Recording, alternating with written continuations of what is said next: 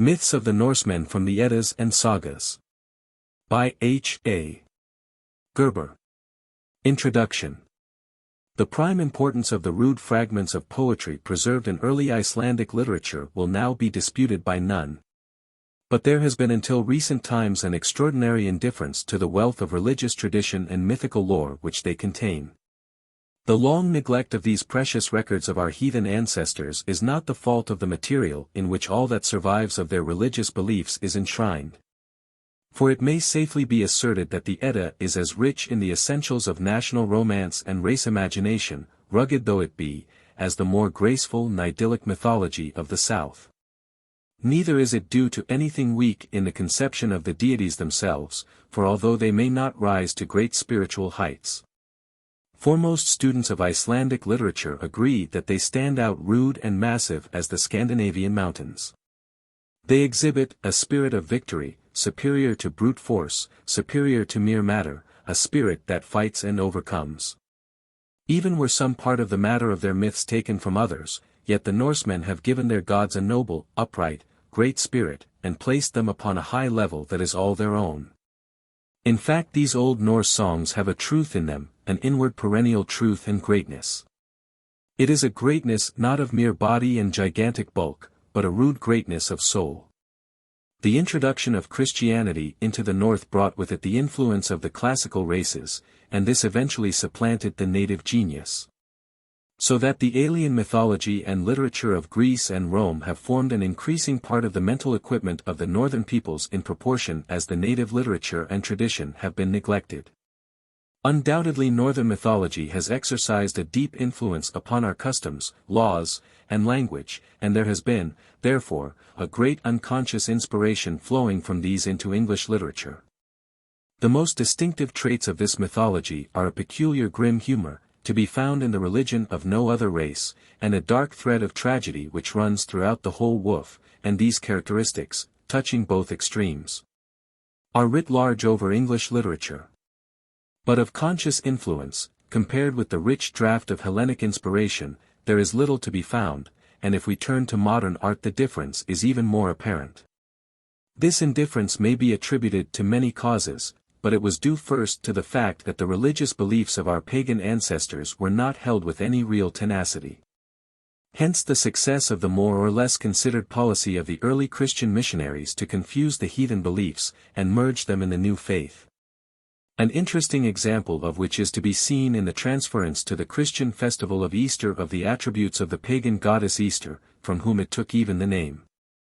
Northern mythology was in this way arrested ere it had attained its full development, and the progress of Christianity eventually relegated it to the limbo of forgotten things.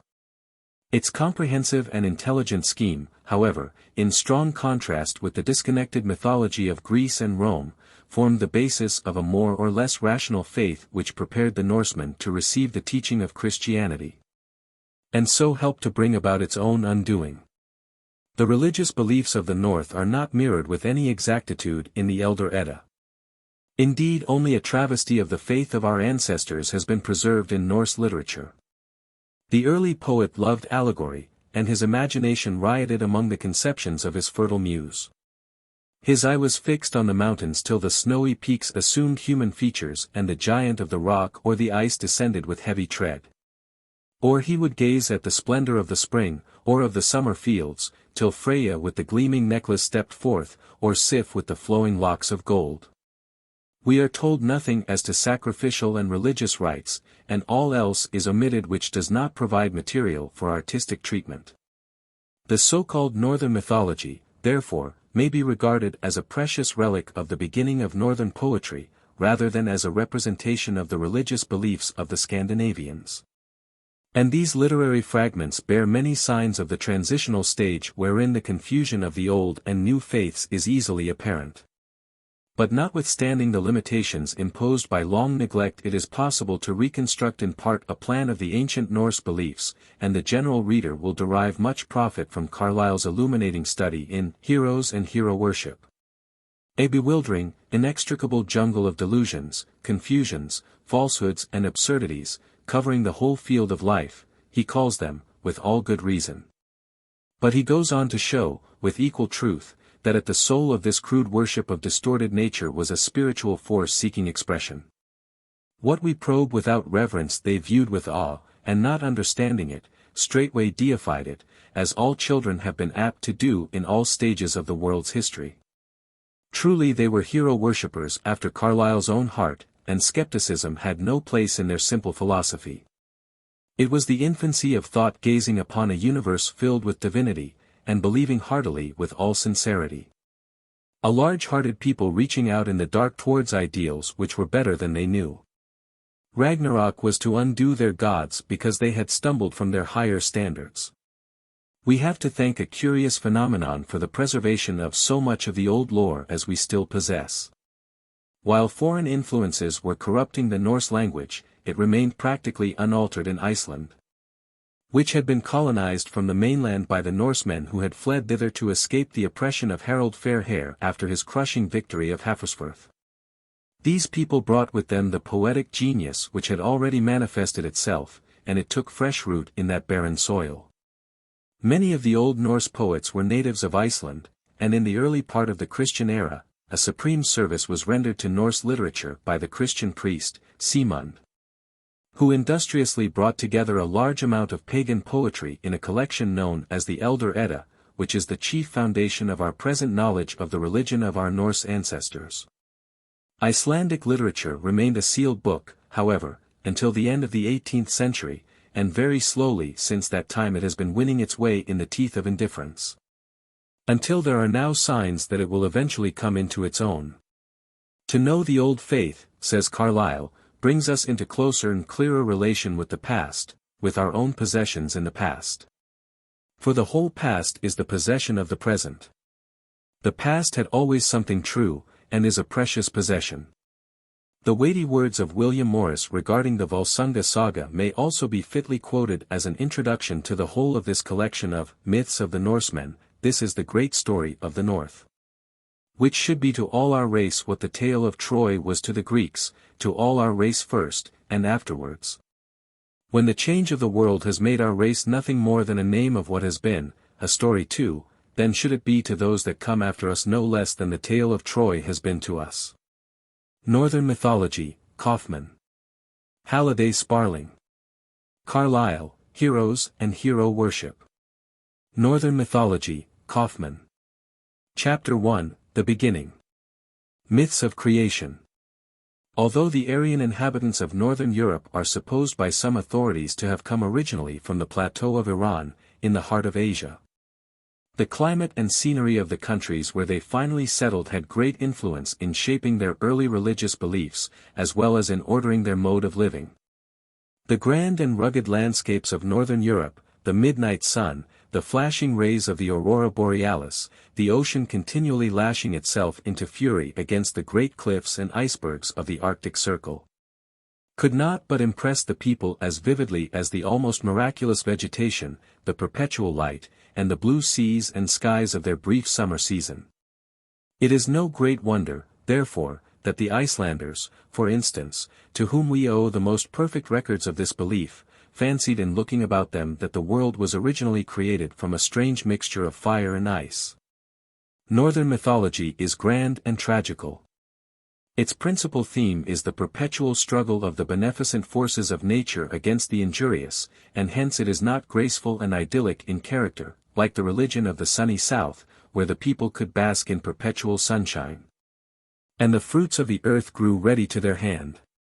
It was very natural that the dangers incurred in hunting and fishing under these inclement skies, and the suffering entailed by the long cold winters when the sun never shines, made our ancestors contemplate cold and ice as malevolent spirits.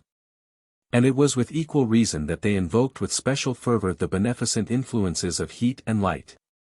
The Giant with the Flaming Sword. J. C. Dahlman. When questioned concerning the creation of the world, the northern skalds, or poets, whose songs are preserved in the Eddas and Sagas, declared that in the beginning, when there was as yet no earth, nor sea, nor air, when darkness rested over all, there existed a powerful being called All-Father, whom they dimly conceived as uncreated as well as unseen, and that whatever he willed came to pass. In the center of space there was, in the morning of time, a great abyss called Ginnungagap, the cleft of clefts, the yawning gulf, whose depths no eye could fathom, as it was enveloped in perpetual twilight. North of this abode was a space or world known as Niflheim, the home of mist and darkness, in the center of which bubbled the exhaustless spring Hvergelmir, the seething cauldron, whose waters supplied 12 great streams known as the Olivigar. As the water of these streams flowed swiftly away from its source and encountered the cold blasts from the yawning gulf, it soon hardened into huge blocks of ice, which rolled downward into the immeasurable depths of the great abyss with a continual roar like thunder. South of this dark chasm, and directly opposite Niflheim, the realm of mist, was another world called Muspelheim, the home of elemental fire, where all was warmth and brightness, and whose frontiers were continually guarded by Surtur, the flame giant. This giant fiercely brandished his flashing sword, and continually sent forth great showers of sparks, which fell with a hissing sound upon the ice blocks in the bottom of the abyss, and partly melted them by their heat. Great Surtur, with his burning sword, southward at Muspel's gate kept ward. And flashes of celestial flame, life-giving, from the fire world came. Valhalla, J. C. Jones. Ymir and Audhumla. As the steam rose in clouds it again encountered the prevailing cold, and was changed into rime or hoarfrost, which, layer by layer, filled up the great central space. Thus by the continual action of cold and heat, and also probably by the will of the uncreated and unseen, a gigantic creature called Ymir or Orgelmir, seething clay, the personification of the frozen ocean, came to life amid the ice blocks in the abyss, and as he was born of rime he was called a Rim Thursday, or Ice Giant. In early times, when Ymir lived, was sand, nor sea, nor cooling wave. No earth was found, nor heaven above. One chaos all, and nowhere grass. Siemens Edda, Henderson's Tr. Groping about in the gloom in search of something to eat, Ymir perceived a gigantic cow called Audhumla, the nourisher, which had been created by the same agency as himself, and out of the same materials. Hastening towards her, Ymir noticed with pleasure that from her udder flowed 4 great streams of milk, which would supply ample nourishment. All his wants were thus satisfied. But the cow, looking about her for food in her turn, began to lick the salt off a neighboring ice block with her rough tongue. This she continued to do until first the hair of a god appeared and then the whole head emerged from its icy envelope, until Buri, the producer, stepped forth entirely free. While the cow had been thus engaged, Ymir, the giant, had fallen asleep, and as he slept a son and daughter were born from the perspiration under his armpit, and his feet produced the 6-headed giant Thrugelmir, who, shortly after his birth, brought forth in his turn the giant Bergelmir, from whom all the evil frost giants are descended. Under the armpit grew, 'tis said of Rim Thursday, a girl and boy together, foot with foot begot. Of that wise Jotun, a 6-headed son. Siemens Edda, Thorpe's Tr. Odin, VIII, and VIII.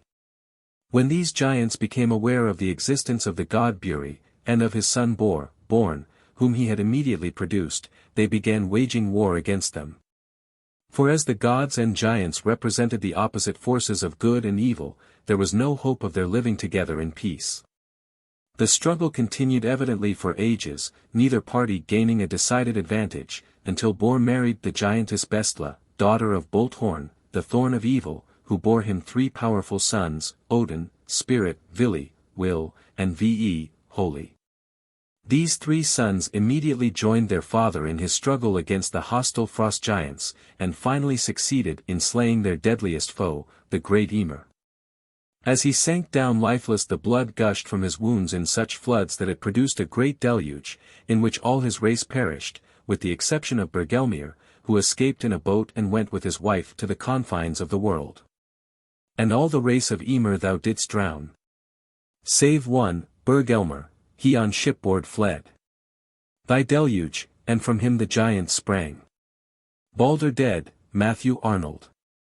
Here he took up his abode, calling the place Jotunheim, the home of the giants, and here he begot a new race of frost giants, who inherited his dislikes, continued the feud, and were always ready to sally forth from their desolate country and raid the territory of the gods.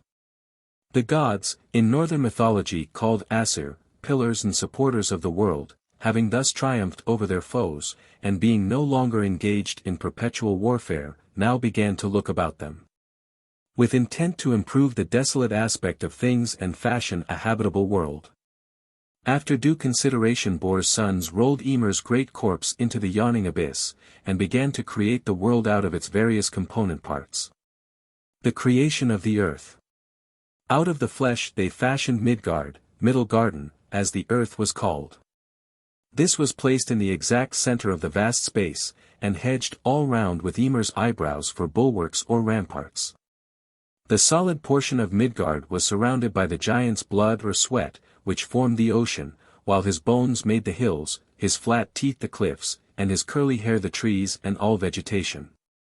Well pleased with the result of their first efforts at creation, the gods now took the giant's unwieldy skull and poised it skillfully as the vaulted heavens above earth and sea.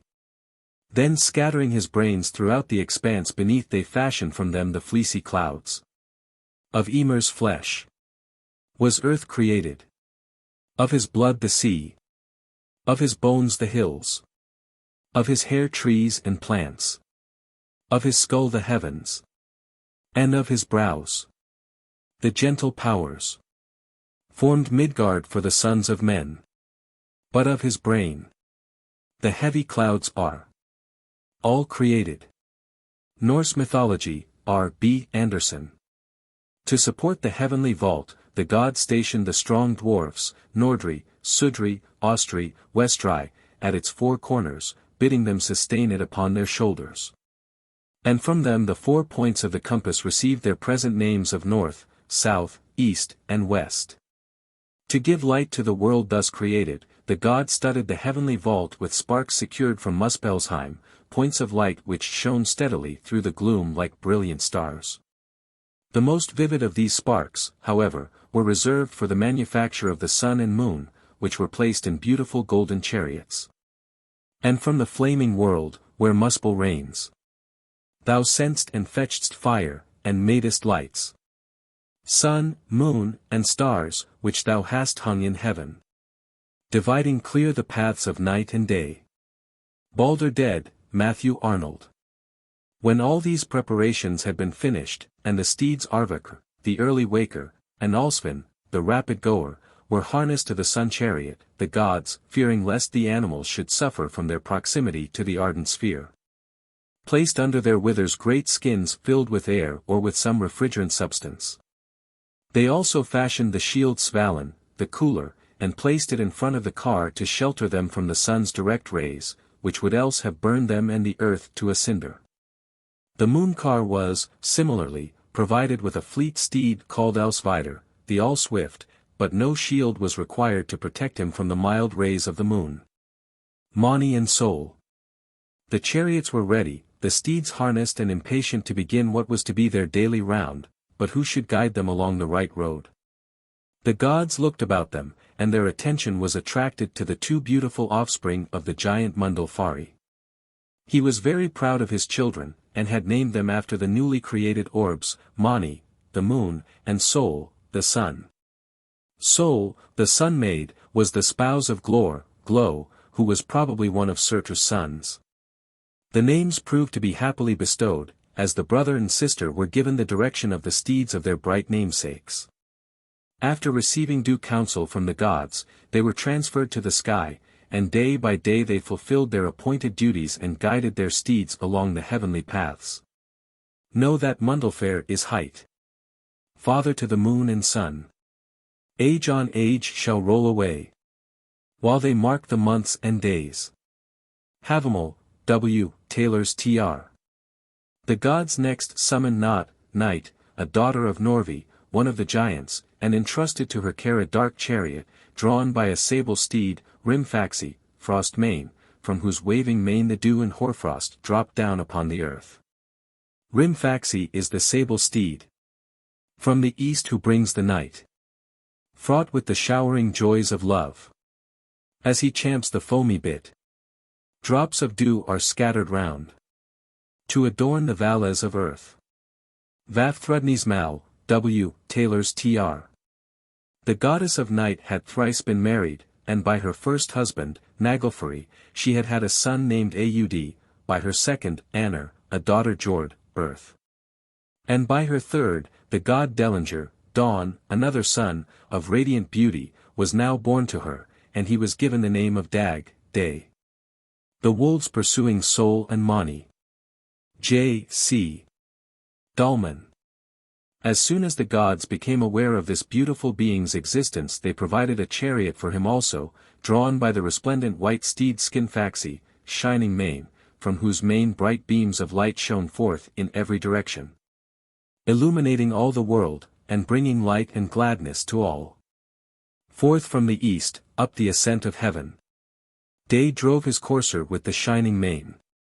Balder dead, Matthew Arnold. The wolves Skoll and Hati. But as evil always treads close upon the footsteps of good, hoping to destroy it, the ancient inhabitants of the northern regions imagined that both sun and moon were incessantly pursued by the fierce wolf Skoll, repulsion, and Hati, hatred, whose sole aim was to overtake and swallow the brilliant objects before them, so that the world might again be enveloped in its primeval darkness. Skoll the wolf is named, that the fair-faced goddess to the ocean chases. Another Hati height. He is Hrodvitner's son. He the bright maid of heaven shall precede. Simuna's Edda, Thorpe's Tr. At times, they said, the wolves overtook and tried to swallow their prey, thus producing an eclipse of the radiant orbs. Then the terrified people raised such a deafening clamor that the wolves, frightened by the noise, hastily dropped them. Thus rescued, sun and moon resumed their course, fleeing more rapidly than before, the hungry monsters rushing along in their wake, lusting for the time when their efforts would prevail and the end of the world would come.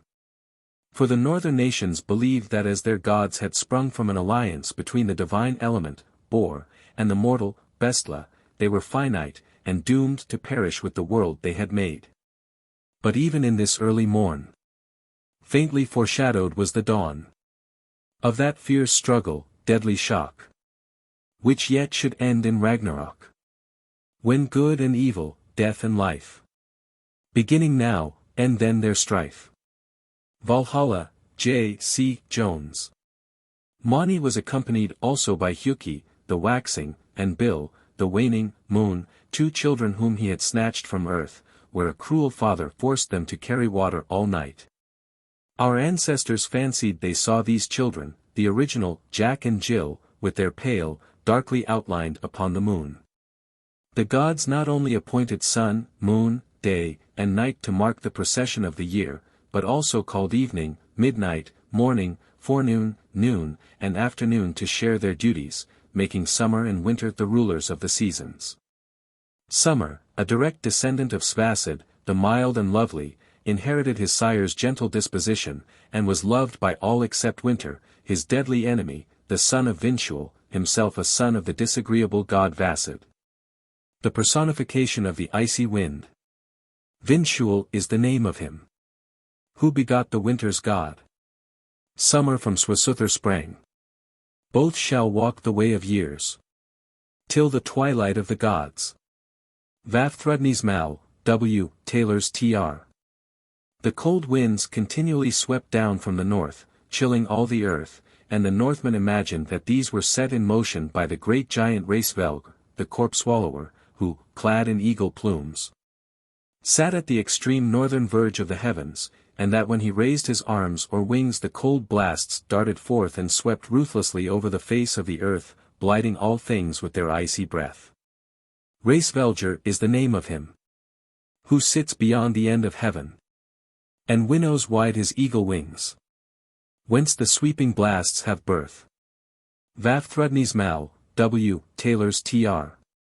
Dwarfs and Elves. While the gods were occupied in creating the earth and providing for its illumination, a whole host of maggot-like creatures had been breeding in Ymir's flesh. These uncouth beings now attracted divine attention. Summoning them into their presence, the gods first gave them forms and endowed them with superhuman intelligence, and then divided them into two large classes. Those which were dark, treacherous, and cunning by nature were banished to Svartalfaheim, the home of the black dwarfs, situated underground, whence they were never allowed to come forth during the day, under penalty of being turned into stone.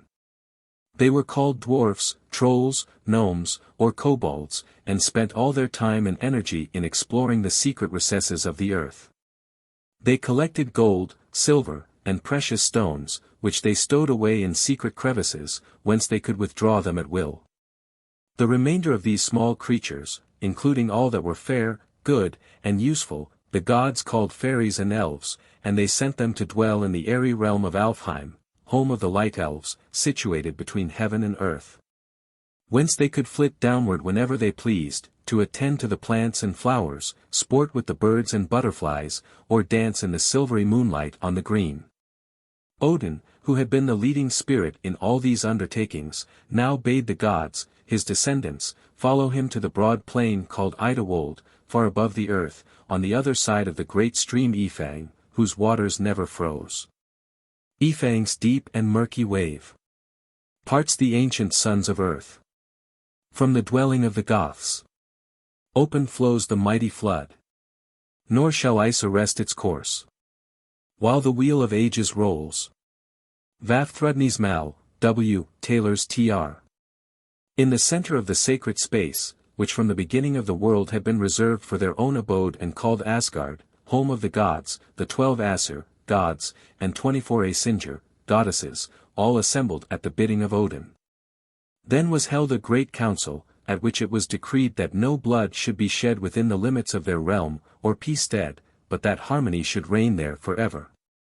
As a further result of the conference, the gods set up a forge where they fashioned all their weapons and the tools required to build the magnificent palaces of precious metals, in which they lived for many long years in a state of such perfect happiness that this period has been called the Golden Age. The creation of man. Although the gods had from the beginning designed Midgard, or Manaheim, as the abode of man, there were at first no human beings to inhabit it. One day Odin, Vili, and Ve, according to some authorities, or Odin, Honir, the Bright One, and Loder, or Loki, Fire, started out together and walked along the seashore, where they found either two trees, the ash, Ask, and the elm, Embla, or two blocks of wood, hewn into rude semblances of the human form. The gods gazed at first upon the inanimate wood in silent wonder, then, perceiving the use it could be put to, Odin gave these logs souls, Honir bestowed motion and senses, and Loder contributed blood and blooming complexions.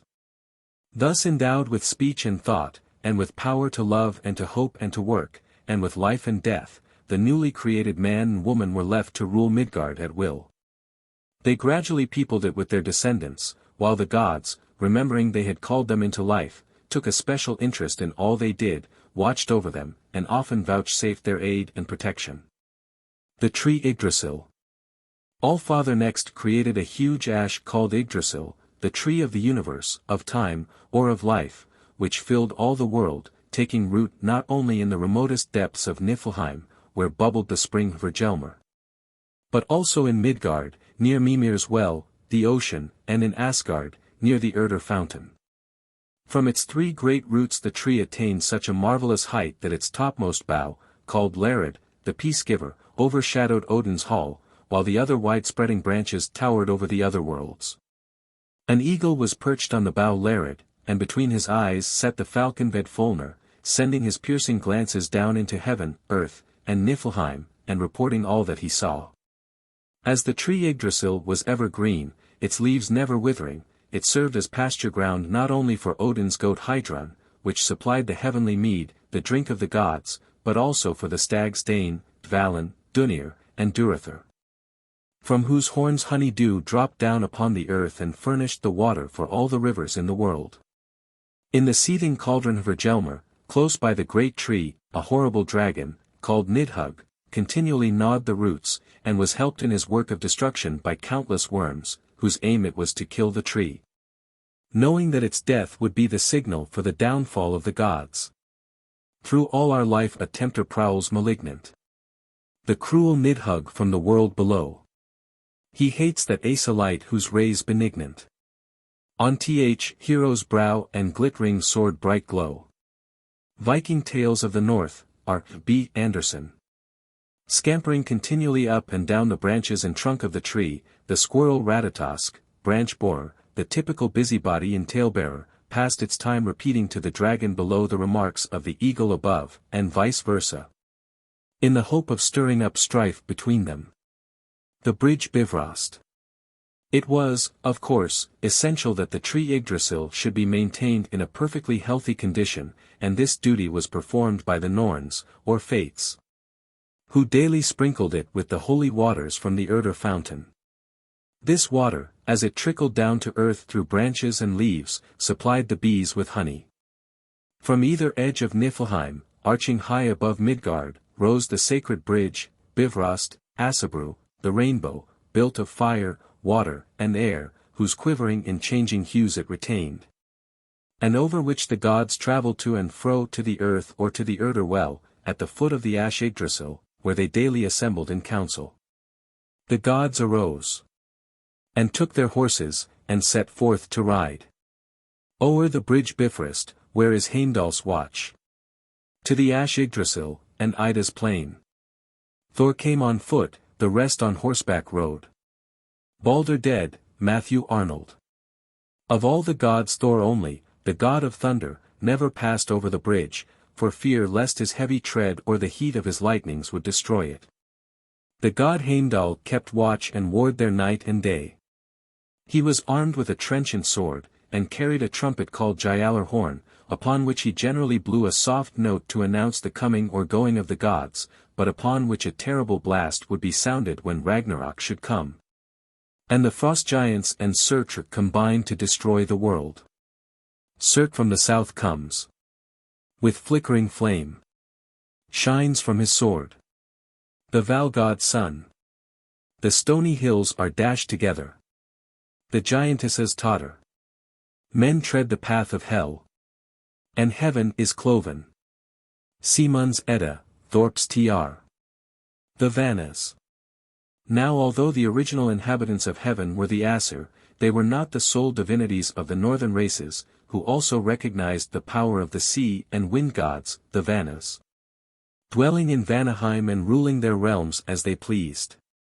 In early times, before the golden palaces in Asgard were built, a dispute arose between the Aesir and Vanas, and they resorted to arms, using rocks, mountains, and icebergs as missiles in the fray. But discovering ere long that in unity alone lay strength, they composed their differences and made peace, and to ratify the treaty they exchanged hostages. It was thus that the Van, Niörd, came to dwell in Asgard with his two children, Frey and Freya, while the Asa, Honir, Odin's own brother, took up his abode in Vanaheim. Chapter 2, Odin. The father of gods and men. Odin, Wotan, or Woden was the highest and holiest god of the northern races. He was the all-pervading spirit of the universe, the personification of the air, the god of universal wisdom and victory, and the leader and protector of princes and heroes. As all the gods were supposed to be descended from him, he was surnamed All-Father, and as eldest and chief among them he occupied the highest seat in Asgard. Known by the name of Hlidskiaf, this chair was not only an exalted throne, but also a mighty watchtower, from whence he could overlook the whole world and see at a glance all that was happening among gods, giants, elves, dwarfs, and men. From the hall of heaven he rode away to Hlidskif, and sate upon his throne. The mount, from whence his eye surveys the world. And far from heaven he turned his shining orbs to look on Midgard, and the earth, and men. Balder dead, Matthew Arnold. Odin. Sir E. Burne-Jones. By permission of Frederick Hollier. Odin's personal appearance. None but Odin and his wife and Queen Frigga were privileged to use this seat, and when they occupied it they generally gazed towards the south and west. The goal of all the hopes and excursions of the northern nations. Odin was generally represented as a tall, vigorous man, about 50 years of age, either with dark curling hair or with a long grey beard and bald head. He was clad in a suit of grey, with a blue hood, and his muscular body was enveloped in a wide blue mantle flecked with grey, an emblem of the sky with its fleecy clouds. In his hand Odin generally carried the infallible spear Gungnir, which was so sacred that an oath sworn upon its point could never be broken, and on his finger or arm he wore the marvelous ring, Draupnir, the emblem of fruitfulness. Precious beyond compare. When seated upon his throne or armed for the fray, to mingle in which he would often descend to earth, Odin wore his eagle helmet. But when he wandered peacefully about the earth in human guise, to see what men were doing, he generally donned a broad-brimmed hat, drawn low over his forehead to conceal the fact that he possessed but one eye. 2 ravens, Hugin, thought, and Munin, memory, perched upon his shoulders as he sat upon his throne, and these he sent out into the wide world every morning, anxiously watching for their return at nightfall. When they whispered into his ears news of all they had seen and heard. Thus he was kept well informed about everything that was happening on earth. Hugin and Munin. Fly each day over the spacious earth. I fear for Hugin, that he come not back. Yet more anxious am I for Munin. Norse Mythology, R. B. Anderson. At his feet crouched 2 wolves or hunting hounds, Jerry and Freki, animals which were therefore considered sacred to him, and of good omen if met by the way. Odin always fed these wolves with his own hands from meat set before him. He required no food at all for himself, and seldom tasted anything except the sacred mead. Jerry and Freki. The war-wont sates. The triumphant sire of hosts. But on wine only. The famed in arms. Odin, ever lives. Lay of Grimnir, Thorp's Tr. When seated in state upon his throne, Odin rested his feet upon a footstool of gold, the work of the gods, all of whose furniture and utensils were fashioned either of that precious metal or of silver. The chosen slain. K. Dialitz. By permission of the Berlin Photographic Company, 133, New Bond Street, W. Besides the magnificent Hall Gladsheim, where stood the 12 seats occupied by the gods when they met in council, and Valaskiaf, where his throne, Hlidskiaf, was placed, Odin had a 3rd palace in Asgard. Situated in the midst of the marvelous grove Glacier, whose shimmering leaves were of red gold. Valhalla. This palace, called Valhalla, the Hall of the Chosen Slain, had 540 doors, wide enough to allow the passage of 800 warriors abreast. And above the principal gate were a boar's head and an eagle whose piercing glance penetrated to the far corners of the world. The walls of this marvelous building were fashioned of glittering spears, so highly polished that they illuminated the hall. The roof was of golden shields, and the benches were decorated with fine armor, the god's gifts to his guests. Here long tables afforded ample accommodation for the Einherjar, warriors fallen in battle, who were specially favored by Odin. Easily to be known is by those who to Odin come. The mansion by its aspect. Its roof with spears is laid. Its hall with shields is decked. With corslets are its benches strewed. Lay of Grimnir, Thorp's Tr.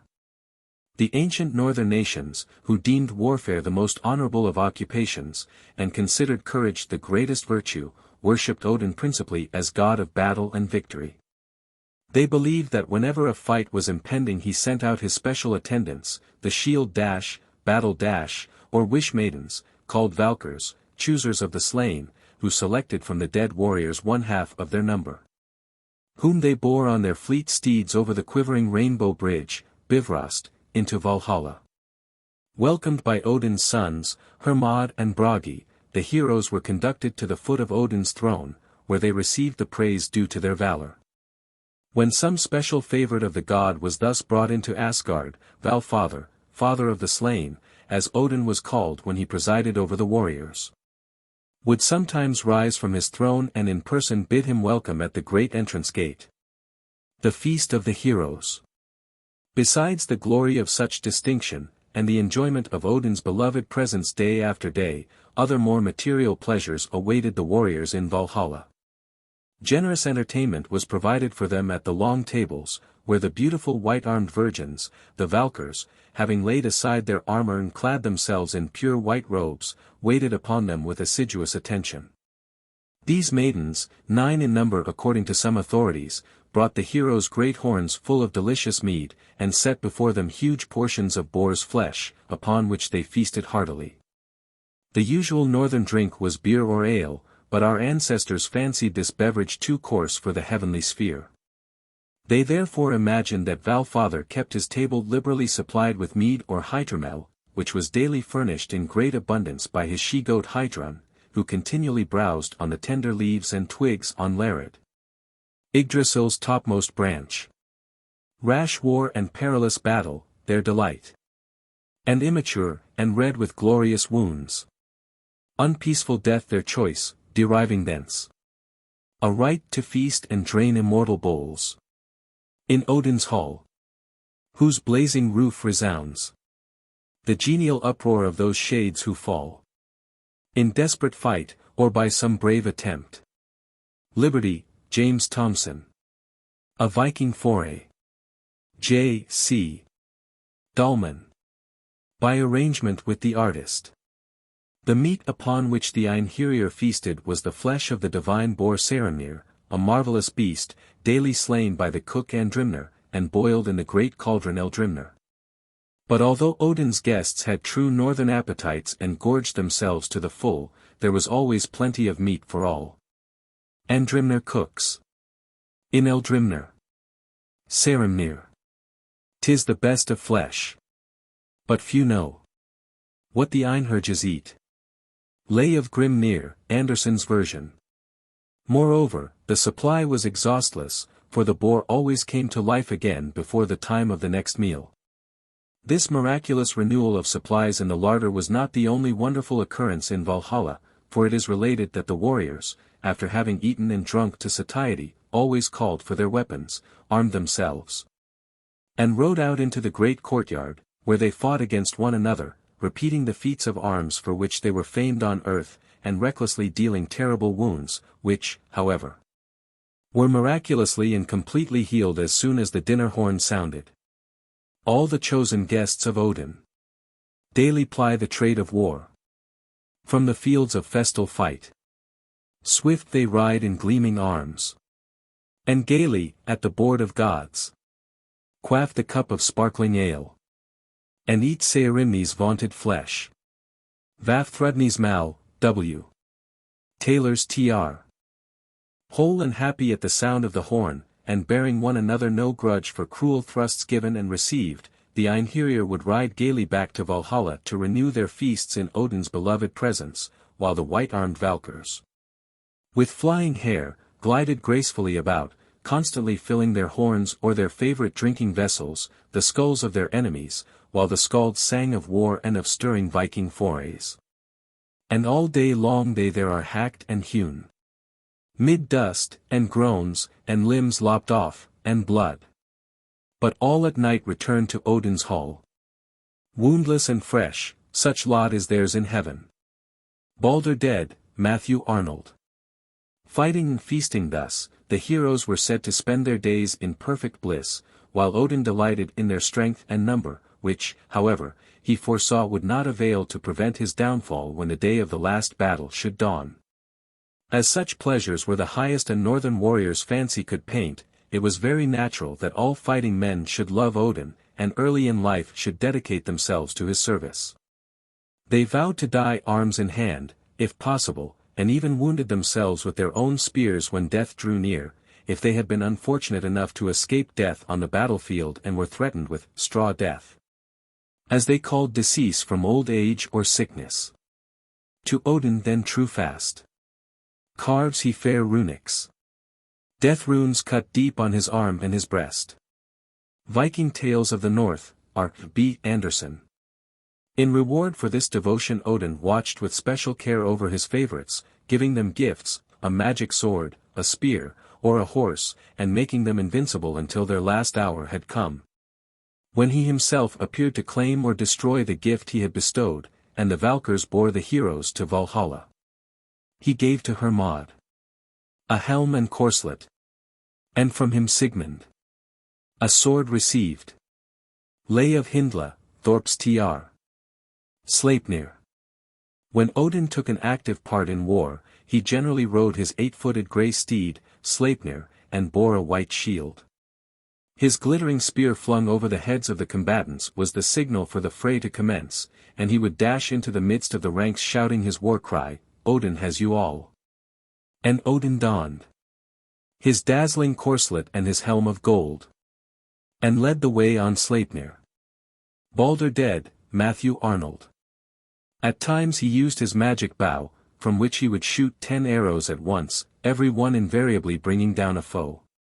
Odin was also supposed to inspire his favorite warriors with the renowned berserker rage, bear sark or shirt, which enabled them, although naked, weaponless, and sore beset, to perform unheard-of feats of valor and strength, and move about as with charmed lives. As Odin's characteristics, like the all-pervading elements, were multitudinous, so also were his names, of which he had no less than 200, almost all descriptive of some phase of his activities. He was considered the ancient god of seamen and of the wind. Mighty Odin. Norsemen hearts we bend to thee. Steer our barks, all-potent Woden. O'er the surging Baltic Sea. Vale. The wild hunt. Odin, as wind god, was pictured as rushing through mid-air on his 8-footed steed, from which originated the oldest northern riddle, which runs as follows: who are the two who ride to the thing? 3 eyes have they together, 10 feet, and 1 tail, and thus they travel through the lands. And as the souls of the dead were supposed to be wafted away on the wings of the storm, Odin was worshipped as the leader of all disembodied spirits. In this character he was most generally known as the Wild Huntsman, and when people heard the rush and roar of the wind they cried aloud in superstitious fear, fancying they heard and saw him ride past with his train, all mounted on snorting steeds, and accompanied by baying hounds. And the passing of the wild hunt, known as Woden's hunt, the raging host, Gabriel's hounds, or Asgardria, was also considered a presage of such misfortune as pestilence or war. The Rhine flows bright, but its waves ere long must hear a voice of war, and a clash of spears our hills among, and a trumpet from afar, and the brave on a bloody turf must lie, for the huntsman hath gone by. The Wild Huntsman, Mrs. Hemans. It was further thought that if any were so sacrilegious as to join in the wild halloo and mockery, they would be immediately snatched up and whirled away with the vanishing host. While those who joined in the halloo with implicit good faith would be rewarded by the sudden gift of a horse's leg, hurled at them from above, which, if carefully kept until the morrow, would be changed into a lump of gold. Even after the introduction of Christianity, the ignorant northern folk still dreaded the oncoming storm, declaring that it was the wild hunt sweeping across the sky. And ofttimes will start. For overhead are sweeping Gabriel's hounds, doomed with their impious lord the flying hart, to chase forever on aerial grounds. Sonnet, Wordsworth. Sometimes it left behind a small black dog, which, cowering and whining upon a neighboring hearth, had to be kept for a whole year and carefully tended unless it could be exorcised or frightened away. The usual recipe, the same as for the riddance of changelings, was to brew beer in eggshells, and this performance was supposed so to startle the spectral dog that he would fly with his tail between his legs, exclaiming that, although as old as the Bemmer, or Bohemian forest, he had never before beheld such an uncanny sight. I am as old as the Bemmer wold, and have in my life such a brewing not seen. Old saying, Thorp's Tr. The object of this phantom hunt varied greatly, and was either a visionary boar or wild horse, white-breasted maidens who were caught and borne away bound only once in 7 years, or the wood nymphs, called moss maidens, who were thought to represent the autumn leaves torn from the trees and whirled away by the wintry gale. In the Middle Ages, when the belief in the old heathen deities was partly forgotten, the leader of the wild hunt was no longer Odin, but Charlemagne, Frederick Barbarossa, King Arthur, or some Sabbath-breaker. Like the squire of Rodenstein or Hans von Hackelberg, who, in punishment for his sins, was condemned to hunt forever through the realms of air. As the winds blew fiercest in autumn and winter, Odin was supposed to prefer hunting during that season, especially during the time between Christmas and Twelfth Night. And the peasants were always careful to leave the last sheaf or measure of grain out in the fields to serve as food for his horse. This hunt was of course known by various names in the different countries of Northern Europe. But as the tales told about it are all alike, they evidently originated in the same old heathen belief, and to this day ignorant people of the North fancy that the baying of a hound on a stormy night is an infallible presage of death. Still shall last the dreadful chase, till time itself shall have an end. By day, they scour earth's cavern space. At midnight's witching hour, ascend. This is the horn, and hound, and horse, that oft the lated peasant hears. Appalled, he signs the frequent cross, when the wild din invades his ears. The wakeful priest oft drops a tear, for human pride, for human woe, when, at his midnight mass, he hears the infernal cry of Holla, ho! Sir Walter Scott. The wild hunt, or raging host of Germany, was called Herlathing in England, from the mythical king Herla, its supposed leader. In northern France it bore the name of Mesnie die Heliquin, from Hel, goddess of death. And in the Middle Ages it was known as Cain's Hunt or Herod's Hunt, these latter names being given because the leaders were supposed to be unable to find rest on account of the iniquitous murders of Abel, of John the Baptist, and of the holy innocents. In central France the wild huntsmen, whom we have already seen in other countries as Odin, Charlemagne, Barbarossa, Rodenstein, von Hackelberg, King Arthur, Hel, one of the Swedish kings, Gabriel, Cain, or Herod, is also called the Great Huntsman of Fontainebleau, Le Grand Veneur de Fontainebleau, and people declare that on the eve of Henry IV's murder, and also just before the outbreak of the Great French Revolution, his shouts were distinctly heard as he swept across the sky. It was generally believed among the northern nations that the soul escaped from the body in the shape of a mouse, which crept out of a corpse's mouth and ran away, and it was also said to creep in and out of the mouths of people in a trance. While the soul was absent, no effort or remedy could recall the patient to life, but as soon as it had come back animation returned. The Pied Piper. As Odin was the leader of all disembodied spirits, he was identified in the Middle Ages with the Pied Piper of Hávamál. According to medieval legends, Hávamál was so infested by rats that life became unbearable, and a large reward was offered to any who would rid the town of these rodents.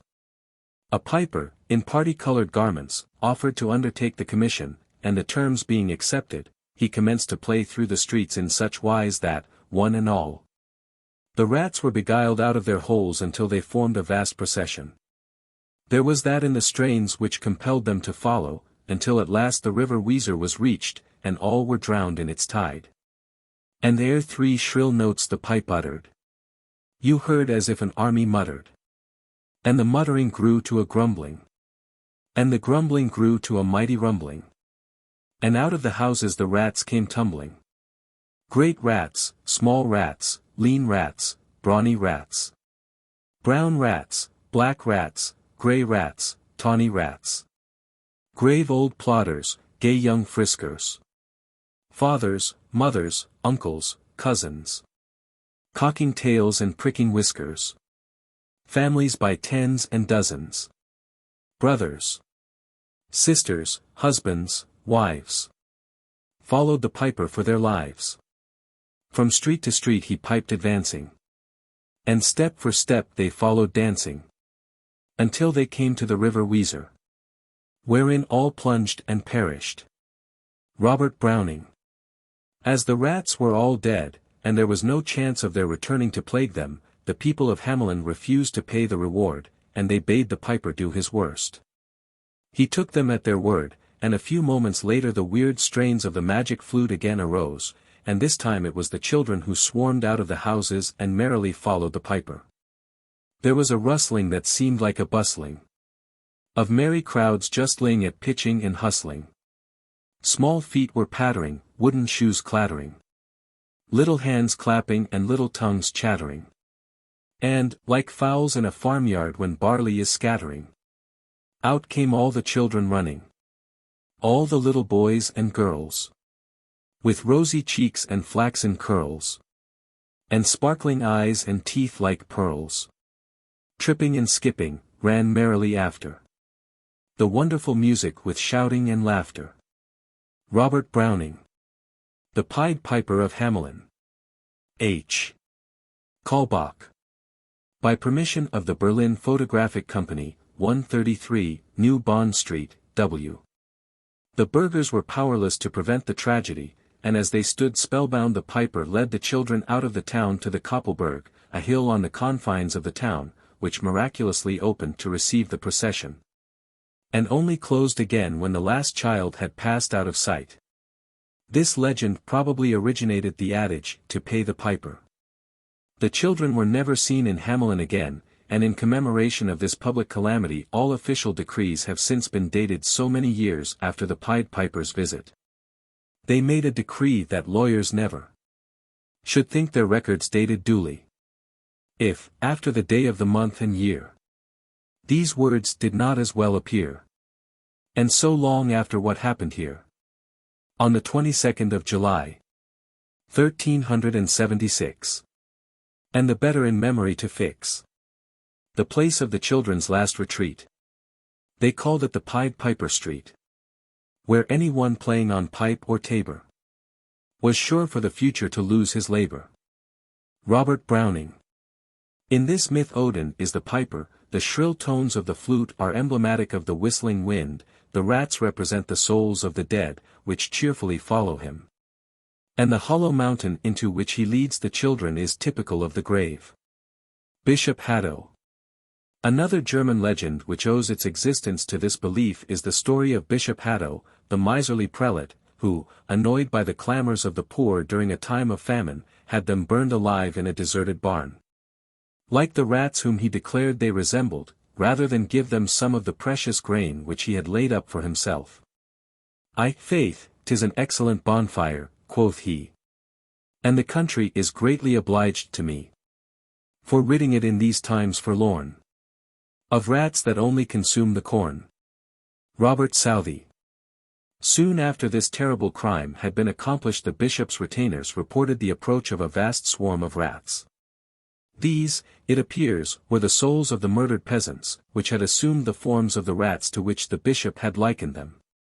His efforts to escape were vain, and the rats pursued him even into the middle of the Rhine, to a stone tower in which he took refuge from their fangs. They swam to the tower, gnawed their way through the stone walls, and, pouring in on all sides at once, they found the bishop and devoured him alive. And in at the windows, and in at the door, and through the walls, helter-skelter they pour.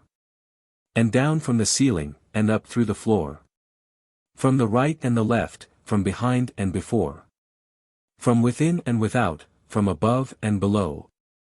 And all at once to the bishop they go. They have whetted their teeth against the stones. And now they pick the bishop's bones. They gnawed the flesh from every limb. For they were sent to do judgment on him. Robert Southey. The red glow of the sunset above the rat tower near Bingen on the Rhine is supposed to be the reflection of the hell fire in which the wicked bishop is slowly roasting in punishment for his heinous crime. Ermin.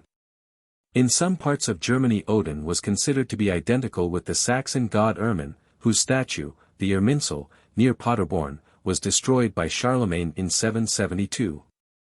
Ermin was said to possess a ponderous brazen chariot, in which he rode across the sky along the path which we know as the Milky Way, but which the ancient Germans designated as Ermin's Way. This chariot, whose rumbling sound occasionally became perceptible to mortal ears as thunder, never left the sky, where it can still be seen in the constellation of the Great Bear, which is also known in the north as Odin's, or Charles's, Wain. The Wain, who wheels on high his circling course, and on Orion waits. Sole star that never bathes in the ocean wave. Homer's Iliad, Derby's Tr. Mimir's well. To obtain the great wisdom for which he is so famous, Odin, in the morn of time, visited Mimir's, memory, spring, the fountain of all wit and wisdom, in whose liquid depths even the future was clearly mirrored. And besought the old man who guarded it to let him have a draught. But Mimir, who well knew the value of such a favor, for his spring was considered the source or headwater of memory, refused the boon unless Odin would consent to give one of his eyes in exchange. The god did not hesitate, so highly did he prize the draught, but immediately plucked out one of his eyes, which Mimir kept in pledge, sinking it deep down into his fountain, where it shone with mild luster, leaving Odin with but one eye, which is considered emblematic of the sun. Through our whole lives we strive towards the sun. That burning forehead is the eye of Odin. His second eye, the moon, shines not so bright. It has he placed in pledge in Mimir's fountain, that he may fetch the healing waters thence each morning, for the strengthening of this eye. Olenschlager, how it's tr. Drinking deeply of Mimir's fount, Odin gained the knowledge he coveted, and he never regretted the sacrifice he had made, but as further memorial of that day broke off a branch of the sacred tree Yggdrasil, which overshadowed the spring, and fashioned from it his beloved spear Gungnir. A dauntless god drew for drink to its gleam, where he left in endless payment the light of an eye. From the world ash, ere Wotan went he broke a bough, for a spear the staff he split with strength from the stem. Dusk of the gods, Wagner, Formans tr. But although Odin was now all-wise, he was sad and oppressed, for he had gained an insight into futurity, and had become aware of the transitory nature of all things, and even of the fate of the gods, who were doomed to pass away. This knowledge so affected his spirits that he ever after wore a melancholy and contemplative expression. To test the value of the wisdom he had thus obtained, Odin went to visit the most learned of all the giants, Vafthrûdnir, and entered with him into a contest of wit, in which the stake was nothing less than the loser's head. Odin rose with speed, and went to contend in runic lore with the wise and crafty Jute. To Vafthrûdnir's royal hall came the mighty king of spells, Vafthrûdnir's Mal, Taylor's tr. Odin and Vafthrûdnir. On this occasion Odin had disguised himself as a wanderer, by Frigga's advice, and when asked his name declared it was Gangrad. The contest of wit immediately began, Vafthrûdnir questioning his guest concerning the horses which carried day and night across the sky, the river Ifang separating Jotunheim from Asgard, and also about Vigrid, the field where the last battle was to be fought. All these questions were minutely answered by Odin, who, when Vafthrûdnir had ended, began the interrogatory in his turn, and received equally explicit answers about the origin of heaven and earth, the creation of the gods, their quarrel with the Vannas, the occupations of the heroes in Valhalla, the offices of the Norns, and the rulers who were to replace the Aesir when they had all perished with the world they had created. But when, in conclusion, Odin bent near the giant and softly inquired what words All-Father whispered to his dead son Balder as he lay upon his funeral pyre, Vafthrûdnir suddenly recognized his divine visitor. Starting back in dismay, he declared that no one but Odin himself could answer that question, and that it was now quite plain to him that he had madly striven in a contest of wisdom and wit with the king of the gods, and fully deserved the penalty of failure, the loss of his head. Not the man of mortal race knows the words which thou hast spoken to thy son in days of yore. I hear the coming tread of death. He soon shall raise the runic lore and knowledge of the rise of gods from his ill-fated soul who strove with Odin's self the strife of wit. Wisest of the wise that breathe. Our stake was life, and thou hast won. Vafthrûdnir's Mal, Taylor's tr. As is the case with so many of the northern myths, which are often fragmentary and obscure, this one ends here, and none of the skalds informs us whether Odin really slew his rival, nor what was the answer to his last question.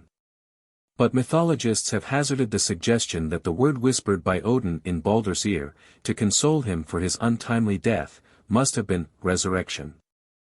Invention of runes. Besides being god of wisdom, Odin was god and inventor of runes, the earliest alphabet used by northern nations, which characters, signifying mystery, were at first used for divination. Although in later times they served for inscriptions and records. Just as wisdom could only be obtained at the cost of sacrifice, Odin himself relates that he hung 9 days and nights from the sacred tree Yggdrasil, gazing down into the immeasurable depths of Niflheim, plunged in deep thought. And self-wounded with his spear, ere he won the knowledge he sought. I know that I hung on a wind-rocked tree 9 whole nights, with a spear wounded, and to Odin offered myself to myself on that tree, of which no one knows from what root it springs. Odin's rune song, Thorp's Tr. When he had fully mastered this knowledge, Odin cut magic runes upon his spear Gungnir, upon the teeth of his horse Sleipnir, upon the claws of the bear, and upon countless other animate and inanimate things. And because he had thus hung over the abyss for such a long space of time, he was ever after considered the patron divinity of all who were condemned to be hanged or who perished by the noose. After obtaining the gift of wisdom and runes, which gave him power over all things, Odin also coveted the gift of eloquence and poetry, which he acquired in a manner which we shall relate in a subsequent chapter. Geirröd and Agnir. Odin, as has already been stated, took great interest in the affairs of mortals, and, we are told, was specially fond of watching King Hrothing's handsome little sons, Geirröd and Agnir. When they were about 8 and 10 years of age respectively. One day these little lads went fishing, and a storm suddenly arose which blew their boat far out to sea, where it finally stranded upon an island, upon which dwelt a seeming old couple, who in reality were Odin and Frigga in disguise. They had assumed these forms in order to indulge a sudden passion for the close society of their protégés.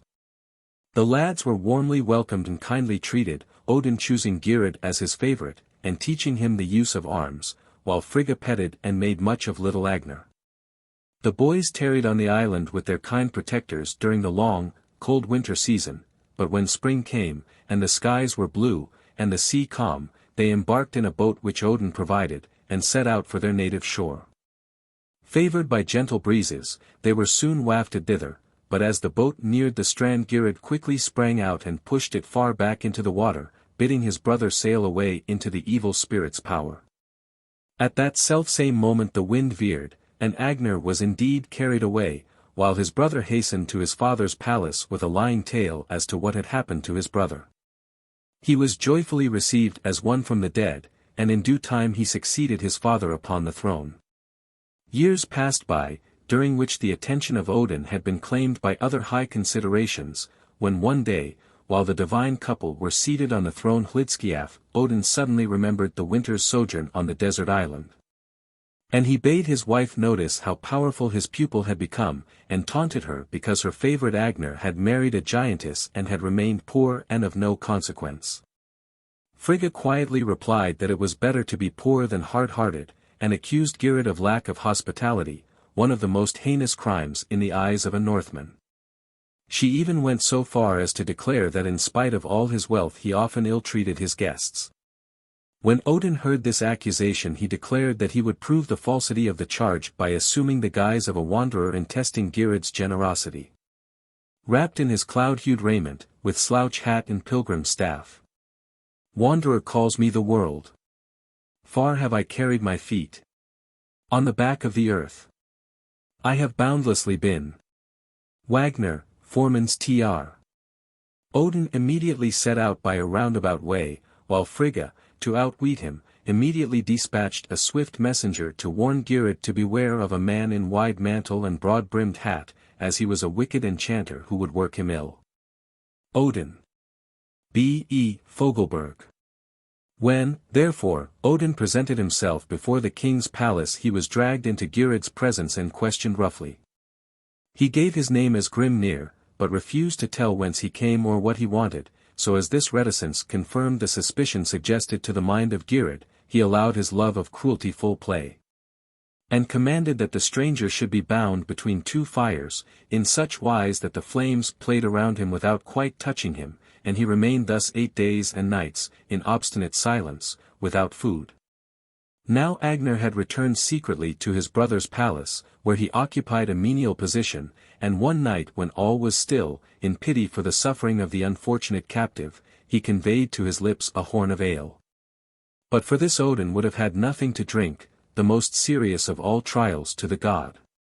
At the end of the 8th day, while Geirröd, seated upon his throne, was gloating over his prisoner's sufferings, Odin began to sing, softly at first, then louder and louder, until the hall re-echoed with his triumphant notes, a prophecy that the king, who had so long enjoyed the god's favor, would soon perish by his own sword. The fallen by the sword. YGG shall now have. Thy life is now run out. Wroth with thee are the deser. Odin thou now shalt see. Draw near to me if thou canst. Simun's Edda, Thorp's Tr. As the last notes died away, the chains dropped from his hands, the flames flickered and went out, and Odin stood in the midst of the hall, no longer in human form, but in all the power and beauty of a god. On hearing the ominous prophecy, Geirröd hastily drew his sword, intending to slay the insolent singer, but when he beheld the sudden transformation he started in dismay, tripped, fell upon the sharp blade, and perished as Odin had just foretold. Turning to Agnar, who, according to some accounts, was the king's son, and not his brother, for these old stories are often strangely confused, Odin bade him ascend the throne in reward for his humanity, and further to repay him for the timely draught of ale, he promised to bless him with all manner of prosperity. On another occasion Odin wandered to earth, and was absent so long that the gods began to think that they would not see him in Asgard again. This encouraged his brothers VIII and VIII, who by some mythologists are considered as other personifications of himself, to usurp his power in his throne, and even, we are told, to espouse his wife Frigga. Be thou silent, Frigg. Thou art Fjordin's daughter. And ever hast been fond of men. Since VIII and VIII, it is said. Thou, Vidrir's wife, didst both to thy bosom take. Simun's Edda, Thorp's Tr. May Day festivals. But upon Odin's return the usurpers vanished forever. And in commemoration of the disappearance of the false Odin, who had ruled 7 months and had brought nothing but unhappiness to the world, and of the return of the benevolent deity, the heathen Northmen formerly celebrated yearly festivals, which were long continued as May Day rejoicings.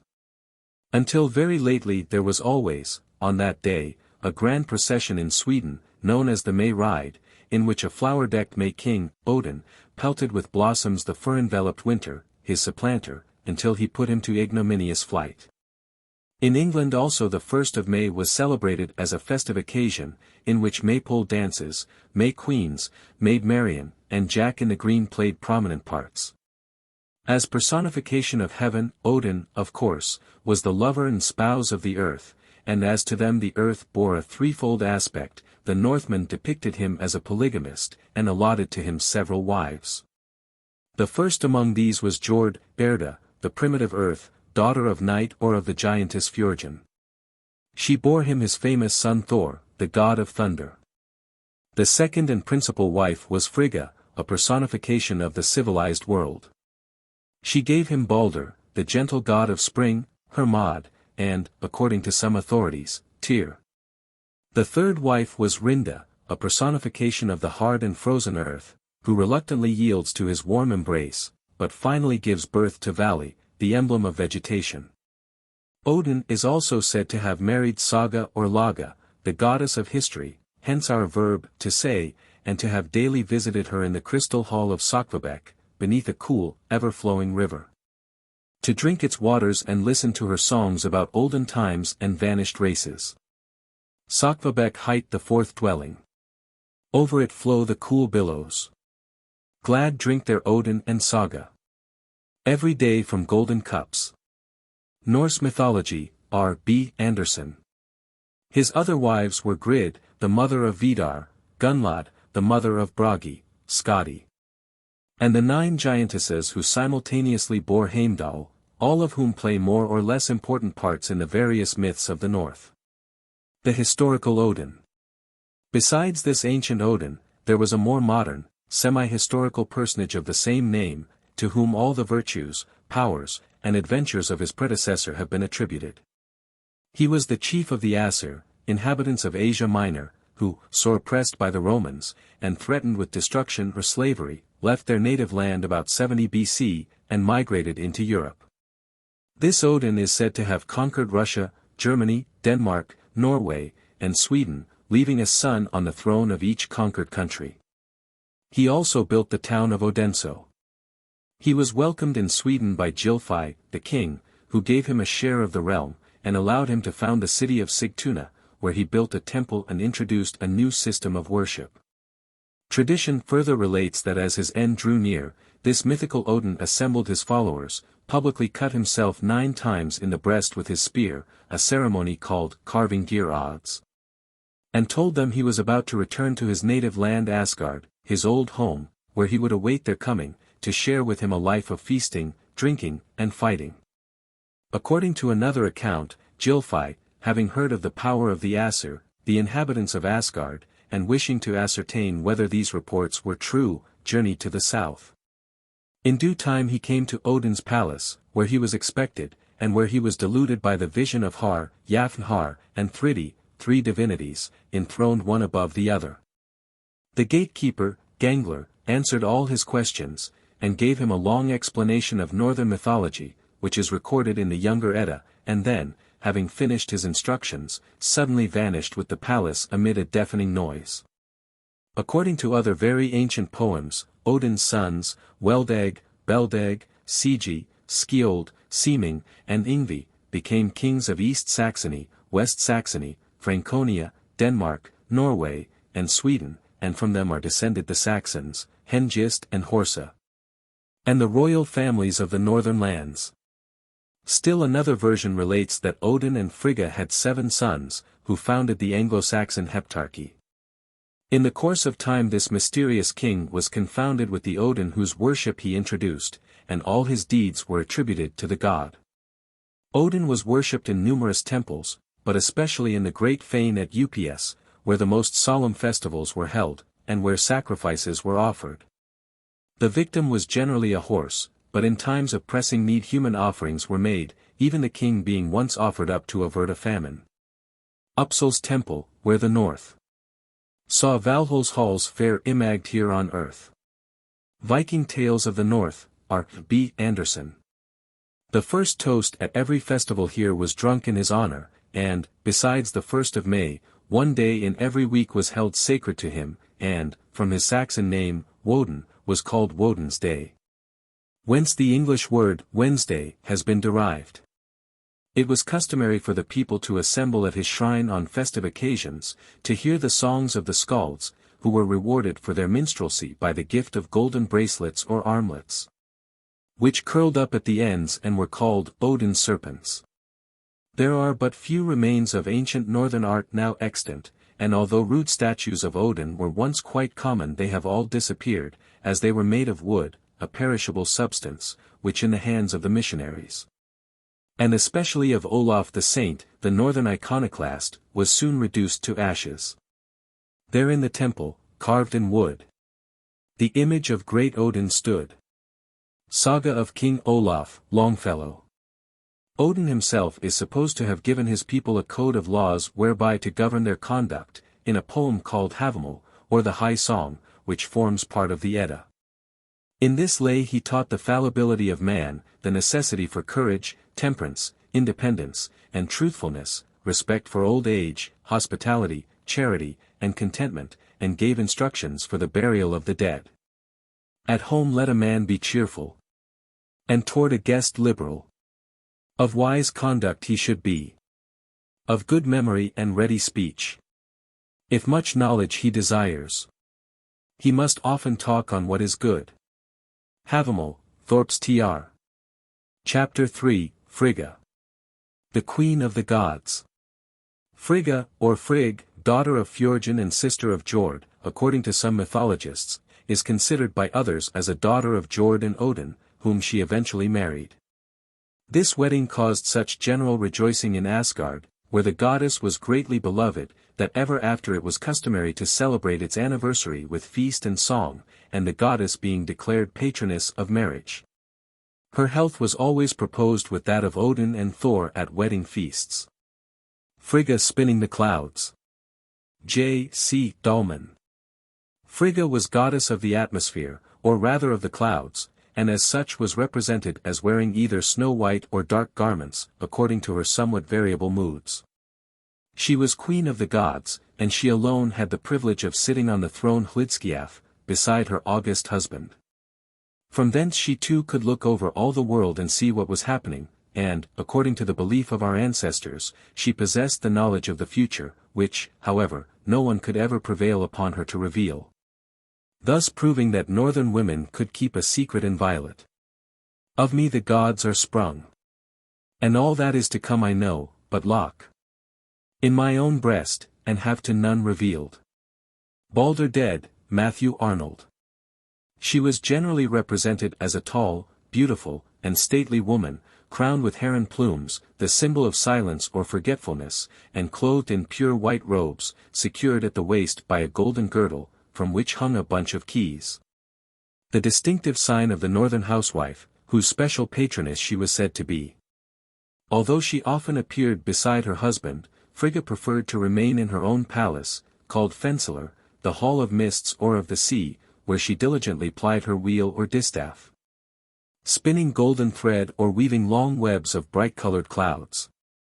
In order to perform this work she made use of a marvelous jeweled spinning wheel or distaff, which at night shone brightly in the sky as a constellation, known in the north as Frigga's spinning wheel, while the inhabitants of the south called the same stars Orion's girdle. To her hall Fensalar the gracious goddess invited husbands and wives who had led virtuous lives on earth, so that they might enjoy each other's companionship even after death, and never be called upon to part again.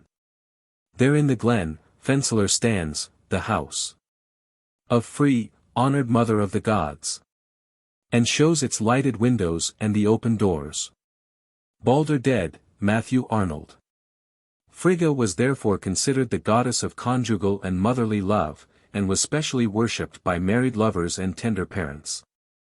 This exalted office did not entirely absorb her thoughts however, for we are told that she was very fond of dress, and whenever she appeared before the assembled gods her attire was rich and becoming, and her jewels chosen with much taste. The stolen gold.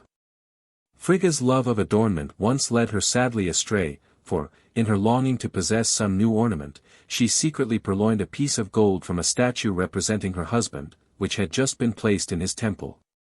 The stolen metal was entrusted to the dwarfs, with instructions to fashion a marvelous necklace for her use. This, when finished, was so resplendent that it greatly enhanced her charms, and even increased Odin's love for her. But when he discovered the theft of the gold he angrily summoned the dwarfs and bade them reveal who had dared to touch his statue. Unwilling to betray the queen of the gods, the dwarfs remained obstinately silent, and, seeing that no information could be elicited from them, Odin commanded that the statue should be placed above the temple gate, and set to work to devise runes which should endow it with the power of speech and enable it to denounce the thief. When Frigga heard these tidings she trembled with fear, and implored her favorite attendant, Fulla, to invent some means of protecting her from Allfather's wrath. Fulla, who was always ready to serve her mistress, immediately departed, and soon returned, accompanied by a hideous dwarf, who promised to prevent the statue from speaking if Frigga would only deign to smile graciously upon him. This boon having been granted, the dwarf hastened off to the temple, caused a deep sleep to fall upon the guards, and while they were thus unconscious, pulled the statue down from its pedestal and broke it to pieces, so that it could never betray Frigga's theft, in spite of all Odin's efforts to give it the power of speech. Odin, discovering this sacrilege on the morrow, was very angry indeed, so angry that he left Asgard and utterly disappeared, carrying away with him all the blessings which he had been wont to shower upon gods and men. According to some authorities, his brothers, as we have already seen, took advantage of his absence to assume his form and secure possession of his throne and wife. But although they looked exactly like him they could not restore the lost blessings, and allowed the ice giants, or Jotuns, to invade the earth and bind it fast in their cold fetters.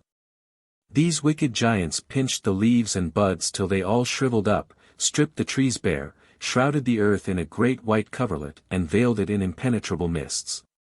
But at the end of 7 weary months the true Odin relented and returned, and when he saw all the evil that had been done he drove the usurpers away, forced the frost giants to relax their grip of the earth and to release her from her icy bonds. And again showered all his blessings down upon her, cheering her with the light of his smile. Odin outwitted. As has already been seen, Odin, although god of wit and wisdom, was sometimes no match for his wife Frigga, who, womanlike, was sure to obtain her way by some means. On one occasion the august pair were seated upon Hlidskiaf, gazing with interest upon the Wynelers and Vandals, who were preparing for a battle which was to decide which people should henceforth have supremacy. Odin gazed with satisfaction upon the Vandals, who were loudly praying to him for victory, but Frigga watched the movements of the Wynelers with more attention, because they had entreated her aid. She therefore turned to Odin and coaxingly inquired whom he meant to favor on the morrow. He, wishing to evade her question, declared he would not decide, as it was time for bed, but would give the victory to those upon whom his eyes first rested in the morning. This answer was shrewdly calculated, for Odin knew that his couch was so turned that upon waking he would face the Vandals, and he intended looking out from thence, instead of waiting until he had mounted his throne. But, although so cunningly contrived, this plan was frustrated by Frigga, who, divining his purpose, waited until he was sound asleep, and then noiselessly turned his couch so that he should face her favorites. Then she sent word to the Wynelers to dress their women in armor and send them out in battle array at dawn, with their long hair carefully combed down over their cheeks and breasts. Take thou thy women folk, maidens and wives, over your ankles. Lace on the white war hose, over your bosoms. Link up the hard mail nets, over your lips. Plait long tresses with cunning. So war beasts full-bearded. King Odin shall deem you, when off the grey sea beach. At sunrise ye greet him. The Longbeard Saga, Charles Kingsley. These instructions were carried out with scrupulous exactness, and when Odin awoke the next morning his first conscious glance fell upon their armed host, and he exclaimed in surprise, "What Longbeards are those?" In German the ancient word for long beards was Langobarden, which was the name used to designate the Lombards. Frigga, upon hearing this exclamation, which she had foreseen, immediately cried out in triumph that All-Father had given them a new name, and was in honor bound to follow the usual northern custom and give also a baptismal gift. A name thou hast given them. Shames neither thee nor them. Well can they wear it. Give them the victory. First have they greeted thee. Give them the victory. Yokefellow mine. The Longbeard Saga, Charles Kingsley. Odin, seeing he had been so cleverly outwitted, made no demur, and in memory of the victory which his favor vouchsafed to them the Wynelers retained the name given by the King of the Gods, who ever after watched over them with special care, giving them many blessings, among others a home in the sunny south, on the fruitful plains of Lombardy. Fulla. Frigga had, as her own special attendants, a number of beautiful maidens, among whom were Fulla, Vala, her sister, according to some authorities, to whom she entrusted her jewel casket. Fulla always presided over her mistress's toilet, was privileged to put on her golden shoes, attended her everywhere, was her confidant, and often advised her how best to help the mortals who implored her aid. Fulla was very beautiful indeed, and had long golden hair, which she wore flowing loose over her shoulders, restrained only by a golden circlet or snood. As her hair was emblematic of the golden grain, this circlet represented the binding of the sheaf. Fulla was also known as Abundia, or Abundantia, in some parts of Germany, where she was considered the symbol of the fullness of the earth. Hlin, Frigga's second attendant, was the goddess of consolation, sent out to kiss away the tears of mourners and pour balm into hearts wrung by grief. She also listened with ever-open ears to the prayers of mortals, carrying them to her mistress, and advising her at times how best to answer them and give the desired relief. Gna was Frigga's swift messenger. Mounted upon her fleet steed Hávamál, hoof-thrower, she would travel with marvelous rapidity through fire and air, over land and sea, and was therefore considered the personification of the refreshing breeze. Darting thus to and fro, Gna saw all that was happening upon earth, and told her mistress all she knew. On one occasion, as she was passing over Hunaland, she saw King Rerir, a lineal descendant of Odin, sitting mournfully by the shore, bewailing his childlessness. The Queen of Heaven, who was also goddess of childbirth, upon hearing this took an apple, the emblem of fruitfulness, from her private store, gave it to Gna, and bade her carry it to the king. With the rapidity of the element she personified, Gna darted away, and as she passed over Rerir's head, she dropped her apple into his lap with a radiant smile. "What flies up there, so quickly driving past?" Her answer from the clouds, as rushing by. "I fly not, nor do drive, but hurry fast. Hoof-flinger swift through cloud and mist and sky. Asgard and the gods, Wagner Macdowall." The king pondered for a moment upon the meaning of this sudden apparition and gift, and then hurried home, his heart beating high with hope, and gave the apple to his wife to eat.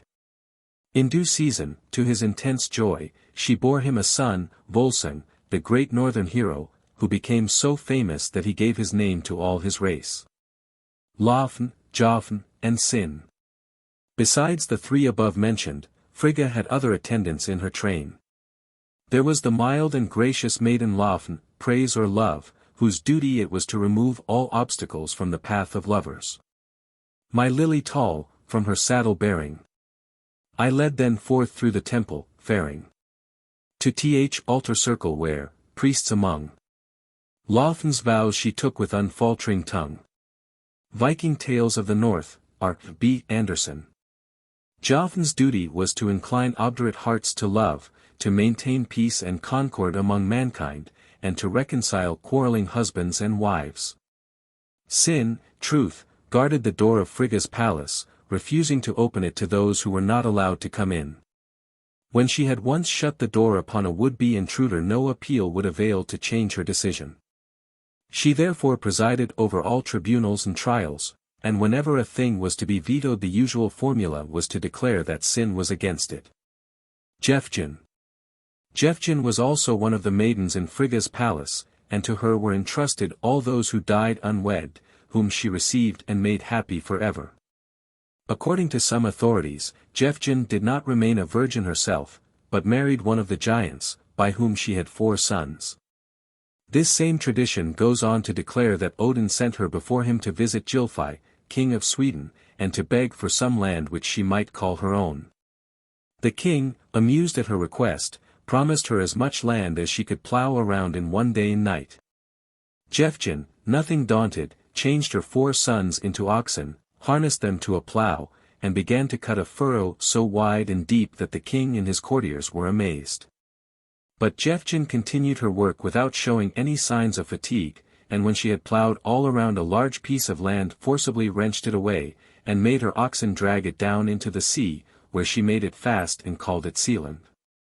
Jefjun drew from Gylfi, rich in stored up treasure. The land she joined to Denmark, 4 heads and 8 eyes bearing, while hot sweat trickled down them. The oxen dragged the reft mass that formed this winsome island. Norse Mythology, R. B. Anderson. As for the hollow she left behind her, it was quickly filled with water and formed a lake, at first called Logrum, the sea, but now known as Mälur, whose every indentation corresponds with the headlands of Sealand. Jefjun then married Skjold, one of Odin's sons, and became the ancestress of the royal Danish race of Skjoldungs, dwelling in the city of Hlydra or Lethra, which she founded, and which became the principal place of sacrifice for the heathen Danes. Ira, Vara, Vor and Snotra. Ira, also Frigga's attendant, was considered a most skillful physician. She gathered simples all over the earth to cure both wounds and diseases, and it was her province to teach the science to women, who were the only ones to practice medicine among the ancient nations of the north. Gaping wounds are bound by Ira. Valhalla, J. C. Jones. Vara heard all oaths and punished perjurers, while she rewarded those who faithfully kept their word. Then there were also Vor, Faith, who knew all that was to occur throughout the world, and Snotra, goddess of virtue, who had mastered all knowledge. With such a galaxy of attendants it is little wonder that Frigga was considered a powerful deity. But in spite of the prominent place she occupied in northern religion, she had no special temple nor shrine, and was but little worshipped except in company with Odin. Holda. While Frigga was not known by this name in southern Germany, there were other goddesses worshipped there, whose attributes were so exactly like hers, that they were evidently the same. Although they bore very different names in the various provinces. Among them was the fair goddess Holda, Hulda or Frau Holly, who graciously dispensed many rich gifts. As she presided over the weather, the people were wont to declare when the snowflakes fell that Frau Holly was shaking her bed, and when it rained, that she was washing her clothes. Often pointing to the white clouds as her linen which she had put out to bleach. When long grey strips of clouds drifted across the sky they said she was weaving, for she was supposed to be also a very diligent weaver, spinner, and housekeeper. It is said she gave flax to mankind and taught them how to use it. And in the Tyrol the following story is told about the way in which she bestowed this invaluable gift. The discovery of flax. There was once a peasant who daily left his wife and children in the valley to take his sheep up the mountain to pasture. And as he watched his flock grazing on the mountainside, he often had opportunity to use his crossbow and bring down a chamois, whose flesh would furnish his larder with food for many a day. While pursuing a fine animal one day he saw it disappear behind a boulder, and when he came to the spot, he was amazed to see a doorway in the neighboring glacier, for in the excitement of the pursuit he had climbed higher and higher. Until he was now on top of the mountain, where glittered the everlasting snow. Tannhauser Frau Venus. J. Wagres. Photo, Braun, Clement and Company.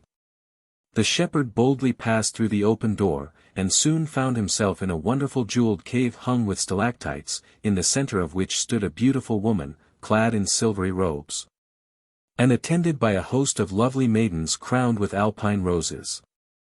In his surprise, the shepherd sank to his knees, and as in a dream heard the queenly central figure bid him choose anything he saw to carry away with him.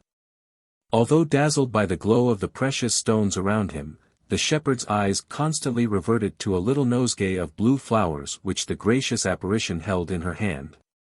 And he now timidly proffered a request that it might become his. Smiling with pleasure, Hulda, for it was she, gave it to him, telling him he had chosen wisely and would live as long as the flowers did not droop and fade. Then, giving the shepherd a measure of seed which she told him to sow in his field, the goddess bade him begone. And as the thunder pealed and the earth shook, the poor man found himself out upon the mountainside once more, and slowly wended his way home to his wife, to whom he told his adventure and showed the lovely blue flowers and the measure of seed. The woman reproached her husband bitterly for not having brought some of the precious stones which he so glowingly described, instead of the blossoms and seed. Nevertheless the man proceeded to sow the latter, and he found to his surprise that the measure supplied seed enough for several acres. Soon the little green shoots began to appear, and one moonlight night, while the peasant was gazing upon them, as was his wont, for he felt a curious attraction to the field which he had sown, and often lingered there wondering what kind of grain would be produced, he saw a misty form hover above the field, with hands outstretched as if in blessing. At last the field blossomed, and countless little blue flowers opened their calyxes to the golden sun. When the flowers had withered and the seed was ripe, Hulda came once more to teach the peasant and his wife how to harvest the flax, for such it was, and from it to spin, weave, and bleach linen. As the people of the neighborhood willingly purchased both linen and flax seed, the peasant and his wife soon grew very rich indeed, and while he plowed, sowed, and harvested, she spun, wove, and bleached the linen. The man lived to a good old age, and saw his grandchildren and great-grandchildren grow up around him. All this time his carefully treasured bouquet had remained fresh as when he first brought it home, but one day he saw that during the night the flowers had drooped and were dying. Knowing what this portended, and that he too must die, the peasant climbed the mountain once more to the glacier, and found again the doorway for which he had often vainly searched. He entered the icy portal, and was never seen or heard of again, for, according to the legend, the goddess took him under her care, and bade him live in her cave, where his every wish was gratified. Tannhäuser. According to a medieval tradition, Hulda dwelt in a cave in the Horselberg, in Thuringia, where she was known as Frau Venus, and was considered as an enchantress who lured mortals into her realm, where she detained them forever, steeping their senses in all manner of sensual pleasures. The most famous of her victims was Tannhäuser, who, after he had lived under her spell for a season, experienced a revulsion of feeling which loosened her bonds over his spirit and induced anxious thoughts concerning his soul. He escaped from her power and hastened to Rome to confess his sins and seek absolution. But when the Pope heard of his association with one of the pagan goddesses whom the priests taught were nothing but demons, he declared that the knight could no more hope for pardon than to see his staff bear buds and bloom. Hast thou within the nets of Satan lain? Hast thou thy soul to her perdition pledged? Hast thou thy lip to hell's enchantress lent, to drain damnation from her reeking cup? Then know that sooner from the withered staff, that in my hand I hold green leaves shall spring, than from the brand in hellfire scorched red bloom the blossoms of salvation. Tannhäuser, Owen Meredith. Easter. Jacques Reich. Crushed with grief at this pronouncement, Tannhäuser fled, and, despite the entreaties of his faithful friend, Eckhart, no great time elapsed ere he returned to the Horselberg, where he vanished within the cave. He had no sooner disappeared, however, than the Pope's messengers arrived, proclaiming that he was pardoned, for the withered staff had miraculously bloomed, thus proving to all that there was no sin too heinous to be pardoned, providing repentance were sincere. Dashed to the hip with travel, dued with haste, a flying post, and in his hand he bore a withered staff o'erflourished with green leaves. Who, followed by a crowd of youth and eld, that sang to stun with sound the lark in heaven. A miracle.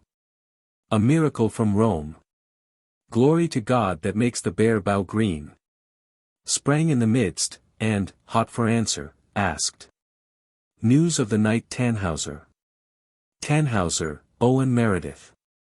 Hulda was also the owner of a magic fountain called Quickborn, which rivaled the famed Fountain of Youth, and of a chariot in which she rode from place to place when she inspected her domain. This vehicle having once suffered damage, the goddess bade a wheelwright repair it, and when he had finished told him to keep some chips as his pay.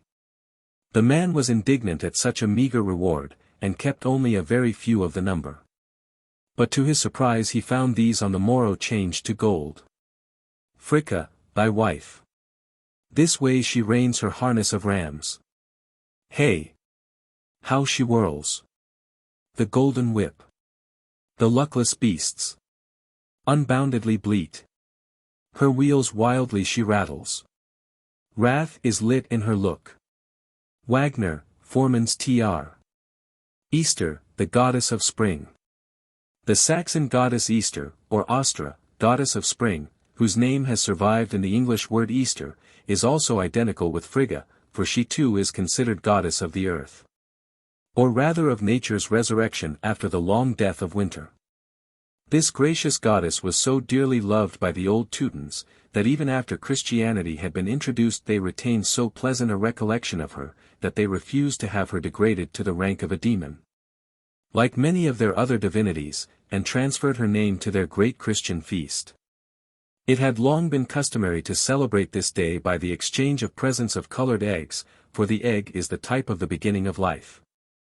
So the early Christians continued to observe this rule, declaring, however, that the egg is also symbolical of the resurrection. In various parts of Germany, stone altars can still be seen, which are known as Easter stones, because they were dedicated to the fair goddess Ostra. They were crowned with flowers by the young people, who danced gaily around them by the light of great bonfires, a species of popular games practiced until the middle of the present century, in spite of the priests' denunciations and of the repeatedly published edicts against them. Bertha, the White Lady. In other parts of Germany, Frigga, Hulda, or Ostra is known by the name of Brekta, Bertha, or the White Lady. She is best known under this title in Thuringia, where she was supposed to dwell in a hollow mountain, keeping watch over the Heimchen, souls of unborn children, and of those who died unbaptized. Here Bertha watched over agriculture, caring for the plants, which her infant troop watered carefully, for each babe was supposed to carry a little jar for that express purpose. While the goddess was duly respected and her retreat unmolested, she remained where she was, but tradition relates that she once left the country with her infant train dragging her plough, and settled elsewhere to continue her kind ministrations. Bertha is the legendary ancestress of several noble families, and she is supposed to be the same as the industrious queen of the same name, the mythical mother of Charlemagne, whose era has become proverbial. For in speaking of the Golden Age in France and Germany it is customary to say, in the days when Bertha spun. As this Bertha is supposed to have developed a very large and flat foot, from continually pressing the treadle of her wheel, she is often represented in medieval art as a woman with a splay foot, and hence known as La Reine Pédoc. As ancestress of the imperial house of Germany, the White Lady is supposed to appear in the palace before a death or misfortune in the family, and this superstition is still so rife in Germany that the newspapers in 1884 contained the official report of a sentinel, who declared that he had seen her flit past him in one of the palace corridors. As Bertha was renowned for her spinning, she naturally was regarded as the special patroness of that branch of female industry, and was said to flit through the streets of every village, at nightfall. During the 12 nights between Christmas and January 6th, peering into every window to inspect the spinning of the household. The maidens whose work had been carefully performed were rewarded by a present of one of her own golden threads or a distaff full of extra fine flax. But wherever a careless spinner was found, her wheel was broken, her flax soiled, and if she had failed to honor the goddess by eating plenty of the cakes baked at that period of the year, she was cruelly punished. In Mecklenburg, this same goddess is known as Frau Gode, or Wode, the female form of Wotan or Odin, and her appearance is always considered the harbinger of great prosperity. She is also supposed to be a great huntress, and to lead the wild hunt, mounted upon a white horse, her attendants being changed into hounds and all manner of wild beasts. In Holland she was called Vrueld, and from her the Milky Way is known by the Dutch as Vrueldenstraat, while in parts of northern Germany she was called Nerthus, Mother Earth. Her sacred car was kept on an island, presumably Rügen, where the priests guarded it carefully until she appeared to take a yearly journey throughout her realm to bless the land. The goddess, her face completely hidden by a thick veil, then sat in this car, which was drawn by 2 cows, and she was respectfully escorted by her priests. When she passed, the people did homage by ceasing all warfare, and laying aside their weapons. They donned festive attire, and began no quarrel until the goddess had again retired to her sanctuary. Then both car and goddess were bathed in a secret lake, the Schwarz Sea, in Rügen, which swallowed up the slaves who had assisted at the bathing, and once more the priests resumed their watch over the sanctuary and grove of Nerthus or Hlodin, to await her next appearance. Huldra's nymphs. B.E. Ward. In Scandinavia, this goddess was also known as Huldra, and boasted of a train of attendant wood nymphs, who sometimes sought the society of mortals, to enjoy a dance upon the village green. They could always be detected, however, by the tip of a cow's tail which trailed from beneath their long snow-white garments. These Huldra folk were the special protectors of the cattle on the mountainsides, and were said to surprise the lonely traveler, at times, by the marvelous beauty of the melodies they sang to beguile the hours at their tasks. Chapter 4, Thor. The Thunderer. According to some mythologists, Thor, or Donner, is the son of Jord, Erda, and of Odin, but others state that his mother was Frigga, queen of the gods. This child was very remarkable for his great size and strength, and very soon after his birth amazed the assembled gods by playfully lifting and throwing about 10 great bales of bear skins. Although generally good-tempered, Thor would occasionally fly into a terrible rage, and as he was very dangerous at these times, his mother, unable to control him, sent him away from home and entrusted him to the care of Vingner, the winged, and of Laura, Heat. These foster parents, who are also considered as the personification of sheet lightning, soon managed to control their troublesome charge, and brought him up so wisely, that the gods entertained a very grateful recollection of their kind offices. Thor himself, recognizing all he owed them, assumed the names of Vingthor and Loridi, by which he is also known. Cry on, Vingi Thor! With the dancing of the ring mail and the smitten shields of war. Sigurd the Volsung, William Morris. Having attained his full growth in the age of reason, Thor was admitted to Asgard among the other gods, where he occupied one of the 12 seats in the great judgment hall. He was also given the realm of Thrudvang or Thrudheim, where he built a wonderful palace called Bilskirnir, Lightning, the most spacious in all Asgard. It contained 540 halls for the accommodation of the thralls, who after death were welcomed to his home, where they received equal treatment with their masters in Valhalla.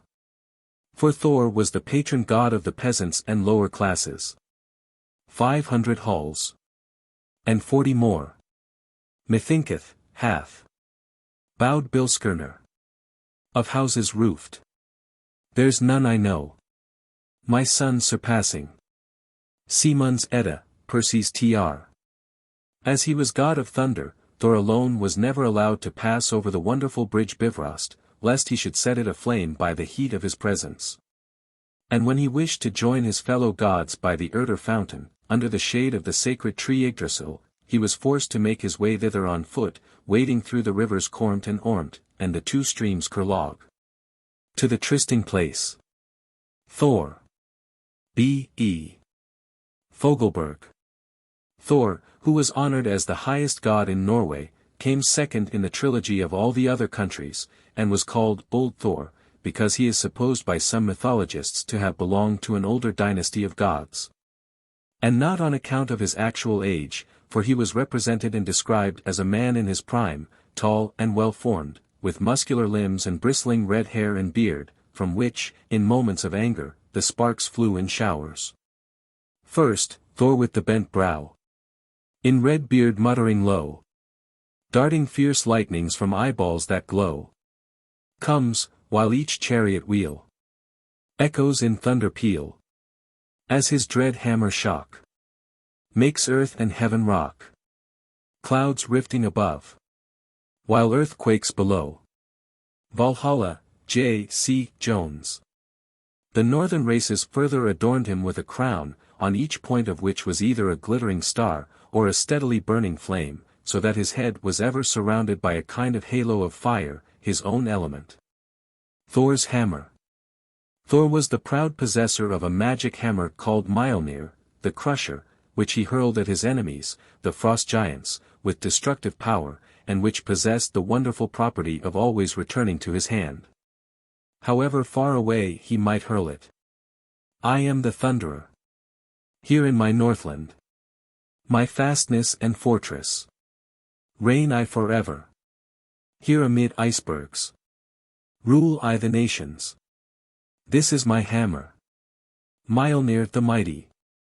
Giants and sorcerers cannot withstand it.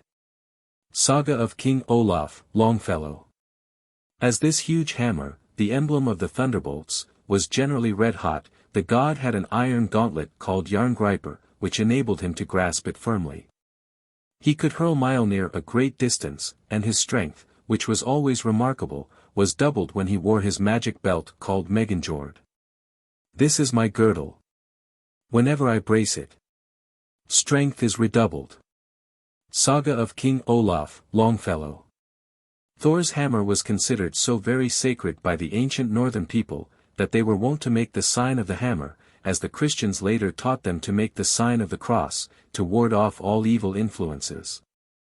And to secure blessings. The same sign was also made over the newly born infant when water was poured over its head and a name given.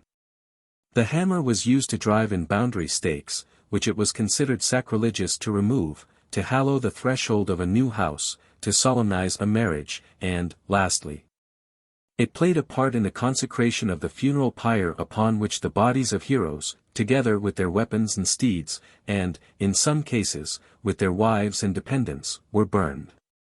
In Sweden, Thor, like Odin, was supposed to wear a broad-brimmed hat, and hence the storm clouds in that country are known as Thor's hat, a name also given to one of the principal mountains in Norway. The rumble and roar of the thunder were said to be the roll of his chariot, for he alone among the gods never rode on horseback, but walked, or drove in a brazen chariot drawn by 2 goats, Tangnostr, Toothcracker, and Tangrisnr, Toothnasha, from whose teeth and hoofs the sparks constantly flew. Thou camest near the next, O warrior Thor, shouldering thy hammer, in thy chariot drawn, swaying the long-haired goats with silvered rein. Balder dead, Matthew Arnold.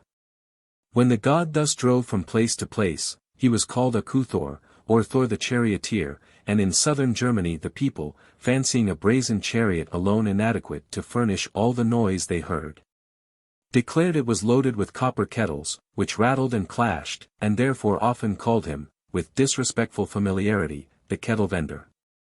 Thor's family. Thor was twice married. First to the giantess Iron Saxa, Iron Stone, who bore him 2 sons, Magni, strength, and Modi, courage, both destined to survive their father in the twilight of the gods, and rule over the new world which was to rise like a phoenix from the ashes of the first. His second wife was Sif, the golden-haired, who also bore him 2 children, Loride, and a daughter named Thrud, a young giantess renowned for her size and strength. True to the well-known affinity of contrast, Thrud was wooed by the dwarf Alvis, whom she rather favored. And one evening, when this suitor, who, being a dwarf, could not face the light of day, presented himself in Asgard to sue for her hand, the assembled gods did not refuse their consent. They had scarcely signified their approbation, however, when Thor, who had been absent, suddenly appeared, and casting a glance of contempt upon the puny lover, declared he would have to prove that his knowledge atoned for his small stature before he could win his bride.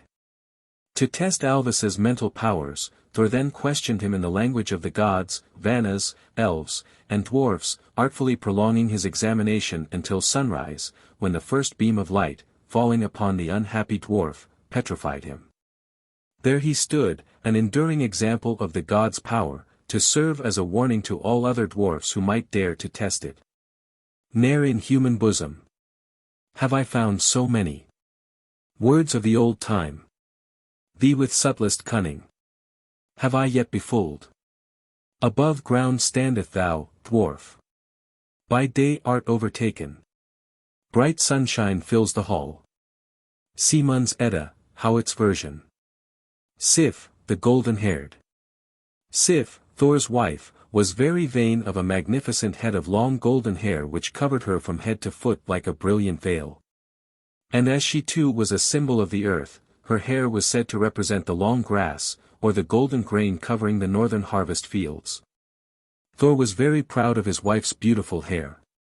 Imagine his dismay, therefore, upon waking one morning, to find her shorn, and as bald and denuded of ornament as the earth when the grain has been garnered, and nothing but the stubble remains.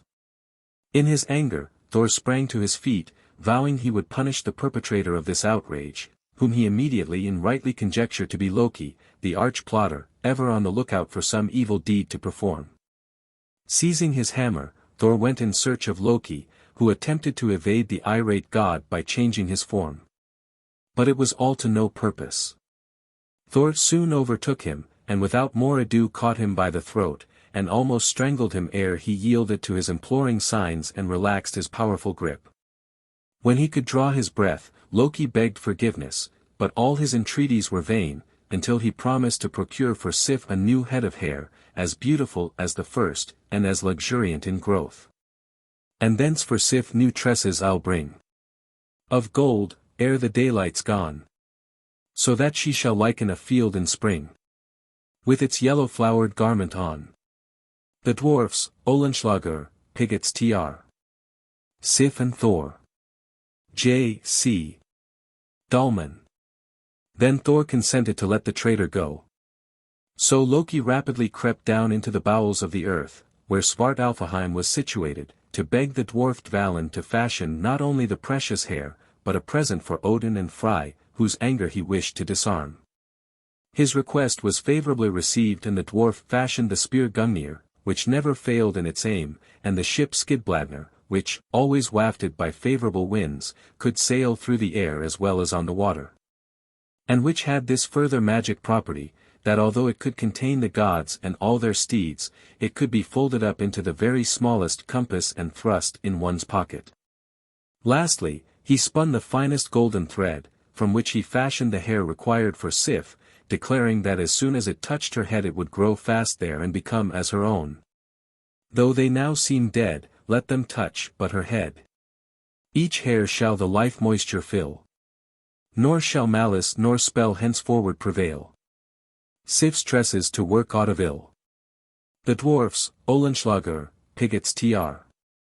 Loki was so pleased with these proofs of the dwarf's skill that he declared the son of Ival to be the most clever of smiths, words which were overheard by Brock, another dwarf, who exclaimed that he was sure his brother Sindri could produce 3 objects which would surpass those which Loki held, not only in intrinsic value, but also in magical properties. Loki immediately challenged the dwarf to show his skill, wagering his head against Brock's on the result of the undertaking. Sindri, apprised of the wager, accepted Brock's offer to blow the bellows, warning him, however, that he must work persistently and not for a moment relax his efforts if he wished him to succeed. Then he threw some gold in the fire, and went out to bespeak the favor of the hidden powers. During his absence Brock diligently plied the bellows, while Loki, hoping to make him pause, changed himself into a gadfly and cruelly stung his hand. In spite of the pain, the dwarf kept on blowing, and when Sindri returned, he drew out of the fire an enormous wild boar, called Gullinbursti, because of its golden bristles, which had the power of radiating light as it flitted across the sky. For it could travel through the air with marvelous velocity. And now, strange to tell, from the roaring fire came the golden-haired Gullinborst, to serve as a charger the sun god Frey. Sure, of all wild boars this the first. The dwarfs, Olenschlager, Pigots tr. This first piece of work successfully completed, Sindri flung some more gold on the fire and bade his brother resume blowing, while he again went out to secure magic assistance. This time Loki, still disguised as a gadfly, stung the dwarf on his cheek. But in spite of the pain Brock worked on, and when Sindri returned, he triumphantly drew out of the flames the magic ring Draupnir, the emblem of fertility, from which 8 similar rings dropped every 9th night. They worked it and turned it with wondrous skill, till they gave it the virtue rare, that each thrice 3rd night from its rim there fell 8 rings, as their parent fair. The dwarfs, Olenschlager, Pigots tr. Now a lump of iron was cast in the flames, and with renewed caution not to forfeit their success by inattention, Sindri passed out, leaving Brock to ply the bellows as before. Loki was now in desperation and he prepared for a final effort. This time, still in the guise of the gadfly, he stung the dwarf above the eye until the blood began to flow in such a stream, that it prevented his seeing what he was doing. Hastily raising his hand for a second, Brock dashed aside the stream of blood. But short as was the interruption it had worked irreparable harm, and when Sindri drew his work out of the fire he uttered an exclamation of disappointment for the hammer he had fashioned was short in the handle. Then the dwarf raised his hand to his brow for the smart, ere the iron well out was beat. And they found that the haft by an inch was too short. But to alter it then 'twas too late. The dwarfs, Olenschlager, Pigots tr. Notwithstanding this mishap, Brock was sure of winning the wager and he did not hesitate to present himself before the gods in Asgard, where he gave Odin the ring Draupnir, Frey the boar Gullinbursti, and Thor the hammer Mjolnir, whose power none could resist. Loki in turn gave the spear Gungnir to Odin, the ship Skidbladnir to Frey, and the golden hair to Thor. But although the latter immediately grew upon Sif's head and was unanimously declared more beautiful than her own locks had ever been, the gods decreed that Brock had won the wager, on the ground that the hammer Mjolnir, in Thor's hands, would prove invaluable against the frost giants on the last day. And at their head came Thor, shouldering his hammer, which the giants know. Balder dead, Matthew Arnold. In order to save his head, Loki fled precipitately, but was overtaken by Thor, who brought him back and handed him over to Brock, telling him, however, that although Loki's head was rightfully his, he must not touch his neck. Hindered from obtaining full vengeance, the dwarf determined to punish Loki by sewing his lips together, and as his sword would not pierce them, he borrowed his brother's awl for the purpose. However, Loki, after enduring the god's jibes in silence for a little while, managed to cut the string and soon after was as loquacious as ever. In spite of his redoubtable hammer, Thor was not held in dread as the injurious god of the storm, who destroyed peaceful homesteads and ruined the harvest by sudden hailstorms and cloudbursts. The Northmen fancied he hurled it only against ice giants and rocky walls, reducing the latter to powder to fertilize the earth and make it yield plentiful fruit to the tillers of the soil. In Germany, where the eastern storms are always cold and blighting, while the western bring warm rains and mild weather, Thor was supposed to journey always from west to east, to wage war against the evil spirits which would fain have enveloped the country in impenetrable veils of mist and have bound it in icy fetters. Thor's journey to Jotunheim. As the giants from Jotunheim were continually sending out cold blasts of wind to nip the tender buds and hinder the growth of the flowers, Thor once made up his mind to go and force them to behave better. Accompanied by Loki he set out in his chariot, and after riding for a whole day the gods came at nightfall to the confines of the giant world, where, seeing a peasant's hut, they resolved to stay for rest and refreshment. Their host was hospitable but very poor, and Thor, seeing that he would scarcely be able to supply the necessary food to satisfy his by no means small appetite, slew both his goats, which he cooked and made ready to eat.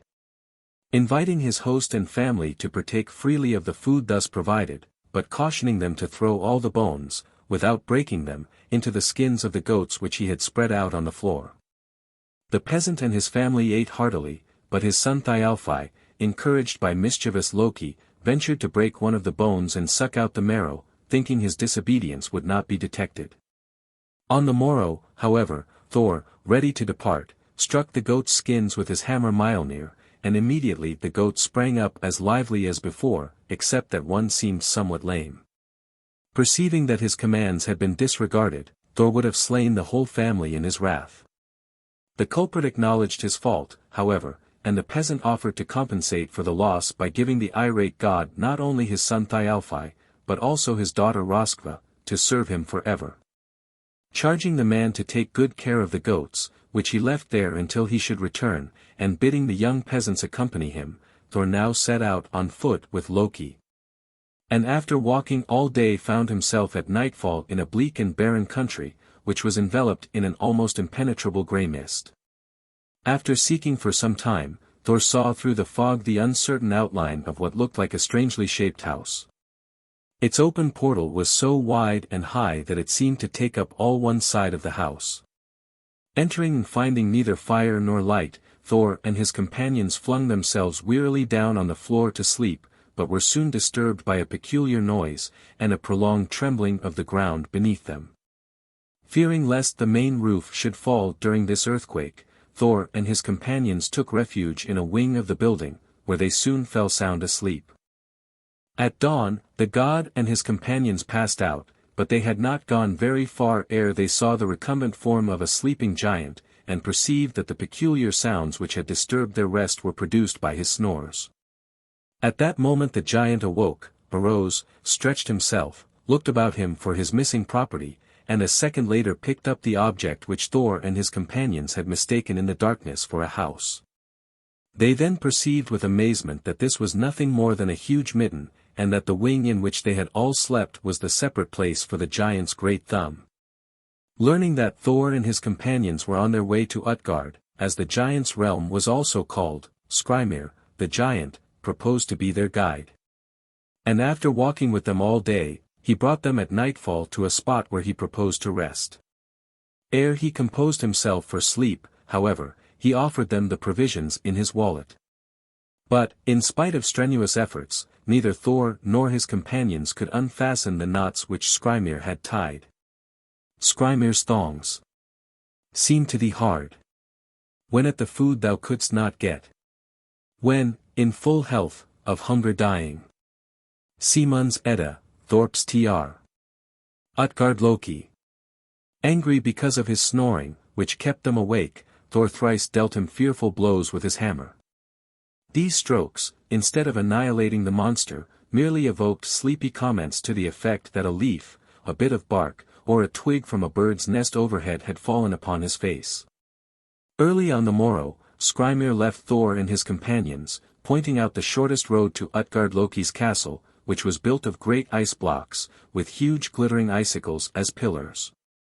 The gods, slipping between the bars of the great gate, presented themselves boldly before the king of the giants, Utgard Loki, who, recognizing them, immediately pretended to be greatly surprised at their small size, and expressed a wish to see for himself what they could do, as he had often heard their prowess vaunted.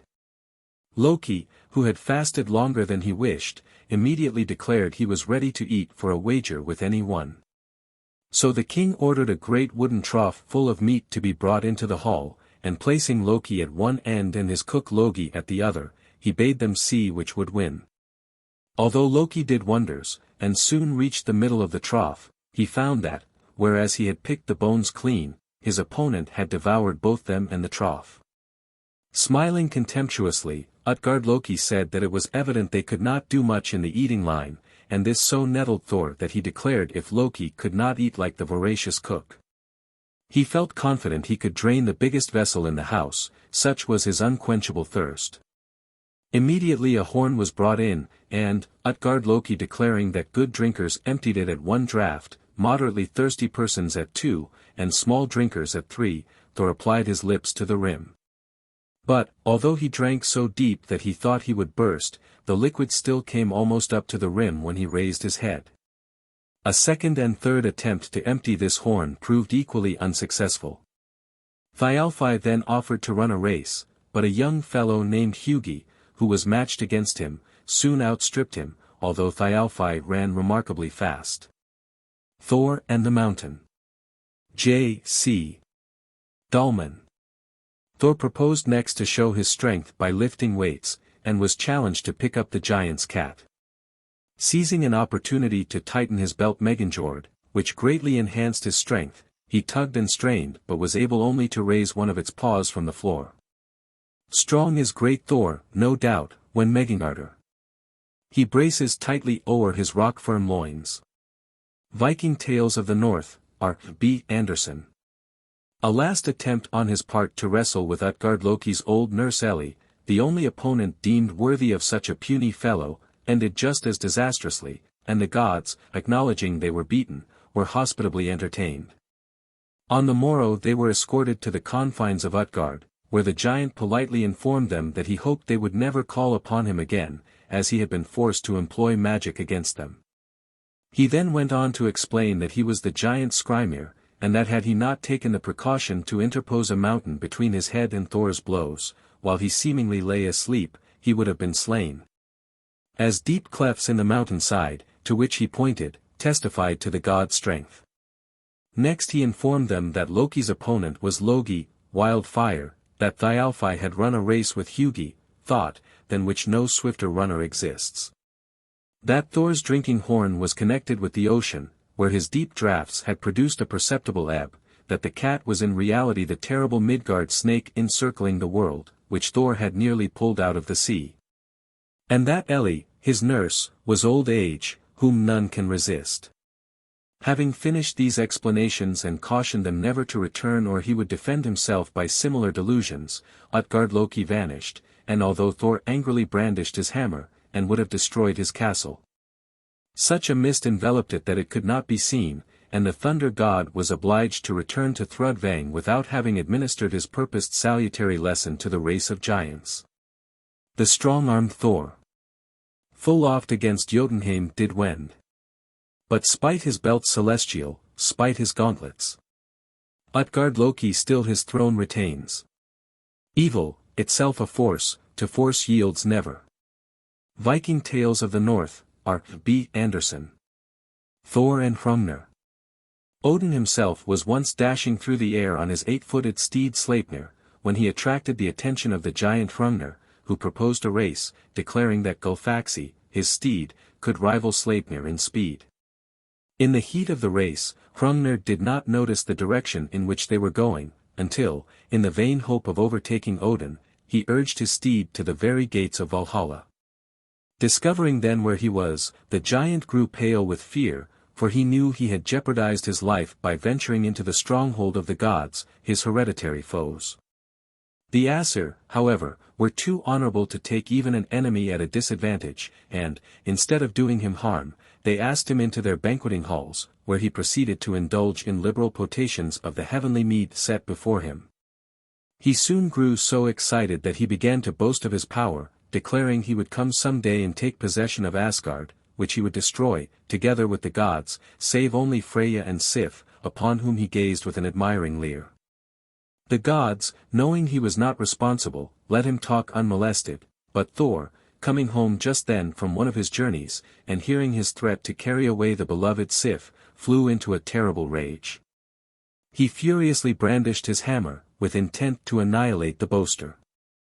This the gods would not permit, however, and they quickly threw themselves between the irate thunderer and their guest, imploring Thor to respect the sacred rites of hospitality, and not to desecrate their peace-stead by shedding blood. Thor was at last induced to bridle his wrath, but he demanded that Hrungnir should appoint a time and place for a home-gang, as a northern duel was generally called. Thus challenged, Hrungnir promised to meet Thor at Grjotunagard, the confines of his realm, 3 days later, and departed somewhat sobered by the fright he had experienced.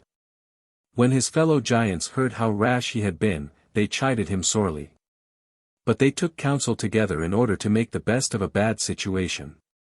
Hrungnir told them that he was to have the privilege of being accompanied by a squire, whom Thialfi would engage in fight, wherefore they proceeded to construct a creature of clay, 9 miles long, and proportionately wide, whom they called Mokurkialfi, Mist-Wader. As they could find no human heart big enough to put in this monster's breast, they secured that of a mare, which, however, kept fluttering and quivering with apprehension. The day of the duel arrived. Hrungnir and his squire were on the ground awaiting the arrival of their respective opponents. The giant had not only a flint heart and skull, but also a shield and club of the same substance, and therefore deemed himself well nigh invincible. Thialfi came before his master, and soon after there was a terrible rumbling and shaking which made the giant apprehensive that his enemy would come up through the ground and attack him from underneath. He therefore followed a hint from Thialfi and stood upon his shield. A moment later, however, he saw his mistake, for, while Thialfi attacked Mokurkialfi with a spade, Thor came with a rush upon the scene and flung his hammer full at his opponent's head. Hrungnir, to ward off the blow, interposed his stone club, which was shivered into pieces that flew all over the earth, supplying all the flint stones thereafter to be found, and one fragment sank deep into Thor's forehead. As the god dropped fainting to the ground, his hammer crashed against the head of Hrungnir, who fell dead beside him, in such a position that one of his ponderous legs was thrown over the recumbent god. Thou now remindest me how I with Hrungnir fought. That stout-hearted Jotun, whose head was all of stone. Yet I made him fall and sink before me. Simunds Edda, Thorp's Tr. Thialfi, who, in the meanwhile, had disposed of the great clay giant with its cowardly mare's heart, now rushed to his master's assistance, but his efforts were unavailing, nor could the other gods, whom he quickly summoned, raise the pinioning leg. While they were standing there, helplessly wondering what they should do next, Thor's little son Magni came up. According to varying accounts, he was then only 3 days or 3 years old, but he quickly seized the giant's foot, and, unaided, set his father free, declaring that had he only been summoned sooner he would easily have disposed of both giant and squire. This exhibition of strength made the gods marvel greatly, and helped them to recognize the truth of the various predictions, which one and all declared that their descendants would be mightier than they, would survive them, and would rule in their turn over the new heaven and earth.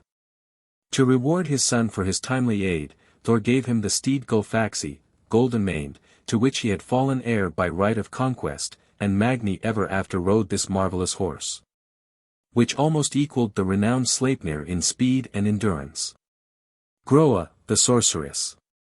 After vainly trying to remove the stone splinter from his forehead, Thor sadly returned home to Thrudvang, where Sif's loving efforts were equally unsuccessful. She therefore resolved to send for Groa, green-making, a sorceress, noted for her skill in medicine and for the efficacy of her spells and incantations. Groa immediately signified her readiness to render every service in her power to the god who had so often benefited her, and solemnly began to recite powerful runes, under whose influence Thor felt the stone grow looser and looser. His delight at the prospect of a speedy deliverance made Thor wish to reward the enchantress forthwith, and knowing that nothing could give greater pleasure to a mother than the prospect of seeing a long-lost child, he proceeded to tell her that he had recently crossed the Ilivigar, or ice streams, to rescue her little son Orvindil, Germ, from the frost giant's cruel power, and had succeeded in carrying him off in a basket. But, as the little rogue would persist in sticking one of his bare toes through a hole in the basket, it had been frostbitten, and Thor, accidentally breaking it off, had flung it up into the sky, to shine as a star. Known in the north as Orvindil's toe. Delighted with these tidings, the prophetess paused in her incantations to express her joy, but, having forgotten just where she left off, she was unable to continue her spell, and the flint stone remained embedded in Thor's forehead, whence it could never be dislodged. Of course, as Thor's hammer always did him such good service, it was the most prized of all his possessions, and his dismay was very great when he awoke one morning and found it gone. His cry of anger and disappointment soon brought Loki to his side, and to him Thor confided the secret of his loss, declaring that were the giants to hear of it, they would soon attempt to storm Asgard and destroy the gods. Wroth waxed Thor, when his sleep was flown, and he found his trusty hammer gone. He smote his brow, his beard he shook. The son of earth, gone round him look. And this the first word that he spoke. Now listen what I tell thee, Lok. Which neither on earth below is known, nor in heaven above, my hammer's gone. Thrym's Quida, Herbert's Tr. Thor and Thrym. Loki declared he would try to discover the thief and recover the hammer, if Freya would lend him her falcon plumes, and he immediately hastened off to Folkvang to borrow them. His errand was successful, and in the form of a bird he then winged his flight across the river Ifang, and over the barren stretches of Jotunheim, where he suspected that the thief would be found. There he saw Thrym, prince of the frost giants and god of the destructive thunderstorm, sitting alone on a hillside. Artfully questioning him, he soon learned that Thrym had stolen the hammer and had buried it deep underground. Moreover, he found that there was little hope of its being restored unless Freya were brought to him arrayed as a bride. I have the Thunderer's hammer bound fathoms 8 beneath the ground.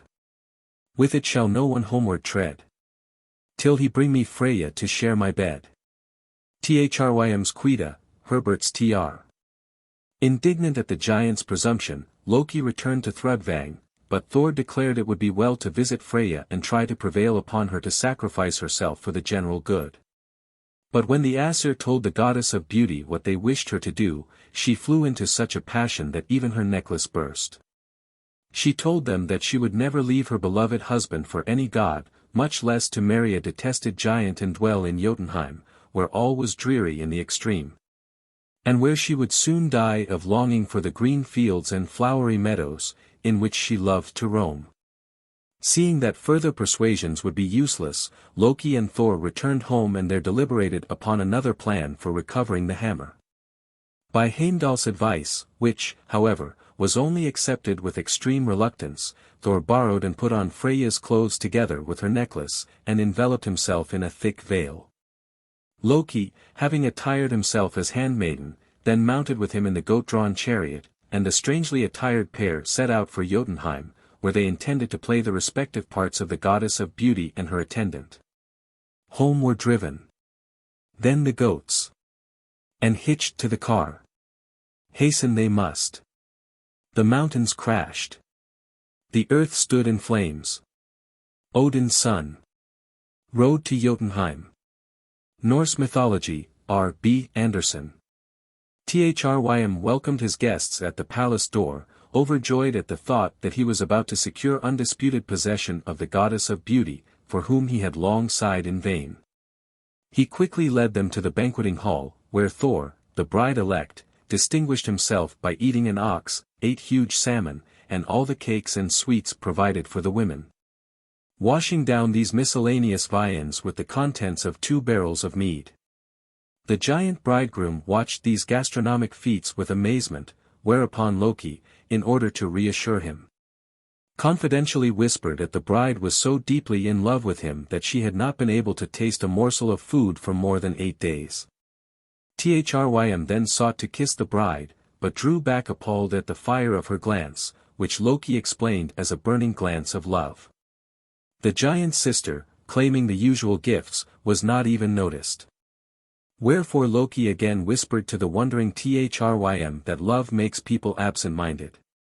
Intoxicated with passion and mead, which he, too, had drunk in liberal quantities, the bridegroom now bade his servants produce the sacred hammer to consecrate the marriage. And as soon as it was brought he himself laid it in the pretended Freya's lap. The next moment a powerful hand closed over the short handle, and soon the giant, his sister, and all the invited guests, were slain by the terrible Thor. Bear in the hammer to plight the maid. Upon her lap the bruiser lay. And firmly plight our hands and fey. The thunderer's soul smiled in his breast. When the hammer hard on his lap was placed. Thrym first, the king of the Thursey, he slew. And slaughtered all the giant crew. Thrym's Quida, Herbert's Tr. Leaving a smoking heap of ruins behind them, the gods then drove rapidly back to Asgard, where the borrowed garments were given back to Freya, much to the relief of Thor, and the Aesir rejoiced at the recovery of the precious hammer. When next Odin gazed upon that part of Jotunheim from his throne Hlidskiaf, he saw the ruins covered with tender green shoots, for Thor, having conquered his enemy, had taken possession of his land, which henceforth would no longer remain barren and desolate, but would bring forth fruit in abundance. Thor and Geirrid. Loki once borrowed Freya's falcon garb and flew off in search of adventures to another part of Jotunheim, where he perched on top of the gables of Geirrid's house. He soon attracted the attention of this giant, who bade one of his servants catch the bird. Amused at the fellow's clumsy attempts to secure him, Loki flitted about from place to place, only moving just as the giant was about to lay hands upon him, when, miscalculating his distance, he suddenly found himself a captive. Attracted by the bird's bright eyes, Geirrid looked closely at it and concluded that it was a god in disguise, and finding that he could not force him to speak, he locked him in a cage, where he kept him for 3 whole months without food or drink. Conquered at last by hunger and thirst, Loki revealed his identity, and obtained his release by promising that he would induce Thor to visit Geirrid without his hammer, belt, or magic gauntlet. Loki then flew back to Asgard, and told Thor that he had been royally entertained, and that his host had expressed a strong desire to see the powerful thunder god, of whom he had heard such wonderful tales. Flattered by this artful speech, Thor was induced to consent to a friendly journey to Jotunheim, and the 2 gods set out, leaving the 3 marvelous weapons at home. They had not gone far, however, ere they came to the house of the giantess Grid, one of Odin's many wives. Seeing Thor unarmed, she warned him to beware of treachery and lent him her own girdle, staff, and glove. Some time after leaving her, Thor and Loki came to the river Vamur, which the Thunderer, accustomed to wading, prepared to ford, bidding Loki and Thialfi cling fast to his belt. In the middle of the stream, however, a sudden cloud burst and freshet overtook them, the waters began to rise and roar, and although Thor leaned heavily upon his staff, he was almost swept away by the force of the raging current. Wax not, Vamur. Since to wade I desire. To the realm of the giants. No, if thou waxest. Then waxes my Aesomite. As high as the heavens. Norse Mythology, R. B. Anderson. Thor now became aware of the presence, upstream, of Geirrid's daughter Gialp, and rightly suspecting that she was the cause of the storm, he picked up a huge boulder and flung it at her, muttering that the best place to dam a river was at its source. The missile had the desired effect, for the giantess fled, the waters abated, and Thor, exhausted but safe, pulled himself up on the opposite bank by a little shrub, the mountain ash or sorb. This has since been known as Thor's salvation, and occult powers have been attributed to it. After resting a while, Thor and his companions resumed their journey. But upon arriving at Geirrid's house, the god was so exhausted that he sank wearily upon the only chair in sight. To his surprise, however, he felt it rising beneath him, and fearful lest he should be crushed against the rafters, he pushed the borrowed staff against the ceiling and forced the chair downward with all his might. Then followed a terrible cracking, sudden cries, and moans of pain. And when Thor came to investigate, it appeared that the giant's daughters, Gialp and Grape, had slipped under his chair with intent treacherously to slay him, and they had reaped a righteous retribution, and both lay crushed to death. Once I employed my Asa might in the realm of giants, when Gialp and Grape, Geirrid's daughters, wanted to lift me to heaven. Norse Mythology, R. B. Anderson. Geirrid now appeared and challenged Thor to a test of strength and skill, but without waiting for a preconcerted signal, he flung a red-hot wedge at him. Thor, quick of eye and a practiced catcher, caught the missile with the giantess's iron glove, and hurled it back at his opponent. Such was the force of the god, that the missile passed, not only through the pillar behind which the giant had taken refuge, but through him and the wall of the house, and buried itself deep in the earth without. Thor then strode up to the giant's corpse, which at the blow from his weapon had been petrified into stone, and set it up in a conspicuous place, as a monument of his strength and of the victory he had won over his redoubtable foes. The mountain giants. The worship of Thor. Thor's name has been given to many of the places he was wont to frequent, such as the principal harbor of the Faroe Islands, and to families which claim to be descended from him.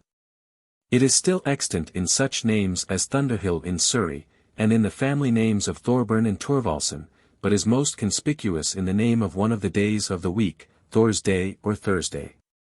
Over the whole earth. Still is it Thor's Day. Saga of King Olaf, Longfellow. Thor was considered a preeminently benevolent deity, and it was for that reason that he was so widely worshipped and that temples to his worship arose at Mori, Hlader, Godi, Gothland, Ups, and other places, where the people never failed to invoke him for a favorable year at Yuletide, his principal festival. It was customary on this occasion to burn a great log of oak, his sacred tree, as an emblem of the warmth and light of summer, which would drive away the darkness and cold of winter. Brides invariably wore red, Thor's favorite color, which was considered emblematical of love, and for the same reason betrothal rings in the north were almost always set with a red stone. Thor's temples and statues, like Odin's, were fashioned of wood, and the greater number of them were destroyed during the reign of King Olaf the Saint. According to ancient chronicles, this monarch forcibly converted his subjects. He was specially incensed against the inhabitants of a certain province, because they worshipped a rude image of Thor, which they decked with golden ornaments, and before which they set food every evening, declaring the god ate it. As no trace of it was left in the morning. The people, being called upon in 1030 to renounce this idol in favor of the true God, promised to consent if the morrow were cloudy. But when after a whole night spent by Olaf in ardent prayer, there followed a cloudy day, the obstinate people declared they were not yet convinced of his God's power, and would only believe if the sun shone on the next day. Once more Olaf spent the night in prayer, but at dawn, to his great chagrin, the sky was overcast. Nevertheless, he assembled the people near Thor's statue, and after secretly bidding his principal attendant to smash the idol with his battle-axe if the people turned their eyes away but for a moment, he began to address them. Suddenly, while all were listening to him, Olaf pointed to the horizon, where the sun was slowly breaking its way through the clouds, and exclaimed, "Behold our God." The people one and all turned to see what he meant, and the attendant seized this opportunity for attacking the idol, which yielded easily to his blows, and a host of mice and other vermin scattered hastily from its hollow interior. Seeing now that the food placed before their god had been devoured by noxious animals only, the people ceased to revere Thor, and definitely accepted the faith which King Olaf had so long and vainly pressed upon them. Chapter 5, Tyr. The god of war. Tyr or Ziu was the son of Odin, and, according to different mythologists, his mother was Frigga, queen of the gods, or a beautiful giantess whose name is unknown. But who was a personification of the raging sea? He is the god of martial honor, and one of the 12 principal deities of Asgard. Although he appears to have had no special dwelling there, he was always welcome to Vingolf or Valhalla, and occupied one of the 12 thrones in the great council hall of Gladsheim. The hall Gladsheim, which is built of gold. Where are in circle, ranged 12 golden chairs. And in the midst one higher, Odin's throne. Balder dead, Matthew Arnold. As the god of courage and of war, Tyr was frequently invoked by the various nations of the north, who cried to him, as well as to Odin, to obtain victory. That he ranked next to Odin and Thor is proved by his name, Tyr, having been given to one of the days of the week, Tyr's Day, which in modern English has become Tuesday. Under the name of Ziu, Tyr was the principal divinity of the Swabians, who originally called their capital, the modern Augsburg, Zeisberg. This people, venerating the god as they did, were wont to worship him under the emblem of a sword, his distinctive attribute, and in his honor held great sword dances, where various figures were performed. Sometimes the participants forming 2 long lines, crossed their swords, point upward, and challenged the boldest among their number to take a flying leap over them. At other times the warriors joined their sword points closely together in the shape of a rose or wheel, and when this figure was complete invited their chief to stand on the navel thus formed of flat, shining steel blades. And then they bore him upon it through the camp in triumph. The sword point was further considered so sacred that it became customary to register oaths upon it. Come hither, gentlemen. And lay your hands again upon my sword. Never to speak of this that you have heard. Swear by my sword. Hamlet, Shakespeare.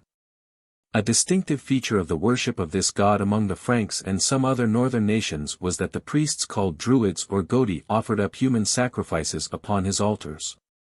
Generally cutting the bloody or spread eagle upon their victims, that is to say, making a deep incision on either side of the backbone, turning the ribs thus loosened inside out and tearing out the viscera through the opening thus made. Of course only prisoners of war were treated thus, and it was considered a point of honor with North European races to endure this torture without a moan. These sacrifices were made upon rude stone altars called dolmens, which can still be seen in northern Europe. As Tyr was considered the patron god of the sword, it was deemed indispensable to engrave the sign or rune representing him upon the blade of every sword, an observance which the Edda enjoined upon all those who were desirous of obtaining victory. Sigrunes thou must know. If victory, Sigr, thou wilt have. And on thy sword's hilt wrist them. Some on the chapes. Some on the guard. And twice name the name of Tyr.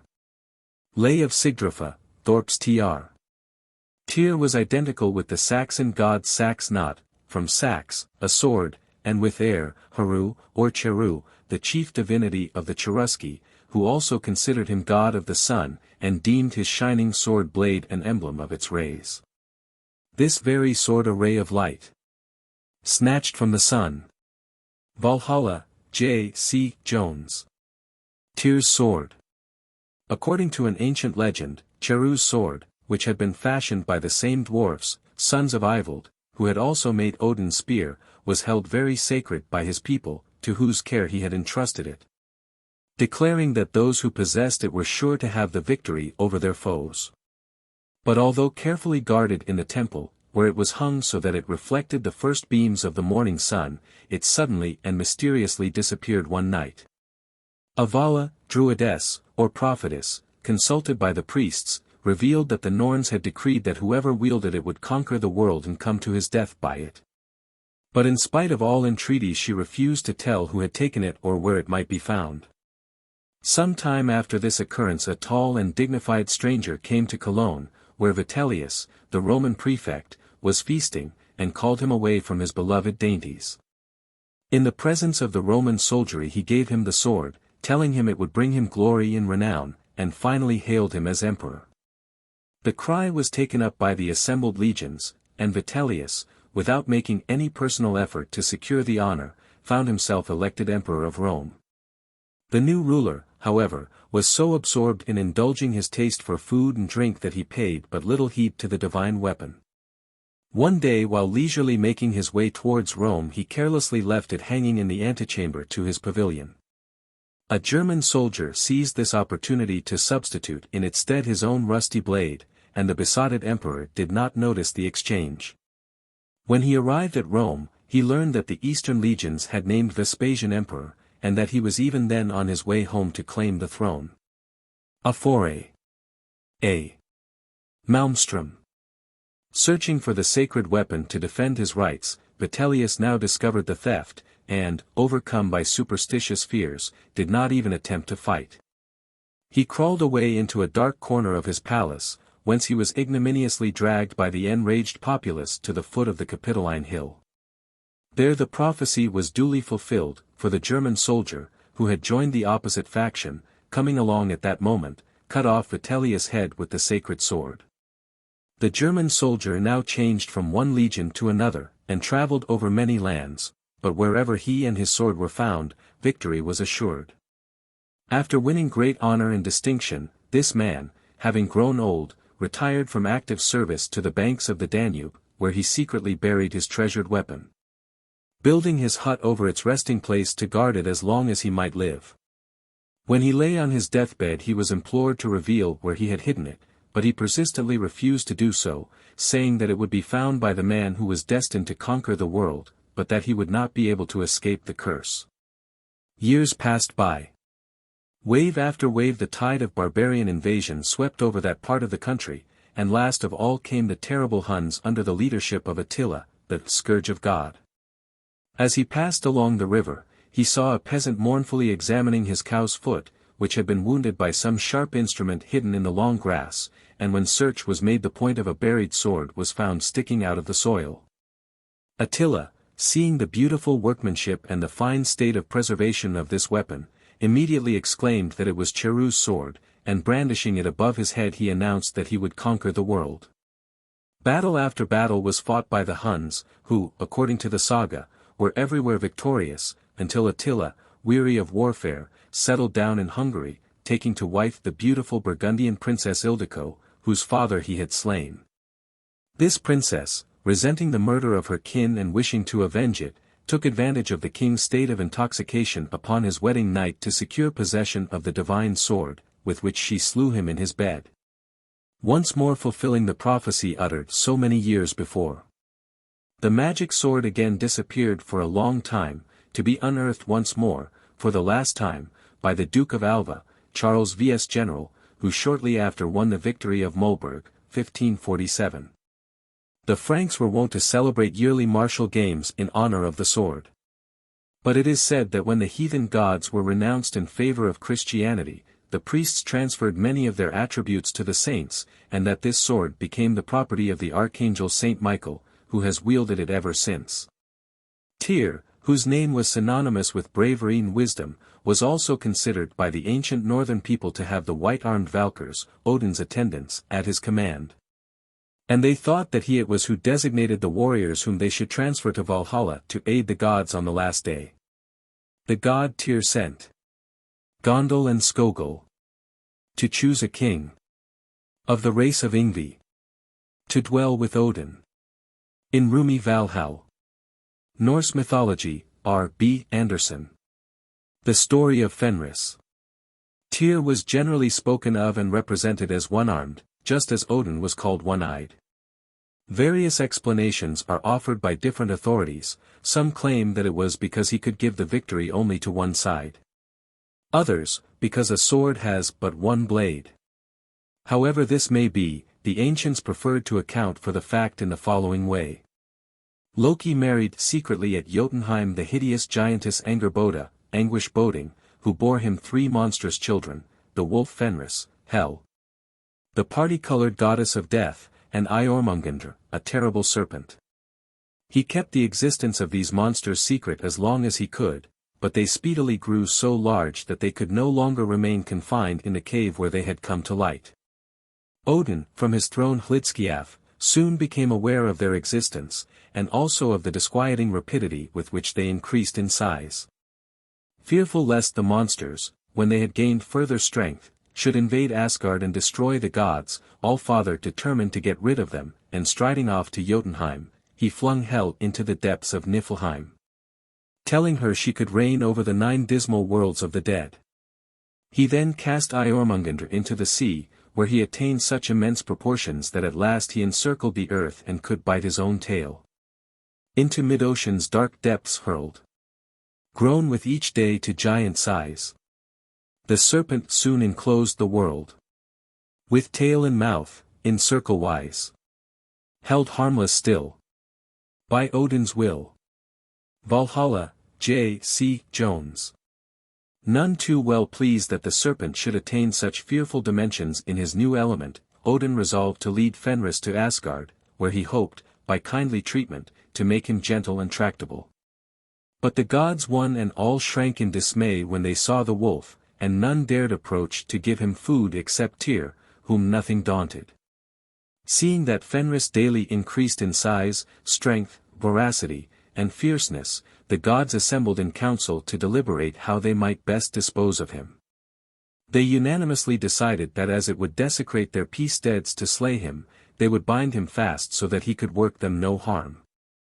With that purpose in view, they obtained a strong chain named Lading, and then playfully proposed to Fenris to bind this about him as a test of his vaunted strength. Confident in his ability to release himself, Fenris patiently allowed them to bind him fast, and when all stood aside, with a mighty effort he stretched himself and easily burst the chain asunder. Concealing their chagrin, the gods were loud in praise of his strength, but they next produced a much stronger fetter, Droma, which, after some persuasion, the wolf allowed them to fasten around him as before. Again a short, sharp struggle sufficed to burst this bond, and it is proverbial in the North to use the figurative expressions, to get loose out of Lading, and to dash out of Droma, whenever great difficulties have to be surmounted. Twice did the Aesir strive to bind. Twice did they fetters powerless find. Iron or brass of no avail. Naught, save through magic, could prevail. Valhalla, J. C. Jones.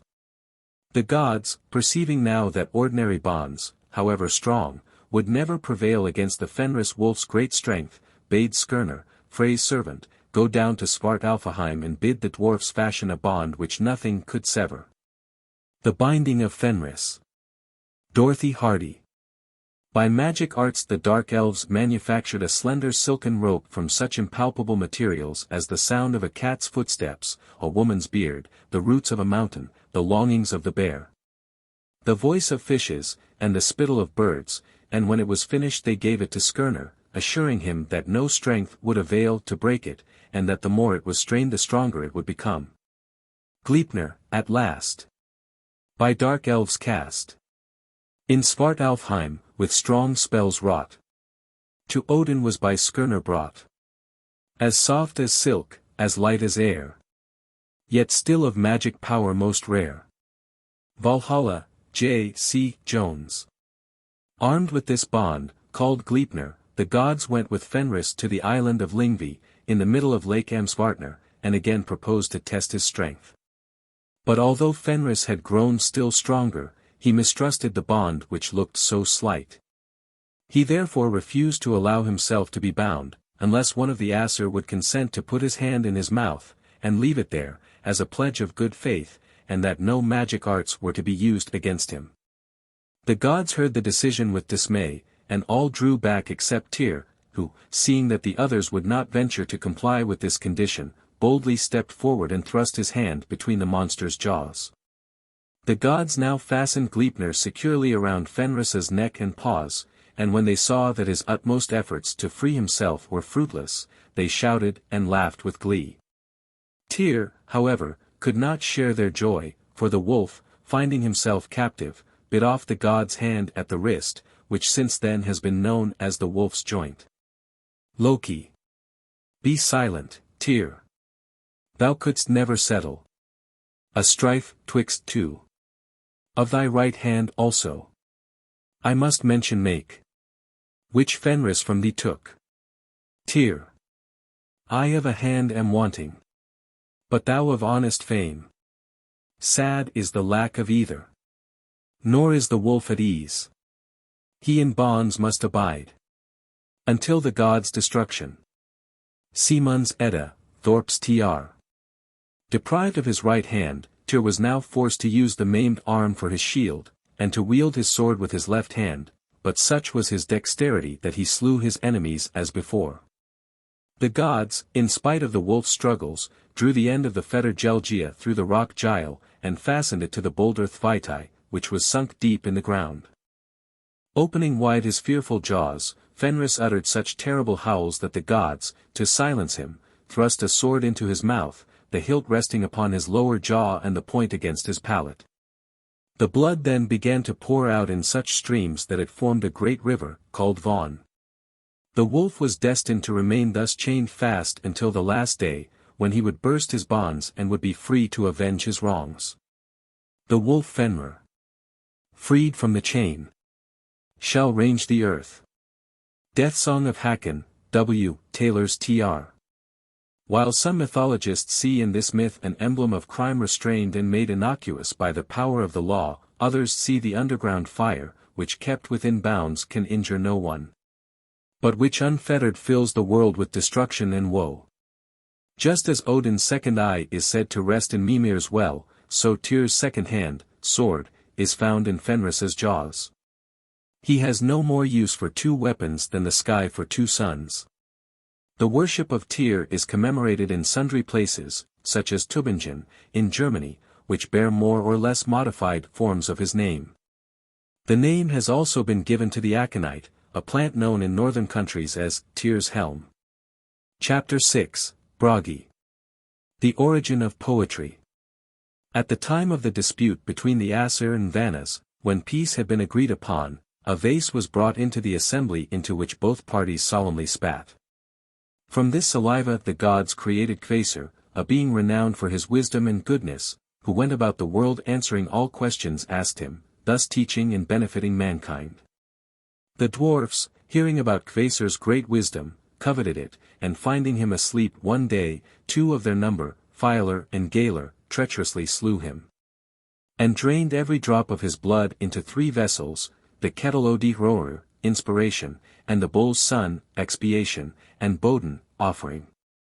After duly mixing this blood with honey, they manufactured from it a sort of beverage so inspiring that anyone who tasted it immediately became a poet, and could sing with a charm which was certain to win all hearts. Now, although the dwarfs had brewed this marvelous mead for their own consumption, they did not even taste it, but hid it away in a secret place, while they went in search of further adventures. They had not gone very far ere they found the giant Gilling also sound asleep, lying on a steep bank, and they maliciously rolled him into the water, where he perished. Then hastening to his dwelling, some climbed on the roof, carrying a huge millstone, while the others, entering, told the giantess that her husband was dead.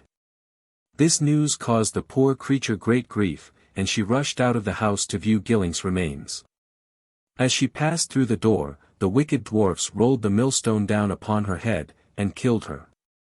According to another account, the dwarfs invited the giant to go fishing with them, and succeeded in slaying him by sending him out in a leaky vessel, which sank beneath his weight. The double crime thus committed did not long remain unpunished, for Gilling's brother, Suttung, quickly went in search of the dwarfs, determined to avenge him. Seizing them in his mighty grasp, the giant conveyed them to a shoal far out at sea, where they would surely have perished at the next high tide had they not succeeded in redeeming their lives by promising to deliver to the giant their recently brewed mead.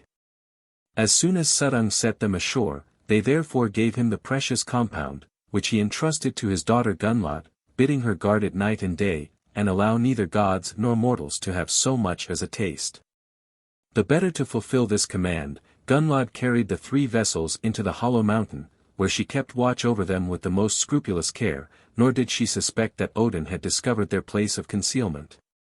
Thanks to the sharp eyes of his ever-vigilant ravens Hugin and Munin. The quest of the draught. As Odin had mastered the runic lore and had tasted the waters of Mimir's fountain, he was already the wisest of gods. But learning of the power of the draught of inspiration manufactured out of Kvasir's blood, he became very anxious to obtain possession of the magic fluid. With this purpose in view he therefore donned his broad-brimmed hat, wrapped himself in his cloud-hued cloak, and journeyed off to Jotunheim. On his way to the giant's dwelling he passed by a field where 9 ugly thralls were busy making hay. Odin paused for a moment, watching them at their work, and noticing that their scythes seemed very dull indeed, he proposed to whet them, an offer which the thralls eagerly accepted. Drawing a whetstone from his bosom, Odin proceeded to sharpen the 9 scythes, skillfully giving them such a keen edge that the thralls, delighted, begged that they might have the stone. With good-humored acquiescence, Odin tossed the whetstone over the wall, but as the 9 thralls simultaneously sprang forward to catch it, they wounded one another with their keen scythes. In anger at their respective carelessness, they now began to fight, and did not pause until they were all either mortally wounded or dead. Quite undismayed by this tragedy, Odin continued on his way, and shortly after came to the house of the giant Bragi, a brother of Suttung, who received him very hospitably. In the course of conversation, Bragi informed him that he was greatly embarrassed, as it was harvest time and all his workmen had just been found dead in the hayfield. Odin, who on this occasion had given his name as Bulwark, evil-doer, promptly offered his services to the giant, promising to accomplish as much work as the 9 thralls, and to labor diligently all the summer in exchange for one single draught of Suttung's magic mead when the busy season was ended. This bargain was immediately concluded, and Bragi's new servant, Bulwark, worked incessantly all the summer long, more than fulfilling his contract, and safely garnering all the grain before the autumn rains began to fall. When the first days of winter came, Bulwark presented himself before his master, claiming his reward.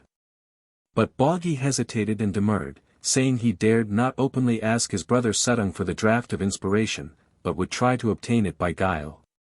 Together, Bulwark and Bragi then proceeded to the mountain where Gunnlod dwelt, and as they could find no other mode of entering the secret cave, Odin produced his trusty auger, called Rithi, and bade the giant bore with all his might to make a hole through which he might crawl into the interior.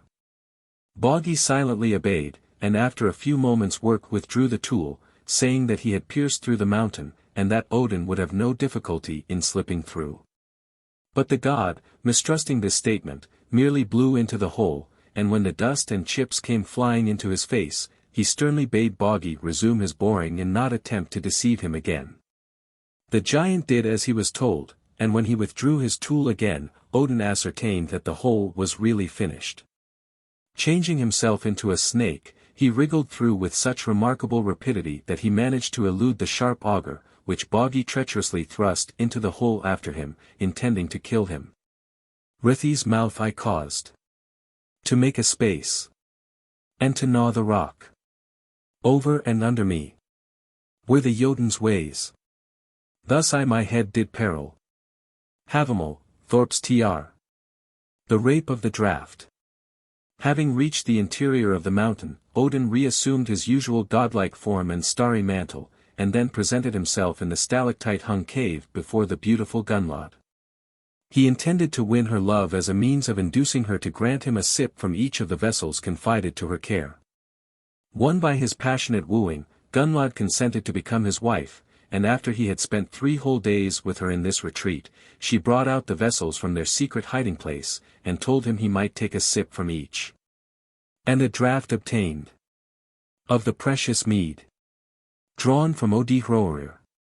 Odin's rune song, Thorp's tr. Odin made good use of this permission and drank so deeply that he completely drained all 3 vessels. Then, having obtained all that he wanted, he emerged from the cave and, donning his eagle plumes, rose high into the blue, and, after hovering for a moment over the mountain top, winged his flight towards Asgard. He was still far from the god's realm when he became aware of a pursuer, and, indeed, Suttung, having also assumed the form of an eagle, was coming rapidly after him with intent to compel him to surrender the stolen mead. Odin therefore flew faster and faster, straining every nerve to reach Asgard before the foe should overtake him, and as he drew near the gods anxiously watched the race. Seeing that Odin would only with difficulty be able to escape, the Aesir hastily gathered all the combustible materials they could find, and as he flew over the ramparts of their dwelling, they set fire to the mass of fuel, so that the flames, rising high, singed the wings of Sudung, as he followed the god, and he fell into the very midst of the fire, where he was burned to death. As for Odin, he flew to where the gods had prepared vessels for the stolen mead, and disgorged the draught of inspiration in such breathless haste that a few drops fell and were scattered over the earth. There they became the portion of rhymesters and poetasters, the gods reserving the main draught for their own consumption, and only occasionally vouchsafing a taste to some favored mortal, who, immediately after, would win worldwide renown by his inspired songs. Of a well-assumed form I made good use. Few things fail the wise. For Odi Hroerir is now come up to men's earthly dwellings. Hávamál, Thorps tr. Idun. B.E. Ward. As men and gods owed the priceless gift to Odin, they were ever ready to express to him their gratitude, and they not only called it by his name, but they worshipped him as patron of eloquence, poetry, and song, and of all skalds. The god of music.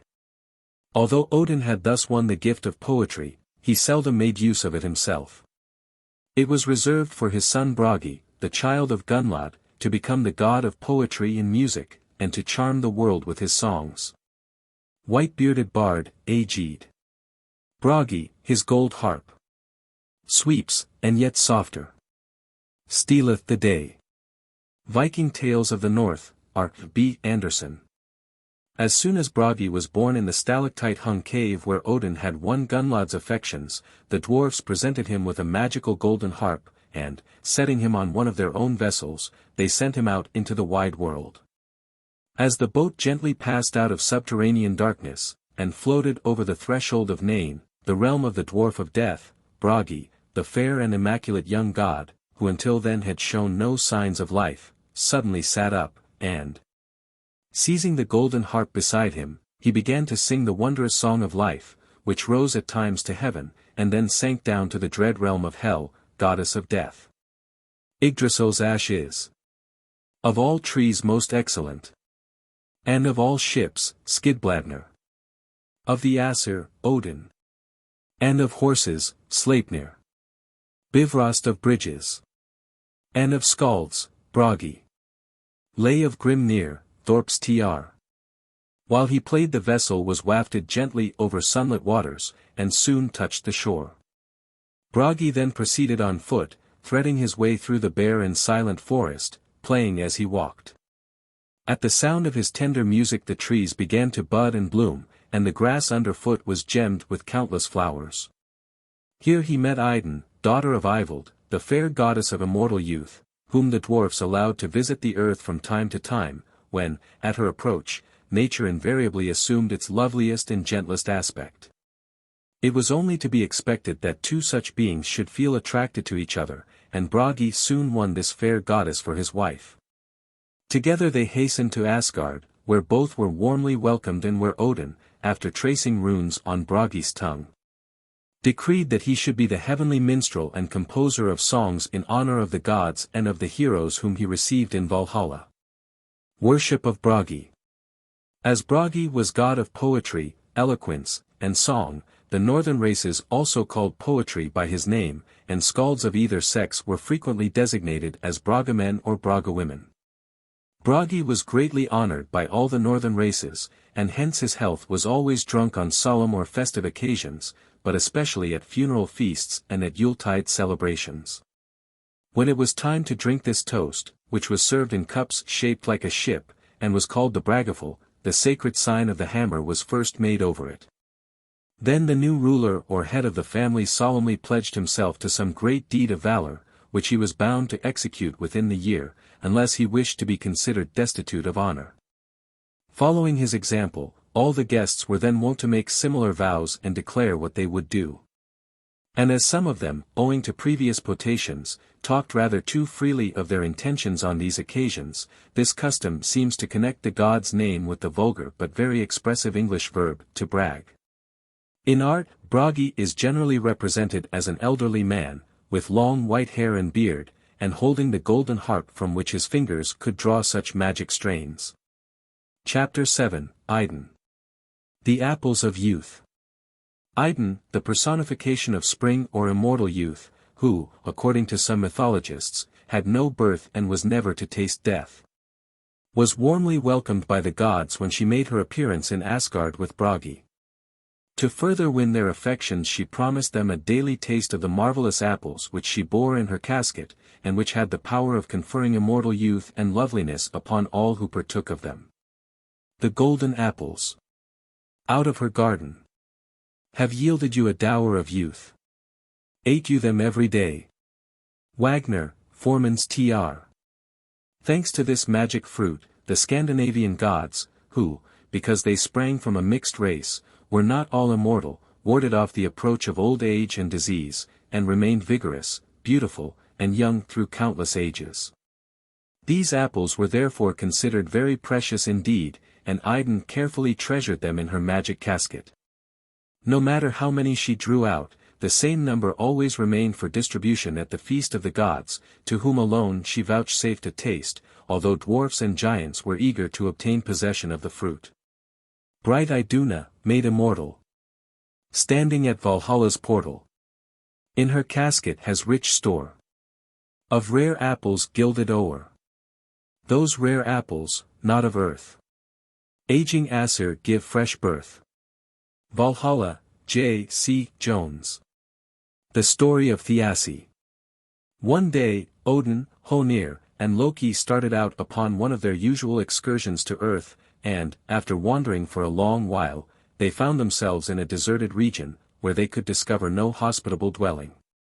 Weary and very hungry, the gods, perceiving a herd of oxen, slew one of the beasts, and, kindling a fire, they sat down beside it to rest while waiting for their meat to cook. Loki and Thiassi. Dorothy Hardy.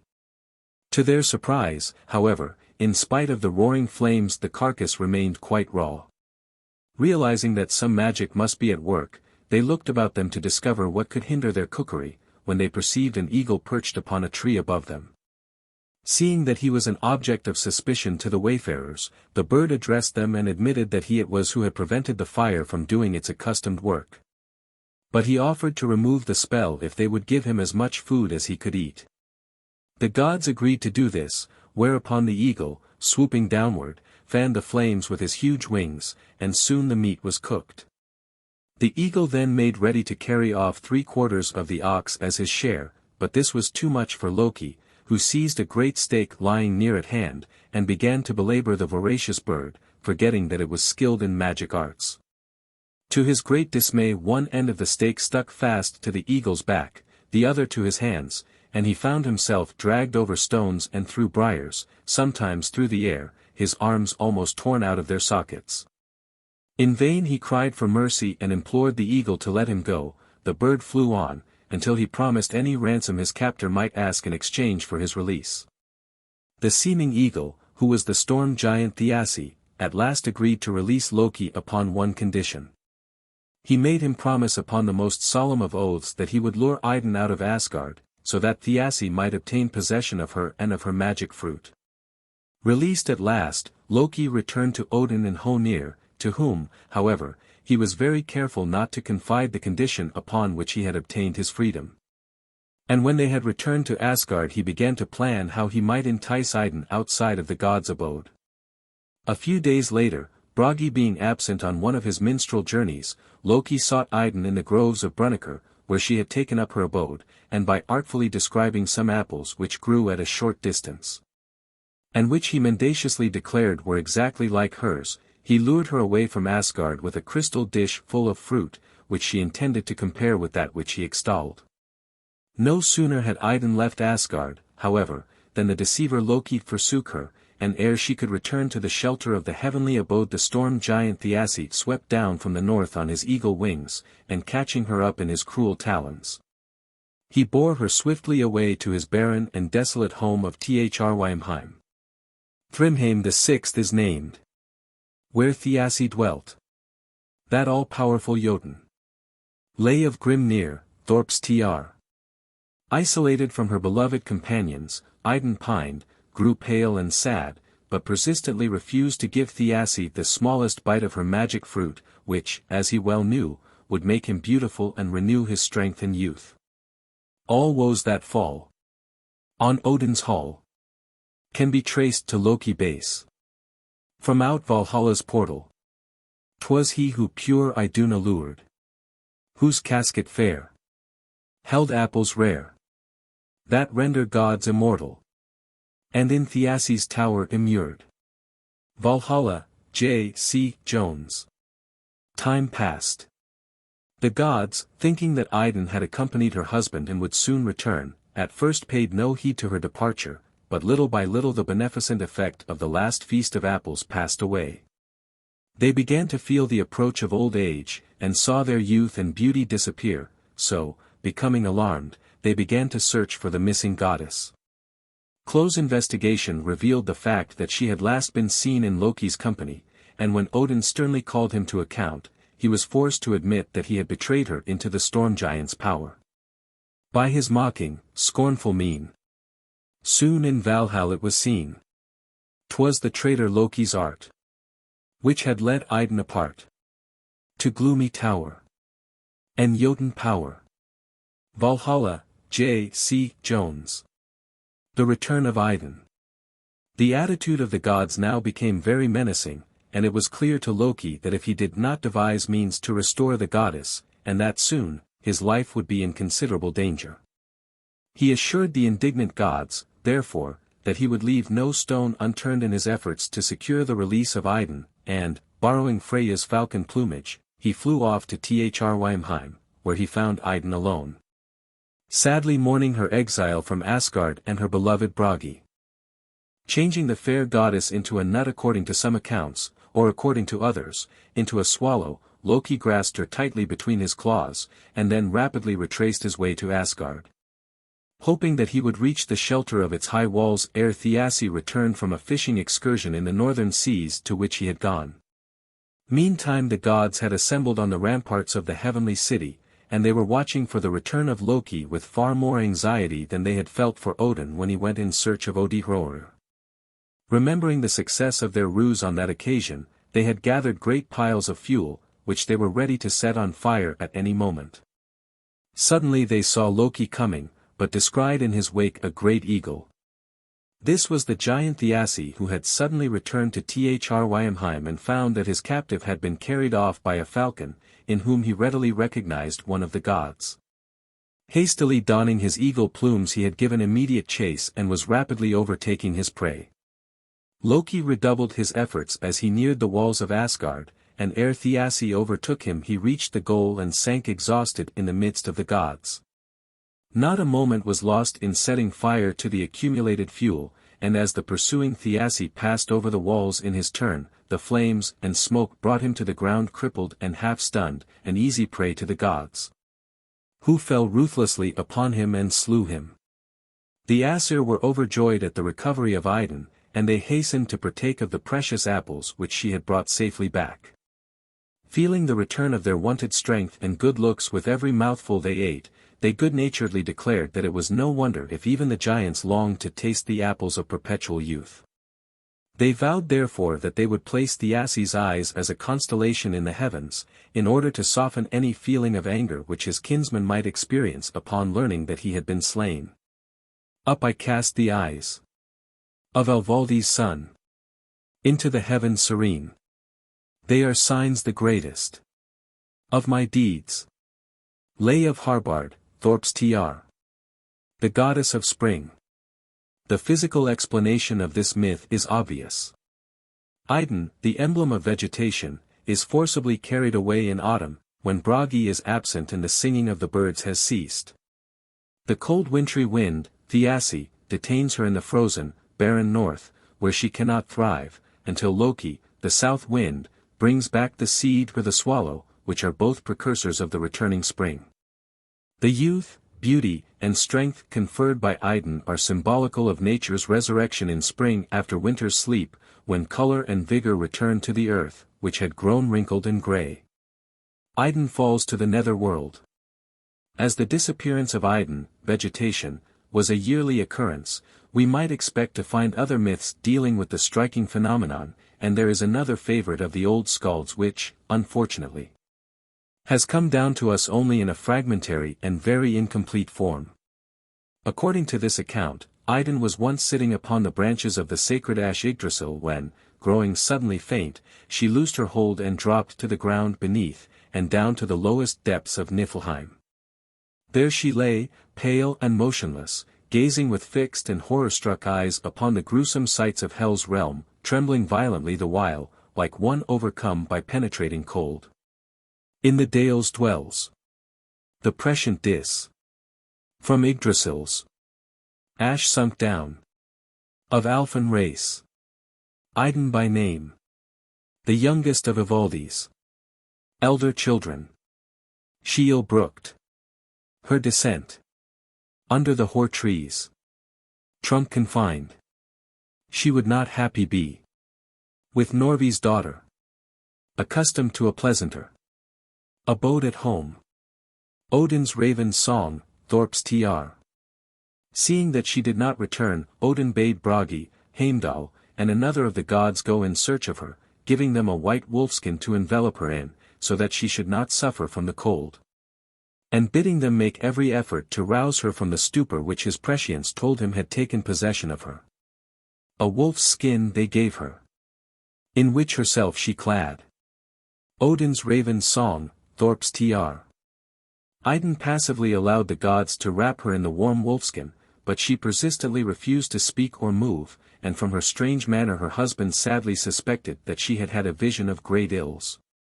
The tears ran continuously down her pallid cheeks, and Bragi, overcome by her unhappiness, at length bade the other gods return to Asgard without him, vowing that he would remain beside his wife until she was ready to leave Hel's dismal realm.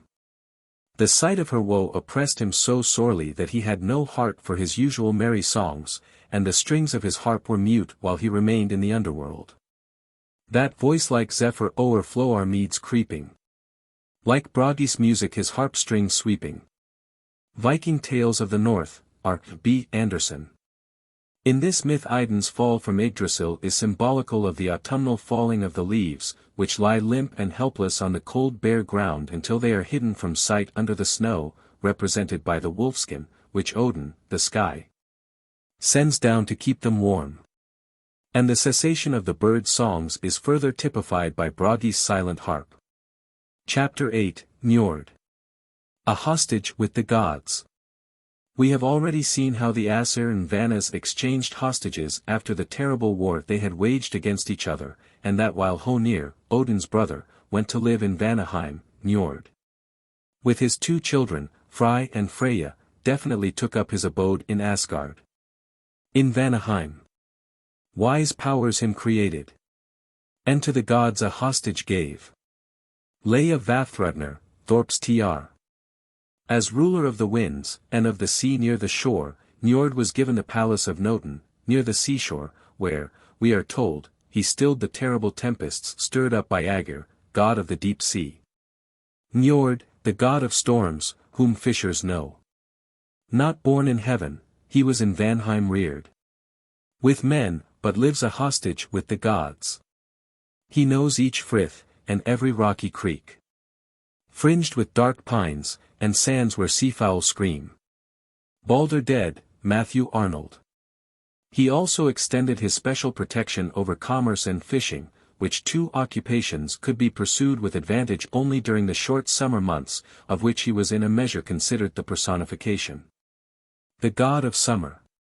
Niörd is represented in art as a very handsome god, in the prime of life, clad in a short green tunic, with a crown of shells and seaweed upon his head, or a brown-brimmed hat adorned with eagle or heron plumes. As personification of the summer, he was invoked to still the raging storms which desolated the coasts during the winter months. He was also implored to hasten the vernal warmth and thereby extinguish the winter fires. As agriculture was practiced only during the summer months, and principally along the fjords or sea inlets, Niörd was also invoked for favorable harvests, for he was said to delight in prospering those who placed their trust in him.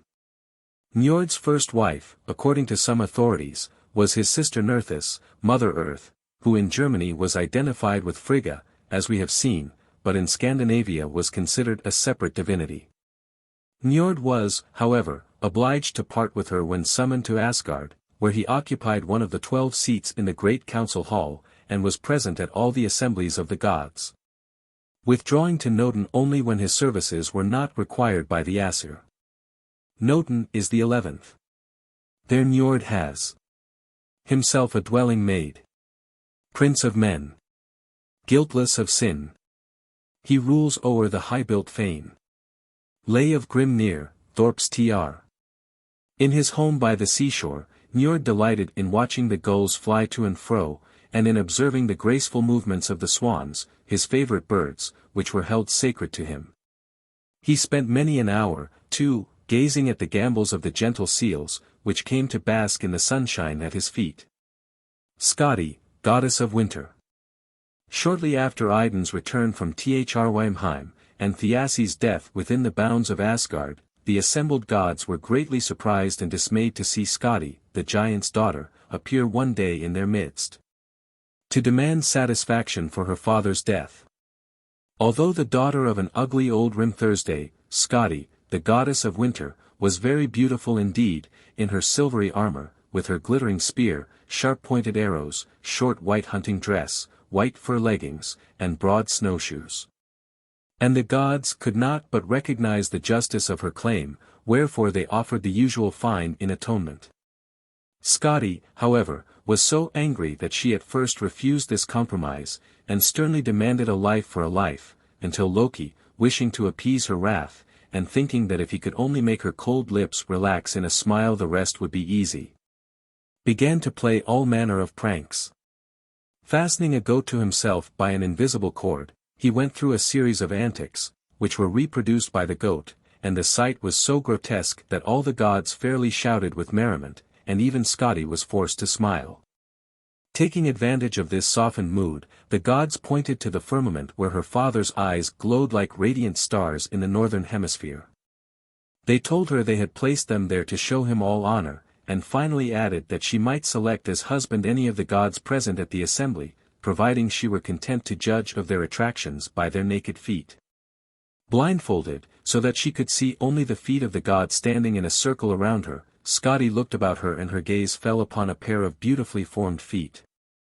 She felt sure they must belong to Balder, the god of light, whose bright face had charmed her, and she designated their owner as her choice.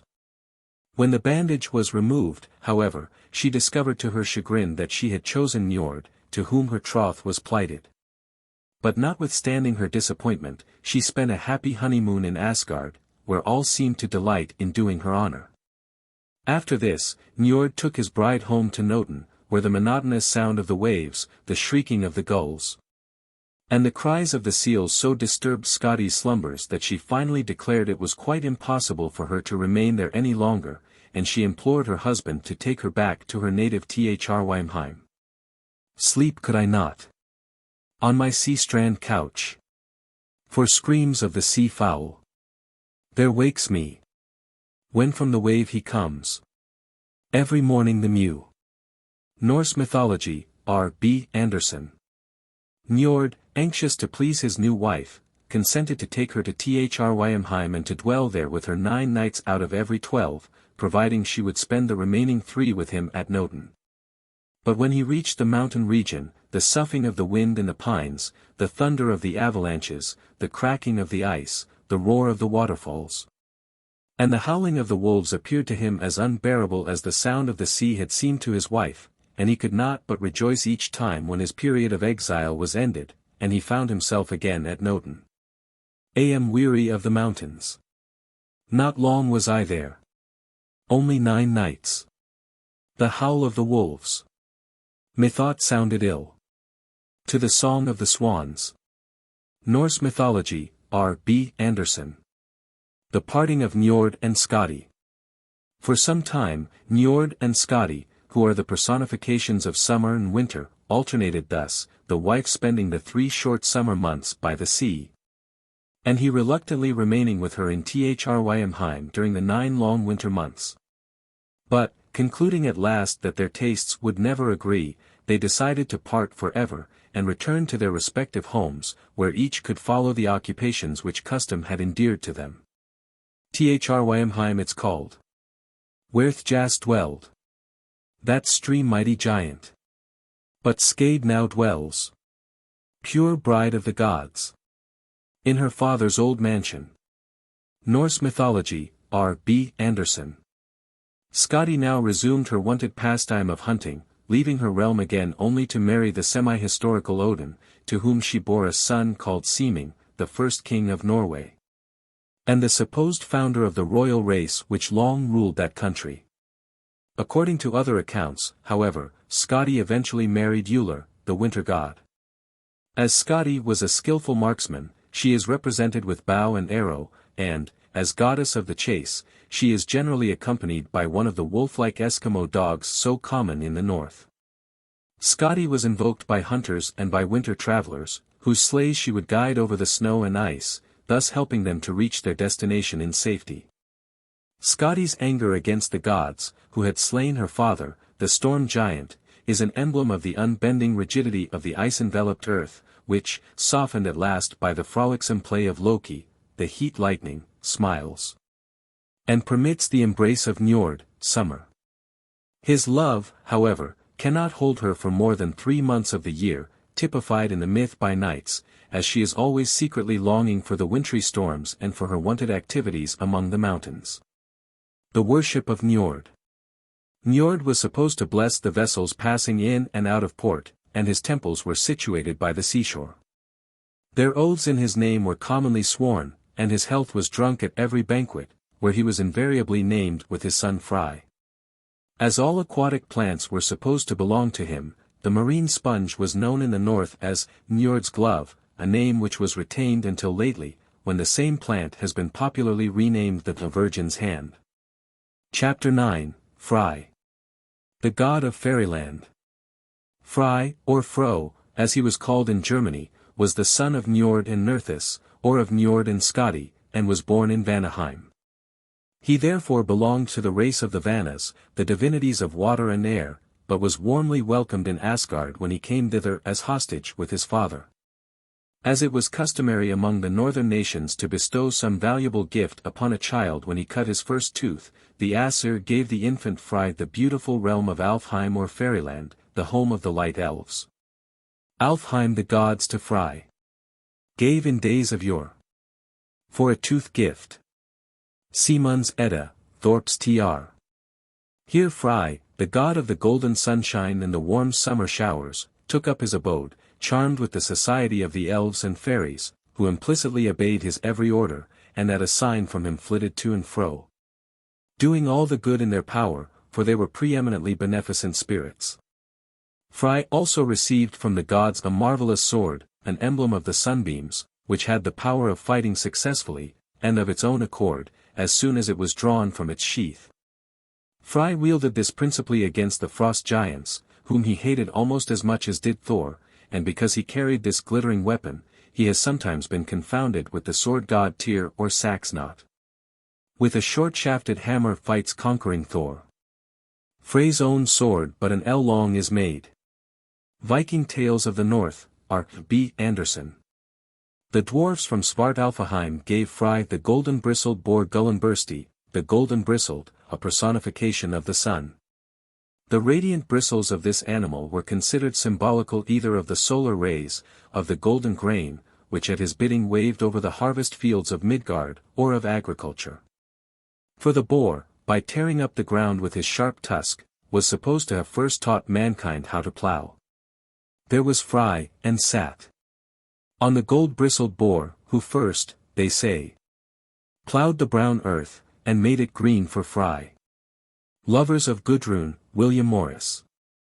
Frey sometimes rode astride of this marvelous boar, whose speed was very great, and at other times harnessed him to his golden chariot, which was said to contain the fruits and flowers which he lavishly scattered abroad over the face of the earth. Frey. Jacques Reich. Frey was, moreover, the proud possessor not only of the dauntless steed Blodig Hafi, which would dash through fire and water at his command, but also of the magic ship Skidbladnir, a personification of the clouds. This vessel, sailing over land and sea, was always wafted along by favorable winds, and was so elastic that, while it could assume large enough proportions to carry the gods, their steeds, and all their equipments, it could also be folded up like a napkin and thrust into a pocket. Ivaldi's sons went in days of old. Skidbladner to form of ships the best. For the bright Frey, Niörd's benign son, lay of Grimnir, Thorp's tr. The wooing of Gerda. It is related in one of the lays of the Edda that Frey once ventured to ascend Odin's throne Hlidskiaf, from which exalted seat his gaze ranged over the wide earth. Looking towards the frozen north, he saw a beautiful young maiden enter the house of the frost giant Gymir, and as she raised her hand to lift the latch her radiant beauty illuminated sea and sky. A moment later, this lovely creature, whose name was Gerda, and who is considered as a personification of the flashing northern lights, vanished within her father's house, and Frey pensively wended his way back to Alfheim. His heart oppressed with longing to make this fair maiden his wife. Being deeply in love, he was melancholy and absent-minded in the extreme, and began to behave so strangely that his father, Niörd, became greatly alarmed about his health, and bade his favorite servant, Skirnir, discover the cause of this sudden change. After much persuasion, Skirnir finally won from Frey an account of his ascent of Hlidskiaf, and of the fair vision he had seen.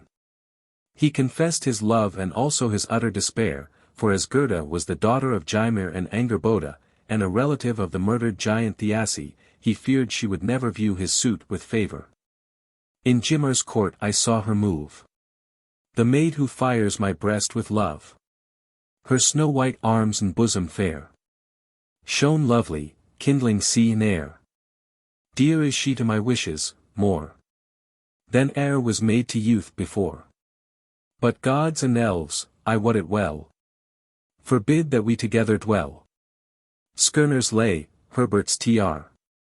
Skirnir, however, replied consolingly that he could see no reason why his master should take a despondent view of the case, and he offered to go and woo the maiden in his name, providing Frey would lend him his steed for the journey, and give him his glittering sword for reward. Overjoyed at the prospect of winning the beautiful Gerda, Frey willingly handed Skirnir the flashing sword, and gave him permission to use his horse. But he quickly relapsed into the state of reverie which had become usual with him since falling in love, and thus he did not notice that Skirnir was still hovering near him. Nor did he perceive him cunningly steal the reflection of his face from the surface of the brook near which he was seated, and imprison it in his drinking horn, with intent to pour it out in Gerda's cup, and by its beauty win the heart of the giantess for the lord for whom he was about to go a-wooing. Provided with this portrait, with 11 golden apples, and with the magic ring Draupnir, Skirnir now rode off to Jotunheim, to fulfill his embassy. As he came near Gymir's dwelling he heard the loud and persistent howling of his watchdogs, which were personifications of the wintry winds. A shepherd, guarding his flock in the vicinity, told him, in answer to his inquiry, that it would be impossible to approach the house, on account of the flaming barrier which surrounded it. But Skirnir, knowing that Blodug Hafi would dash through any fire, merely set spurs to his steed, and, riding up unscathed to the giant's door, was soon ushered into the presence of the lovely Gerda. To induce the fair maiden to lend a favorable ear to his master's proposals, Skirnir showed her the stolen portrait, and proffered the golden apples and magic ring, which, however, she haughtily refused to accept, declaring that her father had gold enough and to spare. I take not, that wondrous ring, though it from Baldur's pile you bring. Gold lack not I, in Gymir's bower. Enough for me my father's dower. Skirnir's lay, Herbert's tr. Indignant at her scorn, Skirnir now threatened to decapitate her with his magic sword, but as this did not in the least frighten the maiden, and she calmly defied him, he had recourse to magic arts. Cutting runes in his stick, he told her that unless she yielded ere the spell was ended, she would be condemned either to eternal celibacy, or to marry some aged frost giant whom she could never love. Terrified into submission by the frightful description of her cheerless future in case she persisted in her refusal, Gerda finally consented to become Frey's wife, and dismissed Skirnir, promising to meet her future spouse on the 9th night. In the land of Buri, the green grove, where she would dispel his sadness and make him happy. Buri is hight the seat of love. 9 nights elapsed, in that known grove. Shall brave Niörd's gallant boy from Gerda take the kiss of joy. Skirnir's lay, Herbert's tr. Delighted with his success, Skirnir hurried back to Alfheim, where Frey came eagerly to learn the result of his journey. When he learned that Gerda had consented to become his wife, his face grew radiant with joy. But when Skirnir informed him that he would have to wait 9 nights ere he could behold his promised bride, he turned sadly away, declaring the time would appear interminable. Long is one night, and longer twain. But how for 3 endure my pain? A month of rapture sooner flies than half one night of wishful sighs. Skirnir's lay, Herbert's tr. In spite of this lover-like despondency, however, the time of waiting came to an end, and Frey joyfully hastened to the green grove, where, true to her appointment, he found Gerda, and she became his happy wife. And proudly sat upon his throne beside him. Frey to wife had Gerd. She was Gymir's daughter. From Jotun sprung. Simun's Edda, Thorp's tr. According to some mythologists, Gerda is not a personification of the aurora borealis, but of the earth, which, hard, cold, and unyielding, resists the spring god's proffers of adornment and fruitfulness, the apples and ring. Defies the flashing sunbeams, Frey's sword, and only consents to receive his kiss when it learns that it will else be doomed to perpetual barrenness, or given over entirely into the power of the giants, ice and snow. The 9 nights of waiting are typical of the 9 winter months, at the end of which the earth becomes the bride of the sun, in the groves where the trees are budding forth into leaf and blossom. Frey and Gerda, we are told, became the parents of a son called Fiollnir, whose birth consoled Gerda for the loss of her brother Beli. The latter had attacked Frey and had been slain by him, although the sun god, deprived of his matchless sword, had been obliged to defend himself with a stag horn which he hastily snatched from the wall of his dwelling.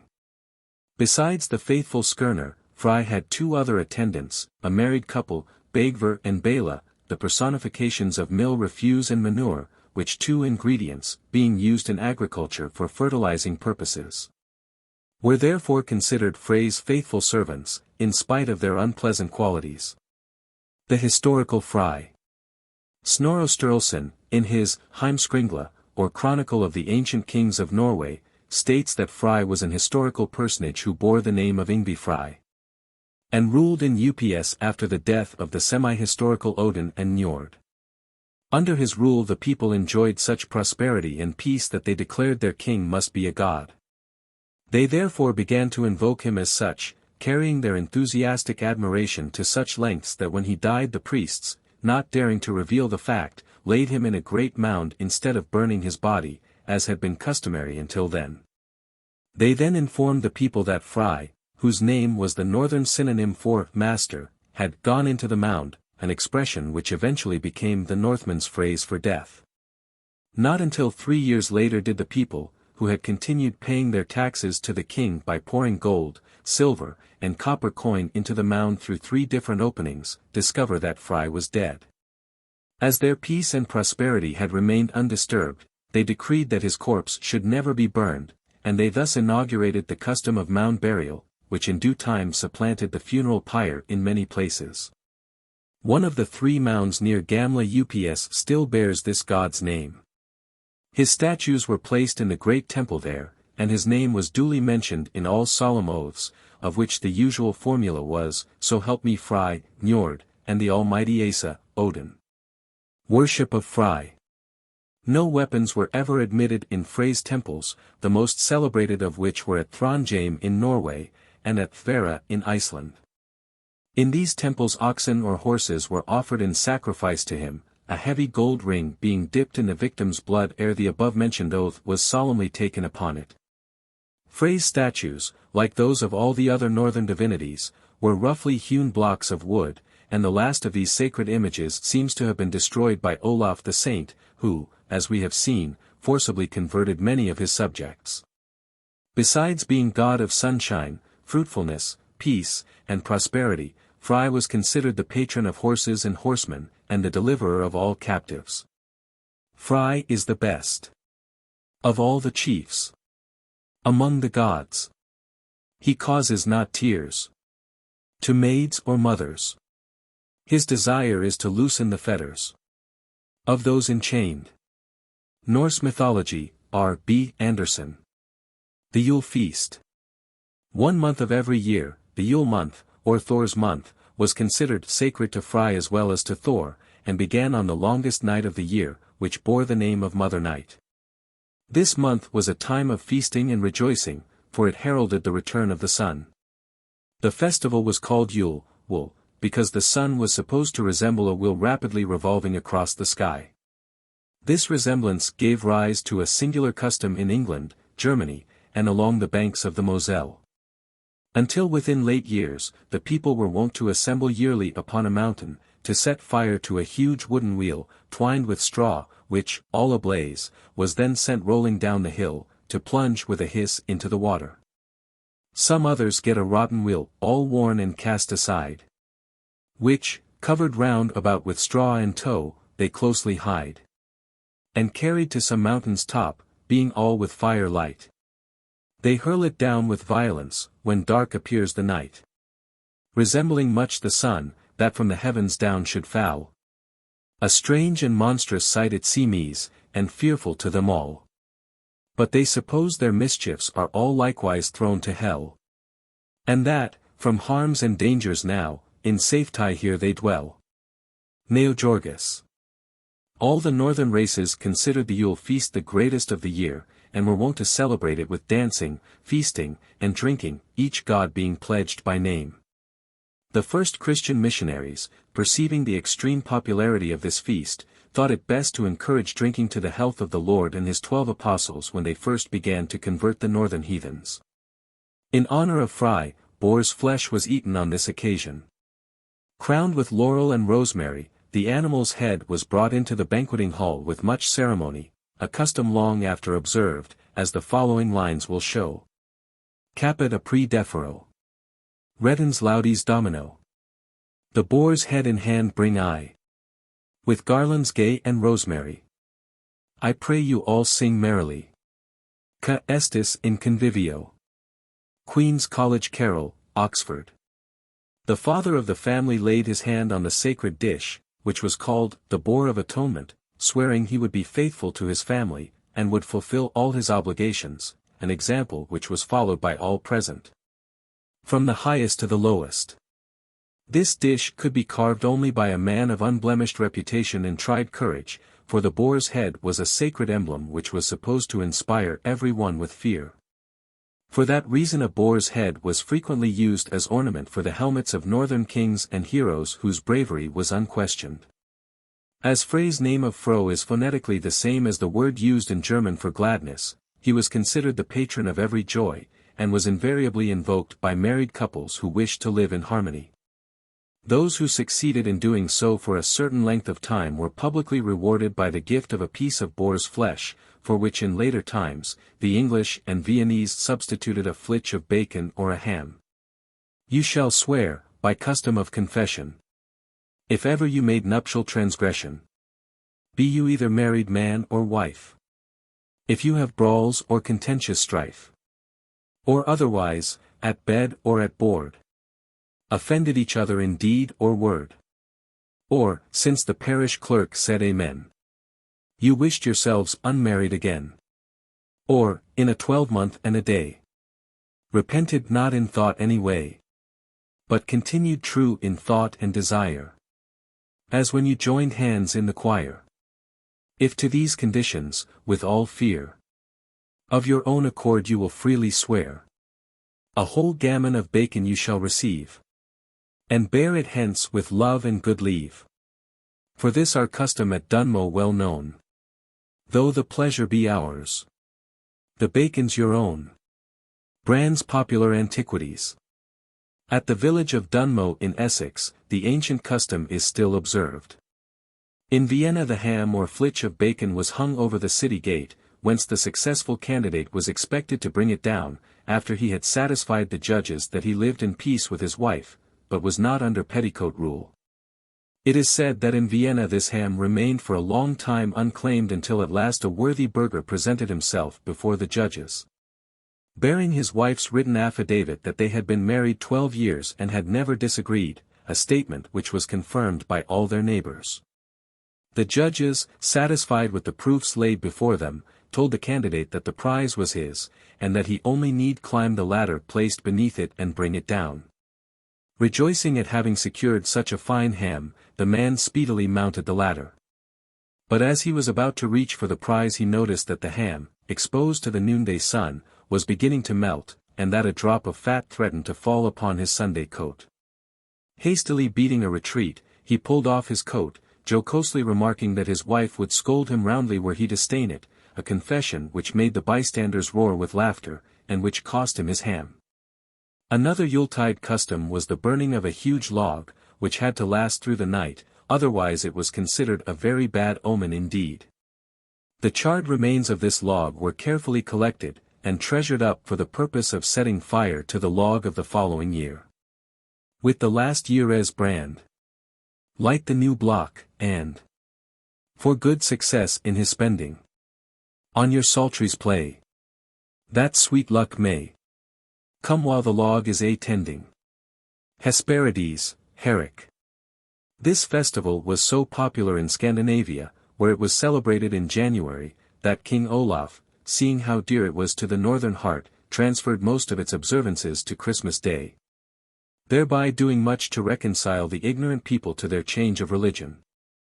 As god of peace and prosperity, Frey is supposed to have reappeared upon earth many times, and to have ruled the Swedes under the name of Yngvi Frey, whence his descendants were called Ynglings.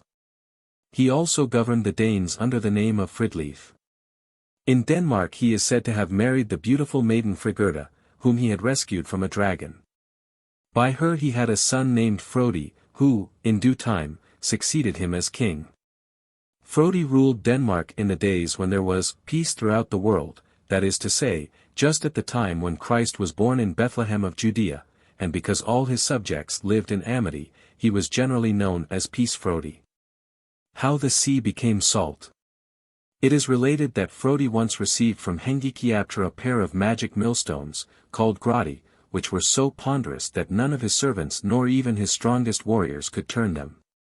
The king was aware that the mill was enchanted and would grind anything he wished, so he was very anxious indeed to set it to work, and, during a visit to Sweden, he saw and purchased as slaves the two giantesses Minia and Finia, whose powerful muscles and frames had attracted his attention. On his return home, Peace Frodi led his new servants to the mill, and bade them turn the grindstones and grind out gold, peace, and prosperity, and they immediately fulfilled his wishes. Cheerfully the women worked on, hour after hour, until the king's coffers were overflowing with gold, and prosperity and peace were rife throughout his land. Let us grind riches to Froti. Let us grind him, happy, in plenty of substance, on our gladdening quern. Gratis Avenger, Longfellows tr. But when Minia and Finia would fain have rested a while, the king, whose greed had been excited, bade them work on. In spite of their entreaties he forced them to labor hour after hour, allowing them only as much time to rest as was required for the singing of a verse in a song, until exasperated by his cruelty, the giantesses resolved at length to have revenge. One night while Frodi slept they changed their song, and, instead of prosperity and peace, they grimly began to grind an armed host, whereby they induced the Viking Mysinger to land with a large body of troops. While the spell was working the Danes continued in slumber, and thus they were completely surprised by the Viking host, who slew them all. An army must come hither forthwith, and burn the town. For the prince. Gratis Avenger, Longfellows tr. Mysinger took the magic millstones Grati and the two slaves and put them on board his vessel, bidding the women grind salt, which was a very valuable staple of commerce at that time. The women obeyed, and their millstones went round, grinding salt in abundance, but the Viking, as cruel as Frodi, would give the poor women no rest, wherefore a heavy punishment overtook him and his followers. Such an immense quantity of salt was ground by the magic millstones that in the end its weight sunk the ship and all on board. The ponderous stones sank into the sea in the Pentland Firth, or off the northwestern coast of Norway, making a deep round hole, and the waters, rushing into the vortex and gurgling in the holes in the center of the stones, produced the great whirlpool which is known as the maelstrom. As for the salt, it soon melted, but such was the immense quantity ground by the giantesses that it permeated all the waters of the sea, which have ever since been very salt. Chapter 10, Freya. The Goddess of Love. Freya, the fair northern goddess of beauty and love, was the sister of Frey and the daughter of Niörd and Nerthus, or Skadi. She was the most beautiful and best beloved of all the goddesses, and while in Germany she was identified with Frigga, in Norway, Sweden, Denmark, and Iceland she was considered a separate divinity. Freya, having been born in Vanaheim, was also known as Vanadis, the goddess of the Vanas, or as Vanabride. When she reached Asgard, the gods were so charmed by her beauty and grace that they bestowed upon her the realm of Folkvang in the great hall Sessrimner, the roomy seated, where they assured her she could easily accommodate all her guests. Folkvang, 'tis called. Where Freya has right to dispose of the hall seats. Every day of the slain, she chooses the half, and leaves half to Odin. Norse Mythology, R. B. Anderson. Queen of the Valkyrs. Although goddess of love, Freya was not soft and pleasure-loving only, for the ancient northern races believed that she had very martial tastes, and that as Valfreya she often led the Valkyrs down to the battlefields, choosing and claiming one half the heroes slain. She was therefore often represented with corselet and helmet, shield and spear, the lower part of her body only being clad in the usual flowing feminine garb. Freya transported the chosen slain to Folkvang, where they were duly entertained. There also she welcomed all pure maidens and faithful wives, that they might enjoy the company of their lovers and husbands after death. The joys of her abode were so enticing to the heroic northern women that they often rushed into battle when their loved ones were slain, hoping to meet with the same fate. Or they fell upon their swords, or were voluntarily burned on the same funeral pyre as the remains of their beloved. Freya. N.J.O. Blommer.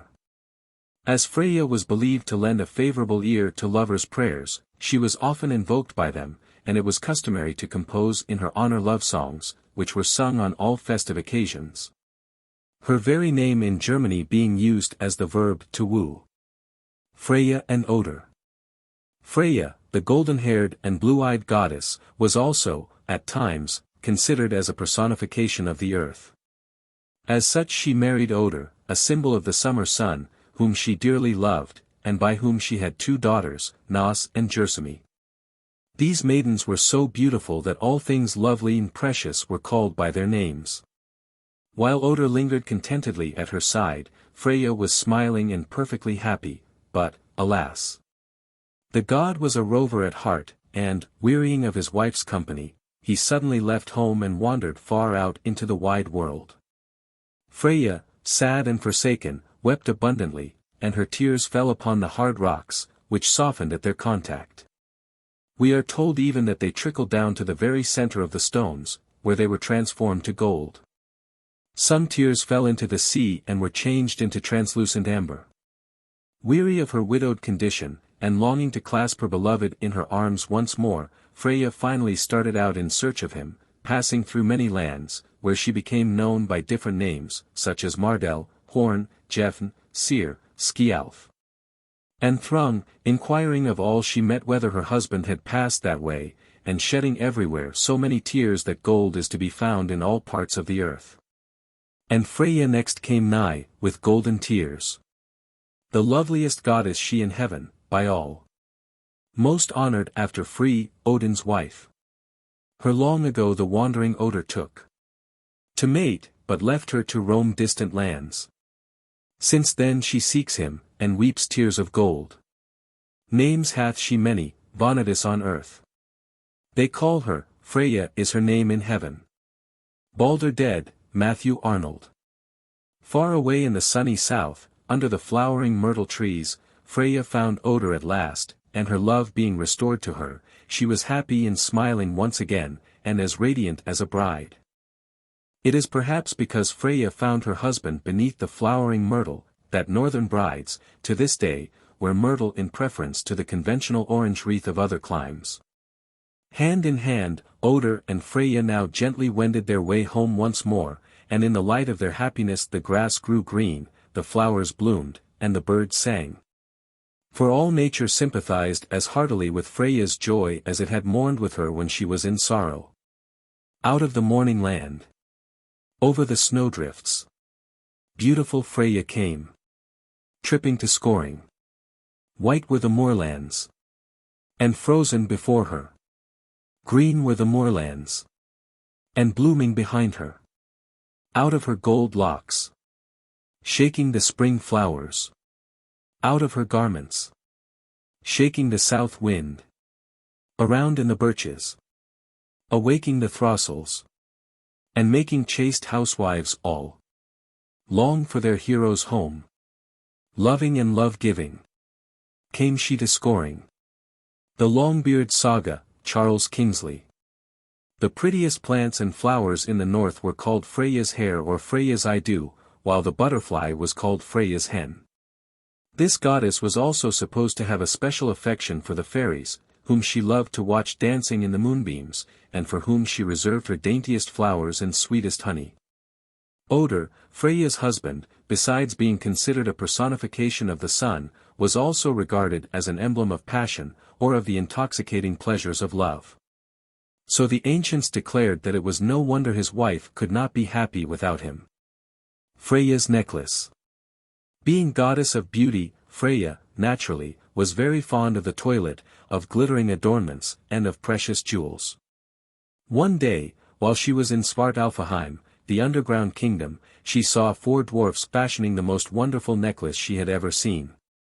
Almost beside herself with longing to possess this treasure, which was called Brisingamen, and was an emblem of the stars, or of the fruitfulness of the earth, Freya implored the dwarfs to give it to her. But they obstinately refused to do so unless she would promise to grant them her favor.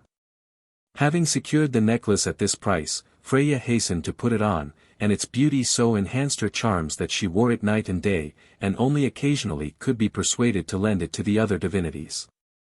Thor, however, wore this necklace when he personated Freya in Jotunheim, and Loki coveted and would have stolen it, had it not been for the watchfulness of Heimdall. Freya was also the proud possessor of a falcon garb, or falcon plumes, which enabled the wearer to flit through the air as a bird. And this garment was so invaluable that it was twice borrowed by Loki, and was used by Freya herself when she went in search of the missing Odin. Freya one day falcon wings took, and through space hied away. Northward and southward she sought her dearly loved Odin. Frithiof Saga, Tegner, Stevens's Tr. As Freya was also considered the goddess of fruitfulness, she was sometimes represented as riding about with her brother Frey in the chariot drawn by the golden-bristled boar, scattering, with lavish hands, fruits and flowers to gladden the hearts of mankind. She had a chariot of her own, however, in which she generally travelled. This was drawn by cats, her favourite animals, the emblems of caressing fondness and sensuality, or the personifications of fecundity.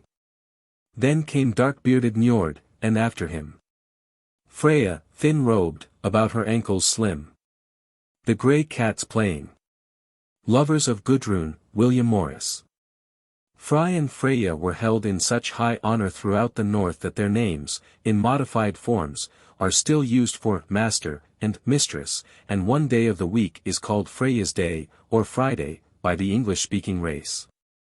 Freya's temples were very numerous indeed, and were long maintained by her votaries, the last, in Magdeburg, Germany, being destroyed by order of Charlemagne.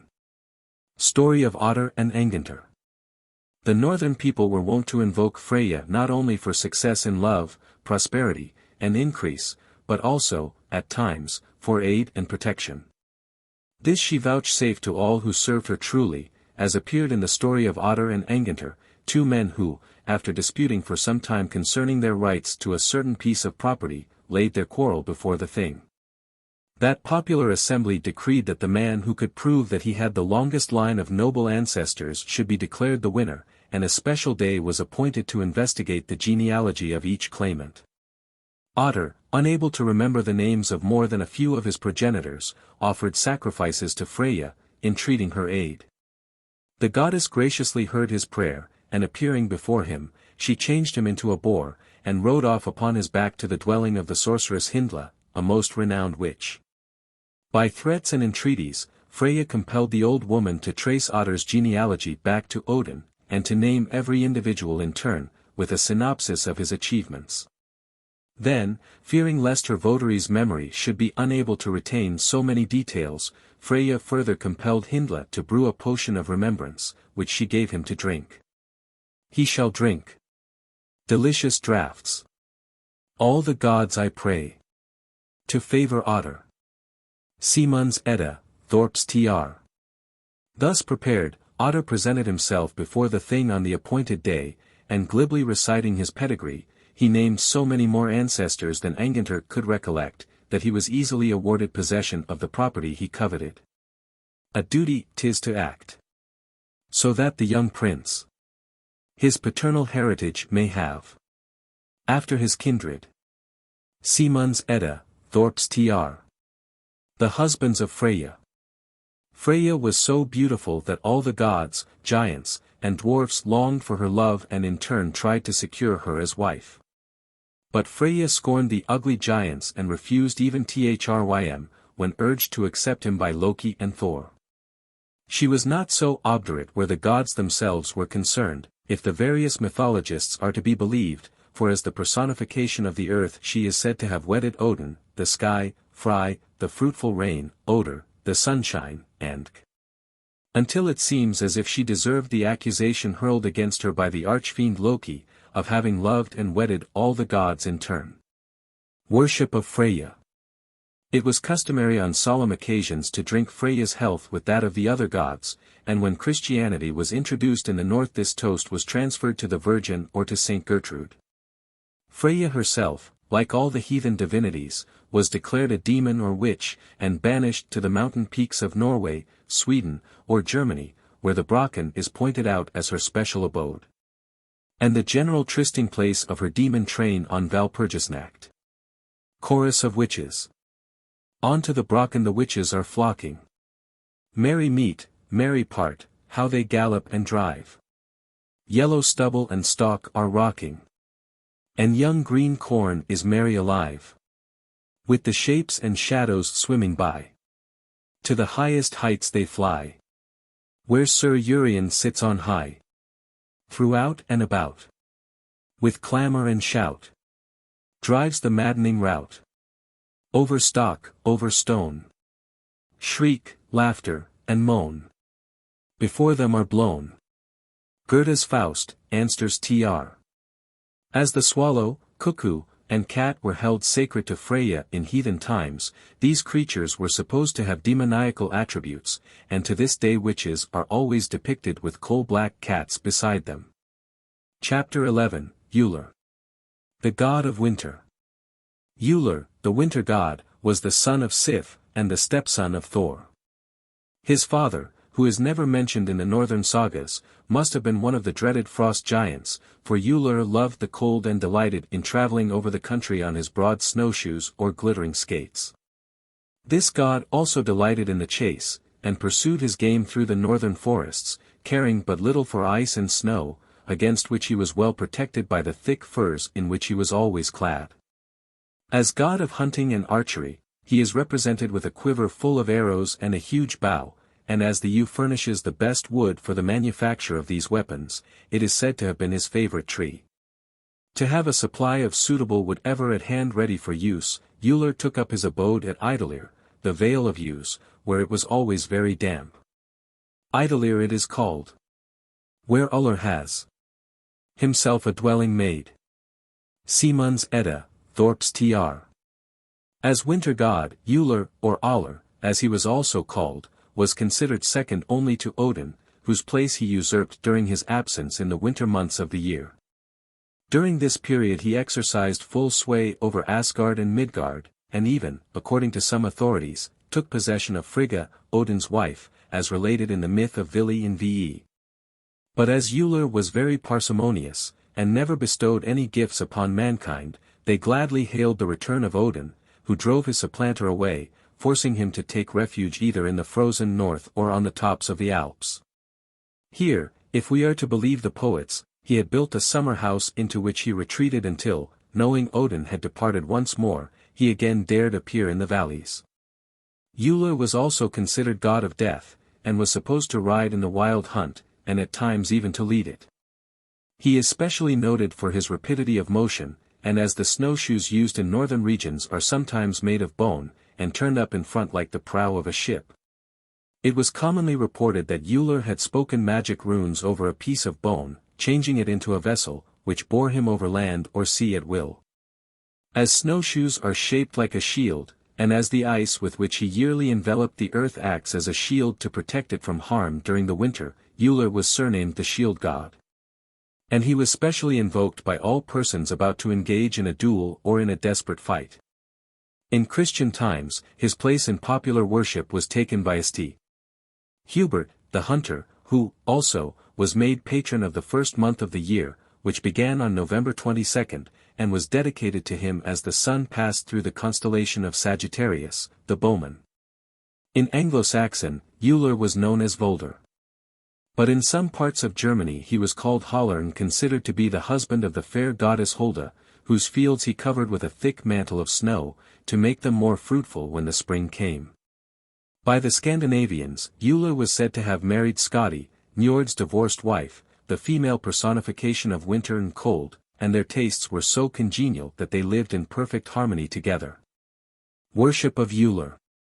Numerous temples were dedicated to Uller in the north, and on his altars, as well as on those of all the other gods, lay a sacred ring upon which oaths were sworn. This ring was said to have the power of shrinking so violently as to sever the finger of any premeditated perjurer.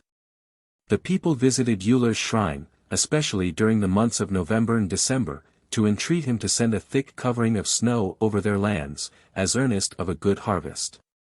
And as he was supposed to send out the glorious flashes of the aurora borealis, which illumine the northern sky during its long night, he was considered nearly akin to Balder, the personification of light.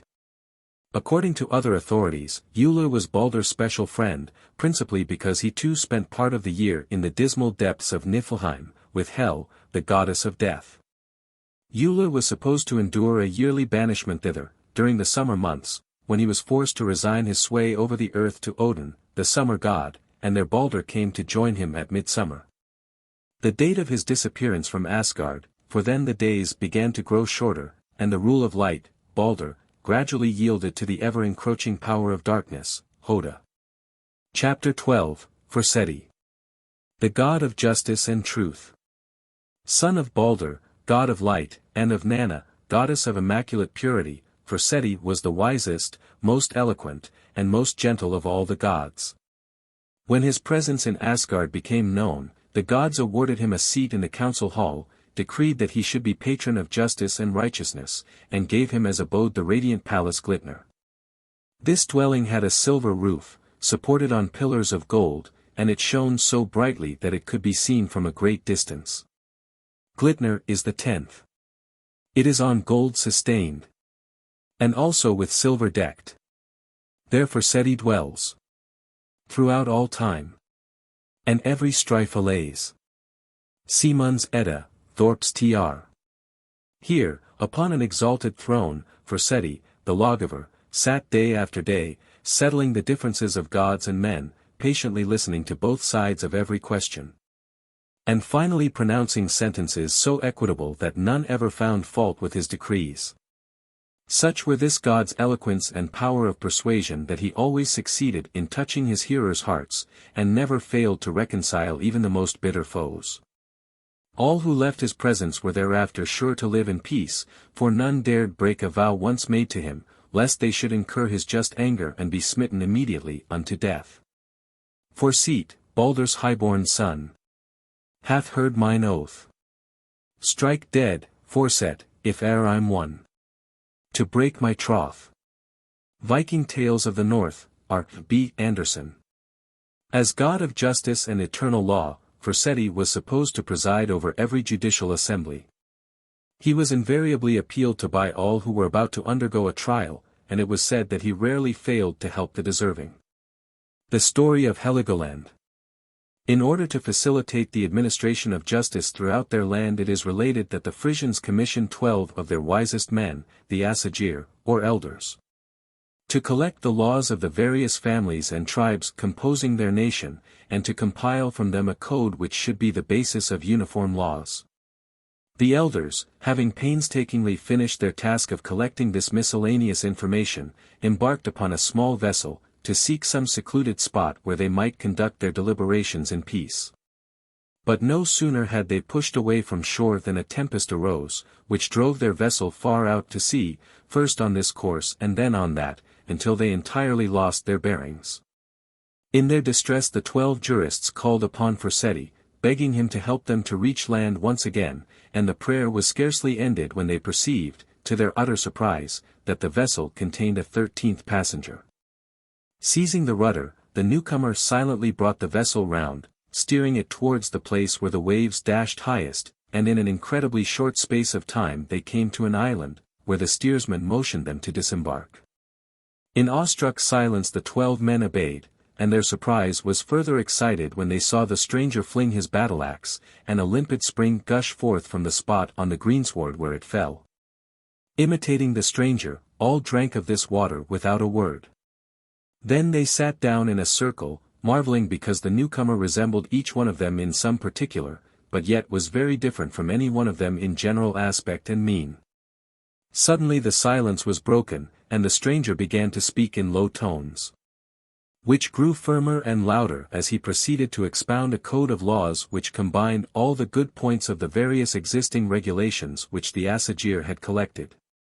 His speech being finished, the speaker vanished as suddenly and mysteriously as he had appeared, and the 12 jurists, recovering power of speech, simultaneously exclaimed that Forseti himself had been among them, and had delivered the code of laws by which the Frisians should henceforth be judged. In commemoration of the god's appearance they declared the island upon which they stood to be holy, and they pronounced a solemn curse upon any who might dare to desecrate its sanctity by quarrel or bloodshed. Accordingly this island, known as Forseti's land or Heligoland, Holy Land, was greatly respected by all the northern nations, and even the boldest Vikings refrained from raiding its shores, lest they should suffer shipwreck or meet a shameful death in punishment for their crime. Solemn judicial assemblies were frequently held upon this sacred isle, the jurists always drawing water and drinking it in silence, in memory of Forseti's visit. The waters of his spring were, moreover, considered to be so holy that all who drank of them were held to be sacred, and even the cattle who had tasted of them might not be slain.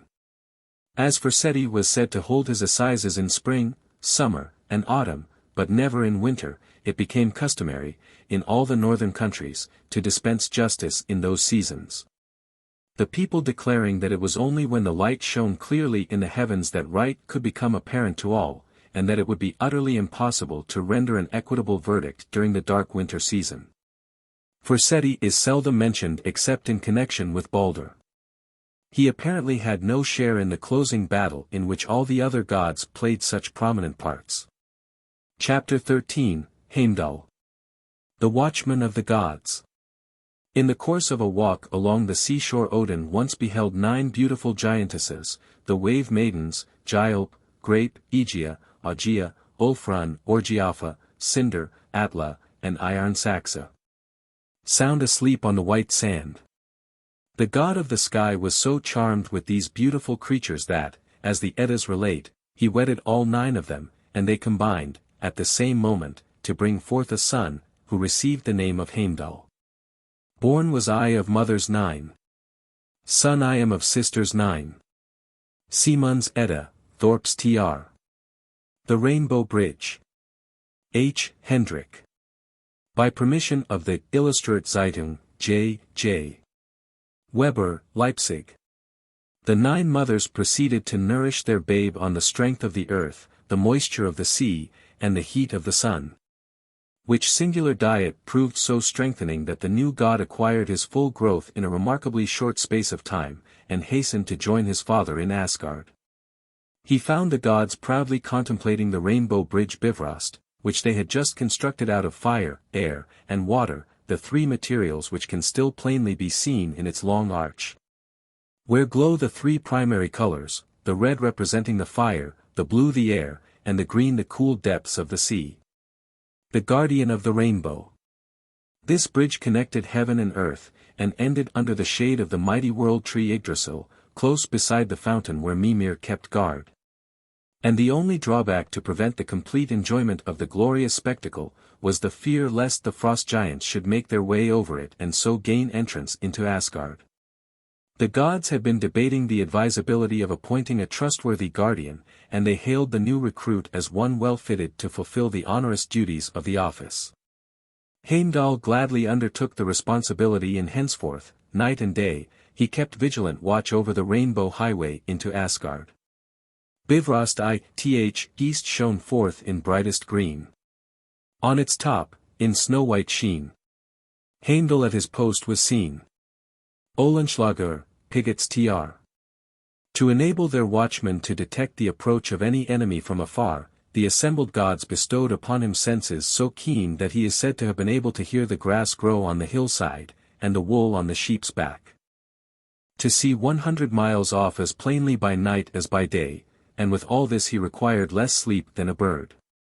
Mongst shivering giants wider known than him who sits unmoved on high. The guard of heaven, with sleepless eye. Lay of Skirnir, Herbert's tr. Heimdall was provided further with a flashing sword and a marvelous trumpet, called Gjallarhorn, which the gods bade him blow whenever he saw their enemies approach, declaring that its sound would rouse all creatures in heaven, earth, and Niflheim. Its last dread blast would announce the arrival of that day when the final battle would be fought. To battle the gods are called by the ancient Gjallarhorn. Loud blows Heimdall. His sound is in the air. Simunds Edda, Thorp's tr. To keep this instrument, which was a symbol of the crescent moon, ever at hand, Heimdall either hung it on a branch of Yggdrasil above his head or sank it in the waters of Mimir's well. In the latter it lay side by side with Odin's eye, which was an emblem of the moon at its full. Heimdall. Dorothy Hardy. Heimdall's palace, called Himinbjorg, was situated on the highest point of the bridge, and here the gods often visited him to quaff the delicious mead which he set before them. 'Tis Himinbjorg called, where Heimdall, they say, hath dwelling and rule.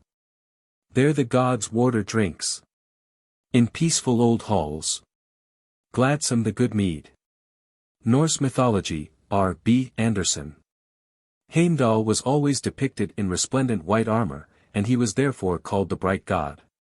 He was also known as the light, innocent, and graceful god, all of which names he fully deserved, for he was as good as he was beautiful, and all the gods loved him. Connected on his mother's side with the sea, he was sometimes included with the Vannas. And as the ancient Northmen, especially the Icelanders, to whom the surrounding sea appeared the most important element, fancied that all things had risen out of it. They attributed to him an all-embracing knowledge and imagined him particularly wise. Of Asser the brightest, he well foresaw. Like other Vanir. Simunds Edda, Thorp's tr. Heimdall was further distinguished by his golden teeth, which flashed when he smiled, and won for him the surname of Gullintanni, golden-toothed. He was also the proud possessor of a swift, golden-maned steed called Gulltop, which bore him to and fro over the quivering rainbow bridge. This he crossed many times a day, but particularly in the early morn, at which time, as herald of the day, he bore the name of Heimdellinger. Early up Bifrost ran Ulfrun's son, the mighty hornblower of Himinbjorg. Simunds Edda, Thorp's tr. Loki and Freya. His extreme acuteness of hearing caused Heimdall to be disturbed one night by the sound of soft, cat-like footsteps in the direction of Freya's palace, Folkvang. Projecting his eagle gaze through the darkness, Heimdall perceived that the sound was produced by Loki, who, having stealthily entered the palace as a fly, had approached Freya's bedside, and was trying to steal her shining golden necklace. Brisingamen, the emblem of the fruitfulness of the earth. Heimdall saw that the goddess was resting in her sleep in such a way that no one could possibly unclasp the necklace without awaking her. Loki stood hesitatingly by the bedside for a few moments, and then began rapidly to mutter the runes which enabled the gods to change their form at will.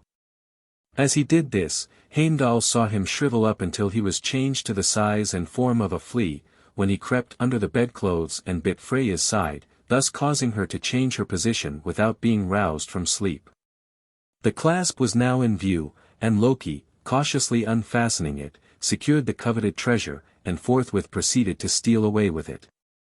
Heimdall immediately started out in pursuit of the midnight thief, and quickly overtaking him, he drew his sword from its scabbard, with intent to cut off his head, when the god transformed himself into a flickering blue flame. Quick as thought, Heimdall changed himself into a cloud and sent down a deluge of rain to quench the fire, but Loki as promptly altered his form to that of a huge polar bear, and opened wide his jaws to swallow the water. Heimdall, nothing daunted, then likewise assumed the form of a bear, and attacked fiercely. But the combat threatening to end disastrously for Loki, the latter changed himself into a seal, and, Heimdall imitating him, a last struggle took place, which ended in Loki being forced to give up the necklace, which was duly restored to Freya. In this myth, Loki is an emblem of drought, or of the baleful effects of the too ardent heat of the sun, which comes to rob the earth, Freya, of its most cherished ornament, Brisingamen. Heimdall is a personification of the gentle rain and dew, which after struggling for a while with his foe, the drought, eventually conquers him and forces him to relinquish his prize. Heimdall's names. Heimdall has several other names, among which we find those of Hallanskide and Ermin, for at times he takes Odin's place and is identified with that god, as well as with the other sword gods, Aer, Heru, Cheru and Tyr, who are all noted for their shining weapons. He, however, is most generally known as Warder of the Rainbow, and God of Heaven, and of the fruitful rains and dews which bring refreshment to the earth. Heimdall also shared with Bragi the honor of welcoming heroes to Valhalla, and, under the name of Ryger, was considered the divine sire of the various classes which compose the human race. As appears in the following story. The story of Ryger. Sacred children. Great and small. Sons of Heimdall. Simunds Edda, Thorp's Tr. Heimdall left his place in Asgard one day to wander upon the earth, as the gods were wont to do. He had not gone far ere he came to a poor hut on the seashore, where he found Ai, great-grandfather, and Edda, great-grandmother, a poor but worthy couple, who hospitably invited him to share their meager meal of porridge. Heimdall, who gave his name as Ryger, gladly accepted this invitation, and remained with the couple 3 whole days, teaching them many things. At the end of that time he left to resume his journey. Some time after his visit, Edda bore a dark-skinned thick-set boy, whom she called Thrall. Thrall soon showed uncommon physical strength and a great aptitude for all heavy work. And when he had grown up he took to wife Thyr, a heavily built girl with sunburnt hands and flat feet, who, like her husband, labored early and late. Many children were born to this couple and from them all the serfs or thralls of the Northland were descended. They had children. Lived and were happy. They laid fences. Enriched the plough land. Tended swine. Herded goats. Dug peat. Rigsmal, du Chelu's version. After leaving the poor hut on the barren seacoast Ryger had pushed inland, where ere long he came to cultivated fields and a thrifty farmhouse. Entering this comfortable dwelling, he found Afi, grandfather, and Alma, grandmother, who hospitably invited him to sit down with them and share the plain but bountiful fare which was prepared for their meal. Jarl. Albert Edelfelt. Ryger accepted the invitation and he remained 3 days with his hosts, imparting the while all manner of useful knowledge to them. After his departure from their house, Alma gave birth to a blue-eyed sturdy boy, whom she called Karl. As he grew up he exhibited great skill in agricultural pursuits, and in due course he married a buxom and thrifty wife named Snor, who bore him many children, from whom the race of husbandmen is descended. He did grow and thrive well. He broke oxen, made plows, timbered houses, made barns, made carts, and drove the plow. Rigsmal, du Chelu's version. Leaving the house of this second couple, Ryger continued his journey until he came to a hill, upon which was perched a stately castle. Here he was received by Fader, father, and Moder, mother, who, delicately nurtured and luxuriously clad, received him cordially, and set before him dainty meats and rich wines. Ryger tarried 3 days with this couple, afterwards returning to Himinbjorg to resume his post as guardian of Asabridge, and ere long the lady of the castle bore a handsome, slenderly built little son, whom she called Jarl. This child early showed a great taste for the hunt and all manner of martial exercises, learned to understand runes, and lived to do great deeds of valor which made his name distinguished and added glory to his race. Having attained manhood, Jarl married Erna, an aristocratic, slender-waisted maiden, who ruled his household wisely and bore him many children, all destined to rule, the youngest of whom, Konar, became the first king of Denmark. This myth well illustrates the marked sense of class among the northern races. Up grew the sons of Jarl. They brake horses, bent shields, smoothed shafts, shook ash spears. But Con, the young, knew runes, everlasting runes, and life runes. Rigsmal, du Chelu's version. Chapter 14, Hermod. The nimble god. Another of Odin's sons was Hermod, his special attendant, a bright and beautiful young god, who was gifted with great rapidity of motion and was therefore designated as the swift or nimble god. But there was one, the first of all the gods, for speed, and Hermod was his name in heaven. Most fleet he was. Balder dead, Matthew Arnold. On account of this important attribute Hermod was usually employed by the gods as messenger, and at a mere sign from Odin he was always ready to speed to any part of creation.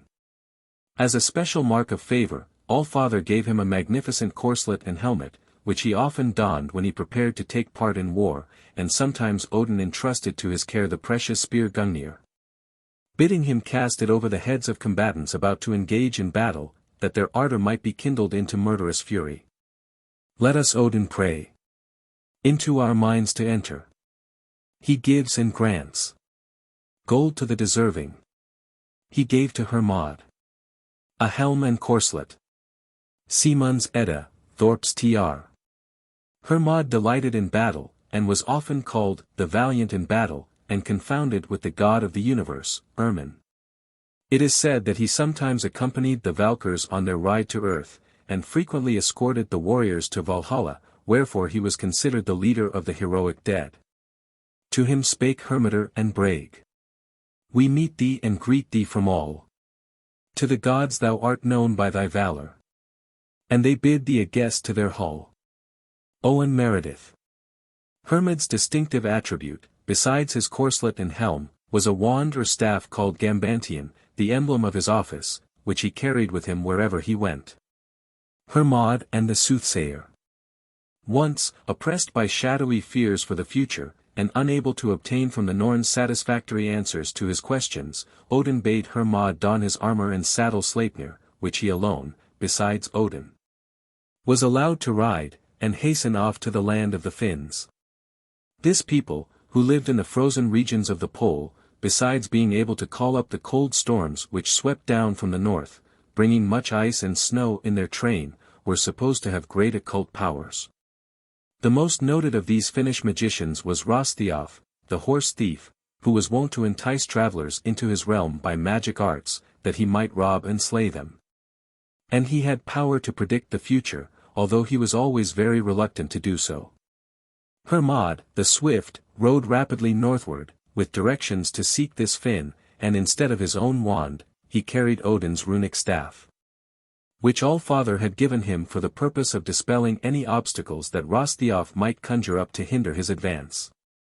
In spite, therefore, of phantom-like monsters and of invisible snares and pitfalls, Hermod was enabled safely to reach the magician's abode, and upon the giant attacking him, he was able to master him with ease, and he bound him hand and foot, declaring that he would not set him free until he promised to reveal all that he wished to know. Hrothgar, seeing that there was no hope of escape, pledged himself to do as his captor wished, and upon being set at liberty, he began forthwith to mutter incantations, at the mere sound of which the sun hid behind the clouds. The earth trembled and quivered, and the storm winds howled like a pack of hungry wolves. Pointing to the horizon, the magician bade Hermod look, and the swift god saw in the distance a great stream of blood reddening the ground. While he gazed wonderingly at this stream, a beautiful woman suddenly appeared, and a moment later a little boy stood beside her.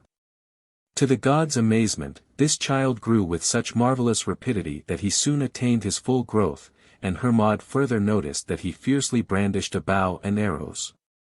Hrothgar now began to explain the omens which his art had conjured up, and he declared that the stream of blood portended the murder of one of Odin's sons, but that if the father of the gods should woo and win Rinda in the land of the Ruthens, Russia, she would bear him a son who would attain his full growth in a few hours and would avenge his brother's death. Rind a son shall bear in the western halls. He shall slay Odin's son when one night old. Simon's Edda, Thorp's Tr. Hermod listened attentively to the words of Hrothgar, and upon his return to Asgard he reported all he had seen and heard to Odin, whose fears were confirmed and who thus definitely ascertained that he was doomed to lose a son by violent death. He consoled himself, however, with the thought that another of his descendants would avenge the crime and thereby obtain the satisfaction which a true Northman ever required. Chapter 15, Vidar. The Silent God. It is related that Odin once loved the beautiful giantess Grid, who dwelt in a cave in the desert, and that, wooing her, he prevailed upon her to become his wife. The offspring of this union between Odin, mind, and Grid, matter, was Vidar, a son as strong as he was taciturn, whom the ancients considered a personification of the primeval forest or of the imperishable forces of nature. As the gods, through Heimdall, were intimately connected with the sea, they were also bound by close ties to the forests and nature in general through Vidar, surnamed the Silent, who was destined to survive their destruction and rule over a regenerated earth. This god had his habitation in Landvidi, the wide land, a palace decorated with green boughs and fresh flowers, situated in the midst of an impenetrable primeval forest where reigned the deep silence and solitude which he loved. Grown over with shrubs and with high grass. In Vidar's wide land. Norse Mythology, R. B. Anderson. This old Scandinavian conception of the silent Vidar is indeed very grand and poetical, and was inspired by the rugged northern scenery. Who has ever wandered through such forests, in a length of many miles, in a boundless expanse, without a path, without a goal, amid their monstrous shadows, their sacred gloom? Without being filled with deep reverence for the sublime greatness of nature above all human agency, without feeling the grandeur of the idea which forms the basis of Vidar's essence. Vidar's shoe. Vidar is depicted as tall, well-made, and handsome, clad in armor, girded with a broad-bladed sword, and shod with a great iron or leather shoe. According to some mythologists, he owed this peculiar footgear to his mother Grid, who, knowing that he would be called upon to fight against fire on the last day, designed it as a protection against the fiery element. As her iron gauntlet had shielded Thor in his encounter with Geirrid. But other authorities state that this shoe was made of the leather scraps which northern cobblers had either given or thrown away. As it was essential that the shoe should be large and strong enough to resist the Fenris wolf's sharp teeth at the last day, it was a matter of religious observance among northern shoemakers to give away as many odds and ends of leather as possible. The Norn's prophecy. When Vidar joined his peers in Valhalla, they welcomed him gaily, for they knew that his great strength would serve them well in their time of need. After they had lovingly regaled him with the golden mead, All-Father bade him follow to the Urder fountain, where the Norns were ever busy weaving their web. Questioned by Odin concerning his future and Vidar's destiny, the three sisters answered oracularly, each uttering a sentence. Early begun. Further spun. One day done. To these their mother, Wyrd, the primitive goddess of fate, added, with joy once more one. These mysterious answers would have remained totally unintelligible had the goddess not gone on to explain that time progresses, that all must change, but that even if the father fell in the last battle, his son Vidar would be his avenger. And would live to rule over a regenerated world, after having conquered all his enemies. There sits Odin's son on the horse's back. He will avenge his father. Norse Mythology, R. B. Anderson. As Wyrd spoke, the leaves of the world tree fluttered as if agitated by a breeze, the eagle on its topmost bough flapped its wings, and the serpent Nidhugg for a moment suspended its work of destruction at the roots of the tree. Grid, joining the father and son, rejoiced with Odin when she heard that their son was destined to survive the older gods and to rule over the new heaven and earth.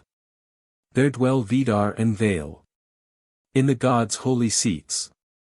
When the fire of Surt is slaked. Norse Mythology, R. B. Anderson. Vidar, however, uttered not a word, but slowly wended his way back to his palace Landvidi, in the heart of the primeval forest, and there, sitting upon his throne, he pondered long about eternity, futurity, and infinity. If he fathomed their secrets he never revealed them, for the ancients averred that he was as silent as the grave, a silence which indicated that no man knows what awaits him in the life to come. Vidar was not only a personification of the imperishability of nature, but he was also a symbol of resurrection and renewal, exhibiting the eternal truth that new shoots and blossoms will spring forth to replace those which have fallen into decay. The shoe he wore was to be his defense against the wolf Fenris, who, having destroyed Odin, would direct his wrath against him, and open wide his terrible jaws to devour him. But the old Northmen declared that Vidar would brace the foot thus protected against the monster's lower jaw, and, seizing the upper, would struggle with him until he had rent him in twain. As one shoe only is mentioned in the Vidar myths, some mythologists supposed that he had but one leg, and was the personification of a waterspout, which would rise suddenly on the last day to quench the wild fire personified by the terrible wolf Fenris. Chapter 16, Valley. The wooing of Rinda. Billing, king of the Ruthenians, was sorely dismayed when he heard that a great force was about to invade his kingdom, for he was too old to fight as of yore, and his only child, a daughter named Rinda, although she was of marriageable age, obstinately refused to choose a husband from among her many suitors, and thus give her father the help which he so sadly needed. While Billing was musing disconsolately in his hall, a stranger suddenly entered his palace. Looking up, the king beheld a middle-aged man wrapped in a wide cloak, with a broad-brimmed hat drawn down over his forehead to conceal the fact that he had but one eye.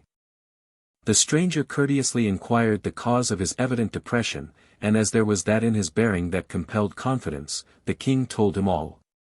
And at the end of the relation he volunteered to command the army of the Ruthenians against their foe. His services being joyfully accepted, it was not long ere Odin, for it was he, won a signal victory, and, returning in triumph, he asked permission to woo the king's daughter Rinda for his wife. Despite the suitor's advancing years, Billing hoped that his daughter would lend a favorable ear to a wooer who appeared to be very distinguished, and he immediately signified his consent. So Odin, still unknown, presented himself before the princess, but she scornfully rejected his proposal, and rudely boxed his ears when he attempted to kiss her. Forced to withdraw, Odin nevertheless did not relinquish his purpose to make Rinda his wife, for he knew, thanks to Hrothgar's prophecy, that none but she could bring forth the destined avenger of his murdered son. His next step, therefore, was to assume the form of a smith, in which guise he came back to Billing's hall, and fashioning costly ornaments of silver and gold. He so artfully multiplied these precious trinkets that the king joyfully acquiesced when he inquired whether he might pay his addresses to the princess. The smith, Rosterus as he announced himself, was, however, as unceremoniously dismissed by Rinda as the successful general had been. But although his ear once again tingled with the force of her blow, he was more determined than ever to make her his wife. The next time Odin presented himself before the capricious damsel, he was disguised as a dashing warrior, for, thought he, a young soldier might perchance touch the maiden's heart. But when he again attempted to kiss her, she pushed him back so suddenly that he stumbled and fell upon one knee. Many a fair maiden, when rightly known, towards men is fickle. That I experienced, when that discreet maiden I strove to win contumely of every kind. That wily girl heaped upon me, nor of that damsel gained I aught. Somun's Edda, Thorp's Tr. This third insult so enraged Odin that he drew his magic rune stick out of his breast, pointed it at Rinda, and uttered such a terrible spell that she fell back into the arms of her attendants rigid and apparently lifeless. When the princess came to life again, her suitor had disappeared, but the king discovered with great dismay that she had entirely lost her senses and was melancholy mad. In vain all the physicians were summoned and all their simples tried. The maiden remained passive and sad, and her distracted father had well nigh abandoned hope when an old woman, who announced herself as Vesha, or Vak, appeared and offered to undertake the cure of the princess. The seeming old woman, who was Odin in disguise, first prescribed a footbath for the patient, but as this did not appear to have any very marked effect, she proposed to try a more drastic treatment. For this, Vesha declared, the patient must be entrusted to her exclusive care, securely bound so that she could not offer the least resistance. Billing, anxious to save his child, was ready to assent to anything. And having thus gained full power over Rinda, Odin compelled her to wed him, releasing her from bonds and spell only when she had faithfully promised to be his wife. The birth of Vali. The prophecy of Rosthiaf was now fulfilled, for Rinda duly bore a son named Vali, Ali, Booz, or Beeve, a personification of the lengthening days, who grew with such marvelous rapidity that in the course of a single day he attained his full stature. Without waiting even to wash his face or comb his hair, this young god hastened to Asgard, bow and arrow in hand, to avenge the death of Balder upon his murderer, Hoda, the blind god of darkness. But, see! Avenger, Vali, come! Sprung from the west, in Rinda's womb. True son of Odin. One day's birth. He shall not stop nor stay on earth. His locks to comb, his hands to lave. His frame to rest, should rest it crave. Until his mission be complete. And Balder's death find vengeance meet. Valhalla, J. C. Jones. In this myth, Rinda, a personification of the hard-frozen rind of the earth, resists the warm wooing of the sun, Odin, who vainly points out that spring is the time for warlike exploits, and offers the adornments of golden summer. She only yields when, after a shower, the footbath, a thaw sets in. Conquered then by the sun's irresistible might, the earth yields to his embrace, is freed from the spell, ice, which made her hard and cold, and brings forth Vali the nourisher, or Booz the peasant, who emerges from his dark hut when the pleasant days have come. The slaying of Hoda by Vali is therefore emblematical of the breaking forth of new light after wintry darkness. Vali, who ranked as one of the 12 deities occupying seats in the great hall of Gladsheim, shared with his father the dwelling called Valaskiaf, and was destined, even before birth, to survive the last battle and twilight of the gods, and to reign with Vidar over the regenerated earth. Worship of Vali. Vali is god of eternal light, as Vidar is of imperishable matter, and as beams of light were often called arrows, he is always represented and worshipped as an archer. For that reason his month in Norwegian calendars is designated by the sign of the bow, and is called Leosberry, the light-bringing. As it falls between the middle of January and of February, the early Christians dedicated this month to St.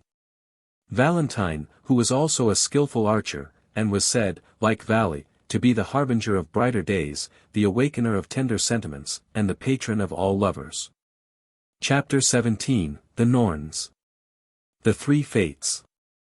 The northern goddesses of fate, who were called Norns, were in no wise subject to the other gods, who might neither question nor influence their decrees. They were 3 sisters, probably descendants of the giant Norvi, from whom sprang night. As soon as the Golden Age was ended, and sin began to steal even into the heavenly homes of Asgard, the Norns made their appearance under the great ash Yggdrasil, and took up their abode near the Urder fountain. According to some mythologists, their mission was to warn the gods of future evil, to bid them make good use of the present, and to teach them wholesome lessons from the past. The Norns. C. Ehrenberg. By permission of the Berlin Photographic Company. 133, New Bond Street, W. These 3 sisters, whose names were Urd, Verdandi, and Skuld, were personifications of the past, present, and future. Their principal occupations were to weave the web of fate, to sprinkle daily the sacred tree with water from the Urder fountain, and to put fresh clay around its roots, that it might remain fresh and ever green. Thence come the maids, who much do know. 3 from the hall. Beneath the tree. One they named was. And being next. The 3rd shall be. The Völuspá, Henderson's Tr. Some authorities further state that the Norns kept watch over the golden apples which hung on the branches of the tree of life, experience, and knowledge, allowing none but Idun to pick the fruit. Which was that with which the gods renewed their youth. The Norns also fed and tenderly cared for 2 swans which swam over the mirror-like surface of the Urder fountain, and from this pair of birds all the swans on earth are supposed to be descended. At times, it is said, the Norns clothed themselves with swan plumage to visit the earth, or sported like mermaids along the coast and in various lakes and rivers, appearing to mortals, from time to time, to foretell the future or give them sage advice. The Norns' web. The Norns sometimes wove webs so large that while one of the weavers stood on a high mountain in the extreme east, another waded far out into the western sea. The threads of their woof resembled cords, and varied greatly in hue, according to the nature of the events about to occur, and a black thread, tending from north to south, was invariably considered an omen of death. As these sisters flashed the shuttle to and fro, they chanted a solemn song. They did not seem to weave according to their own wishes, but blindly, as if reluctantly executing the wishes of Orlog, the eternal law of the universe, an older and superior power, who apparently had neither beginning nor end. 2 of the Norns, Urd and Verdandi, were considered to be very beneficent indeed, while the 3rd, it is said, relentlessly undid their work, and often, when nearly finished, tore it angrily to shreds, scattering the remnants to the winds of heaven. As personifications of time, the Norns were represented as sisters of different ages and characters, Urd, Weird, appearing very old and decrepit, continually looking backward, as if absorbed in contemplating past events and people. Verdandi, the 2nd sister, young, active, and fearless, looked straight before her, while Skuld, the type of the future, was generally represented as closely veiled, with head turned in the direction opposite to where Urd was gazing, and holding a book or scroll which had not yet been opened or unrolled. These Norns were visited daily by the gods, who loved to consult them. And even Odin himself frequently rode down to the Urder fountain to bespeak their aid, for they generally answered his questions, maintaining silence only about his own fate and that of his fellow gods. Rode he long and rode he fast. First beneath the great life tree. At the sacred spring sought he. Urder, Norna of the past. But her backward-seeing eye could no knowledge now supply. Across Verdandi's page there fell dark shades that ever woes foretell. The shadows which round Asgard hung, their baleful darkness o'er it flung. The secret was not written there. Might save Valhall, the pure and fair. Last youngest of the sisters 3. Skuld, Norna of futurity. Implored to speak, stood silent by. Averted was her tearful eye. Valhalla, J. C. Jones. Other guardian spirits. Besides the 3 principal Norns there were many others, far less important, who seem to have been the guardian spirits of mankind, to whom they frequently appeared, lavishing all manner of gifts upon their favorites. and seldom failing to be present at births, marriages, and deaths. Oh, manifold is their kindred, and who shall tell them all? There are they that rule o'er men folk, and the stars that rise and fall. Sigurd the Volsung, William Morris. The story of Nornagesta. On one occasion the three sisters visited Denmark, and entered the dwelling of a nobleman as his first child came into the world. Entering the apartment where the mother lay, the first Norn promised that the child should be handsome and brave, and the second that he should be prosperous and a great skald, predictions which filled the parents' hearts with joy. Meantime news of what was taking place had gone abroad, and the neighbors came thronging the apartment to such a degree that the pressure of the curious crowd caused the third Norn to be pushed rudely from her chair. Angry at this insult, Skuld proudly rose and declared that her sister's gifts should be of no avail, since she would decree that the child should live only as long as the taper then burning near the bedside. These ominous words filled the mother's heart with terror, and she tremblingly clasped her babe closer to her breast, for the taper was nearly burned out and its extinction could not be very long delayed. The eldest Norn, however, had no intention of seeing her prediction thus set at naught. But as she could not force her sister to retract her words, she quickly seized the taper, put out the light, and giving the smoking stump to the child's mother, bade her carefully treasure it, and never light it again until her son was weary of life. In the mansion it was night. The Norns came. Who should the princes' life determine? Simon's Edda, Thorp's Tr. The boy was named Nornagesta, in honor of the Norns, and grew up to be as beautiful, brave, and talented as any mother could wish.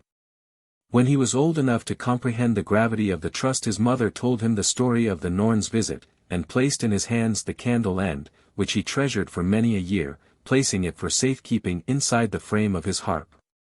When his parents were dead, Nornagesta wandered from place to place, taking part and distinguishing himself in every battle, singing his heroic lays wherever he went. As he was of an enthusiastic and poetic temperament, he did not soon weary of life, and while other heroes grew wrinkled and old, he remained young at heart and vigorous in frame. He therefore witnessed the stirring deeds of the heroic ages, was the boon companion of the ancient warriors, and after living 300 years, saw the belief in the old heathen gods gradually supplanted by the teachings of Christian missionaries. Finally Nornagesta came to the court of King Olaf Tryggvason, who, according to his usual custom, converted him almost by force, and compelled him to receive baptism. Then, wishing to convince his people that the time for superstition was past, the king forced the aged skald to produce and light the taper which he had so carefully guarded for more than 3 centuries. The Dices. Dorothy Hardy. In spite of his recent conversion, Nornagesta anxiously watched the flame as it flickered, and when, finally, it went out, he sank lifeless to the ground, thus proving that in spite of the baptism just received, he still believed in the prediction of the Norns. In the Middle Ages, and even later, the Norns figure in many a story or myth, appearing as fairies or witches, as, for instance, in the tale of The Sleeping Beauty, and Shakespeare's tragedy of Macbeth. First witch. When shall we three meet again? In thunder, lightning, or in rain? Second witch. When the hurlyburly's done. When the battle's lost and won. Third witch. That will be ere the set of sun. Macbeth, Shakespeare. The Vala. Sometimes the Norns bore the name of Vala, or prophetesses, for they had the power of divination, a power which was held in great honor by all the northern races, who believed that it was restricted to the female sex. The predictions of the Vala were never questioned, and it is said that the Roman general Drusus was so terrified by the appearance of Velida, one of these prophetesses, who warned him not to cross the Elbe, that he actually beat a retreat. She foretold his approaching death, which indeed happened shortly after through a fall from his steed. These prophetesses, who were also known as Idasses, Dices, or Hagadises, officiated at the forest shrines and in the sacred groves, and always accompanied invading armies. Riding ahead, or in the midst of the host, they would vehemently urge the warriors on to victory, and when the battle was over they would often cut the bloody eagle upon the bodies of the captives. The blood was collected into great tubs, wherein the Dices plunged their naked arms up to the shoulders, previous to joining in the wild dance with which the ceremony ended. It is not to be wondered at that these women were greatly feared. Sacrifices were offered to propitiate them, and it was only in later times that they were degraded to the rank of witches, and sent to join the demon host on the Brocken, or Blocksberg, on Valpurgisnacht. Besides the Norns or Dices, who were also regarded as protective deities, the Northmen ascribed to each human being a guardian spirit named Fylgi, which attended him through life either in human or brute shape, and was invisible except at the moment of death by all except the initiated few. The allegorical meaning of the Norns and of their web of fate is too patent to need explanation. Still some mythologists have made them demons of the air, and state that their web was the woof of clouds, and that the bands of mists which they strung from rock to tree, and from mountain to mountain, were ruthlessly torn apart by the suddenly rising wind.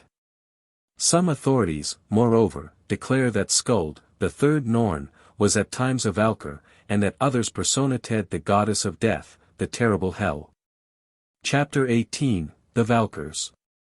The Battle Maidens. Odin's special attendants, the Valkyrs, or battle maidens, were either his daughters, like Brunhild, or the offspring of mortal kings. Maidens who were privileged to remain immortal and invulnerable as long as they implicitly obeyed the god and remained virgins. They and their steeds were the personification of the clouds, their glittering weapons being the lightning flashes. The ancients imagined that they swept down to earth at Valfather's command, to choose among the slain in battle heroes worthy to taste the joys of Valhalla, and brave enough to lend aid to the gods when the great battle should be fought. There through some battlefield, where men fall fast, their horses fetlock deep in blood, they ride, and pick the bravest warriors out for death, whom they bring back with them at night to heaven, to glad the gods and feast in Odin's hall. Balder dead, Matthew Arnold. These maidens were pictured as young and beautiful, with dazzling white arms and flowing golden hair. They wore helmets of silver or gold, and blood-red corslets, and with spears and shields glittering, they boldly charged through the fray on their mettlesome white steeds.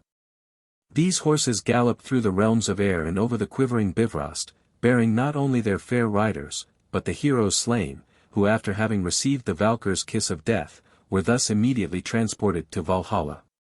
The Cloud Steeds.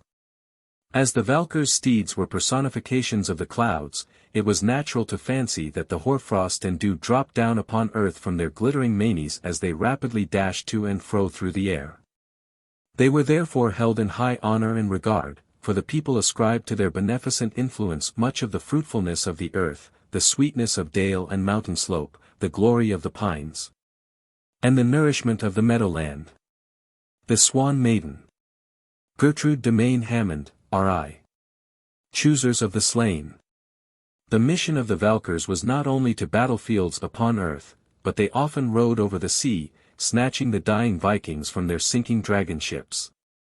Sometimes they stood upon the strand to beckon them thither, an infallible warning that the coming struggle would be their last, and one which every Northland hero received with joy. Slowly they moved to the billow side. And the forms, as they grew more clear, seemed each on a tall pale steed to ride, and a shadowy crest to rear, and to beckon with faint hand from the dark and rocky strand, and to point a gleaming spear. Then a stillness on his spirit fell, before th unearthly train, for he knew Valhalla's daughters well, the chooser of the slain. Valkyrier Song, Mrs. Hemans. Their numbers and duties. The numbers of the Valkyrs differ greatly according to various mythologists, ranging from 3 to 16, most authorities, however, naming only 9. The Valkyrs were considered as divinities of the air. They were also called Norns, or Wish Maidens. It was said that Freya and Skuld led them on to the fray. She saw Valkyries come from afar, ready to ride to the tribes of God. Skuld held the shield. Skogul came next. Gunr, Hildr, Gondel, and Geir Skogul. Thus now are told. The warriors Norns. Siemens Edda, Henderson's Tr. The Valkyrs, as we have seen, had important duties in Valhalla, when, their bloody weapons laid aside, they poured out the heavenly mead for the Einherjar. This beverage delighted the souls of the newcomers, and they welcomed the fair maidens as warmly as when they had first seen them on the battlefield and realized that they had come to transport them where they fain would be. In the shade now tall forms are advancing. And their wan hands like snowflakes in the moonlight are gleaming. They beckon, they whisper, oh! Strong-armed in valor. The pale guests await thee, mead foams in Valhalla. Finn's Saga, Hewitt. Wayland and the Valkyrs. The Valkyrs were supposed to take frequent flights to earth in swan plumage, which they would throw off when they came to a secluded stream, that they might indulge in a bath.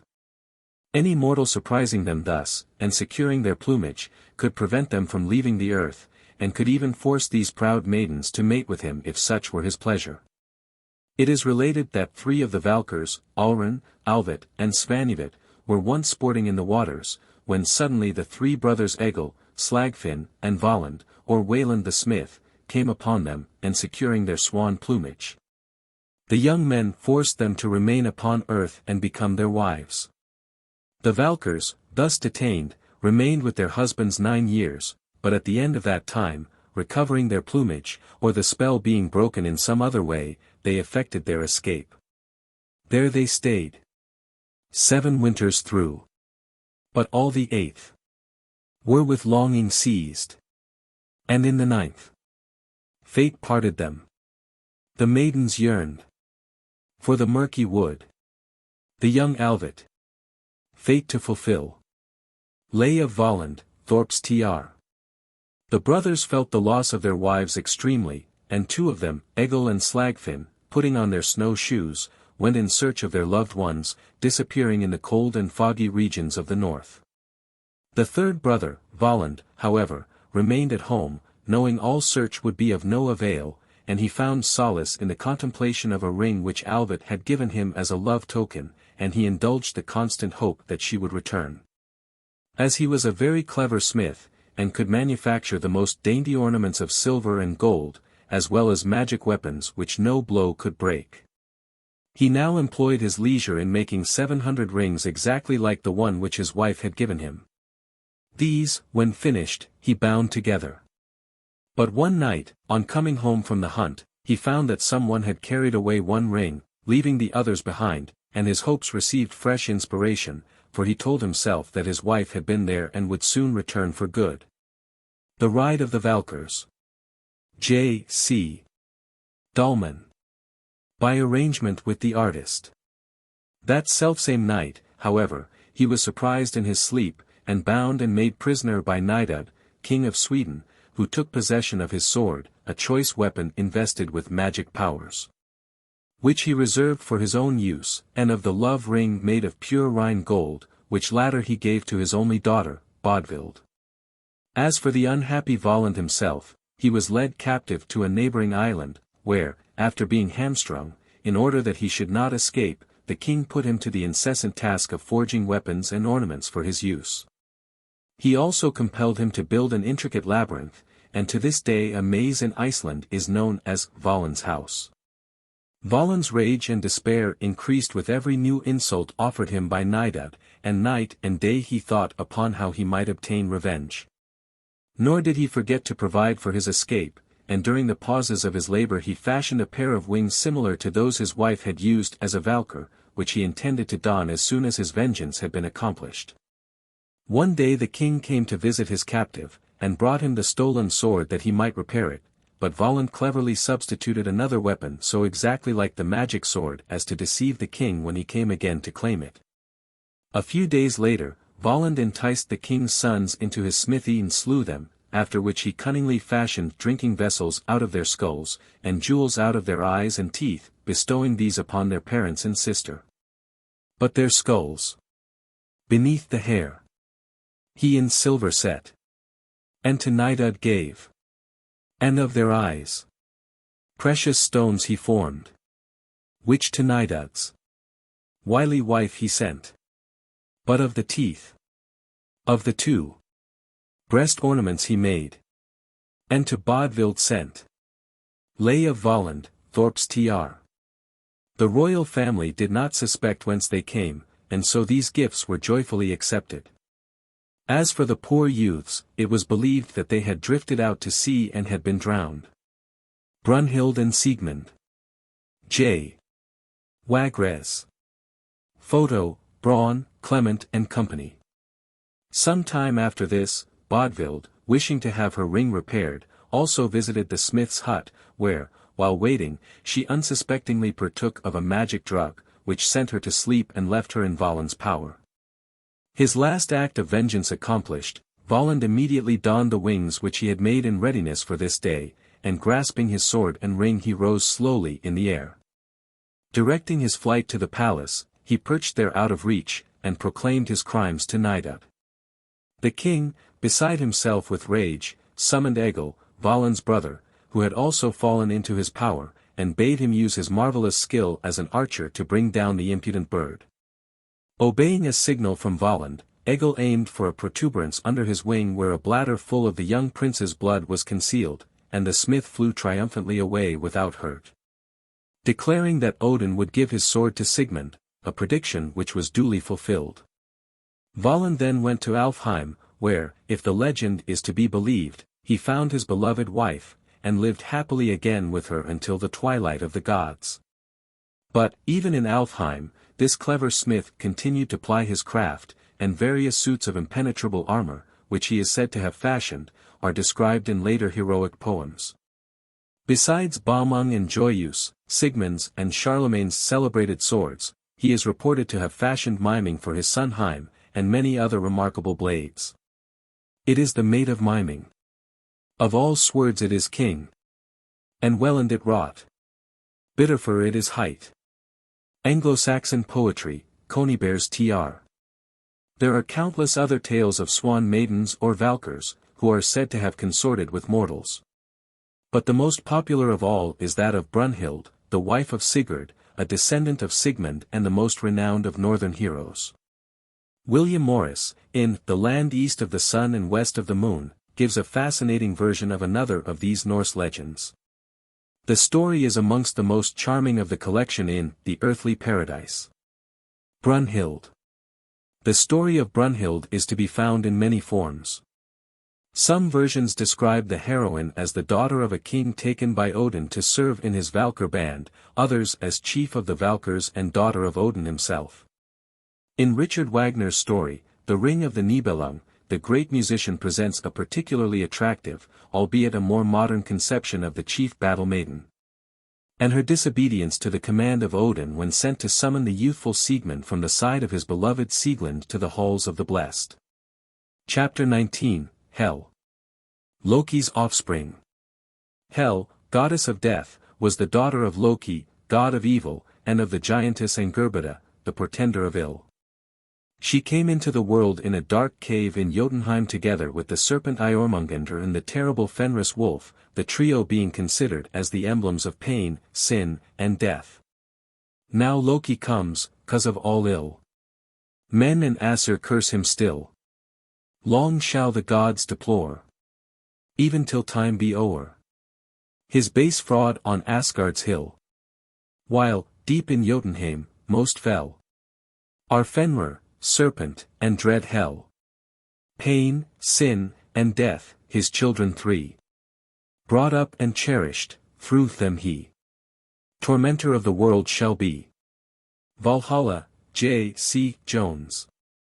In due time Odin became aware of the terrible brood which Loki was cherishing, and resolved, as we have already seen, to banish them from the face of the earth. The serpent was therefore cast into the sea, where his writhing was supposed to cause the most terrible tempests. The wolf Fenris was secured in chains, thanks to the dauntless Tyr. And Hel or Hela, the goddess of death, was hurled into the depths of Niflheim, where Odin gave her power over 9 worlds. Hela into Niflheim thou threwst, and gav'st her 9 unlighted worlds to rule. A queen, an empire over all the dead. Balder dead, Matthew Arnold. Hel's kingdom in Niflheim. This realm, which was supposed to be situated under the earth, could only be entered after a painful journey over the roughest roads in the cold, dark regions of the extreme north. The gate was so far from all human abode that even Hermod the Swift, mounted upon Sleipnir, had to journey 9 long nights ere he reached the river Gile. This formed the boundary of Niflheim, over which was thrown a bridge of crystal arched with gold, hung on a single hair, and constantly guarded by the grim skeleton Modgud, who made every spirit pay a toll of blood ere she would allow it to pass. The bridge of glass hung on a hair, thrown o'er the river terrible. The Gile, boundary of Hel. Now here the maiden Modgud stood, waiting to take the toll of blood. A maiden horrible to sight, fleshless, with shroud and pall bedight. Valhalla, J. C. Jones. The spirits generally rode or drove across this bridge on the horses or in the wagons which had been burned upon the funeral pyre with the dead to serve that purpose. And the northern races were very careful to bind upon the feet of the departed a specially strong pair of shoes, called hell shoes, that they might not suffer during the long journey over rough roads. Soon after the Gialar bridge was passed, the spirit reached the ironwood, where stood none but bare and iron-leaf trees, and, passing through it, reached Helgate, beside which the fierce, blood-stained dog Garm kept watch, cowering in a dark hole known as the Nipa cave. This monster's rage could only be appeased by the offering of a hell cake, which never failed those who had ever given bread to the needy. Loud bays Garm before the Nipa cave. Simon's Edda, Thorp's Tr. Within the gate, amid the intense cold and impenetrable darkness, was heard the seething of the great cauldron of Vergelmer, the rolling of the glaciers in the Olivigar and other streams of hell, among which were the Leipter, by which solemn oaths were sworn, and the Slid, in whose turbid waters naked swords continually rolled. The road to Valhalla. Severin Nielsen. Further on in this gruesome place was Elvidnir, misery, the hall of the goddess Hel, whose dish was hunger. Her knife was greed. Idleness was the name of her man, sloth of her maid, ruin of her threshold, sorrow of her bed, and conflagration of her curtains. Elvidnir was Hellas' hall. Iron-barred, with massive wall. Horrible that palace tall. Hunger was her table bare. Waste, her knife, her bed, sharp care. Burning anguish spread her feast. Bleached bones arrayed each guest. Plague and famine sang their runes, mingled with despair's harsh tunes.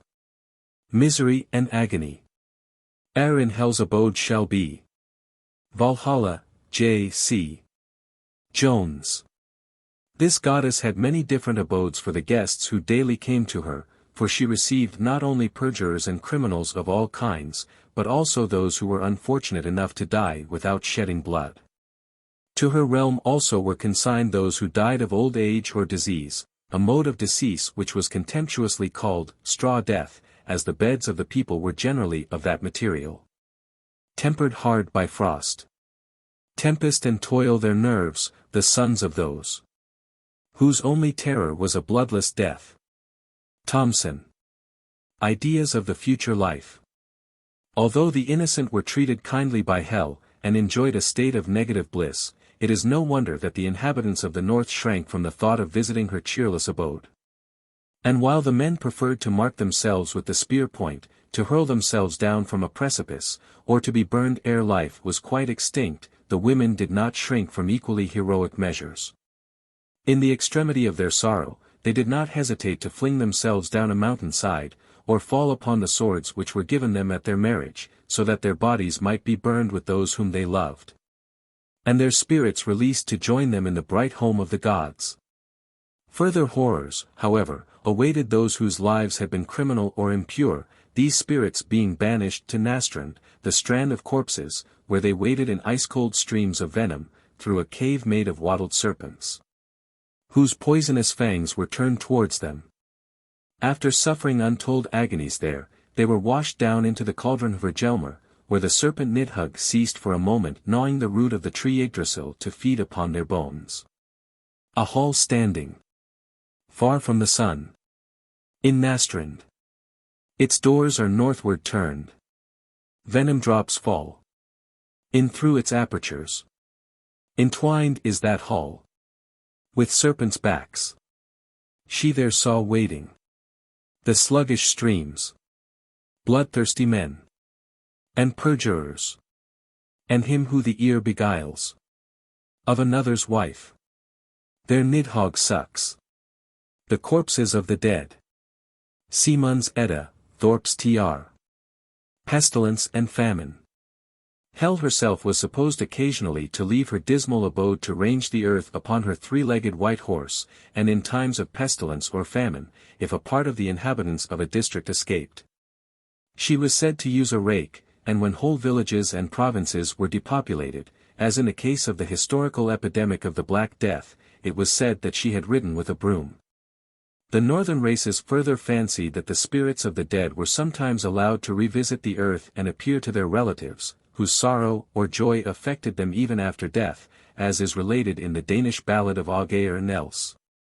Where a dead lover bids his sweetheart smile, so that his coffin may be filled with roses instead of the clotted blood drops produced by her tears. Listen now, my good Sir Audgeir. Dearest bridegroom, all I crave is to know how it goes with thee. In that lonely place, the grave. Every time that thou rejoicest, and art happy in thy mind, are my lonely grave's recesses, all with leaves of roses lined. Every time that, love, thou grievest, and dost shed the briny flood, are my lonely grave's recesses, filled with black and loathsome blood. Ballad of Audgeir and Else, Longfellow's Tr. Chapter 20, Aegir. The god of the sea. Besides Niörd and Mimir, who were both ocean divinities, the one representing the sea near the coast and the other the primeval ocean whence all things were supposed to have sprung. The northern races recognized another sea ruler, called Aegir or Hlur, who dwelt either in the cool depths of his liquid realm or had his abode on the island of Lesso, in the Kattegat, or Hlisi. Beneath the watery dome. With crystalline splendor. In radiant grandeur. Upreared the sea god's home. More dazzling than foam of the waves. Air glimmered and gleamed through deep caves. The glistening sands of its floor. Like some placid lake rippled o'er.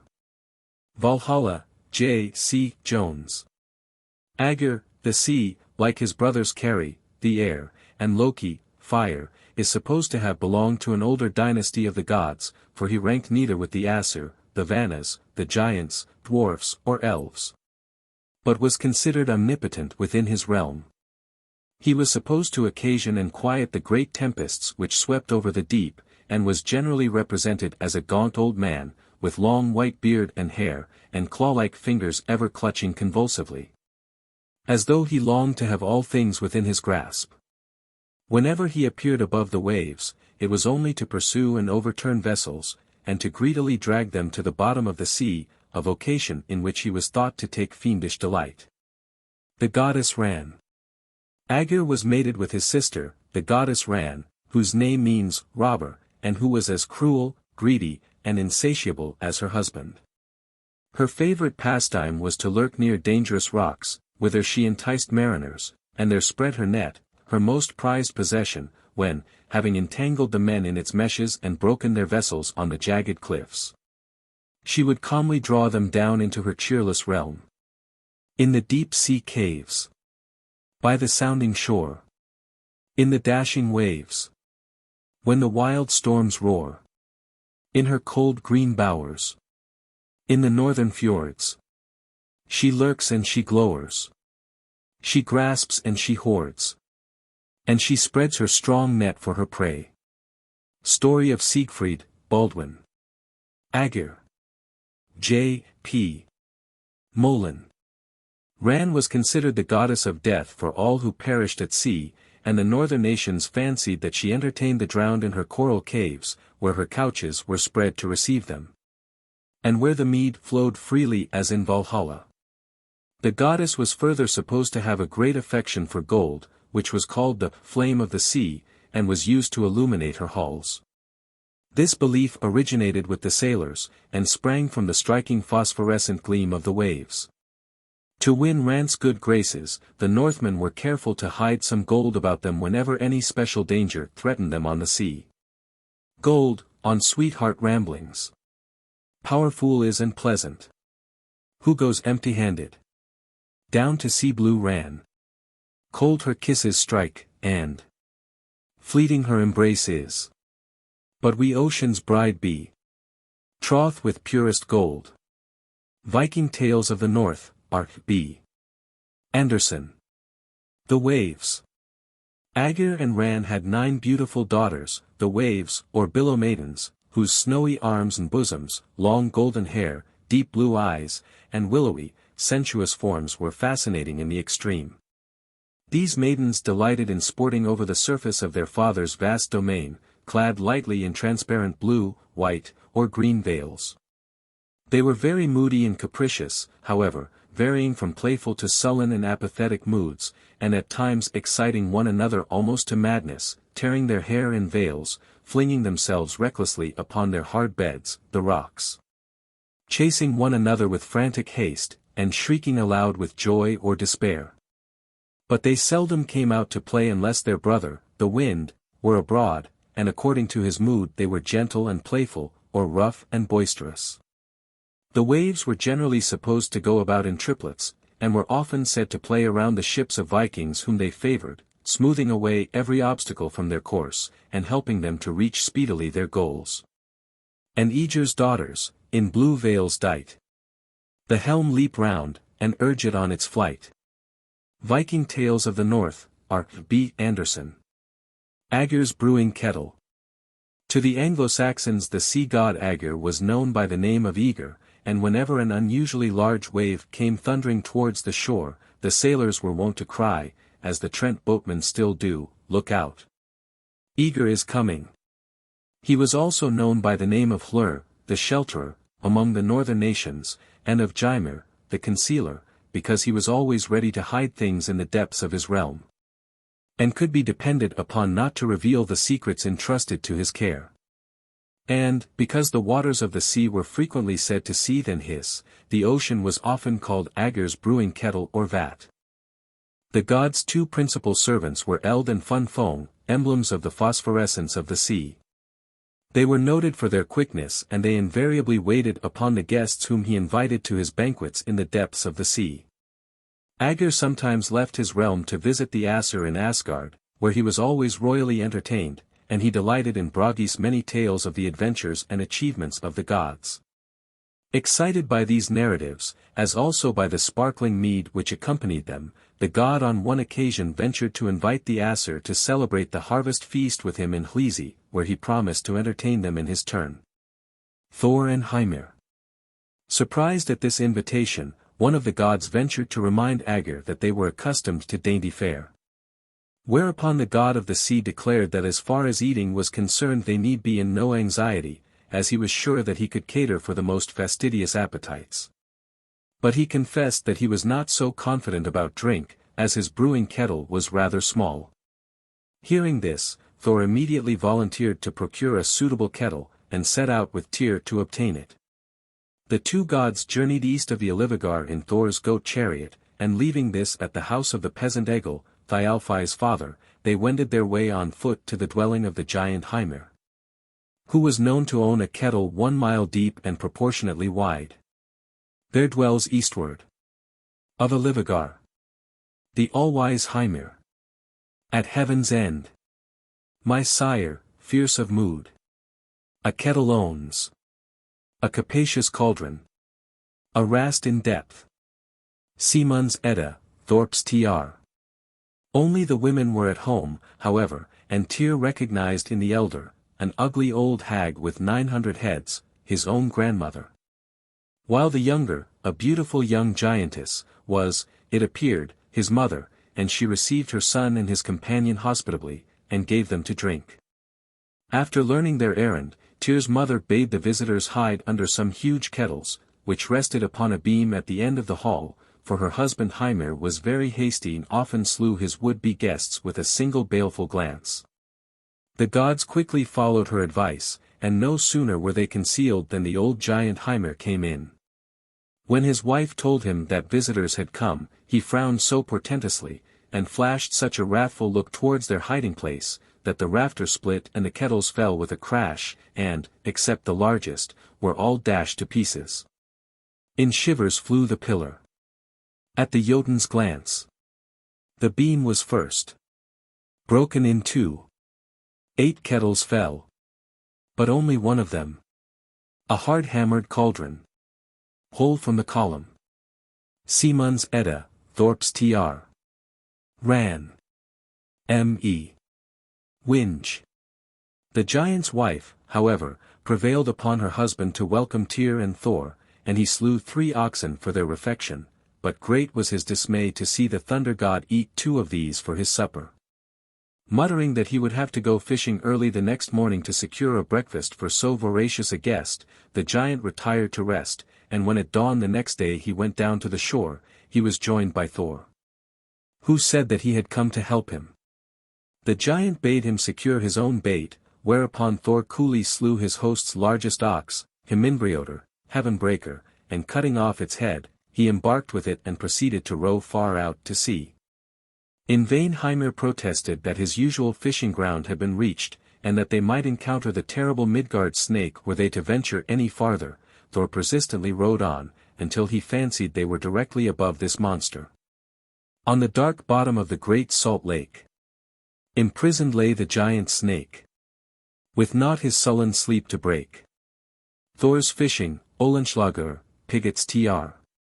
Baiting his powerful hook with the ox head, Thor angled for Jormungandr, while the giant meantime drew up 2 whales, which seemed to him to be enough for an early morning meal.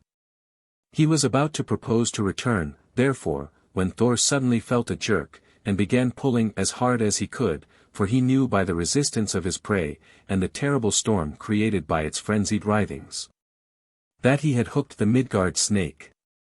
In his determined efforts to force the snake to rise to the surface, Thor braced his feet so strongly against the bottom of the boat that he went through it and stood on the bed of the sea.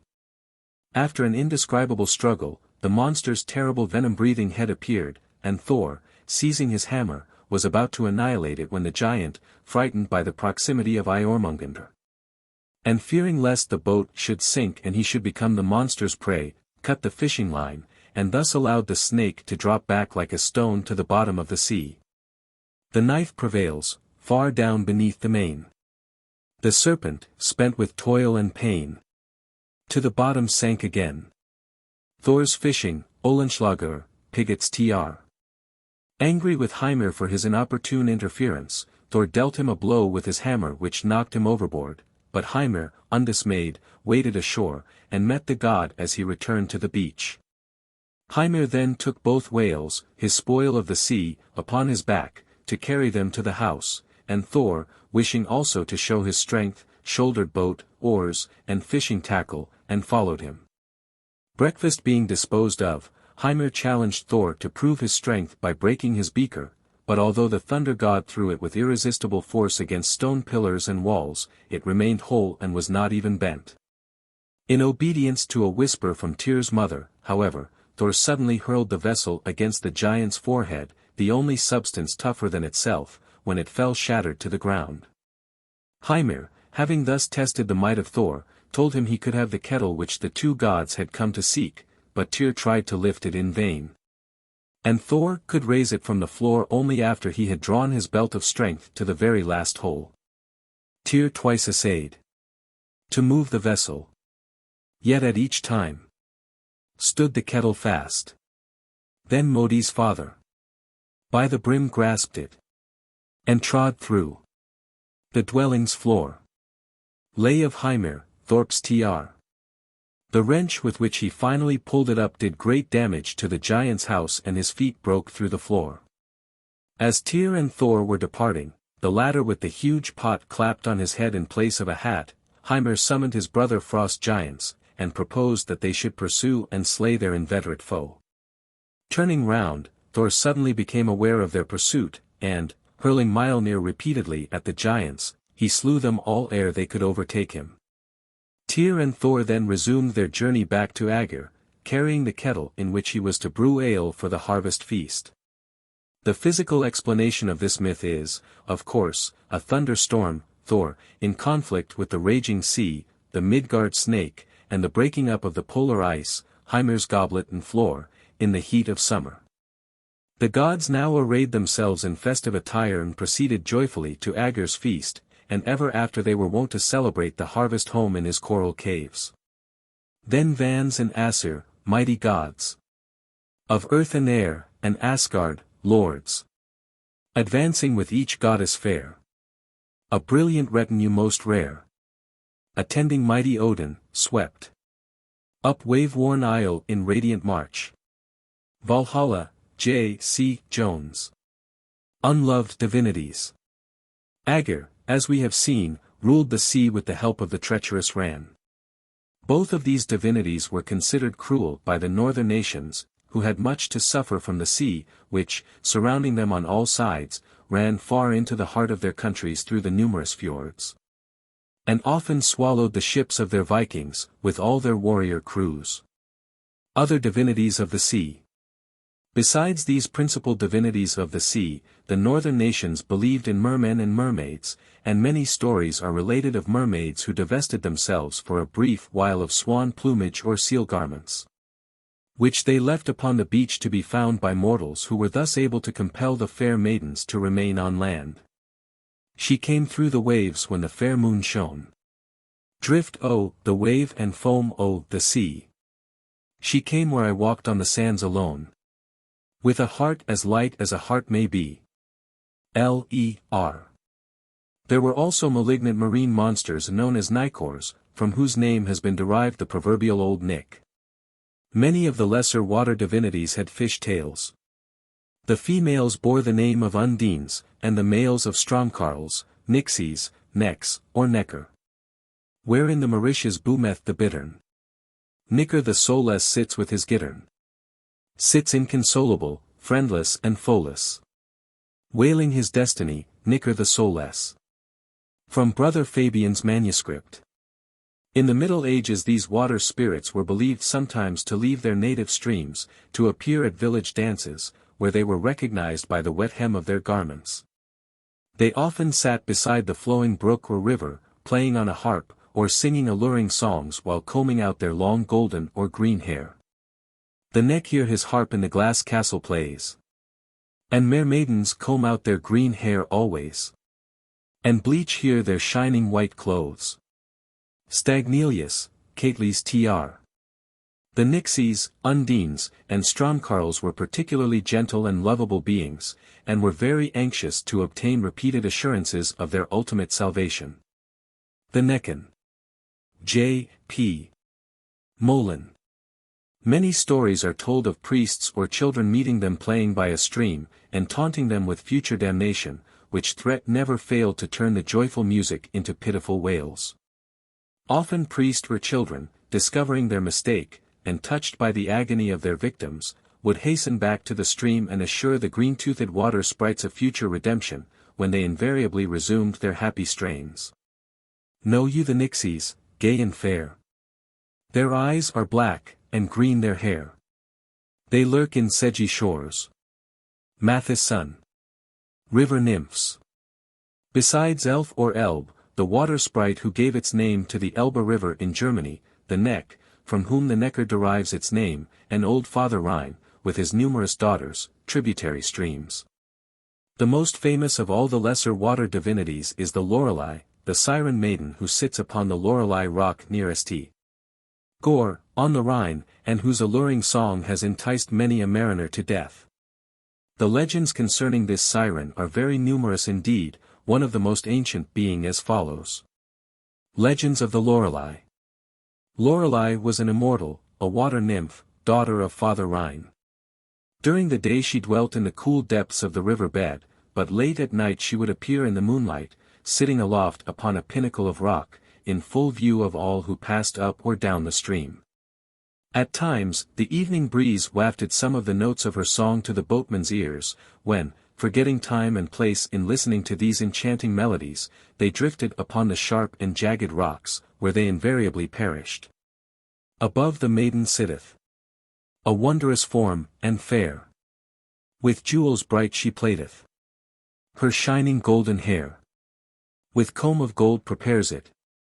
The task with song beguiled. A fitful burden bears it. That melody so wild. The boatman on the river lists to the song, spellbound. Oh! What shall him deliver from danger threatening round? The waters deep have caught them, both boat and boatman brave. 'Tis Lorley's song hath brought them beneath the foaming wave. Song, Heine, Selcher's tr. One person only is said to have seen the Lorelei close by. This was a young fisherman from Oberweasel, who met her every evening by the riverside, and spent a few delightful hours with her, drinking in her beauty and listening to her entrancing song. Tradition had it that ere they parted the Lorelei pointed out the places where the youth should cast his nets on the morrow, instructions which he always obeyed, and which invariably brought him success. One night the young fisherman was seen going towards the river, but as he never returned search was made for him. No clue to his whereabouts being found, the credulous Teutons finally reported that the Lorelei had dragged him down to her coral caves that she might enjoy his companionship forever. According to another version, the Lorelei, with her entrancing strains from the craggy rocks, lured so many fishermen to a grave in the depths of Rhine, that an armed force was once sent at nightfall to surround and seize her. But the water nymph laid such a powerful spell upon the captain and his men that they could move neither hand nor foot. While they stood motionless around her, the Lorelei divested herself of her ornaments, and cast them into the waves below. Then, chanting a spell, she lured the waters to the top of the crag upon which she was perched, and to the wonder of the soldiers the waves enclosed a sea-green chariot drawn by white-maned steeds. And the nymph sprang lightly into this and the magic equipage was instantly lost to view. A few moments later the Rhine subsided to its usual level, the spell was broken, and the men recovered power of motion, and retreated to tell how their efforts had been baffled. Since then, however, the Lorelei has not been seen, and the peasants declare that she still resents the insult offered her and will never again leave her coral caves. Chapter 21, Balder. The best loved. To Odin and Frigga, we are told, were born twin sons as dissimilar in character and physical appearance as it was possible for two children to be. Hoda, god of darkness, was somber, taciturn, and blind, like the obscurity of sin, which he was supposed to symbolize, while his brother Balder, the beautiful, was worshipped as the pure and radiant god of innocence and light. From his snowy brow and golden locks seemed to radiate beams of sunshine which gladdened the hearts of gods and men, by whom he was equally beloved. Of all the 12 round Odin's throne, Balder, the beautiful, alone, the sun god, good, and pure, and bright, was loved by all, as all love light. Valhalla, J. C. Jones. The youthful Balder attained his full growth with marvelous rapidity, and was early admitted to the council of the gods. He took up his abode in the palace of Breidablik, whose silver roof rested upon golden pillars, and whose purity was such that nothing common or unclean was ever allowed within its precincts. And here he lived in perfect unity with his young wife Nanna, Blossom, the daughter of Nip, Bud, a beautiful and charming goddess. The god of light was well versed in the science of runes, which were carved on his tongue. He knew the various virtues of simples, one of which, the chamomile, was called Balder's brow, because its flower was as immaculately pure as his forehead. The only thing hidden from Balder's radiant eyes was the perception of his own ultimate fate. His own house. Breidablik, on whose columns Balder graved the enchantments that recall the dead to life. For wise he was, and many curious arts. Postures of runes, and healing herbs he knew. Unhappy. But that art he did not know. To keep his own life safe, and see the sun. Balder dead, Matthew Arnold. Balder's dream. As it was so natural for Balder the beautiful to be smiling and happy, the gods were greatly troubled when on a day they began to notice a change in his bearing. Gradually the light died out of his blue eyes, a careworn look came into his face, and his step grew heavy and slow. Odin and Frigga, seeing their beloved son's evident depression, tenderly implored him to reveal the cause of his silent grief. Balder, yielding at last to their anxious entreaties, confessed that his slumbers, instead of being peaceful and restful as of yore, had been strangely troubled of late by dark and oppressive dreams, which, although he could not clearly remember them when he awoke, constantly haunted him with a vague feeling of fear. To that god his slumber was most afflicting. His auspicious dreams seemed departed. Lay of Vegtam, Thorp's tr.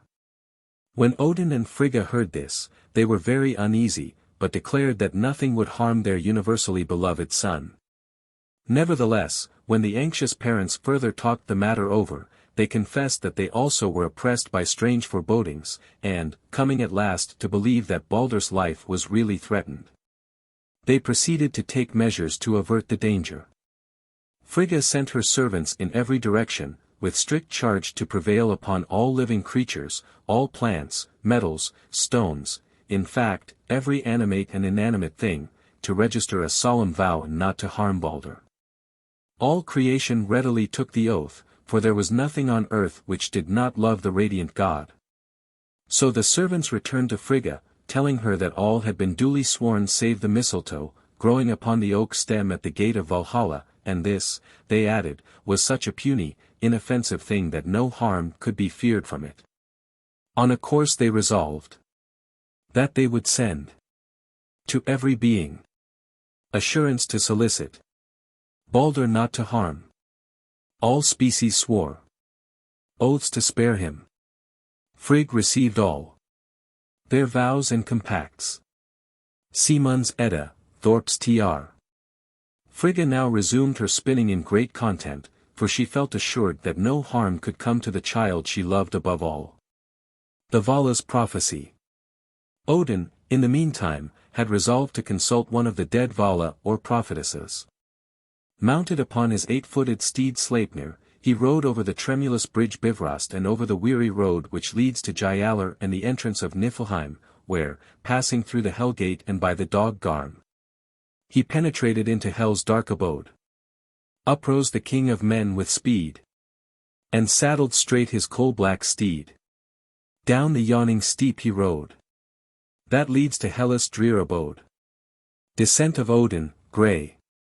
Odin saw to his surprise that a feast was being spread in this dark realm, and that the couches had been covered with tapestry and rings of gold, as if some highly honored guest were expected. But he hurried on without pausing, until he reached the spot where the Vala had rested undisturbed for many a year, when he began solemnly to chant a magic spell and to trace the runes which had the power of raising the dead. Thrice pronounced, in accents dread, the thrilling verse that wakes the dead, till from out the hollow ground slowly breathed a sullen sound. Descent of Odin, grey. Suddenly the tomb opened, and the prophetess slowly rose, inquiring who had dared thus to trouble her long rest. Odin, not wishing her to know that he was the mighty father of gods and men, replied that he was Vegtam, son of Valtam, and that he had awakened her to inquire for whom Hel was spreading her couches and preparing a festive meal.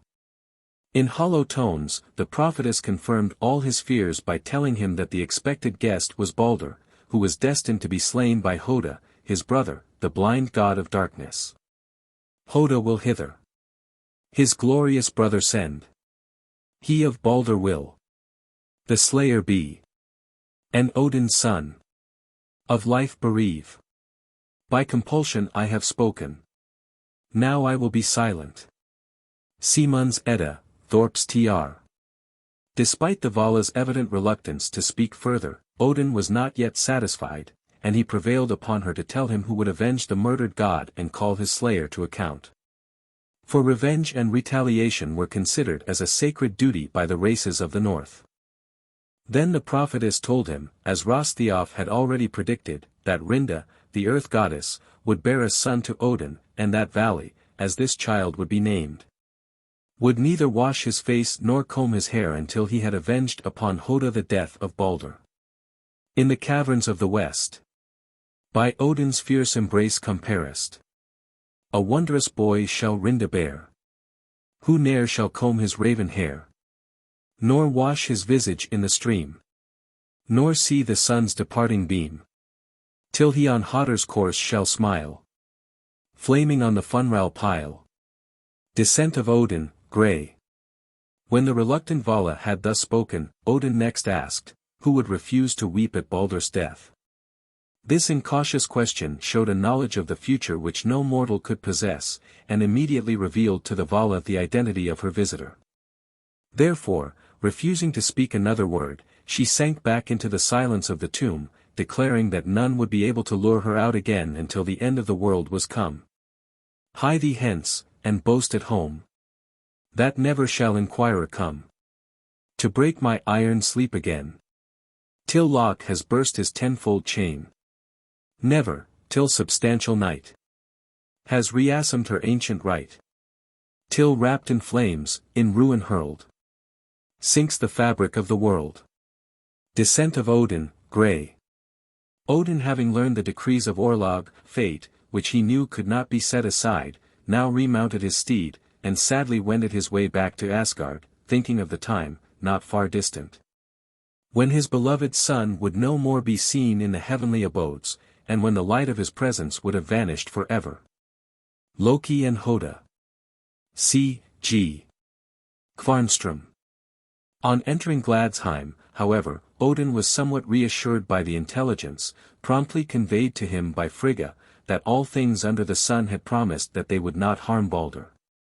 And feeling convinced that if nothing would slay their beloved son he must surely continue to gladden gods and men with his presence, he cast care aside and resigned himself to the pleasures of the festive board. The gods at play. The playground of the gods was situated on the green plain of Ida, and was called Idavold.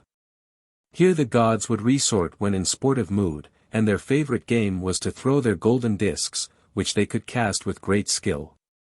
They had returned to this wonted pastime with redoubled zest since the cloud which had oppressed their spirits had been dispersed by the precautions of Frigga. Wearied at last, however, of the accustomed sport, they bethought them of a new game. They had learned that Baldur could not be harmed by any missile, and so they amused themselves by casting all manner of weapons, stones, etc. at him, certain that no matter how cleverly they tried, and how accurately they aimed, the objects, having sworn not to injure him, would either glance aside or fall short. This new amusement proved to be so fascinating that soon all the gods gathered around Baldur, greeting each new failure to hurt him with prolonged shouts of laughter. The death of Baldur. These bursts of merriment excited the curiosity of Frigga, who sat spinning in Fensalar, and seeing an old woman pass by her dwelling, she bade her pause and tell what the gods were doing to provoke such great hilarity. The old woman was none other than Loki in disguise, and he answered Frigga that the gods were throwing stones and other missiles, blunt and sharp, at Baldur, who stood smiling and unharmed in their midst, challenging them to touch him.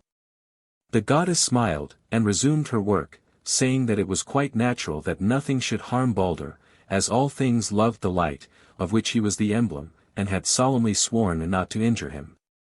Loki, the personification of fire, was greatly chagrined upon hearing this, for he was jealous of Baldur, the sun, who so entirely eclipsed him and who was generally beloved, while he was feared and avoided as much as possible. But he cleverly concealed his vexation, and inquired of Frigga whether she were quite sure that all objects had joined the league.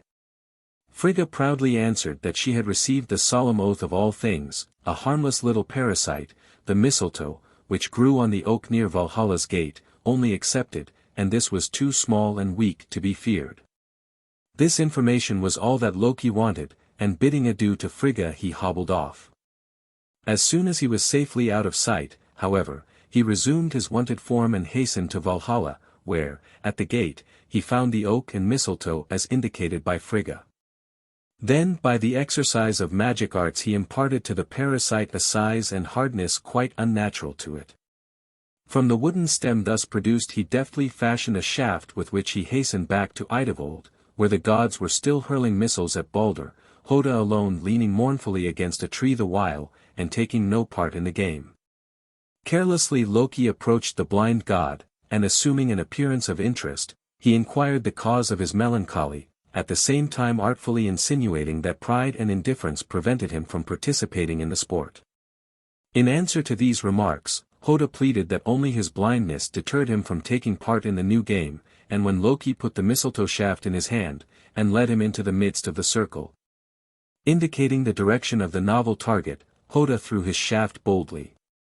But to his dismay, instead of the loud laughter which he expected, a shuddering cry of horror fell upon his ear, for Balder the Beautiful had fallen to the ground, pierced by the fatal mistletoe.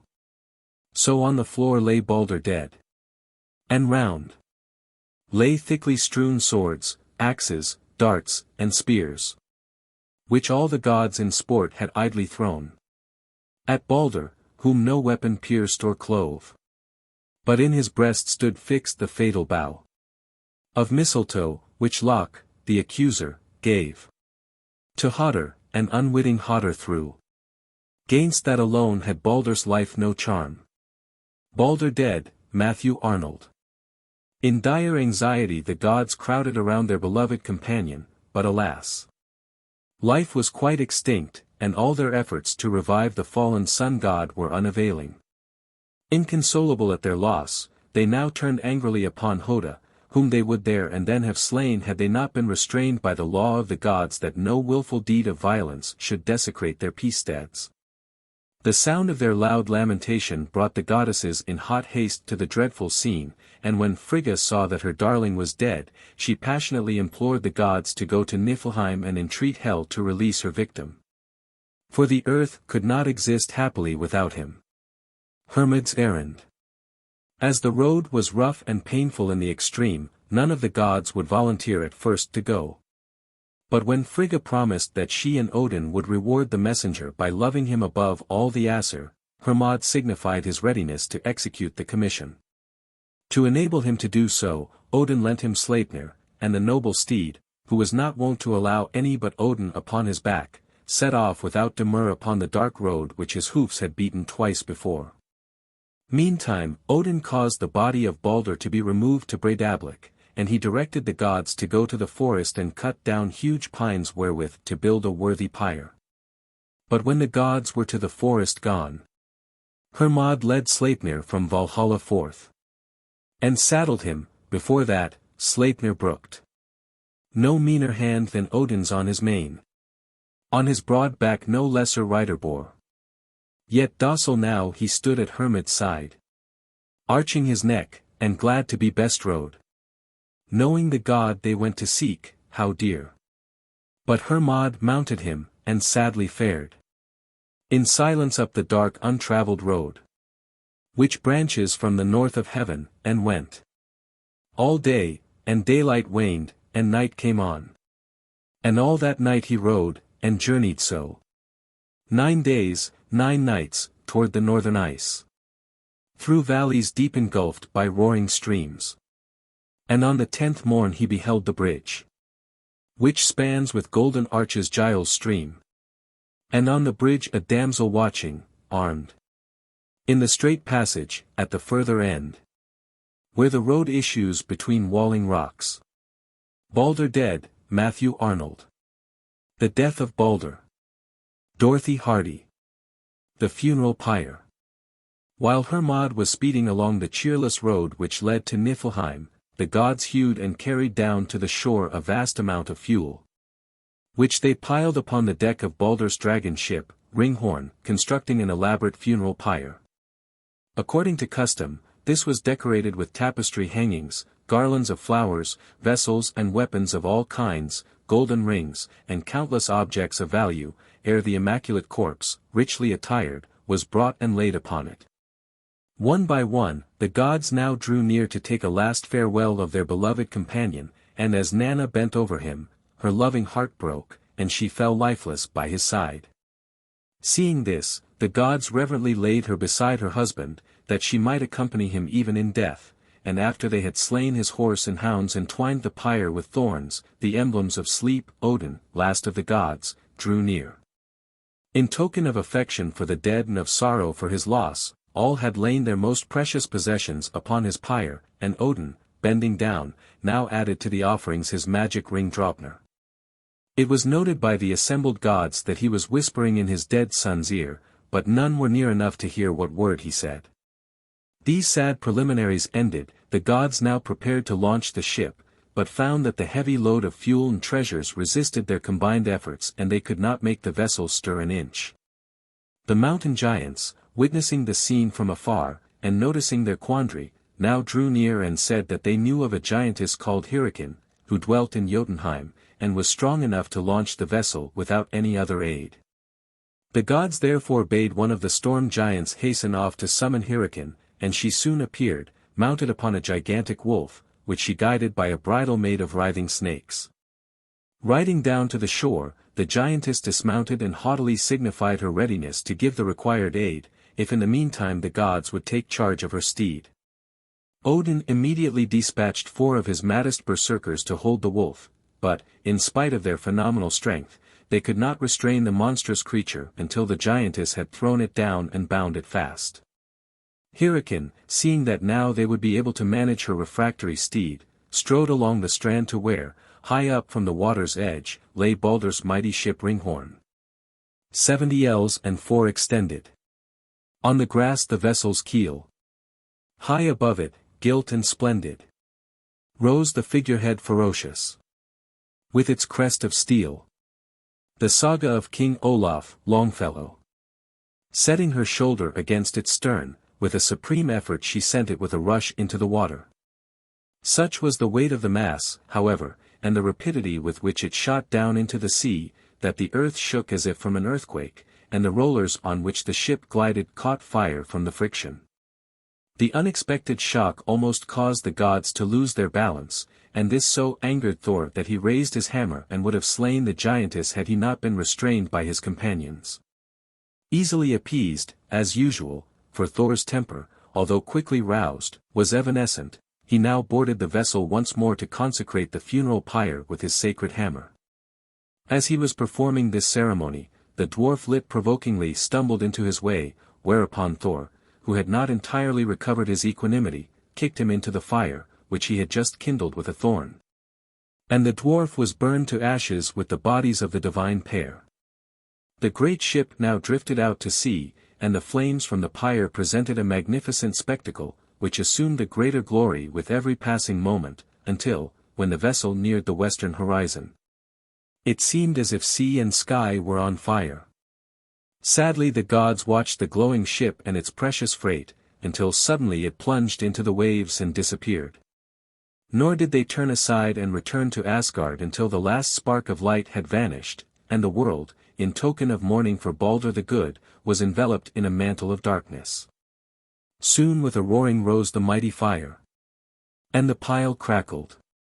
And between the logs, sharp quivering tongues of flame shot out, and leapt, curling and darting, higher, until they licked the summit of the pile, the dead, the mast, and ate the shriveling sails. But still the ship drove on, ablaze above her hull with fire. And the gods stood upon the beach, and gazed. And while they gazed, the sun went lurid down into the smoke-wrapped sea, and night came on. Then the wind fell with night, and there was calm. But through the dark they watched the burning ship, still carried o'er the distant waters, on. Farther and farther, like an eye of fire. So showed in the far darkness, Baldur's pile. But fainter, as the stars rose high, it flared. The bodies were consumed, ash choked the pile. And as, in a decaying winter fire, a charred log, falling, makes a shower of sparks. So, with a shower of sparks, the pile fell in, reddening the sea around, and all was dark. Baldur dead, Matthew Arnold. Hermod's Quest. Sadly the gods entered Asgard, where no sounds of merriment or feasting greeted the ear, for all hearts were filled with anxious concern for the end of all things which was felt to be imminent. And truly the thought of the terrible Fimbulwinter, which was to herald their death, was one well calculated to disquiet the gods. Frigga alone cherished hope, and she watched anxiously for the return of her messenger, Hermod the Swift, who, meanwhile, had ridden over the tremulous bridge, and along the dark hellway, until, on the 10th night, he had crossed the rushing tide of the river Gjöll. Here he was challenged by Modgud, who inquired why the Gjöllr bridge trembled more beneath his horse's tread than when a whole army passed, and asked why he, a living rider, was attempting to penetrate into the dreaded realm of hell. Who art thou on thy black and fiery horse, under whose hoofs the bridge o'er Gjöll stream rumbles and shakes? Tell me thy race and home. But yestermorn 5 troops of dead passed by, bound on their way below to Hellas' realm. Nor shook the bridge so much as thou alone. And thou hast flesh and color on thy cheeks, like men who live, and draw the vital air. Nor look'st thou pale and wan, like man deceased. Souls bound below, my daily passers here. Balder dead, Matthew Arnold. Hermod explained to Modgud the reason of his coming, and, having ascertained that Balder and Nanna had ridden over the bridge before him, he hastened on, until he came to the gate, which rose forbiddingly before him. Hermod before Hela. J.C. Dahlman. Nothing daunted by this barrier, Hermod dismounted on the smooth ice, and tightening the girths of his saddle, remounted, and burying his spurs deep into Sleipnir's sleek sides, he put him to a prodigious leap, which landed them safely on the other side of Helgate. Thence on he journeyed o'er the fields of ice, still north, until he met a stretching wall, barring his way, and in the wall a grate. Then he dismounted, and drew tight the girths on the smooth ice of Sleipnir, Odin's horse, and made him leap the grate, and came within. Balder dead, Matthew Arnold. Riding onward, Hermod came at last to Hel's banqueting hall, where he found Balder, pale and dejected, lying upon a couch, his wife Nanna beside him, gazing fixedly at a beaker of mead, which apparently he had no heart to quaff. The condition of Balder's release. In vain Hermod informed his brother that he had come to redeem him. Balder shook his head sadly, saying that he knew he must remain in his cheerless abode until the last day should come, but he implored Hermod to take Nanna back with him, as the home of the Shades was no place for such a bright and beautiful creature. But when Nanna heard this request she clung more closely to her husband's side, vowing that nothing would ever induce her to part from him, and that she would stay with him forever, even in Niflheim. The long night was spent in close conversation, ere Hermod sought Hel and implored her to release Balder.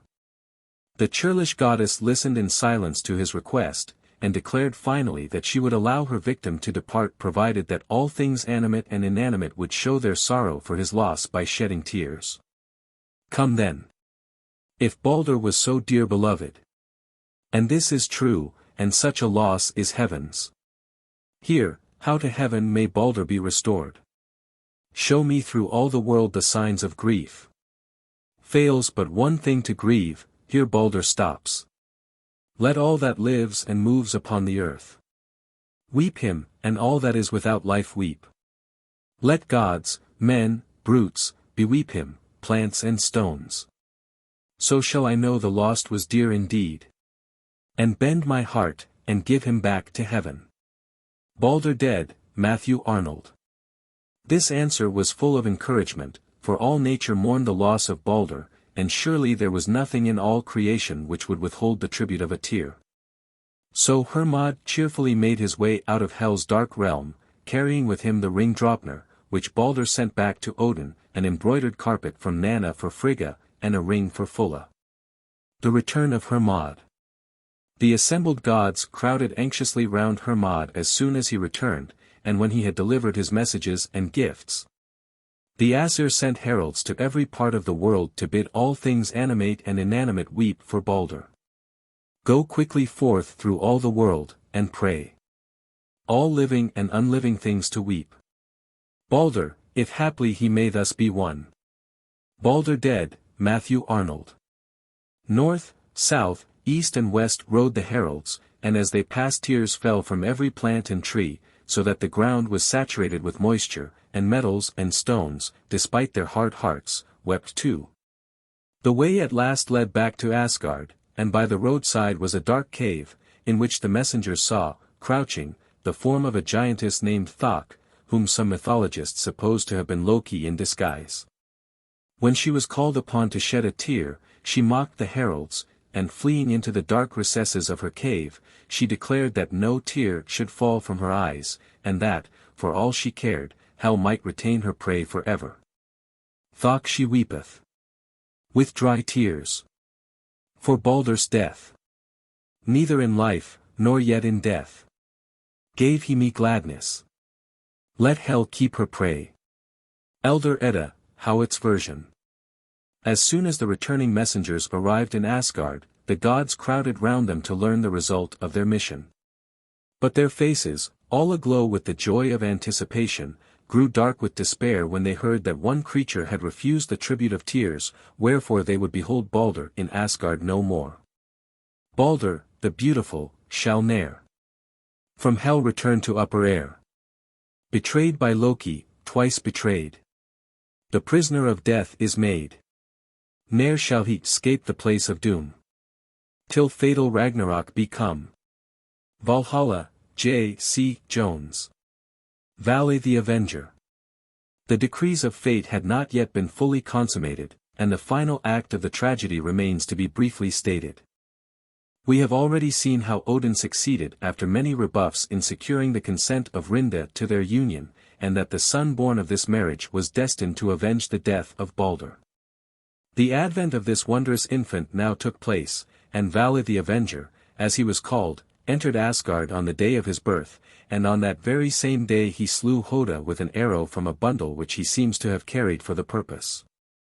Thus the murderer of Balder, unwitting instrument though he was, atoned for the crime with his blood, according to the code of the true Norsemen. The signification of the story. The physical explanation of this myth is to be found either in the daily setting of the sun, Balder, which sinks beneath the western waves, driven away by darkness, Hoda, or in the ending of the short northern summer and the long rain of the winter season. Balder represents the bright and clear summer, when twilight and daylight kiss each other and go hand in these northern latitudes. Balder's pyre, of the sun a mark. Holy hearth red stainth. Yet, soon dies its last faint spark. Darkly then hotter reigneth. Viking Tales of the North, R. B. Anderson. His death by Hoda is the victory of darkness over light, the darkness of winter over the light of summer. And the revenge by Vale is the breaking forth of new light after the wintry darkness. Loki, the fire, is jealous of Balder, the pure light of heaven, who alone among the northern gods never fought, but was always ready with words of conciliation and peace. But from thy lips, O Balder, night or day, heard no one ever an injurious word to god or hero, but thou keptest back the others, laboring to compose their brawls. Balder dead, Matthew Arnold. The tears shed by all things for the beloved god are symbolical of the spring thaw, setting in after the hardness and cold of winter, when every tree and twig, and even the stones drip with moisture. Thok, coal, alone shows no sign of tenderness, as she is buried deep within the dark earth and needs not the light of the sun. And as in winter, when the frost breaks up at winter's end, before the spring begins, and a warm west wind blows, and thaw sets in, after an hour a dripping sound is heard in all the forests, and the soft-strewn snow under the trees is dibbled thick with holes, and from the boughs the snow loads shuffle down, and, in fields sloping to the south, dark plots of grass peep out amid surrounding snow, and widen, and the peasant's heart is glad. So through the world was heard a dripping noise of all things weeping to bring Balder back. And there fell joy upon the gods to hear Balder dead, Matthew Arnold. From the depths of their underground prison, the sun, Balder, and vegetation, Nanna, try to cheer heaven, Odin, and earth, Frigga, by sending them the ring Draupnir, the emblem of fertility, and the flowery tapestry, symbolical of the carpet of verdure which will again deck the earth and enhance her charms with its beauty. The ethical signification of the myth is no less beautiful, for Balder and Hoda are symbols of the conflicting forces of good and evil, while Loki impersonates the tempter. But in each human soul we find that night's dark hotter, Baldur's brother blind, is born and waxeth strong as he. For blind is every evil born, as bear cubs be. Night is the cloak of evil, but all good hath ever clad in shining garments stood. The busy Loki, tempter from of old, still forward treads incessant, and doth hold the blind one's murder hand, whose quick-launched spear pierceth young Baldur's breast, that son of Valhall's sphere. Viking Tales of the North, Art B. Anderson. The Worship of Baldur. One of the most important festivals was held at the summer solstice, or Midsummer's Eve, in honor of Baldur the Good, for it was considered the anniversary of his death and of his descent into the lower world. On that day, the longest in the year, the people congregated out of doors, made great bonfires, and watched the sun, which in extreme northern latitudes barely dips beneath the horizon ere it rises upon a new day. From midsummer, the days gradually grow shorter, and the sun's rays less warm, until the winter solstice, which was called the Mother Night, as it was the longest night in the year. Midsummer's Eve, once celebrated in honor of Baldur, is now called St. John's Day, that saint having entirely supplanted Baldur the Good. Chapter 22, Loki. The Spirit of Evil. Besides the hideous giant Utgard Loki, the personification of mischief and evil, whom Thor and his companions visited in Jotunheim, the ancient northern nations had another type of sin, whom they called Loki also, and whom we have already seen under many different aspects. In the beginning, Loki was merely the personification of the hearth fire and of the spirit of life. At first a god, he gradually becomes god and devil combined, and ends in being held in general detestation as an exact counterpart of the medieval Lucifer, the prince of lies, the originator of deceit, and the backbiter, of the Aesir. By some authorities Loki was said to be the brother of Odin, but others assert that the two were not related, but had merely gone through the form of swearing blood brotherhood common in the north. Odin. Dost thou remember when we in early days blended our blood together? When to taste beer thou didst constantly refuse, unless to both 'twas offered. Simon's Edda, Thorpe's Tr. Loki's character. While Thor is the embodiment of northern activity, Loki represents recreation. And the close companionship early established between these two gods shows very plainly how soon our ancestors realized that both were necessary to the welfare of mankind. Thor is ever busy and ever in earnest, but Loki makes fun of everything, until at last his love of mischief leads him entirely astray, and he loses all love for goodness and becomes utterly selfish and malevolent.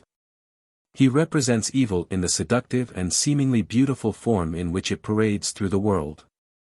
Because of this deceptive appearance the gods did not at first avoid him, but treated him as one of themselves in all good fellowship, taking him with them wherever they went, and admitting him not only to their merrymakings, but also to their council hall, where, unfortunately, they too often listened to his advice. As we have already seen, Loki played a prominent part in the creation of man, endowing him with the power of motion, and causing the blood to circulate freely through his veins, whereby he was inspired with passions. As personification of fire as well as of mischief, Loki, lightning, is often seen with Thor, thunder, whom he accompanies to Jotunheim to recover his hammer, to Utgard Loki's castle, and to Geirrid's house. It is he who steals Freya's necklace and Sif's hair, and betrays Idun into the power of Thiassi. And although he sometimes gives the gods good advice and affords them real help, it is only to extricate them from some predicament into which he has rashly inveigled them. Some authorities declare that, instead of making part of the creative trilogy, Odin, Honir, and Loder or Loki, this god originally belonged to a pre-Odinic race of deities, and was the son of the great giant Fornjotn, Ymir. His brothers being Kari, air, and Hlur, water, and his sister Ran, the terrible goddess of the sea. Other mythologists, however, make him the son of the giant Farbati, who has been identified with Bergelmir, the sole survivor of the deluge, and of Laufeyja, Leafy Isle, or Nal, vessel, his mother. Thus stating that his connection with Odin was only that of the northern oath of good fellowship. Loki, fire, first married Glut, Glow, who bore him 2 daughters, Isa, embers, and Nymeria, ashes. It is therefore very evident that Norsemen considered him emblematic of the hearth fire, and when the flaming wood crackles on the hearth, the goodwives in the north are still wont to say that Loki is beating his children. Besides this wife, Loki is also said to have wedded the giantess Angerboda, the anguish-boding, who dwelt in Jotunheim, and who, as we have already seen, bore him the 3 monsters, Hel, goddess of death, the Midgard snake Iormungandr, and the grim wolf Fenris. Loki begot the wolf with Angerboda. Simunds Edda, Thorp's Tr. Sigyn. Loki's 3rd marriage was with Sigyn, who proved a most loving and devoted wife, and bore him 2 sons, Narv and Vali, the latter a namesake of the god who avenged Balder. Sigyn was always faithful to her husband, and did not forsake him even after he had definitely been cast out of Asgard and confined in the bowels of the earth.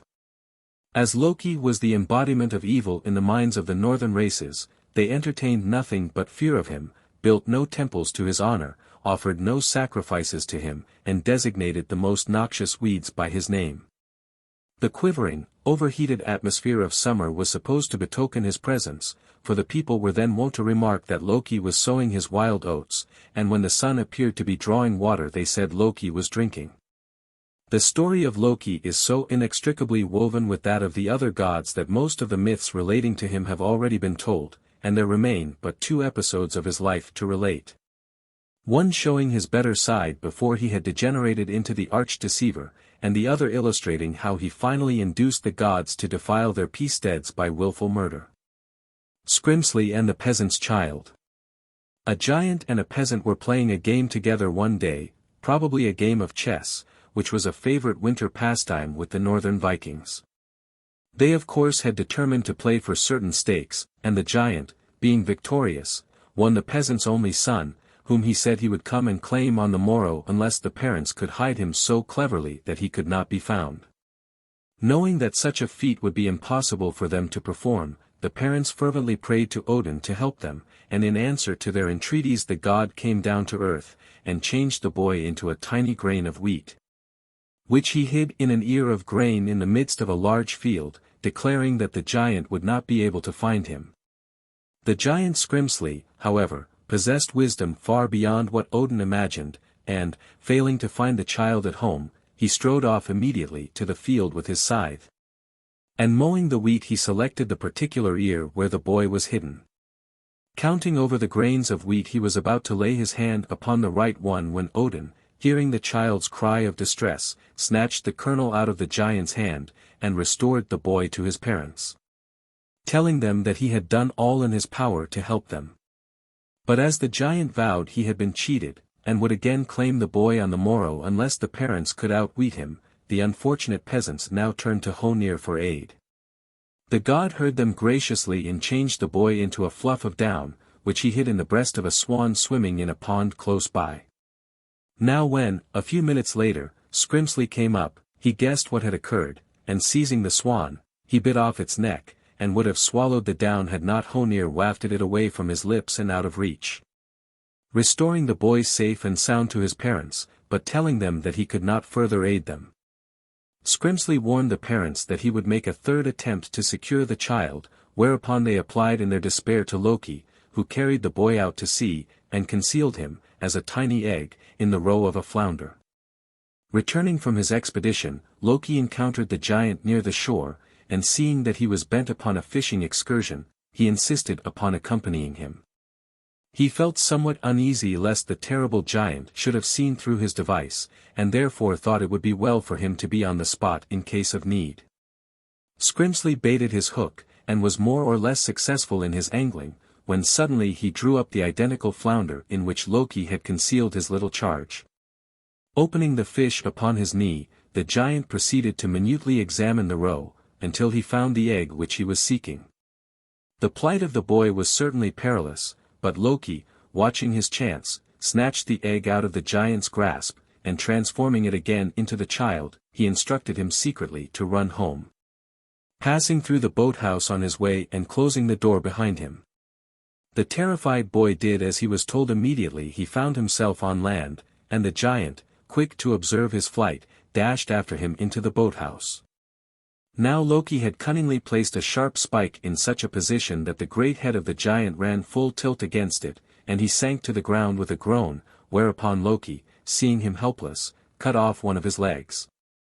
Imagine the god's dismay, however, when he saw the pieces join and immediately knit together. But Loki was a master of guile, and recognizing this as the work of magic, he cut off the other leg, promptly throwing flint and steel between the severed limb and trunk, and thereby hindering any further sorcery. The peasants were immensely relieved to find that their enemy was slain, and ever after they considered Loki the mightiest of all the heavenly council, for he had delivered them effectually from their foe. While the other gods had lent only temporary aid. The giant architect. Notwithstanding their wonderful bridge Bifrost, the tremulous way, and the watchfulness of Heimdall, the gods could not feel entirely secure in Asgard. And were often fearful lest the frost giants should make their way into Asgard. To obviate this possibility, they finally decided to build an impregnable fortress. And while they were planning how this could be done, an unknown architect came with an offer to undertake the construction, provided the gods would give him sun, moon, and Freya, goddess of youth and beauty, as reward.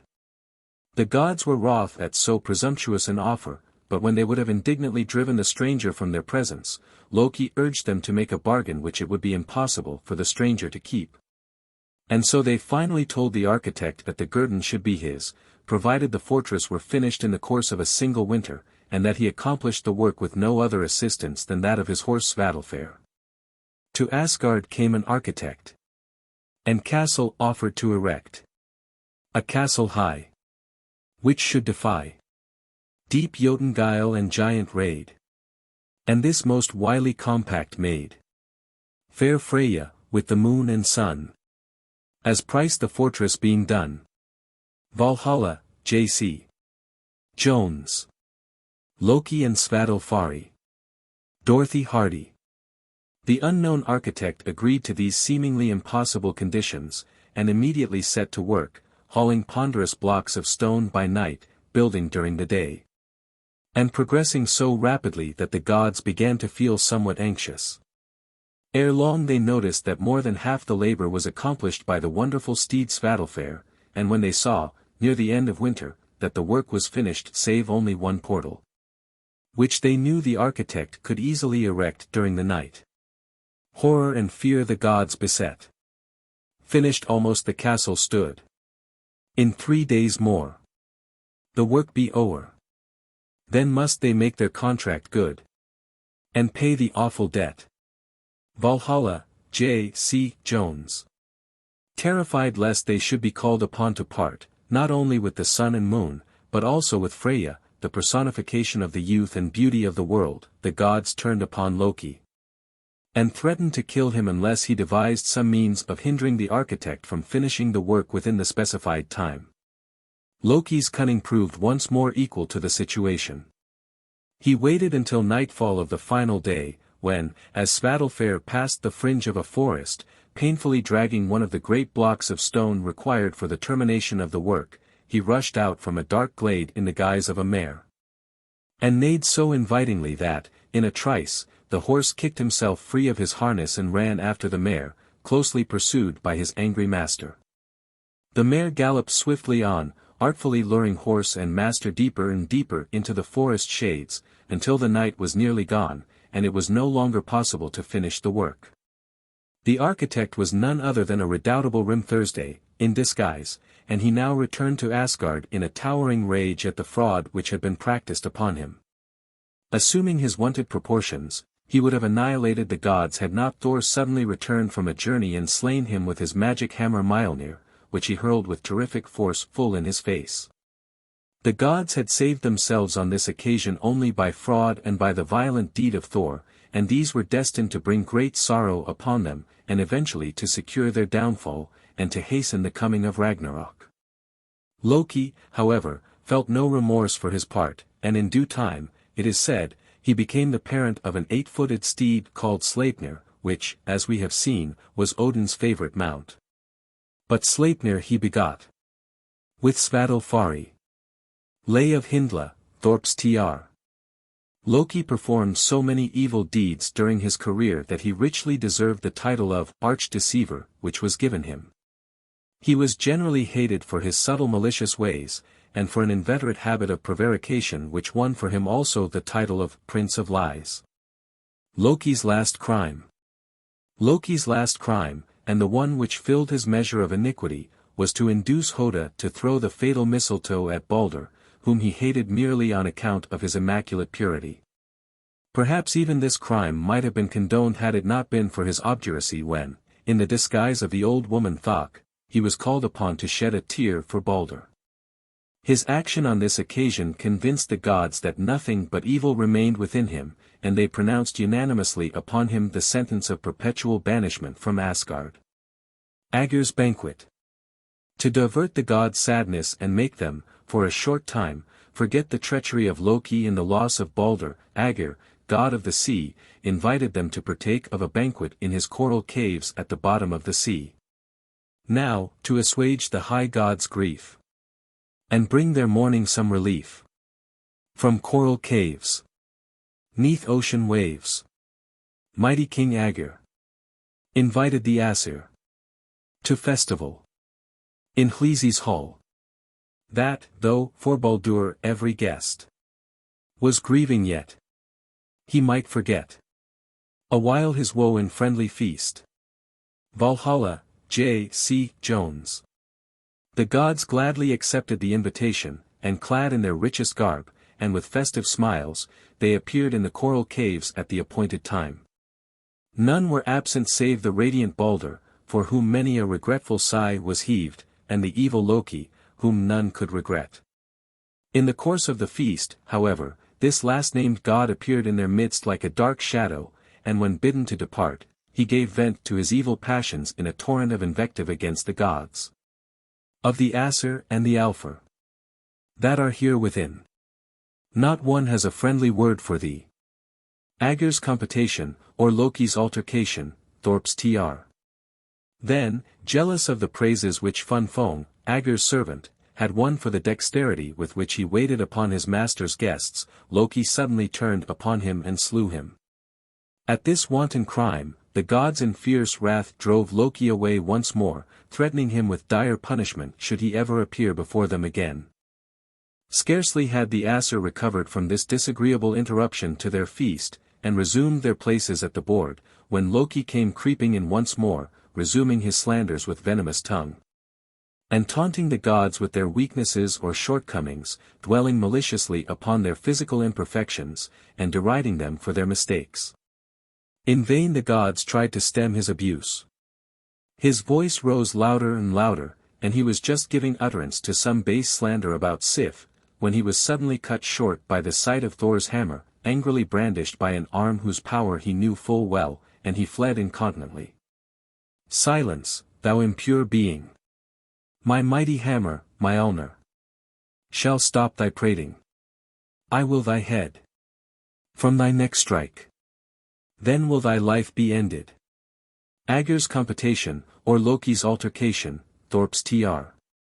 The pursuit of Loki. Knowing that he could now have no hope of being admitted into Asgard again, and that sooner or later the gods, seeing the effect of his evil deeds, would regret having permitted him to roam the world, and would try either to bind or slay him, Loki withdrew to the mountains, where he built himself a hut, with 4 doors which he always left wide open to permit of a hasty escape. Carefully laying his plans, he decided that if the gods should come in search of him he would rush down to the neighboring cataract, according to tradition the Franinger force or stream, and, changing himself into a salmon, would thus evade his pursuers. He reasoned, however, that although he could easily avoid any hook, it might be difficult for him to effect his escape if the gods should fashion a net like that of the sea goddess Ran. Haunted by this fear, he decided to test the possibility of making such a mesh, and started to make one out of twine. He was still engaged upon the task when Odin, Kvasir, and Thor suddenly appeared in the distance. And knowing that they had discovered his retreat, Loki threw his half-finished net into the fire, and, rushing through one of his ever-open doors, he leaped into the waterfall, where, in the shape of a salmon, he hid among some stones in the bed of the stream. The gods, finding the hut empty, were about to depart, when Kvasir perceived the remains of the burnt net on the hearth. After some thought an inspiration came to him, and he advised the gods to weave a similar implement and use it in searching for their foe in the neighboring stream, since it would be like Loki to choose such a method of baffling their pursuit. This advice seemed good and was immediately followed, and, the net finished, the gods proceeded to drag the stream. Loki eluded the net at its first cast by hiding at the bottom of the river between two stones. And when the gods weighted the mesh and tried a second time, he effected his escape by jumping upstream. A third attempt to secure him proved successful, however, for, as he once more tried to get away by a sudden leap, Thor caught him in mid-air and held him so fast, that he could not escape. The salmon, whose slipperiness is proverbial in the north, is noted for its remarkably slim tail, and Norsemen attribute this to Thor's tight grasp upon his foe. Loki's punishment. Loki now sullenly resumed his wonted shape, and his captors dragged him down into a cavern, where they made him fast, using as bonds the entrails of his son Narv, who had been torn to pieces by Vali, his brother, whom the gods had changed into a wolf for the purpose. One of these fetters was passed under Loki's shoulders, and one under his loins, thereby securing him firmly hand and foot. But the gods, not feeling quite satisfied that the strips, tough and enduring though they were, would not give way, changed them into adamant or iron. Thee, on a rock's point, with the entrails of thy ice-cold son, the gods will bind. Simun's Edda, Thorp's Tr. Skadi, the giantess, a personification of the cold mountain stream, who had joyfully watched the fettering of her foe, subterranean fire, now fastened a serpent directly over his head, so that its venom would fall, drop by drop, upon his upturned face. But Sigyn, Loki's faithful wife, hurried with a cup to his side, and until the day of Ragnarok she remained by him, catching the drops as they fell, and never leaving her post except when her vessel was full, and she was obliged to empty it. Only during her short absences could the drops of venom fall upon Loki's face, and then they caused such intense pain that he writhed with anguish, his efforts to get free shaking the earth and producing the earthquakes which so frighten mortals. Ere they left him in his anguish. O'er his treacherous brow, ungrateful, Skadi hung a serpent hateful. Venom drops for aye distilling, every nerve with torment filling. Thus shall he in horror languish. By him, still unwearied kneeling, Sigyn at his tortured side, faithful wife, with beaker stealing drops of venom as they fall, agonizing poison all, sleepless, changeless, ever dealing comfort, will she still abide. Only when the cup's o'erflowing must fresh pain and smarting cause. Swift, to void the beaker going, shall she in her watching pause. Then doth Loki loudly cry, shrieks of terror, groans of horror, breaking forth in thunder peals.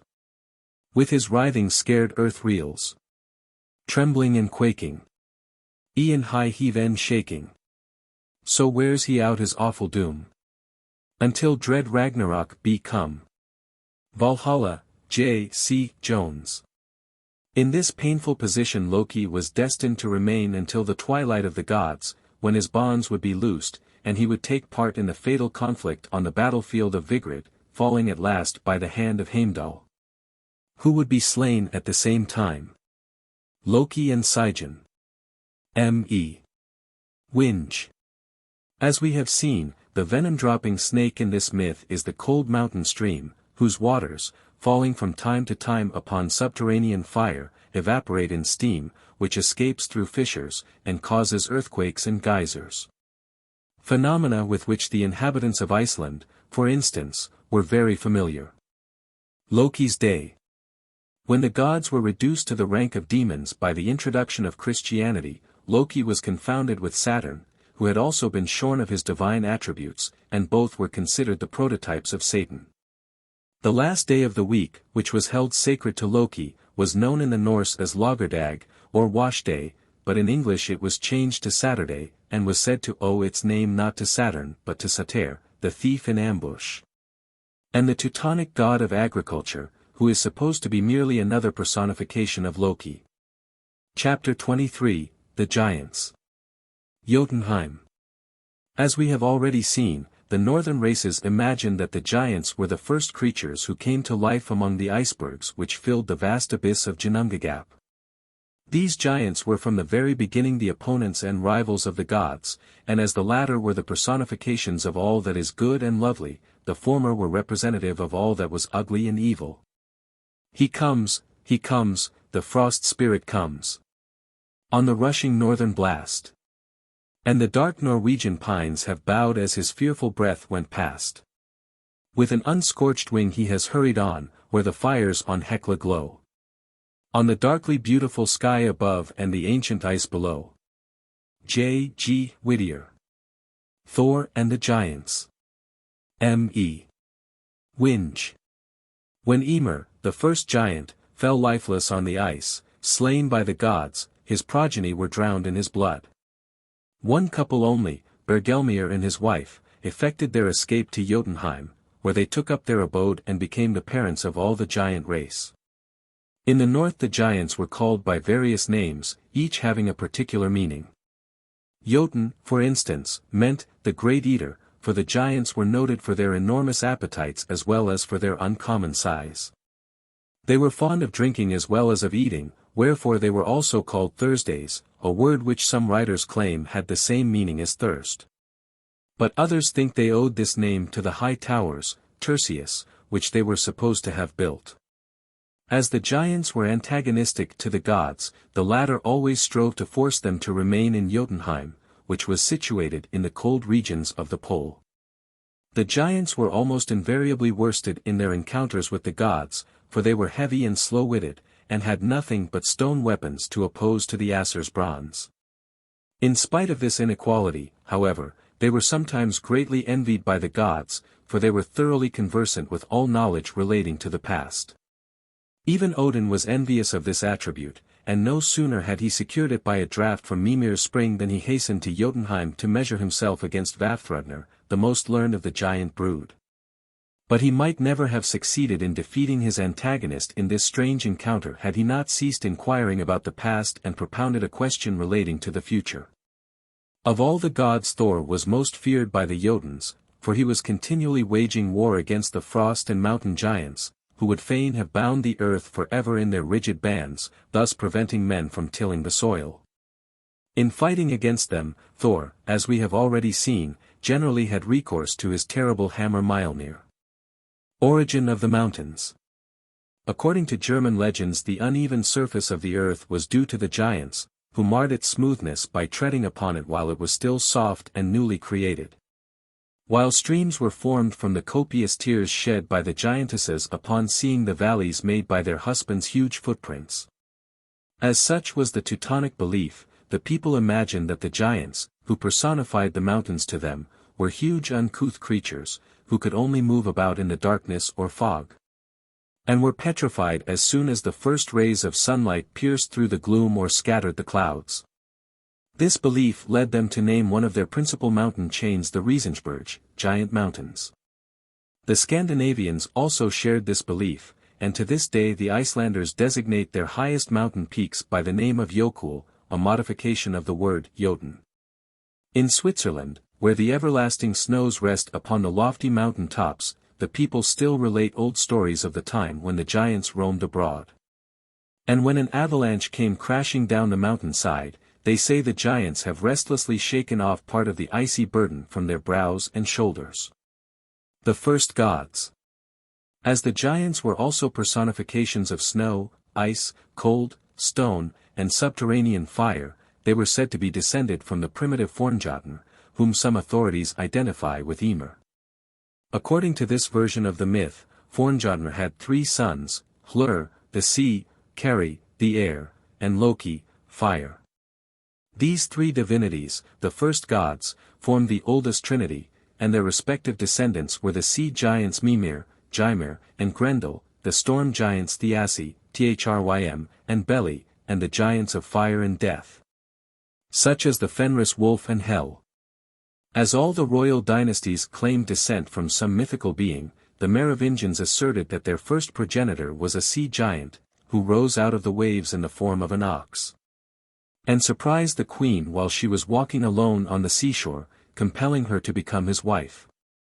She gave birth to a son named Merovius, the founder of the first dynasty of Frankish kings.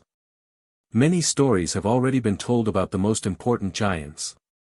They reappear in many of the later myths and fairy tales, and manifest, after the introduction of Christianity, a peculiar dislike to the sound of church bells and the singing of monks and nuns. The giant in love. The Scandinavians relate, in this connection, that in the days of Olaf the Saint a giant called Senjmund dwelt on the island of Senjen. And he was greatly incensed because a nun on the island of Grypto daily sang her mourning hymn. This giant fell in love with a beautiful maiden called Juturnagesta, and it was long ere he could find courage to propose to her. When at last he made his halting request, the fair damsel scornfully rejected him, declaring that he was far too old and ugly for her taste. Miserable Senjmund, ugly and grey. Thou win the maid of Kvedfired. No, a churl thou art and shalt ever remain. Ballad, Braces tr. In his anger at being thus scornfully refused, the giant swore vengeance, and soon after he shot a great flint arrow from his bow at the maiden, who dwelt 80 miles away. Another lover, Torga, also a giant, seeing her peril and wishing to protect her, flung his hat at the speeding arrow. This hat was 1,000 feet high and proportionately broad and thick, nevertheless the arrow pierced the headgear, falling short, however, of its aim. Senjmund, seeing that he had failed, and fearing the wrath of Torga, mounted his steed and prepared to ride off as quickly as possible. But the sun, rising just then above the horizon, turned him into stone, together with the arrow and Torga's hat, the huge pile being known as the Torgatan Mountain. The people still point to an obelisk which they say is the stone arrow. To a hole in the mountain, 289 feet high and 88 feet wide, which they say is the aperture made by the arrow in its flight through the hat. And to the horseman on Senjen Island, apparently riding a colossal steed and drawing the folds of his wide cavalry cloak closely about him. As for the nun whose singing had so disturbed Senjmund, she was petrified too, and never troubled anyone with her psalmody again. Torgatan. From a photograph by S. J. Beckett, FRPS. The Giant and the Church Bells. Another legend relates that one of the mountain giants, annoyed by the ringing of church bells more than 50 miles away, once caught up a huge rock, which he hurled at the sacred building. Fortunately it fell short and broke in two. Ever since then, the peasants say that the trolls come on Christmas Eve to raise the largest piece of stone upon golden pillars, and to dance and feast beneath it. A lady, wishing to know whether this tale were true, once sent her groom to the place. The trolls came forward and hospitably offered him a drink from a horn mounted in gold and ornamented with runes. Seizing the horn, the groom flung its contents away and dashed off with it at a mad gallop, closely pursued by the trolls, from whom he escaped only by passing through a stubble field and over running water.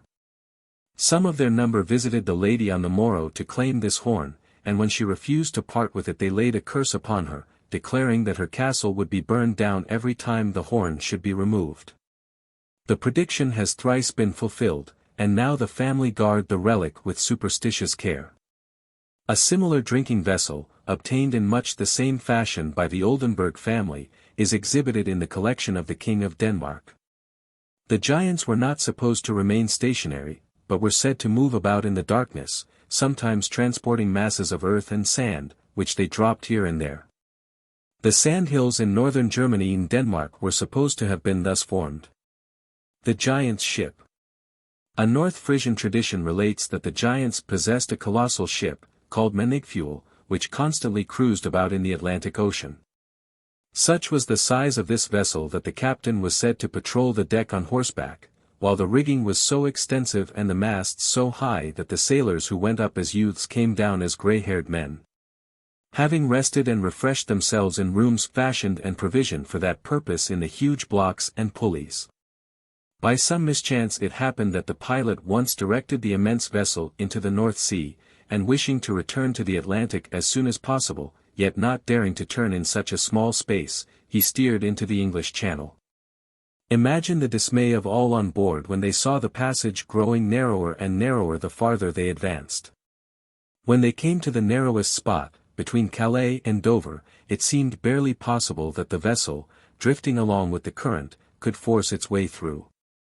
The captain, with laudable presence of mind, promptly bade his men soap the sides of the ship, and to lay an extra thick layer on the starboard, where the rugged cliffs of Dover rose threateningly. These orders were no sooner carried out than the vessel entered the narrow space, and, thanks to the captain's precaution, it slipped safely through. The rocks of Dover scraped off so much soap, however, that ever since they have been particularly white, and the waves dashing against them still have an unusually foamy appearance. This exciting experience was not the only one through which the Mynigfuel passed, for we are told that it once, nobody knows how, penetrated into the Baltic Sea, where, the water not being deep enough to keep the vessel afloat, the captain ordered all the ballast to be thrown overboard.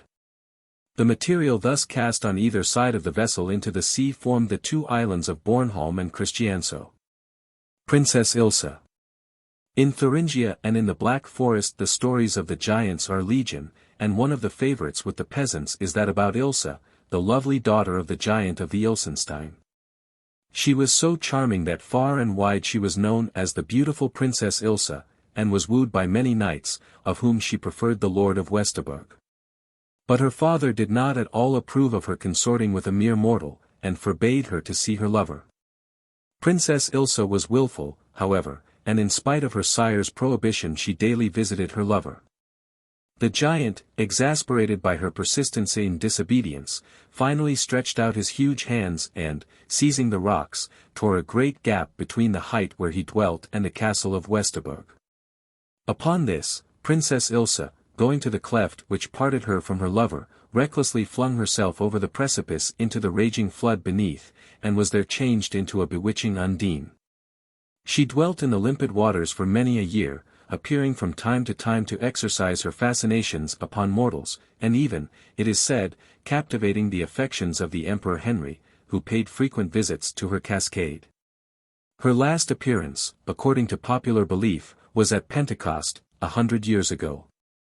And the natives have not yet ceased to look for the beautiful princess, who is said still to haunt the stream and to wave her white arms to entice travelers into the cool spray of the waterfall. I am the Princess Ilsa. And I dwell at the Ilsenstein. Come with me to my castle. And bliss shall be mine and thine. With the cool of my glass-clear waters. Thy brow and thy locks I'll lave. And thou wilt think of thy sorrows no longer. For all that thou look'st so grave. With my white arms twined around thee. And lapped on my breast so white. Thou shalt lie, and dream of Elfland. Its loves and wild delight. Heine, Martins Tr. The Giantess's Plaything. The giants inhabited all the earth before it was given to mankind, and it was only with reluctance that they made way for the human race, and retreated into the waste and barren parts of the country, where they brought up their families in strict seclusion. Such was the ignorance of their offspring, that a young giantess, straying from home, once came to an inhabited valley, where for the first time in her life she saw a farmer ploughing on the hillside. Deeming him a pretty plaything, she caught him up with his team, and thrusting them into her apron, she gleefully carried them home to exhibit to her father. But the giant immediately bade her carry peasant and horses back to the place where she had found them, and when she had done so he sadly explained that the creatures whom she took for mere playthings, would eventually drive the giant folk away, and become masters of the earth. Chapter 24, The Dwarfs. Little Men. In the first chapter we saw how the black elves, dwarfs, or svartalfar, were bred like maggots in the flesh of the slain giant Ymir. The gods, perceiving these tiny, unformed creatures creeping in and out, gave them form and features, and they became known as dark elves, on account of their swarthy complexions. These small beings were so homely, with their dark skin, green eyes, large heads, short legs, and crow's feet, that they were enjoined to hide underground. Being commanded never to show themselves during the daytime lest they should be turned into stone. Although less powerful than the gods, they were far more intelligent than men, and as their knowledge was boundless and extended even to the future, gods and men were equally anxious to question them. The dwarfs were also known as trolls, kobolds, brownies, goblins, pucks, or huldra folk, according to the country where they dwelt. You are the grey troll. With the great green eyes. But I love you, grey troll. You are so wise. Tell me this sweet morn. Tell me all you know. Tell me, was I born? Tell me, did I grow? The Legend of the Little Fay, Buchanan. The Tarncap. These little beings could transport themselves with marvelous celerity from one place to another, and they loved to conceal themselves behind rocks. When they would mischievously repeat the last words of conversations overheard from such hiding places. Owing to this well-known trick, the echoes were called dwarfs' talk, and people fancied that the reason why the makers of such sounds were never seen was because each dwarf was the proud possessor of a tiny red cap which made the wearer invisible. This cap was called Tarncap, and without it the dwarfs dared not appear above the surface of the earth after sunrise for fear of being petrified. When wearing it they were safe from this peril. Away! Let not the sun view me. I dare no longer stay. An elfin child, thou wouldst me see. To stone turn at his ray. La Motte. The Legend of Kalundborg. Helva, daughter of the Lord of Nesvek, was loved by Esbern Snare, whose suit, however, was rejected by the proud father with the scornful words, "When thou shalt build at Kalundborg a stately church, then will I give thee Helva to wife." Now Esbern, although of low estate, was proud of heart, even as the Lord, and he determined, come what might, to find a way to win his coveted bride. So off he strode to a troll in Ulshoy Hill, and effected a bargain whereby the troll undertook to build a fine church, on completion of which Esbern was to tell the builder's name or forfeit his eyes and heart. Night and day the troll wrought on, and as the building took shape, sadder grew Esbern Snare. He listened at the crevices of the hill by night, he watched during the day, he wore himself to a shadow by anxious thought. He besought the elves to aid him. All to no purpose.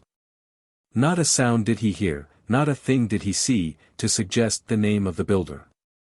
Meantime, rumor was busy, and the fair Helva, hearing of the evil compact, prayed for the soul of the unhappy man.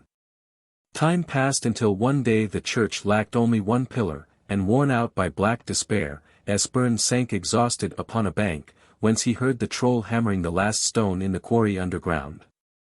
Fool that I am, he said bitterly, I have builded my tomb.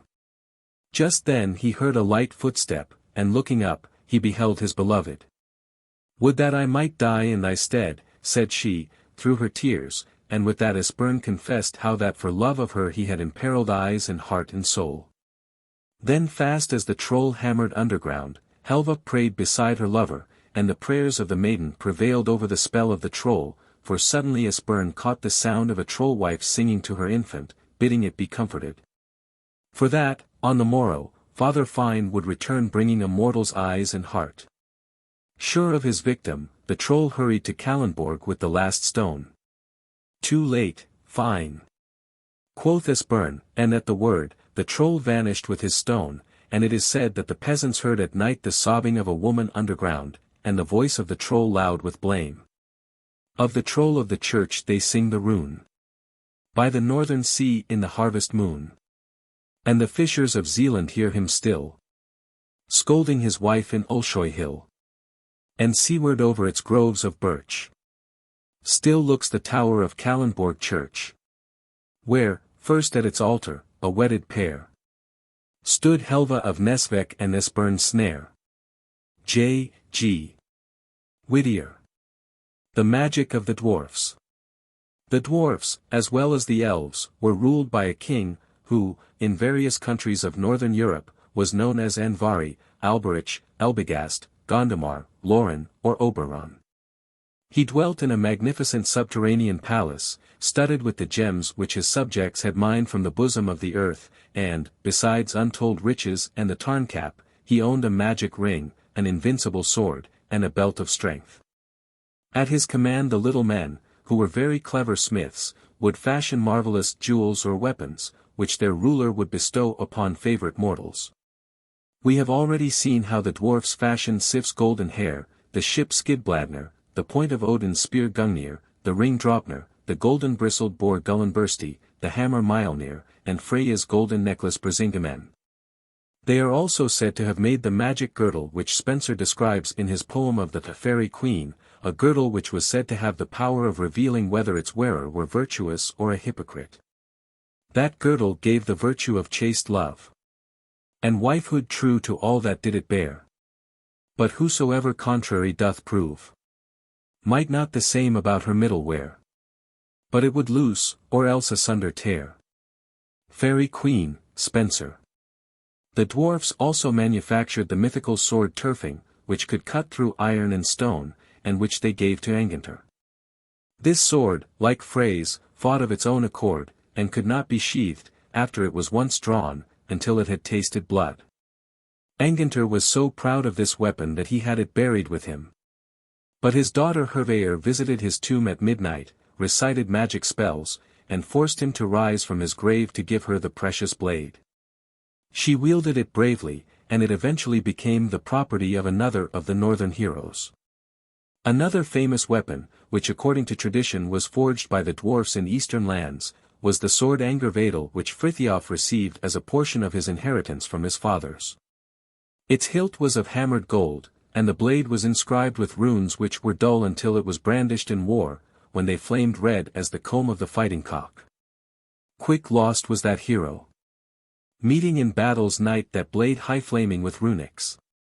Widely renowned was this sword, of swords most choice in the Northland. Tegnér's Frithiof, G. Stevens's Tr. The passing of the dwarfs. The dwarfs were generally kind and helpful, sometimes they kneaded bread, ground flour, brewed beer, performed countless household tasks, and harvested and threshed the grain for the farmers. If ill-treated, however, or turned to ridicule, these little creatures would forsake the house and never come back again. When the old gods ceased to be worshipped in the Northlands, the dwarfs withdrew entirely from the country, and a ferryman related how he had been hired by a mysterious personage to ply his boat back and forth across the river one night. And at every trip his vessel was so heavily laden with invisible passengers that it nearly sank. When his night's work was over, he received a rich reward, and his employer informed him that he had carried the dwarfs across the river, as they were leaving the country forever in consequence of the unbelief of the people. Changelings. According to popular superstition, the dwarfs, in envy of man's taller stature, often tried to improve their race by winning human wives or by stealing unbaptized children, and substituting their own offspring for the human mother to nurse. These dwarf babies were known as changelings, and were recognizable by their puny and wizened forms. To recover possession of her own babe, and to rid herself of the changeling, a woman was obliged either to brew beer in eggshells or to grease the soles of the child's feet and hold them so near the flames that, attracted by their offspring's distressed cries, the dwarf parents would hasten to claim their own and return the stolen child. The Troll Tindern, Romsdal. From a photograph by S. J. Beckett, FRPS. The troll women were said to have the power of changing themselves into maras or nightmares, and of tormenting anyone they pleased. But if the victim succeeded in stopping up the hole through which a mara made her ingress into his room, she was entirely at his mercy, and he could even force her to wed him if he chose to do so. A wife thus obtained was sure to remain as long as the opening through which she had entered the house was closed, but if the plug were removed, either by accident or design, she immediately effected her escape and never returned. The Peaks of the Trolls. Naturally, traditions of the little folk abound everywhere throughout the north, and many places are associated with their memory. The well-known peaks of the trolls, Troll Tintern, in Norway are said to be the scene of a conflict between two bands of trolls, who in the eagerness of combat omitted to note the approach of sunrise. with the result that they were changed into the small points of rock which stand up noticeably upon the crests of the mountain. A conjecture. Some writers have ventured a conjecture that the dwarfs so often mentioned in the ancient sagas and fairy tales were real beings, probably the Phoenician miners, who, working the coal, iron, copper, gold, and tin mines of England, Norway, Sweden, etc., took advantage of the simplicity and credulity of the early inhabitants to make them believe that they belonged to a supernatural race and always dwelt underground, in a region which was called Svartalfaheim, or the home of the Black Elves. Chapter 25, The Elves. The Realm of Faerie. Besides the dwarfs there was another numerous class of tiny creatures called Leosalfar, light or white elves, who inhabited the realms of air between heaven and earth, and were gently governed by the genial god Frey from his palace in Alfheim. They were lovely, beneficent beings, so pure and innocent that, according to some authorities, their name was derived from the same root as the Latin word white, albus, which, in a modified form, was given to the snow-covered Alps, and to Albion, England, because of her white chalk cliffs which could be seen afar. The Elf Dance. N.J.O. Blommer. The elves were so small that they could flit about unseen while they tended the flowers, birds, and butterflies. And as they were passionately fond of dancing, they often glided down to earth on a moonbeam, to dance on the green. Holding one another by the hand, they would dance in circles, thereby making the fairy rings, which were to be discerned by the deeper green and greater luxuriance of the grass which their little feet had pressed. Merry elves, their morris pacing to aerial minstrelsy. Emerald rings on brown heath tracing. Trip it deft and merrily. Sir Walter Scott. If any mortal stood in the middle of one of these fairy rings he could, according to popular belief in England, see the fairies and enjoy their favour, but the Scandinavians and Teutons vowed that the unhappy man must die. In illustration of this superstition, a story is told of how Sir Olaf, riding off to his wedding, was enticed by the fairies into their ring. On the morrow, instead of a merry marriage, his friends witnessed a triple funeral, for his mother and bride also died when they beheld his lifeless corpse. Master Olaf rode forth ere dawn of the day, and came where the elf folk were dancing away. The dance is so merry in the greenwood. And on the next morn, ere the daylight was red, in Master Olaf's house lay 3 corpses dead. The dance is so merry in the greenwood.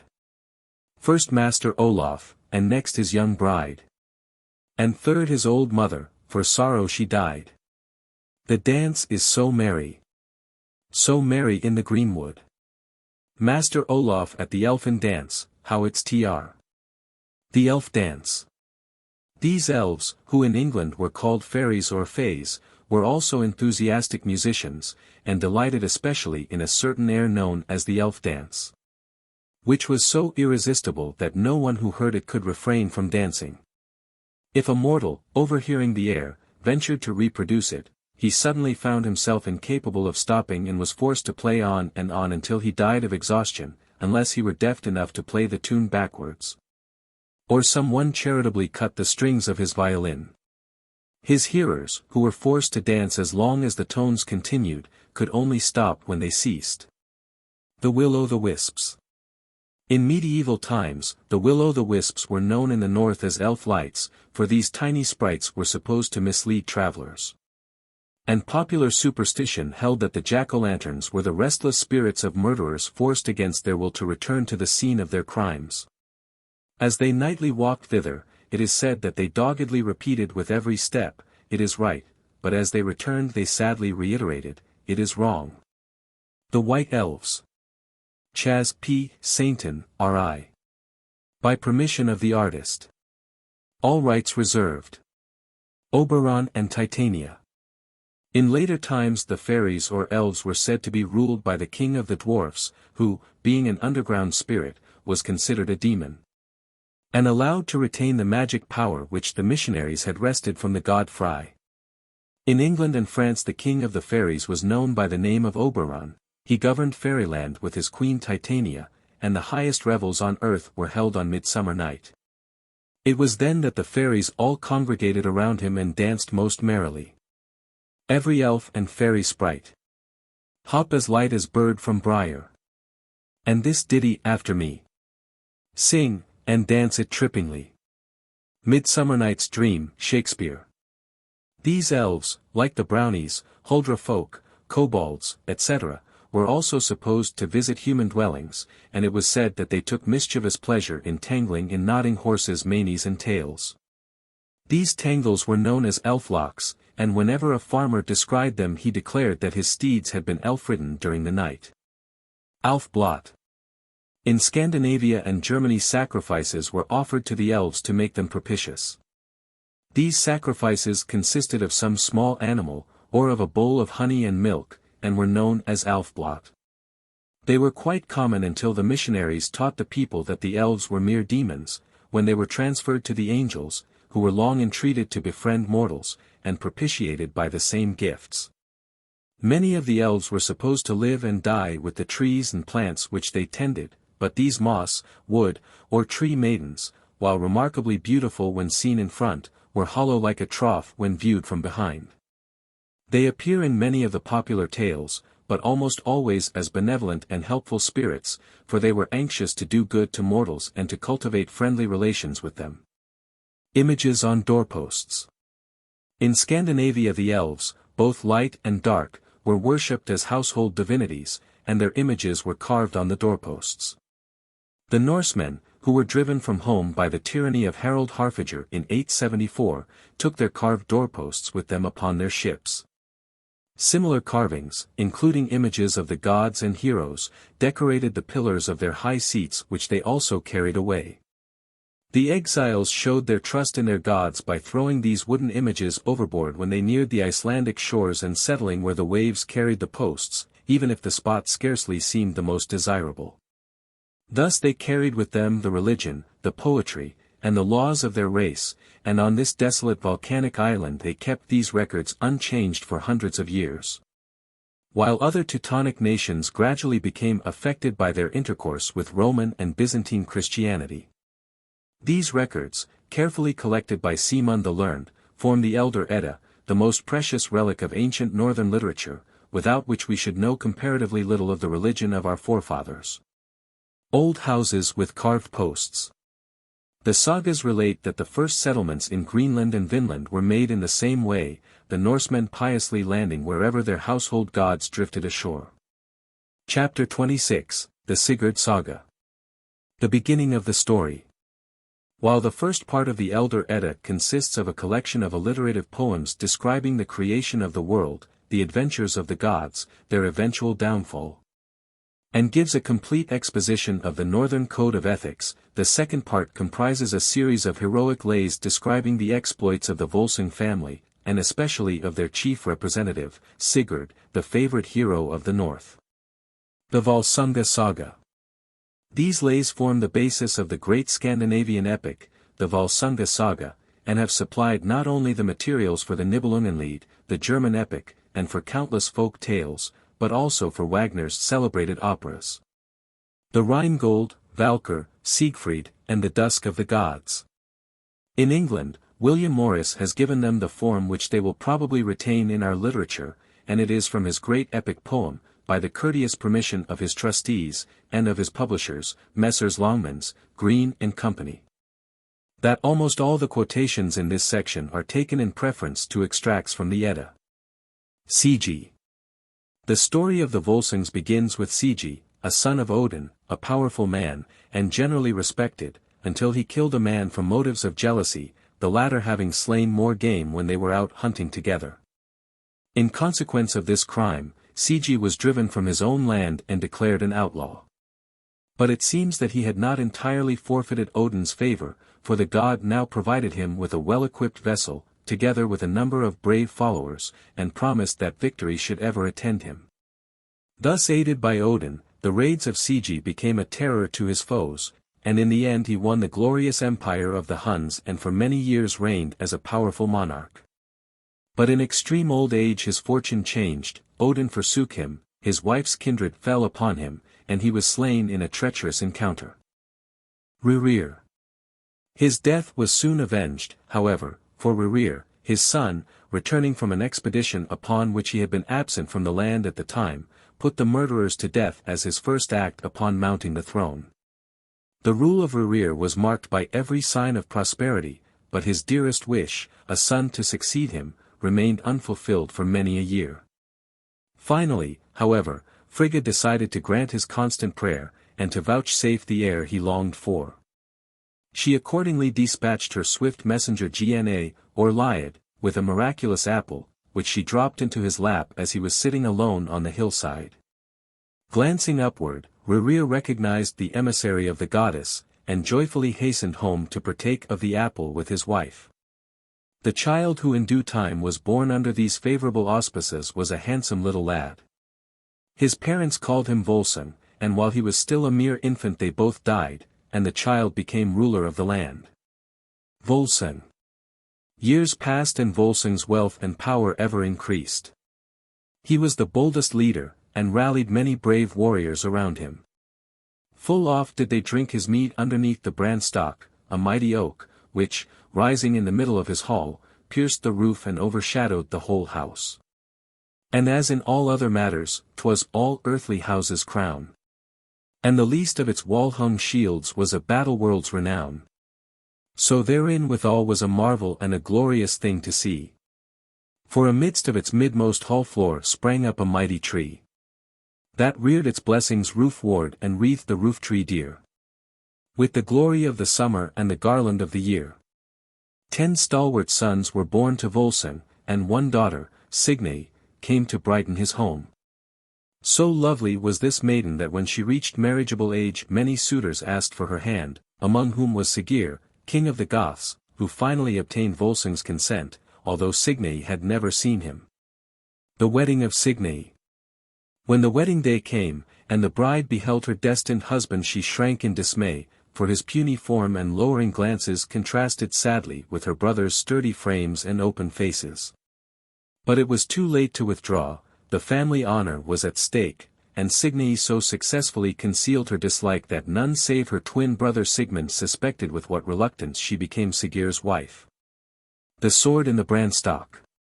While the wedding feast was in progress, and when the merrymaking was at its height, the entrance to the hall was suddenly darkened by the tall form of a one-eyed man, closely enveloped in a mantle of cloudy blue.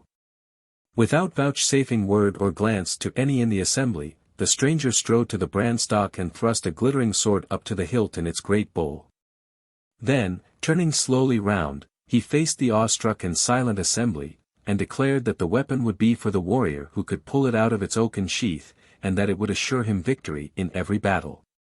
The words ended, he then passed out as he had entered, and disappeared, leaving a conviction in the minds of all that Odin, king of the gods, had been in their midst. So sweet his speaking sounded, so wise his words did seem, that moveless all men sat there, as in a happy dream. We stir not lest we waken, but there his speech had end. And slowly down the hall floor, and outward did he wend. And none would cast him a question or follow on his ways. For they knew that the gift was Odin's, a sword for the world to praise. Volsung was the first to recover the power of speech, and, waiving his own right first to essay the feat, he invited Siggeir to make the first attempt to draw the divine weapon out of the tree trunk. The bridegroom anxiously tugged and strained, but the sword remained firmly embedded in the oak and he resumed his seat, with an air of chagrin. Then Volsung tried, with the same result. The weapon was evidently not intended for either of them, and the young Volsung princes were next invited to try their strength. Sons I have gotten and cherished, now stand ye forth and try. Lest Odin tell in God home how from the way he strayed. And how to the man he would not he gave away his blade. Sigmund. The 9 eldest sons were equally unsuccessful. But when Sigmund, the 10th and youngest, laid his firm young hand upon the hilt, the sword yielded easily to his touch, and he triumphantly drew it out as though it had merely been sheathed in its scabbard. At last by the side of the branstock Sigmund the Volsung stood. And with right hand wise in battle the precious sword hilt caught. Yet in a careless fashion, as he deemed it all for naught. When, lo, from floor to rafter went up a shattering shout. For aloft in the hand of Sigmund the naked blade shone out. As high o'er his head he shook it, for the sword had come away from the grip of the heart of the branstock, as though all loose it lay. Nearly all present were gratified at the success of the young prince, but Sigurd's heart was filled with envy, and he coveted possession of the weapon. He offered to purchase it from his young brother-in-law, but Sigmund refused to part with it at any price, declaring that it was clear that the weapon had been intended for him to wear. This refusal so offended Sigurd that he secretly resolved to exterminate the proud Volsungs, and to secure the divine sword at the same time that he indulged his hatred towards his new kinsman.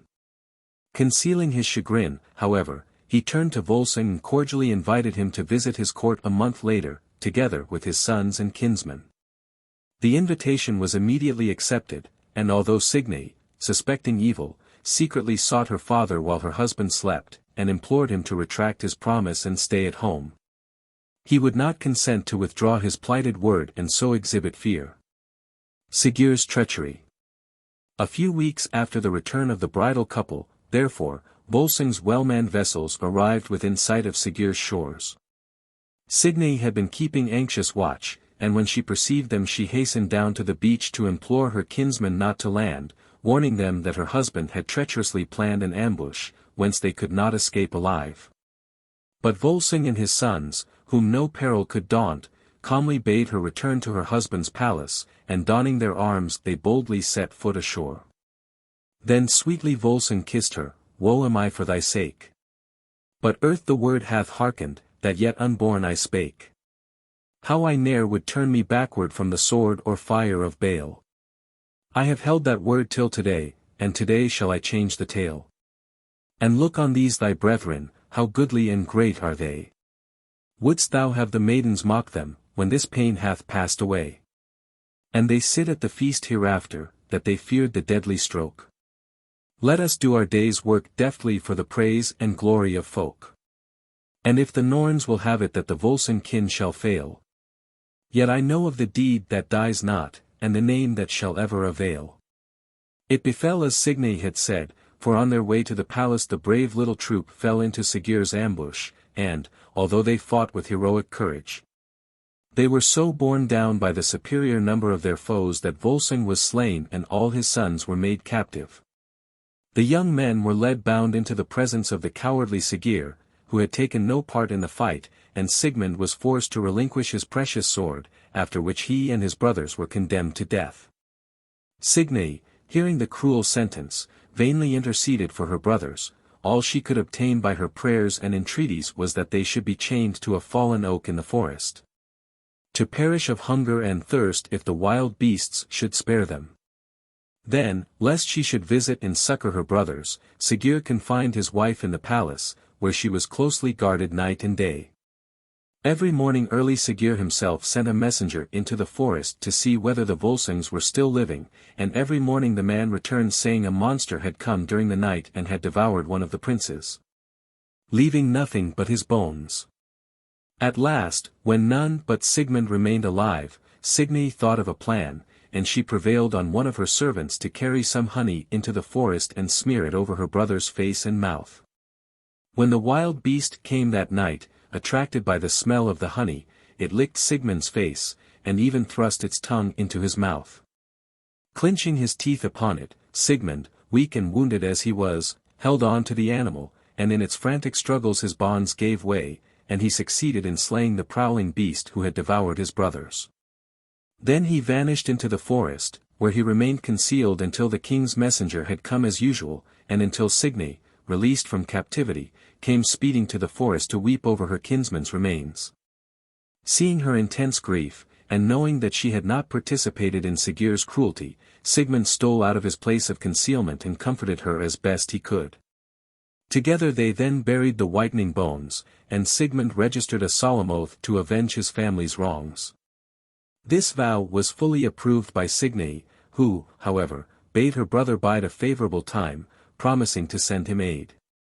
Then the brother and sister sadly parted, she to return to her distasteful palace home, and he to a remote part of the forest, where he built a tiny hut and plied the craft of a smith. And men say that Signy wept when she left that last of her kindred, yet wept she never more. Amid the earls of Siggeir, and as lovely as before, was her face to all men's deeming, nor aught it changed for ruth, nor for fear nor any longing. And no man said forsooth that she ever laughed thereafter till the day of her death was come. Signy's sons.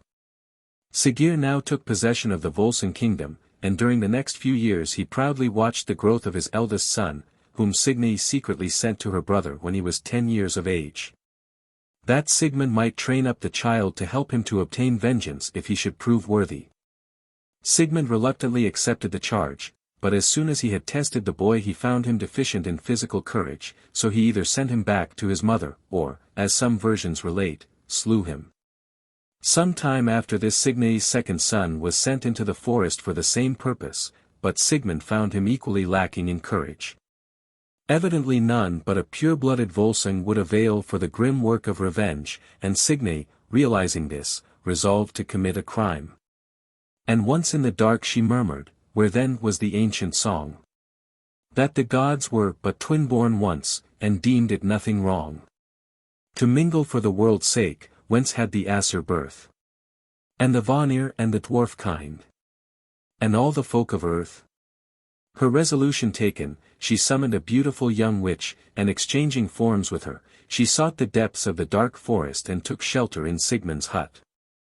The Volsung did not penetrate his sister's disguise. He deemed her not but the gypsy she seemed, and being soon won by her coquetry, he made her his wife. 3 days later she disappeared from the hut, and, returning to the palace, she resumed her own form, and when she next gave birth to a son, she rejoiced to see in his bold glance and strong frame the promise of a true Volsung hero. Sinfiotli. When Sinfiotli, as the child was called, was 10 years of age, she herself made a preliminary test of his courage by sewing his garment to his skin, and then suddenly snatching it off, and as the brave boy did not so much as wince, but laughed aloud, she confidently sent him to the forest hut. Sigmund speedily prepared his usual test, and ere leaving the hut one day he bade Sinfiotli take meal from a certain sack, and knead it and bake some bread. On returning home, Sigmund asked whether his orders had been carried out. The lad replied by showing the bread, and when closely questioned he artlessly confessed that he had been obliged to knead into the loaf a great adder which was hidden in the meal. Pleased to see that the boy, for whom he felt a strange affection, had successfully stood the test which had daunted his brothers, Sigmund bade him refrain from eating of the loaf, for although he was proof against the bite of a reptile, he could not, like his mentor, taste poison unharmed. For here, the tale of the elders doth men a marvel to wit, that such was the shaping of Sigmund among all earthly kings, that unhurt he handled adders and other deadly things, and might drink and scathe of venom, but Sinfiotli was so wrought, that no sting of creeping creatures would harm his body aught. The werewolves. Sigmund now began patiently to teach Sinfiotli all that a warrior of the north should know, and the two soon became inseparable companions. One day while ranging the forest together they came to a hut, where they found 2 men sound asleep. Nearby hung 2 wolf skins, which suggested immediately that the strangers were werewolves, whom a cruel spell prevented from bearing their natural form save for a short space at a time. Prompted by curiosity, Sigmund and Sinfiotli donned the wolf skins, and they were soon, in the guise of wolves, rushing through the forest, slaying and devouring all that came in their way. The werewolves. J.C. Dahlmann.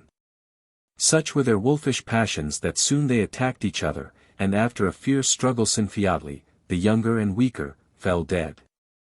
This catastrophe brought Sigmund to his senses, and he hung over his murdered companion in despair. While thus engaged he saw 2 weasels come out of the forest and attack each other fiercely until one lay dead. The victor then sprang into the thicket, to return with a leaf, which it laid upon its companion's breast.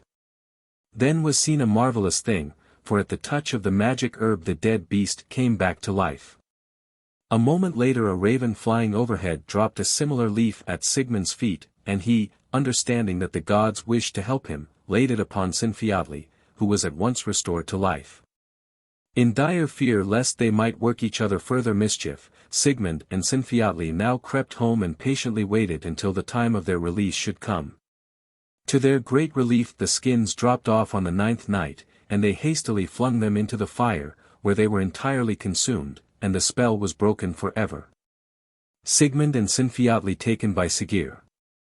Sigmund now confided the story of his wrongs to Sinfiotli, who swore that, although Siggeir was his father, for neither he nor Sigmund knew the secret of his birth, he would aid him in his revenge.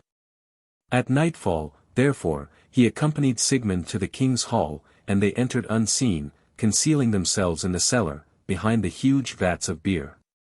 Here they were discovered by Signy's 2 youngest children, who, while playing with golden rings, which rolled into the cellar, came suddenly upon the men in ambush. They loudly proclaimed their discovery to their father and his guests, but, before Siggeir and his men could take up arms, Signy took both children, and dragging them into the cellar bade her brother slay the little traitors.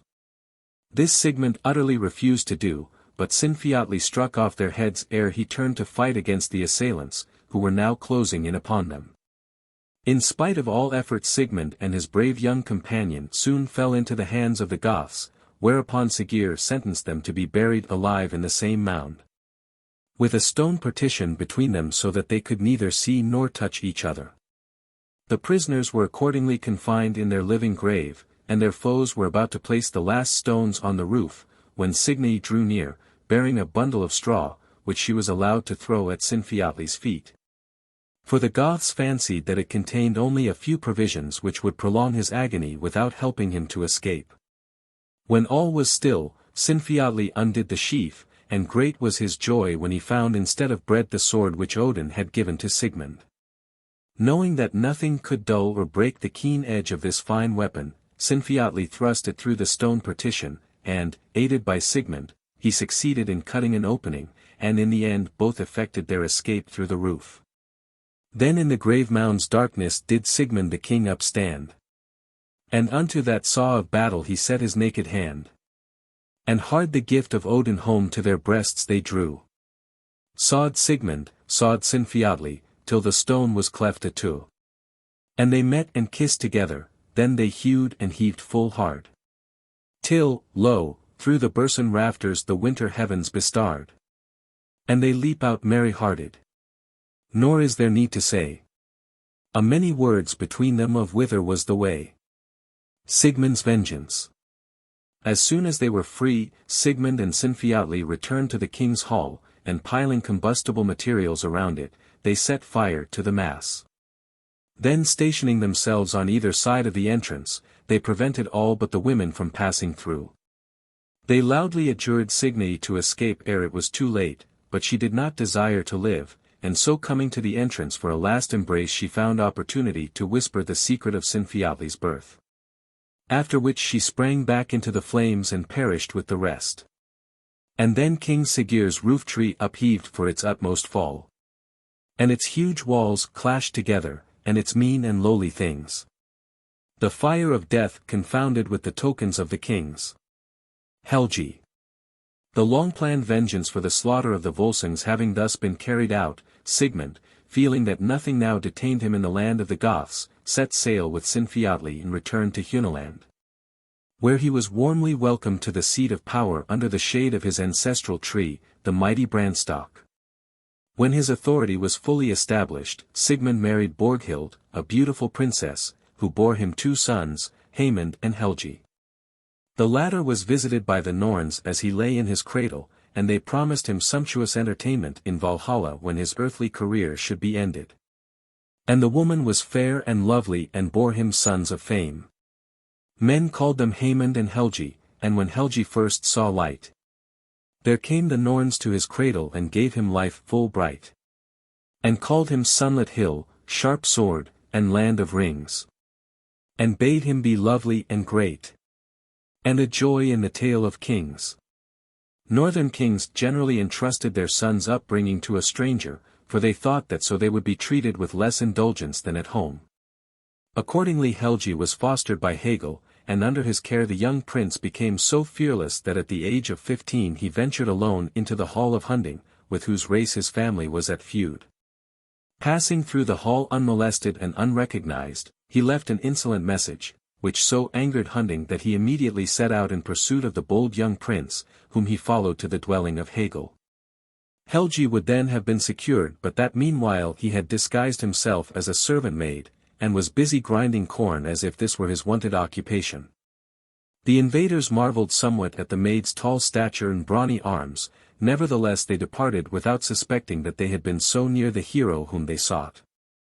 Having thus cleverly escaped, Helgi joined Sinfiotli, and collecting an army, the two young men marched boldly against the Hundings, with whom they fought a great battle, over which the Valkyrs hovered, waiting to convey the slain to Valhalla. Gudrun, one of the battle maidens, was so struck by the courage which Helgi displayed, that she openly sought him and promised to be his wife. Only one of the Hunding race, Dag, remained alive, and he was allowed to go free after promising not to endeavor to avenge his kinsman's death. This promise was not kept, however, and Dag, having obtained possession of Odin's spear Gungnir, treacherously slew Helgi with it. Gudrun, who in the meantime had fulfilled her promise to become his wife, wept many tears at his death, and laid a solemn curse upon his murderer. Then, hearing from one of her maids that her slain husband kept calling for her from the depths of the tomb, she fearlessly entered the mound at night and tenderly inquired why he called and why his wounds continued to bleed after death. Helgi answered that he could not rest happy because of her grief, and declared that for every tear she shed a drop of his blood must flow. Thou weepest, gold-adorned. Cruel tears. Sun-bright daughter of the south. Ere to sleep thou goest. Each one falls bloody. On the prince's breast. Wet, cold, and piercing. With sorrow big. Simunds Edda, Thorp's Tr. To appease the spirit of her beloved husband, Gudrun from that time ceased to weep, but they did not long remain separated. For soon after the spirit of Helgi had ridden over Bifrost and entered Valhalla, to become leader of the Einherjar, he was joined by Gudrun who, as a Valkyr once more, resumed her loving tendance of him. When at Odin's command she left his side for scenes of human strife, it was to seek new recruits for the army which her lord was to lead into battle when Ragnarok, the twilight of the gods, should come. A Hero's Farewell. M.E. Winge. The Death of Sinfiotli. Sinfiotli, Sigmund's eldest son, also met an early death, for, having slain in a quarrel the brother of Borghild, she determined to poison him. Twice Sinfiotli detected the attempt and told his father that there was poison in his cup. Twice Sigmund, whom no venom could injure, drained the bowl, and when Borghild made a third attempt, he bade Sinfiotli let the wine flow through his beard. Mistaking the meaning of his father's words, Sinfiotli forthwith drained the cup, and fell lifeless to the ground, for the poison was of the most deadly kind. He drank as he spake the word, and forthwith the venom ran in a chill flood over his heart, and down fell the mighty man. With never an uttered death word and never a death-changed look. And the floor of the hall of the Volsungs beneath his falling shook. Then uprose the Elder of Days with a great and bitter cry. And lifted the head of the fallen, and none durst come anigh. To hearken the words of his sorrow, if any words he said. But such as the father of all men might speak over Baldur dead. And again, as before the death-stroke, waxed the hall of the Volsungs dim. And once more he seemed in the forest, where he spake with naught but him. Speechless with grief, Sigmund tenderly raised his son's body in his arms, and strode out of the hall and down to the shore, where he deposited his precious burden in a skiff which an old one-eyed boatman brought at his call. He would fain have stepped aboard also, but ere he could do so the boatman pushed off and the frail craft was soon lost to sight. The bereaved father then slowly wended his way home, taking comfort from the thought that Odin himself had come to claim the young hero and had rowed away with him out into the west.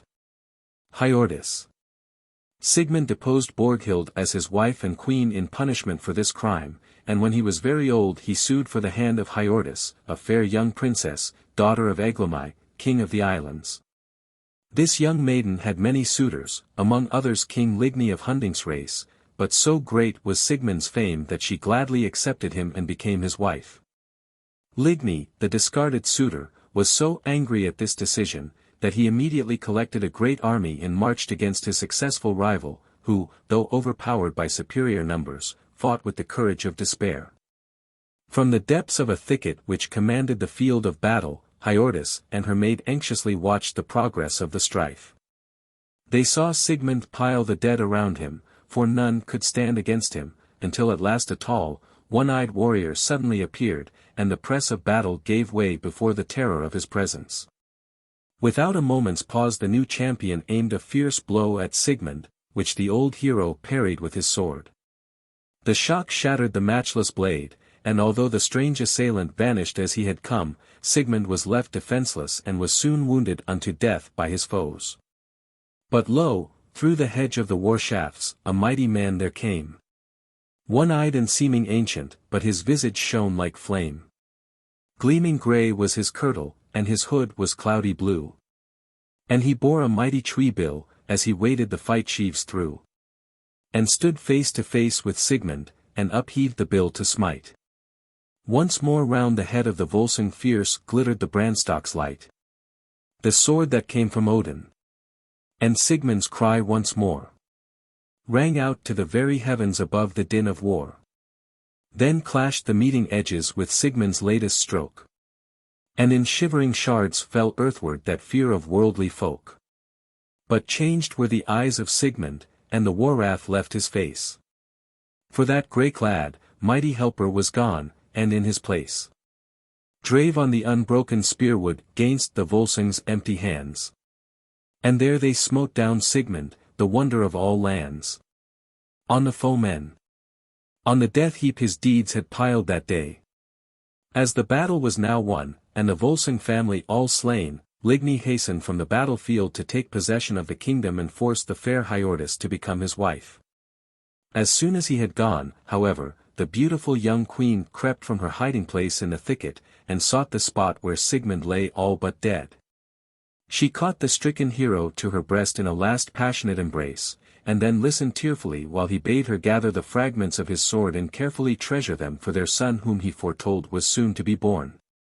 And who was destined to avenge his father's death and to be far greater than he. I have wrought for the Volsungs truly, and yet have I known full well that a better one than I am shall bear the tale to tell. And for him shall these shards be smithied, and he shall be my son. To remember what I have forgotten and to do what I left undone. Elf, the Viking. While Hiordis was mourning over Sigmund's lifeless body, her handmaiden suddenly warned her of the approach of a band of Vikings. Retreating into the thicket once more, the two women exchanged garments, after which Hiordis bade the maid walk first and personate the queen, and they went thus to meet the Viking elf, Helfrat or Helferich. Elf received the women graciously, and their story of the battle so excited his admiration for Sigmund that he caused the remains of the slain hero to be reverentially removed to a suitable spot, where they were interred with all due ceremony. He then offered the queen and her maid a safe asylum in his hall, and they gladly accompanied him over the seas. The Funeral Procession. H. Hendrik. By permission of the Illustrierte Zeitung, J. Weber, Leipzig. As he had doubted their relative positions from the first, Elf took the first opportunity after arriving in his kingdom to ask a seemingly idle question in order to ascertain the truth. He asked the pretended queen how she knew the hour had come for rising when the winter days were short and there was no light to announce the coming of morn, and she replied that, as she was in the habit of drinking milk ere she fed the cows, she always awoke thirsty. When the same question was put to the real Hiordis, she answered, with as little reflection, that she knew it was morning because at that hour the golden ring which her father had given her grew cold on her hand. The birth of Sigurd. The suspicions of Elf having thus been confirmed, he offered marriage to the pretended handmaiden, Hiordis, promising to cherish her infant son, a promise which he nobly kept. When the child was born, Elf himself sprinkled him with water, a ceremony which our pagan ancestors scrupulously observed, and bestowed upon him the name of Sigurd. As he grew up he was treated as the king's own son, and his education was entrusted to Regan, the wisest of men, who knew all things, his own fate not even excepted, for it had been revealed to him that he would fall by the hand of a youth. Again in the house of the helper there dwelt a certain man. Beardless and low of stature, of visage pinched and wan. So exceeding old was Regan, that no son of man could tell in what year of the days passed over he came to that land to dwell. But the youth of King Elf had he fostered, and the helper's youth thereto. Yea, and his father's fathers, the lore of all men he knew. And was deft in every cunning, save the dealings of the sword. So sweet was his tongue speech fashioned, that men trode his every word. His hand with the harp strings blended was the mingler of delight. With the latter days of sorrow, all tales he told aright. The master of the masters in the smithying craft was he. And he dealt with the wind and the weather and the stilling of the sea. Nor might any learn him leechcraft, for before that race was made. And that manfolk's generation, all their life days had he weighed. Under this tutor Sigurd grew daily in wisdom until few could surpass him. He mastered the smith's craft, and the art of carving all manner of runes, he learned languages, music, and eloquence. And, last but not least, he became a doughty warrior whom none could subdue. When he had reached manhood Regan prompted him to ask the king for a war-horse, a request which was immediately granted, and Griper, the stud-keeper, was bidden to allow him to choose from the royal stables the steed which he most fancied. On his way to the meadow where the horses were at pasture, Sigurd met a one-eyed stranger, clad in grey and blue, who accosted the young man and bade him drive the horses into the river and select the one which could breast the tide with least difficulty. Sigurd received the advice gladly, and upon reaching the meadow he drove the horses into the stream which flowed on one side. One of the number, after crossing, raced round the opposite meadow. And, plunging again into the river, returned to his former pasture without showing any signs of fatigue.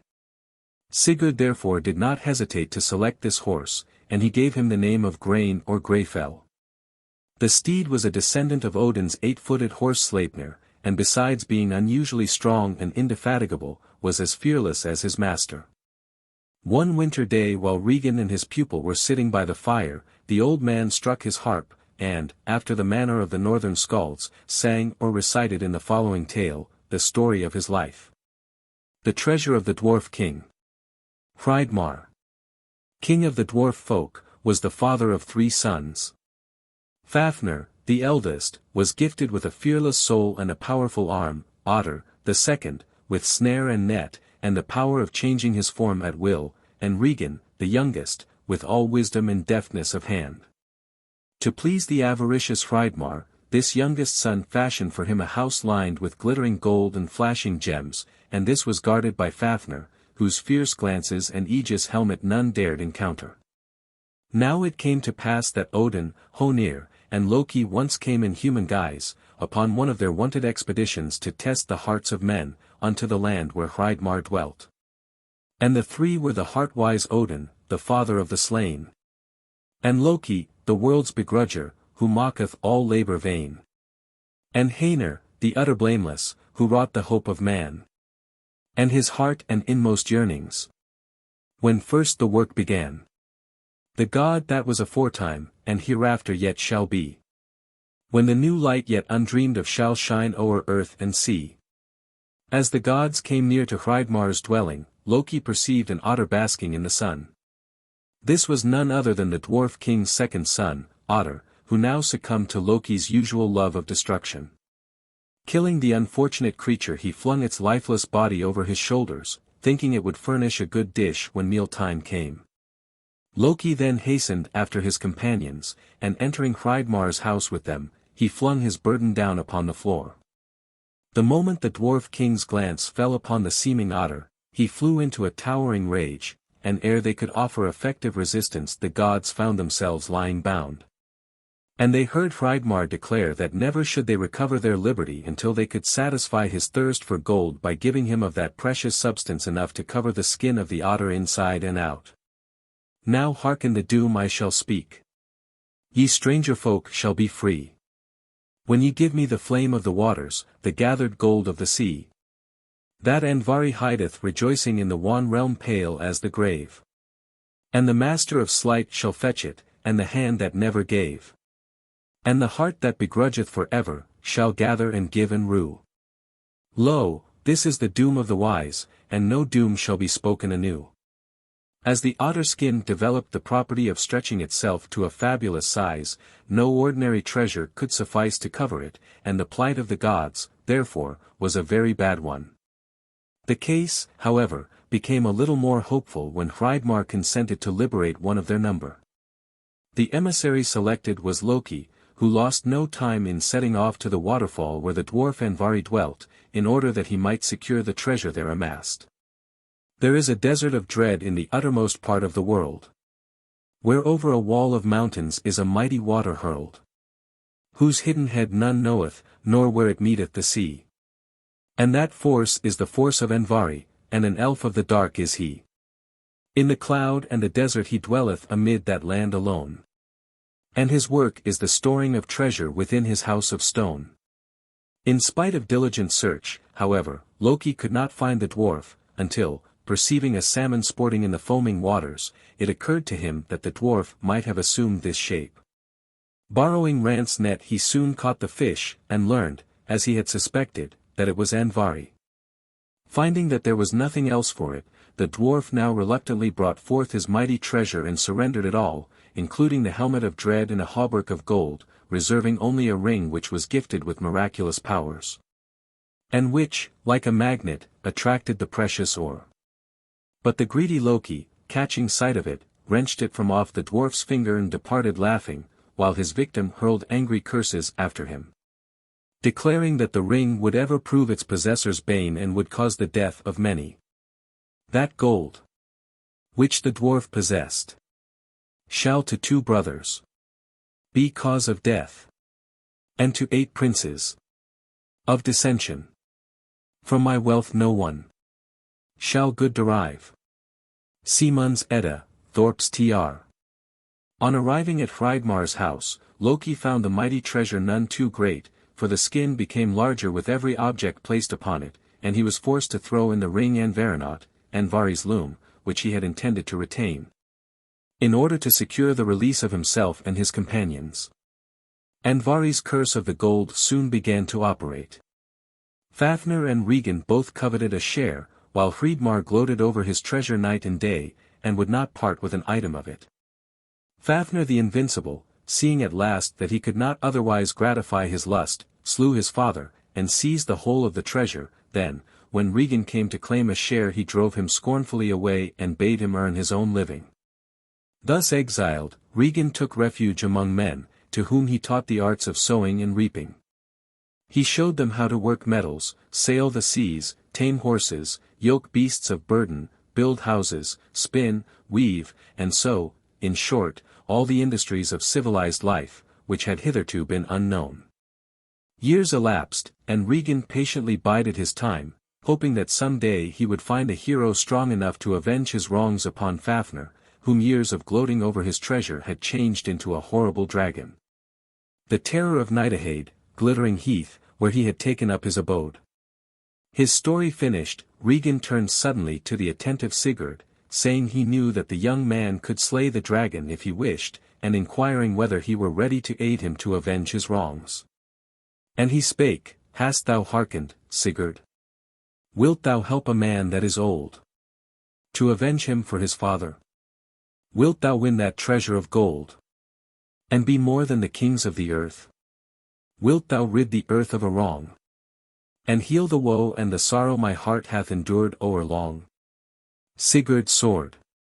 Sigurd immediately assented, on the condition, however, that the curse should be assumed by Regan, who, also, in order to fitly equip the young man for the coming fight, should forge him a sword, which no blow could break. Twice Regan fashioned a marvelous weapon, but twice Sigurd broke it to pieces on the anvil. Then Sigurd bethought him of the broken fragments of Sigmund's weapon which were treasured by his mother, and going to Hiordis he begged these from her. And either he or Regan forged from them a blade so strong that it divided the great anvil in two without being dinted, and whose temper was such that it neatly severed some wool floating gently upon the stream. Sigurd and Fafnir. K. Dialits. By permission of the Berlin Photographic Company, 133, New Bond Street, W. Sigurd now went upon a farewell visit to Greiper, who, knowing the future, foretold every event in his coming career. After which he took leave of his mother, and accompanied by Regan set sail for the land of his fathers, vowing to slay the dragon when he had fulfilled his first duty, which was to avenge the death of Sigmund. First wilt thou, prince, avenge thy father, and for the wrongs of Eglamour wilt retaliate. Thou wilt the cruel, the sons of Hunding, boldly lay low. Thou wilt have victory. Lay of Sigurd Fafnicide, Thorp's Tr. On his way to the land of the Volsungs a most marvellous sight was seen, for there came a man walking on the waters.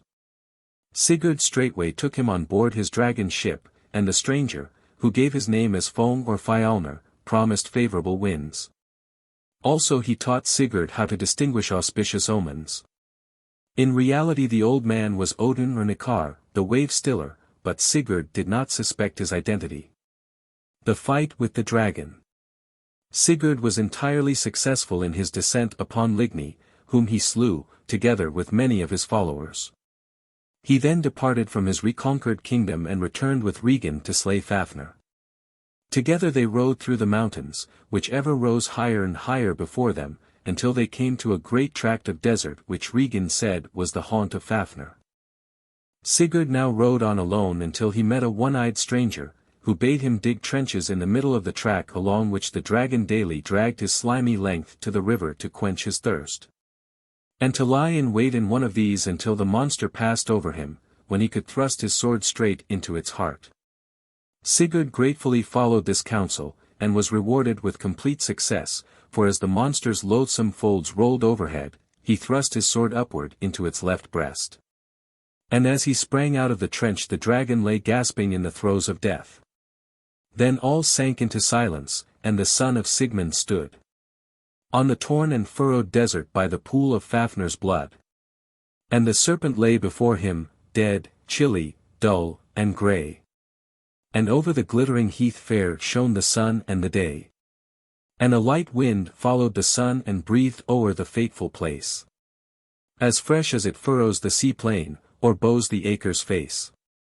Regan had prudently remained at a distance until all danger was past, but seeing that his foe was slain, he now came up.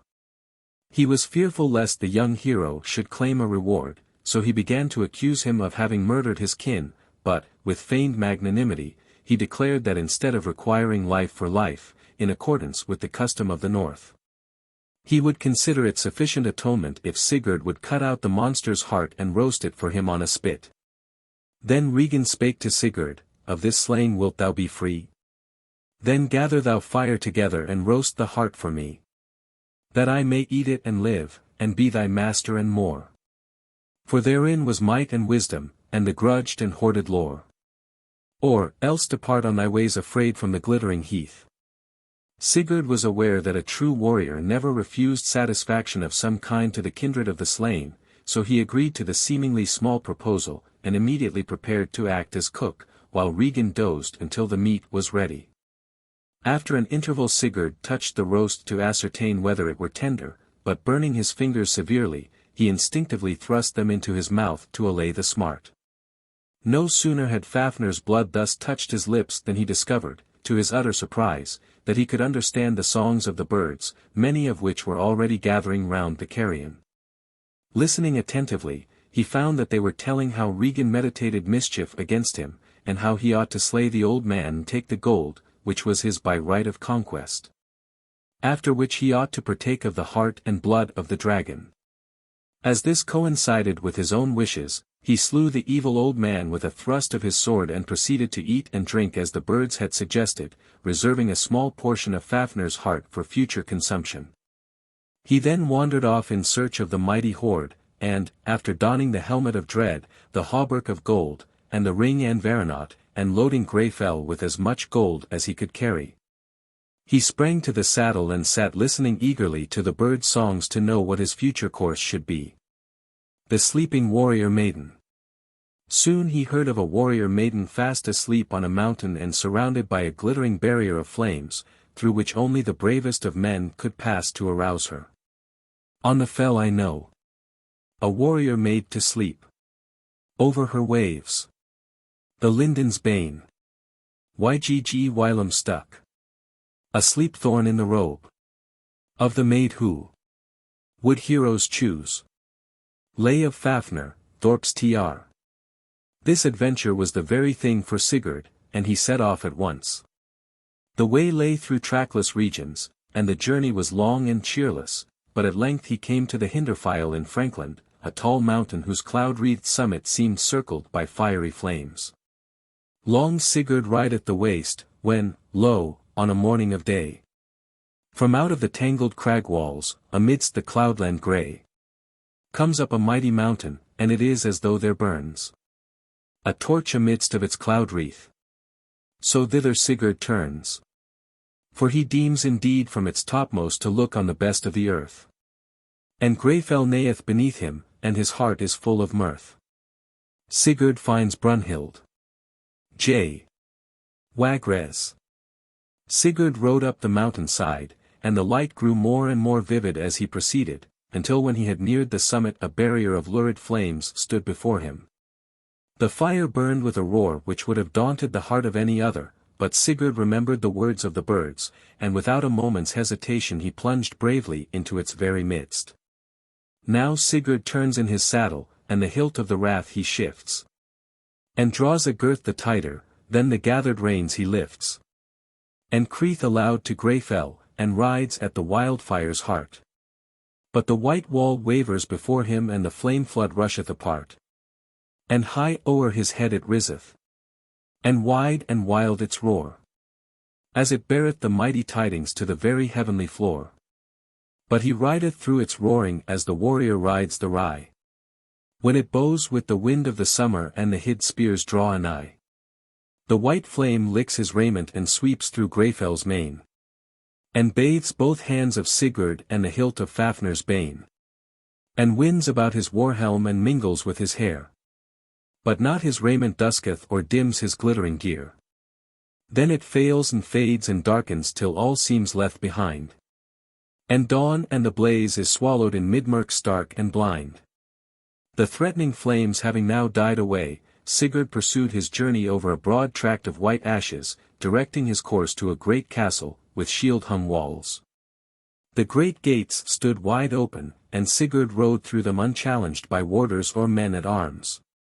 Proceeding cautiously, for he feared some snare, he at last came to the center of the courtyard, where he saw a recumbent form cased in armor.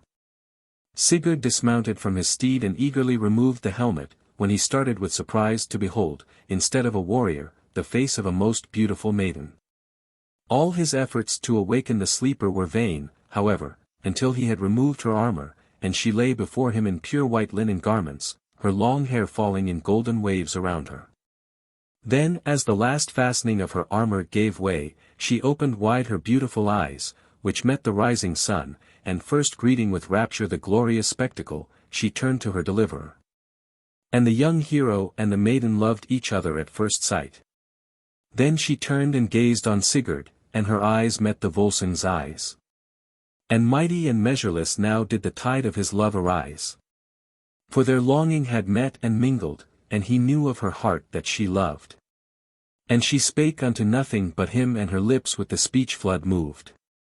The maiden now proceeded to tell Sigurd her story. Her name was Brunhild, and according to some authorities she was the daughter of an earthly king whom Odin had raised to the rank of a Valkyr. She had served him faithfully for a long while, but once had ventured to set her own wishes above his, giving to a younger and therefore more attractive opponent the victory which Odin had commanded for another. Odin and Brunhild. K. Dialitz. By permission of the Berlin Photographic Company, 133, New Bond Street, W. In punishment for this act of disobedience, she had been deprived of her office and banished to earth, where All-Father decreed she should wed like any other member of her sex. This sentence filled Brunhild's heart with dismay, for she greatly feared lest it might be her fate to mate with a coward, whom she would despise. To quiet these apprehensions, Odin took her to Hinderfell or Hindfell, and touching her with the thorn of sleep, that she might await in unchanged youth and beauty the coming of her destined husband. He surrounded her with a barrier of flame which none but a hero would venture through. From the top of Hinderfell, Brunhild now pointed out to Sigurd her former home, at Limdale or Hunaland, telling him he would find her there whenever he chose to come and claim her as his wife. And then, while they stood on the lonely mountain top together, Sigurd placed the ring Anvaranot upon her finger, in token of betrothal, swearing to love her alone as long as life endured. From his hand then draweth Sigurd Andvari's ancient gold. There is naught but the sky above them as the ring together they hold. The Chopin ancient token, that hath no change nor end. No change, and no beginning, no flaw for God to mend. Then Sigurd cried, O Brynhild, now hearken while I swear, that the sun shall die in the heavens and the day no more be fair. If I seek not love in Limdale and the house that fostered thee, and the land where thou awakedst twixt the woodland and the sea. And she cried, O Sigurd, Sigurd, now hearken while I swear, that the day shall die for ever and the sun to blackness wear. Ere I forget thee, Sigurd, as I lie, twixt wood and sea. In the little land of Limdale and the house that fostered me. The fostering of a slog. According to some authorities, the lovers parted after thus plighting their troth. But others say that Sigurd soon sought out and wedded Brunhild, with whom he lived for a while in perfect happiness until forced to leave her and his infant daughter Aslog. This child, left orphaned at 3 years of age, was fostered by Brunhild's father, who, driven away from home, concealed her in a cunningly fashioned harp. Until reaching a distant land he was murdered by a peasant couple for the sake of the gold they supposed it to contain. Their surprise and disappointment were great indeed when, on breaking the instrument open, they found a beautiful little girl, whom they deemed mute, as she would not speak a word. Time passed, and the child, whom they had trained as a drudge, grew to be a beautiful maiden, and she won the affection of a passing Viking, Ragnar Lodbrog, king of the Danes, to whom she told her tale.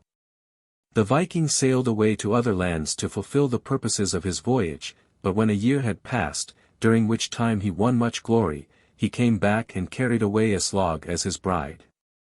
She heard a voice she deemed well known. Long waited through dull hours bygone. And round her mighty arms were cast.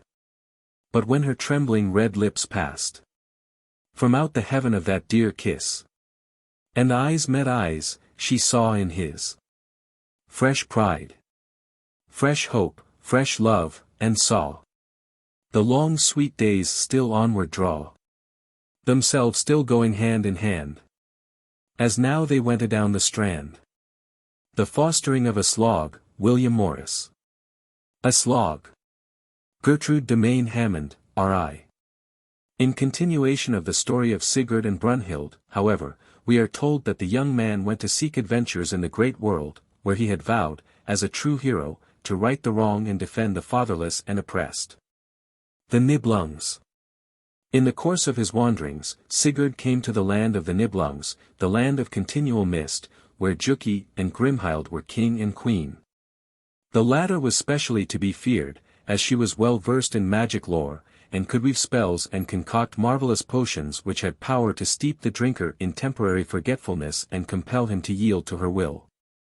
The king and queen had 3 sons, Gunnar, Hogni, and Guttorm, who were brave young men, and 1 daughter, Gudrun, the gentlest as well as the most beautiful of maidens. All welcomed Sigurd most warmly, and Juki invited him to tarry a while. The invitation was very agreeable after his long wanderings, and Sigurd was glad to stay and share the pleasures and occupations of the Nibelungs. He accompanied them to war, and so distinguished himself by his valor, that he won the admiration of Grimhild and she resolved to secure him as her daughter's husband. One day, therefore, she brewed one of her magic potions, and when he had partaken of it at the hand of Gudrun, he utterly forgot Brunhild and his plighted troth, and all his love was diverted unto the queen's daughter. But the heart was changed in Sigurd, as though it ne'er had been. His love of Brynhild perished as he gazed on the Nibelung queen. Brynhild's beloved body was e'en as a wasted hearth. No more for bale or blessing, for plenty or for dearth. Although there was not wanting a vague fear that he had forgotten some event in the past which should rule his conduct, Sigurd asked for and obtained Gudrun's hand, and their wedding was celebrated amid the rejoicings of the people, who loved the young hero very dearly. Sigurd gave his bride some of Fafnir's heart to eat, and the moment she had tasted it her nature was changed, and she began to grow cold and silent to all except him. To further cement his alliance with the two eldest Jukings, as the sons of Juki were called, Sigurd entered the Doom Ring with them, and the three young men cut a sod which was placed upon a shield, beneath which they stood while they bared and slightly cut their right arms, allowing their blood to mingle in the fresh earth. Then, when they had sworn eternal friendship, the sod was replaced. But although Sigurd loved his wife and felt a true fraternal affection for her brothers, he could not lose his haunting sense of oppression, and was seldom seen to smile as radiantly as of old. Juki had now died, and his eldest son, Gunnar, ruled in his stead. As the young king was unwed, Grimhild, his mother, besought him to take a wife, suggesting that none seemed more worthy to become queen of the Nibelungs than Brunhild, who, it was reported, sat in a golden hall surrounded by flames, whence she had declared she would issue only to marry the warrior who would dare brave the fire for her sake. Gunnar's stratagem. Gunnar immediately prepared to seek this maiden, and strengthened by one of his mother's magic potions, and encouraged by Sigurd, who accompanied him, he felt confident of success. But when on reaching the summit of the mountain he would have ridden into the fire, his steed drew back affrighted and he could not induce him to advance a step. Seeing that his companion's steed did not show signs of fear, he asked him of Sigurd. But although Greyfell allowed Gunnar to mount, he would not stir because his master was not on his back. Sigurd and Gunnar. J.C. Dahlman. Now as Sigurd carried the helmet of dread, and Grimhild had given Gunnar a magic potion in case it should be needed, it was possible for the companions to exchange their forms and features. And seeing that Gunnar could not penetrate the flaming wall, Sigurd proposed to assume the appearance of Gunnar and woo the bride for him. The king was greatly disappointed, but as no alternative offered he dismounted, and the necessary exchange was soon effected. Then Sigurd mounted Greyfell in the semblance of his companion, and this time the steed showed not the least hesitation, but leaped into the flames at the first touch on his bridle, and soon brought his rider to the castle, where, in the great hall, sat Brunhild. Neither recognized the other, Sigurd because of the magic spell cast over him by Grimhild, Brunhild because of the altered appearance of her lover. The maiden shrank in disappointment from the dark-haired intruder, for she had deemed it impossible for any but Sigurd to ride through the flaming circle. But she advanced reluctantly to meet her visitor, and when he declared that he had come to woo her, she permitted him to take a husband's place at her side. For she was bound by solemn injunction to accept as her spouse him who should thus seek her through the flames. 3 days did Sigurd remain with Brunhild, and his bright sword lay bared between him and his bride. This singular behavior aroused the curiosity of the maiden, wherefore Sigurd told her that the gods had bidden him celebrate his wedding thus. There they went in one bed together, but the foster brother laid 'twixt him and the body of Brynhild his bright blue battle blade. And she looked and heeded it nothing. But, e'en as the dead folk lie, with folded hands she lay there, and let the night go by. And as still lay that image of Gunnar as the dead of life forlorn. And hand on hand he folded as he waited for the morn. So oft in the moonlit minster your fathers may ye see. By the side of the ancient mothers await the day to be. When the fourth morning dawned, Sigurd drew the ring and Veranot from Brunhild's hand, and, replacing it by another, he received her solemn promise that in 10 days' time she would appear at the Nibelung court to take up her duties as queen and faithful wife. I thank thee, king, for thy goodwill, and thy pledge of love I take.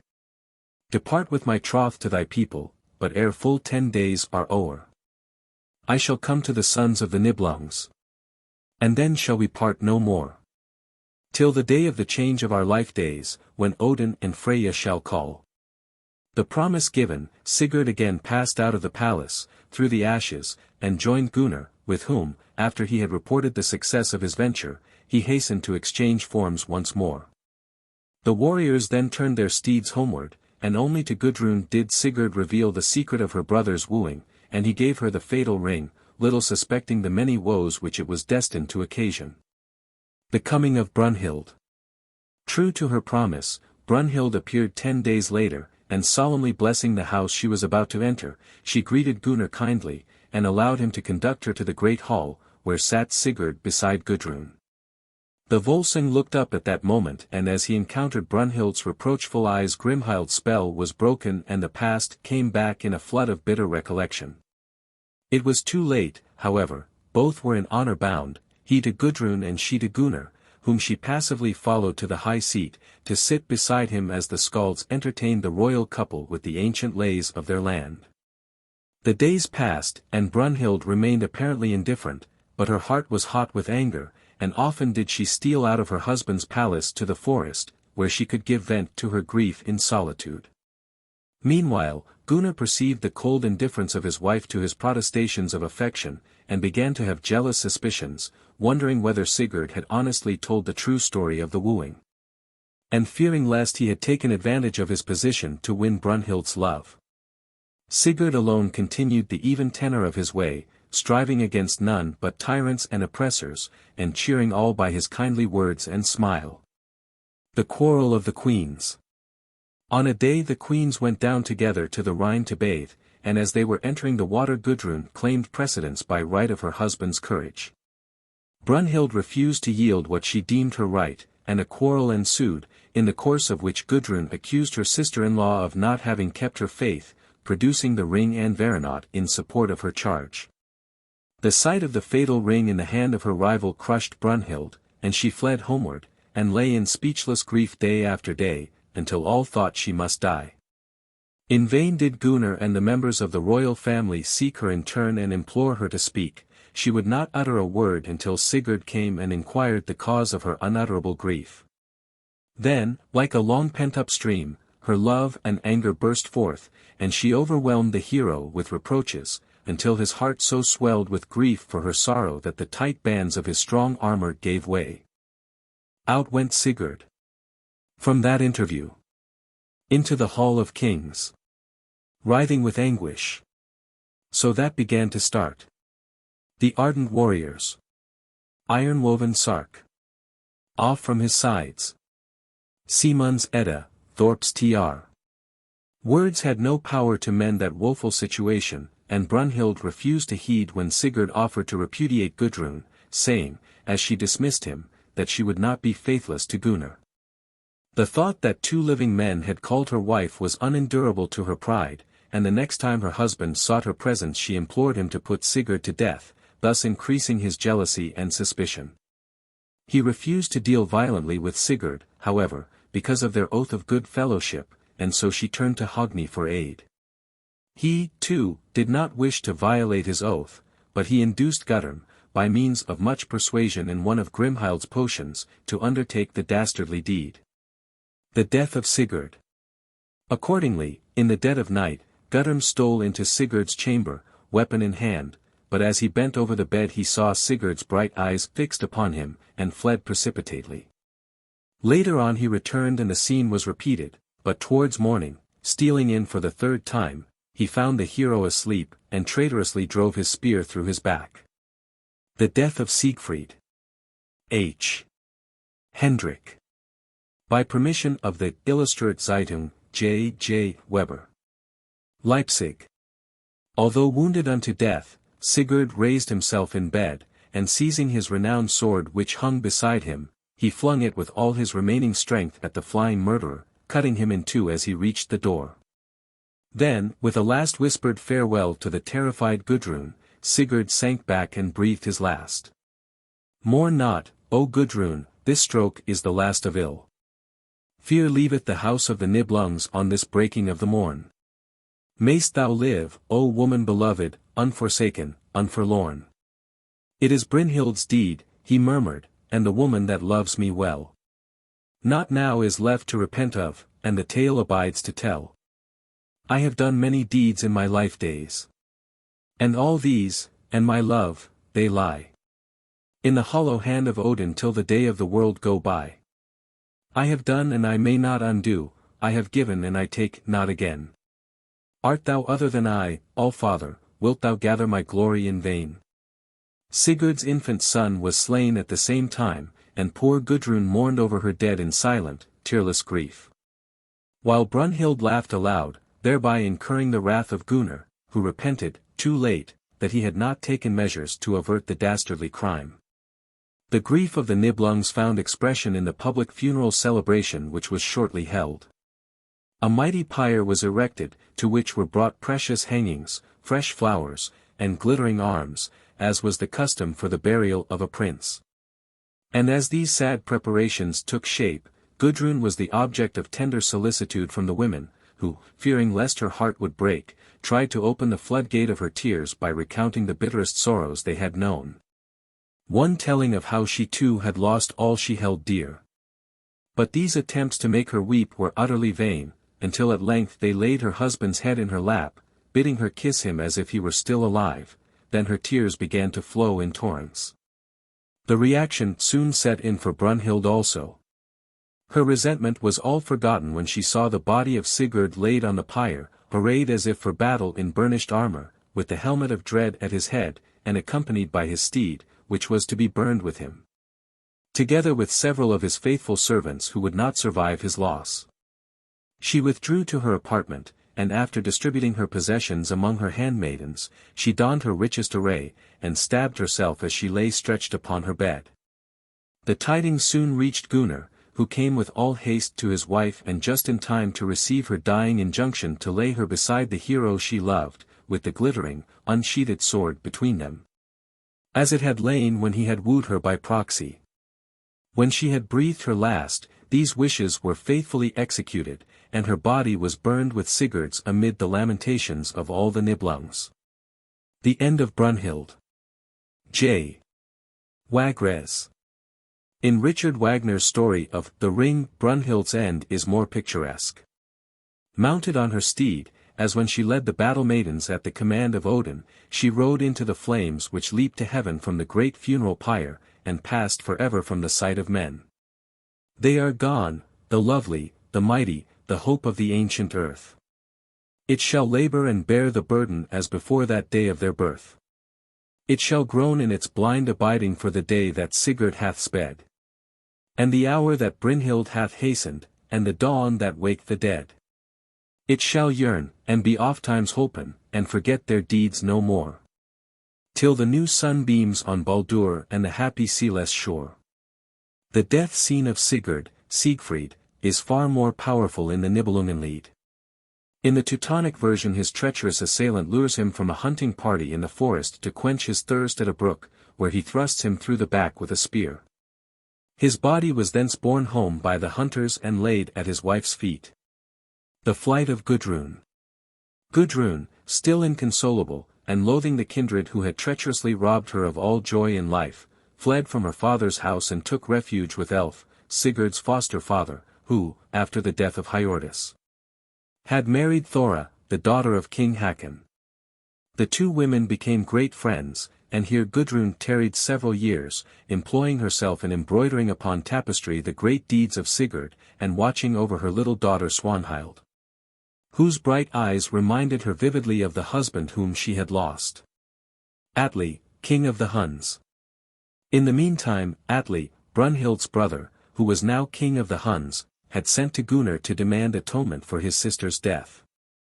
And to satisfy his claims Gunnar had promised that when her years of widowhood had been accomplished he would give him Gudrun's hand in marriage.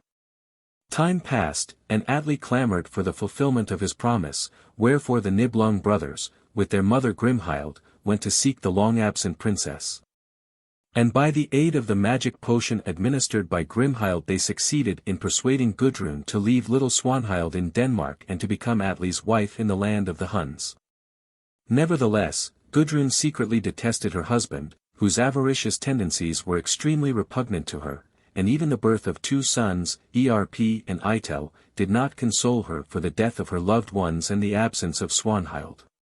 Her thoughts were continually of the past, and she often spoke of it, little suspecting that her descriptions of the wealth of the Nibelungs had excited Atli's greed, and that he was secretly planning some pretext for seizing it. Atli at last decided to send Nefrid or Wingi, one of his servants, to invite the Nibelung princes to visit his court, intending to slay them when he should have them in his power. But Gudrun, fathoming this design, sent a rune message to her brothers, together with the ring and veranot, around which she had twined a wolf's hair. On the way, however, the messenger partly effaced the runes, thus changing their meaning. And when he appeared before the Nibelungs, Gunnar accepted the invitation, in spite of Hogni's and Grimhild's warnings, and an ominous dream of Glomver, his second wife. Burial of the Nibelung treasure. Before departing, however, Gunnar was prevailed upon to bury secretly the great Nibelung hoard in the Rhine, and he sank it in a deep hole in the bed of the river. The position of which was known to the royal brothers only, who took a solemn oath never to reveal it. Down then and whirling outward the ruddy gold fell forth. As a flame in the dim grey morning, flashed out a kingdom's worth. Then the waters roared above it, the wan water and the foam flew up o'er the face of the rock wall as the tinkling gold fell home. Unheard, unseen for ever, a wonder and a tale. Till the last of earthly singers from the sons of men shall fail. The treachery of Atli. In martial array the royal band then rode out of the city of the Nibelungs, which they were never again to see, and after many adventures they entered the land of the Huns, and arrived at Atli's hall, where, finding that they had been foully entrapped, they slew the traitor Nefrid, and prepared to sell their lives as dearly as possible. Gudrun hastened to meet them with tender embraces, and, seeing that they must fight, she grasped a weapon and loyally aided them in the terrible massacre which ensued. After the first onslaught, Gunnar kept up the spirits of his followers by playing on his harp, which he laid aside only when the assaults were renewed. Thrice the brave Nibelungs resisted the assault of the Huns, until all save Gunnar and Hogni had perished, and the king and his brother, wounded, faint, and weary, fell into the hands of their foes, who cast them, securely bound, into a dungeon to await death. Atli had prudently abstained from taking any active part in the fight, and he now had his brothers-in-law brought in turn before him, promising them freedom if they would reveal the hiding-place of the Golden Hoard. But they proudly kept silence, and it was only after much torture that Gunnar spake, saying that he had sworn a solemn oath never to reveal the secret as long as Hogni lived. At the same time he declared that he would believe his brother dead only when his heart was brought to him on a platter. With a dreadful voice cried Gunnar, "O fool, hast thou heard it told? Who won the treasure aforetime and the ruddy rings of the gold? It was Sigurd, child of the Volsungs, the best sprung forth from the best. He rode from the north and the mountains, and became my summer guest. My friend and my brother sworn, he rode the wavering fire, and won me the Queen of Glory and accomplished my desire. The praise of the world he was, the hope of the biders in wrong, the help of the lowly people, the hammer of the strong. Ah, oft in the world, henceforward, shall the tale be told of the deed. And I, e'en I, will tell it in the day of the Nibelung's need. For I sat night long in my armor, and when light was wide o'er the land, I slaughtered Sigurd my brother, and looked on the work of mine hand. And now, O mighty Atli, I have seen the Nibelung's wreck, and the feet of the faint-heart dastard have trodden Gunnar's neck. And if all be little enough, and the gods begrudge me rest, let me see the heart of Hogni cut quick from his living breast, and laid on the dish before me, and then shall I tell of the gold, and become thy servant, Atli, and my life at thy pleasure hold." Urged by greed, Atli gave immediate orders that Hogni's heart should be brought, but his servants, fearing to lay hands on such a grim warrior, slew the cowardly scullion Hiali. The trembling heart of this poor wretch called forth contemptuous words from Gunnar, who declared that such a timorous organ could never have belonged to his fearless brother. Atli again issued angry commands, and this time the unquivering heart of Hogni was produced, whereupon Gunnar, turning to the monarch, solemnly swore that since the secret now rested with him alone it would never be revealed. The last of the Nibelungs. Livid with anger, the king bade his servants throw Gunnar, with hands bound, into a den of venomous snakes. But this did not daunt the reckless Nibelung, and, his harp having been flung after him in derision, he calmly sat in the pit, harping with his toes, and lulling to sleep all the reptiles save one only. It was said that Atli's mother had taken the form of this snake, and that she it was who now bit him in the side, and silenced his triumphant song forever. To celebrate his triumph, Atli now ordered a great feast, commanding Gudrun to be present to wait upon him. At this banquet he ate and drank heartily, little suspecting that his wife had slain both his sons, and had served up their roasted hearts and their blood mixed with wine in cups made of their skulls. After a time the king and his guests became intoxicated, when Gudrun, according to one version of the story, set fire to the palace, and as the drunken men were aroused, too late to escape, she revealed what she had done. And first stabbing her husband, she calmly perished in the flames with the Huns. Another version relates, however, that she murdered Atli with Sigurd's sword, and having placed his body on a ship, which she sent adrift, she cast herself into the sea and was drowned. She spread out her arms as she spake it, and away from the earth she leapt. And cut off her tide of returning, for the sea waves over her swept. And their will is her will henceforward, and who knoweth the deeps of the sea? And the wealth of the bed of Gudrun, and the days that yet shall be? According to a third and very different version, Gudrun was not drowned, but was borne by the waves to the land where Jonakr was king. There she became his wife, and the mother of 3 sons, Sorli, Hamdir, and Erp. She recovered possession, moreover, of her beloved daughter Swanhild, who, in the meantime, had grown into a beautiful maiden of marriageable age. Swanhild. Swanhild became affianced to Ermenrich, king of Gothland, who sent his son, Randwer, and one of his servants, Sibik, to escort the bride to his kingdom. Sibik was a traitor, and as part of a plan to compass the death of the royal family that he might claim the kingdom, he accused Randwer of having tried to win his young stepmother's affections. This accusation so roused the anger of Ermenrich that he ordered his son to be hanged, and Swanhild to be trampled to death under the feet of wild horses. The beauty of this daughter of Sigurd and Gudrun was such, however, that even the wild steeds could not be induced to harm her until she had been hidden from their sight under a great blanket, when they trod her to death under their cruel hoofs. Upon learning the fate of her beloved daughter, Gudrun called her 3 sons to her side, and girding them with armor and weapons against which nothing but stone could prevail, she bade them depart and avenge their murdered sister. After which she died of grief, and was burned on a great pyre. The 3 youths, Sorli, Hamdir, and Erp, proceeded to Ermenrich's kingdom, but ere they met their foes, the 2 eldest, deeming Erp too young to assist them, taunted him with his small size, and finally slew him.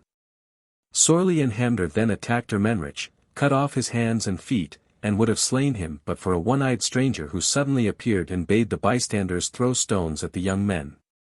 His orders were immediately carried out, and Sorli and Hamdir soon fell slain under the shower of stones, which, as we have seen, alone had power to injure them. Ye have heard of Sigurd aforetime, how the foes of God he slew. How forth from the darksome desert the gold of waters he drew. How he wakened love on the mountain, and wakened Brynhild the bright. And dwelt upon earth for a season, and shone in all men's sight. Ye have heard of the cloudy people, and the dimming of the day. And the latter world's confusion, and Sigurd gone away. Now ye know of the need of the Nibelungs and the end of broken troth. All the death of kings and of kindreds and the sorrow of Odin the Goth. Interpretation of the saga.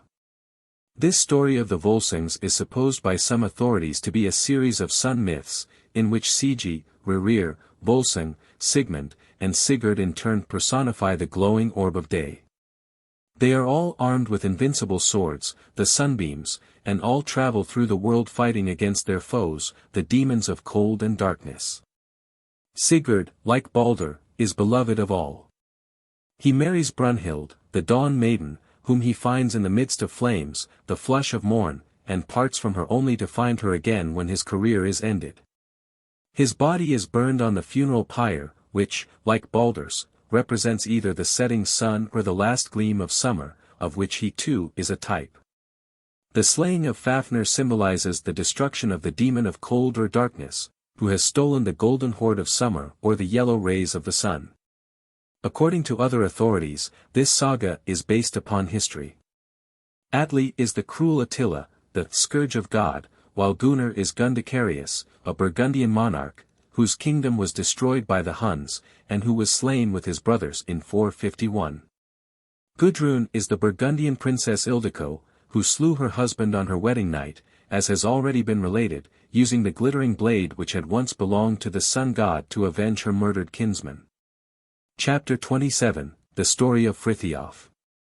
Bishop Tegner. Probably no writer of the 19th century did so much to awaken interest in the literary treasures of Scandinavia as Bishop Esaias Tegner, whom a Swedish author characterized as that mighty genie who organizes even disorder. Tegner's Frithiof Saga has been translated once at least into every European tongue, and some 20 times into English and German.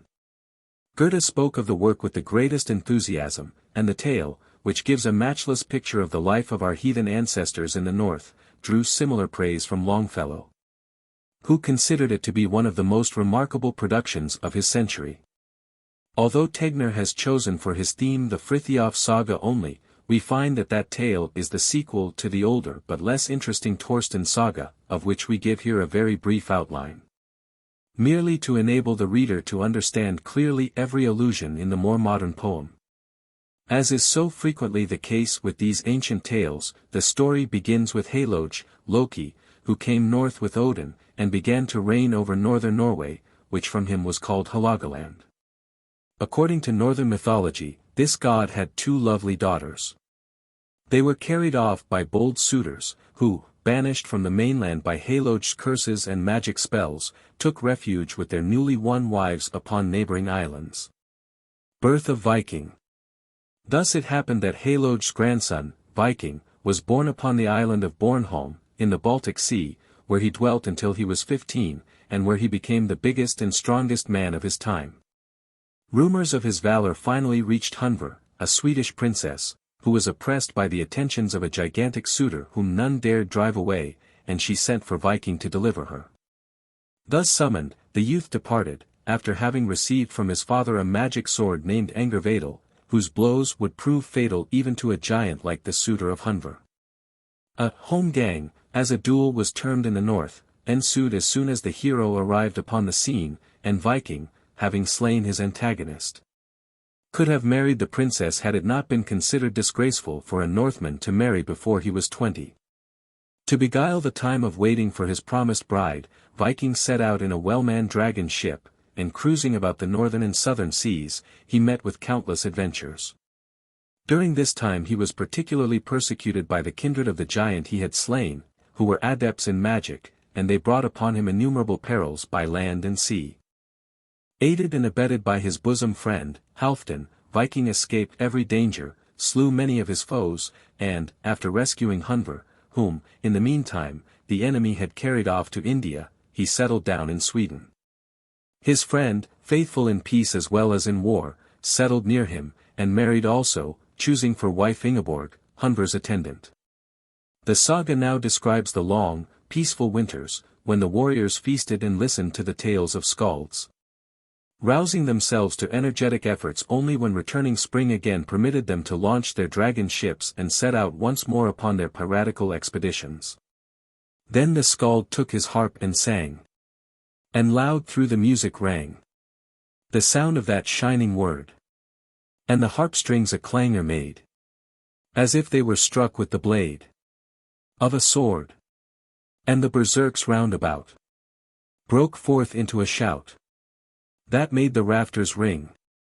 They smote with their fists on the board, and shouted, "Long live the sword and the king." Longfellow's Saga of King Olaf. In the old story the skalds relate with great gusto every phase of attack and defense during cruise and raid, and describe every blow given and received.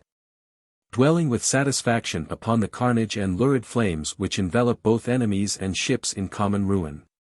A fierce fight is often an earnest of future friendship, however, and we are told that Halfdan and Viking, having failed to conquer Njorf, a foeman of metal, sheathed their swords after a most obstinate struggle, and accepted their enemy as a third link in their close bond of friendship.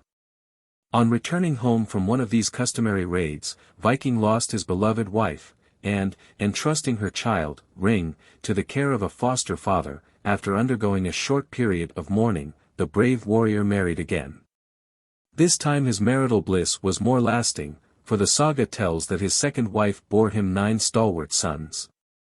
Njorf, king of uplands, in Norway, also rejoiced in a family of 9 brave sons.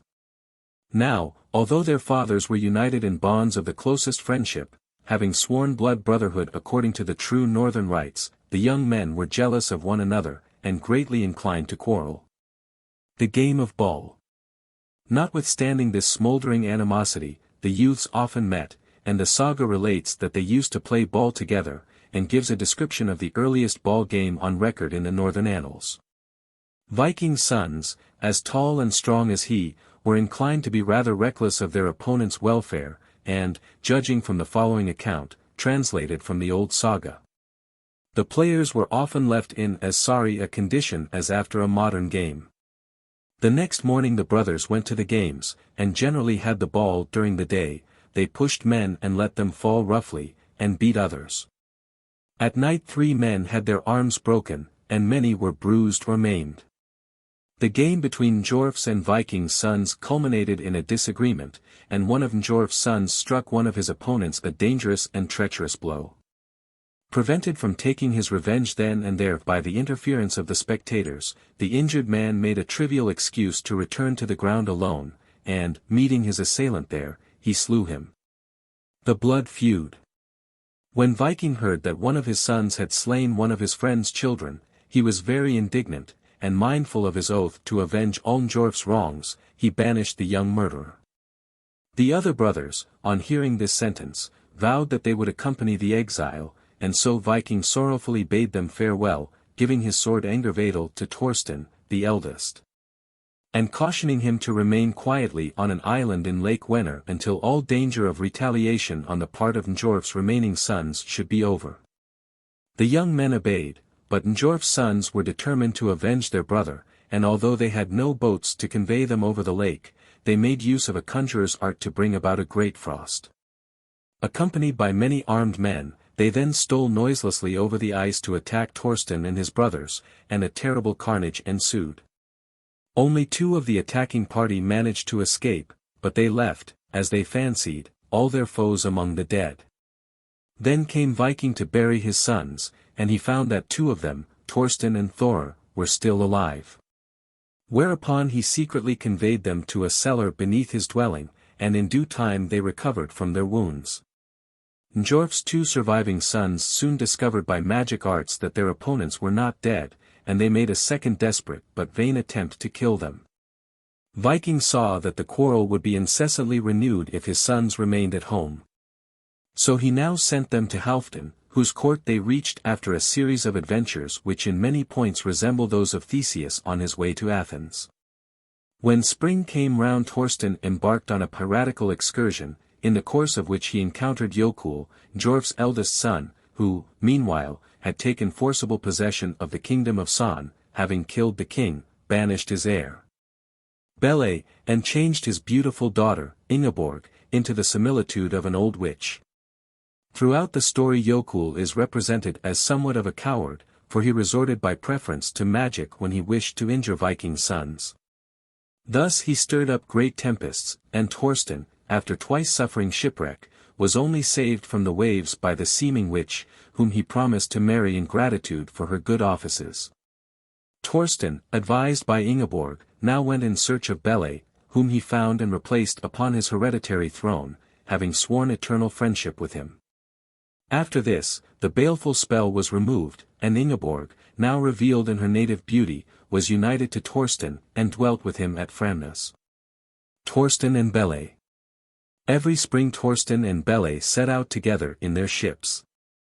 And, upon one of these expeditions, they joined forces with Angantyr, a foe whose mettle they had duly tested, and proceeded to recover possession of a priceless treasure, a magic dragon ship named Ellida, which Aegir, god of the sea, had once given to Viking in reward for hospitable treatment, and which had been stolen from him.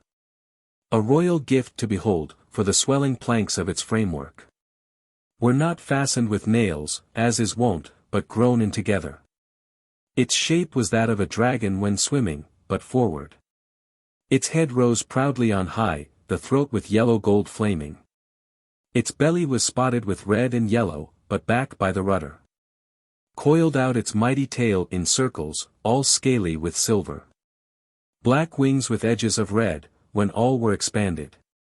Ellida raced with the whistling storm, but outstripped the eagle. When filled to the edge with warriors, it sailed o'er the waters. You'd deem it a floating fortress, or warlike abode of a monarch. The ship was famed far and wide, and of ships was first in the north. Tegnir, Frithjof's Saga, Spalding's Tr. The next season, Thorstein, Bele, and Angantyr conquered the Orkney Islands, which were given as a kingdom to the latter, he voluntarily pledging himself to pay a yearly tribute to Bele.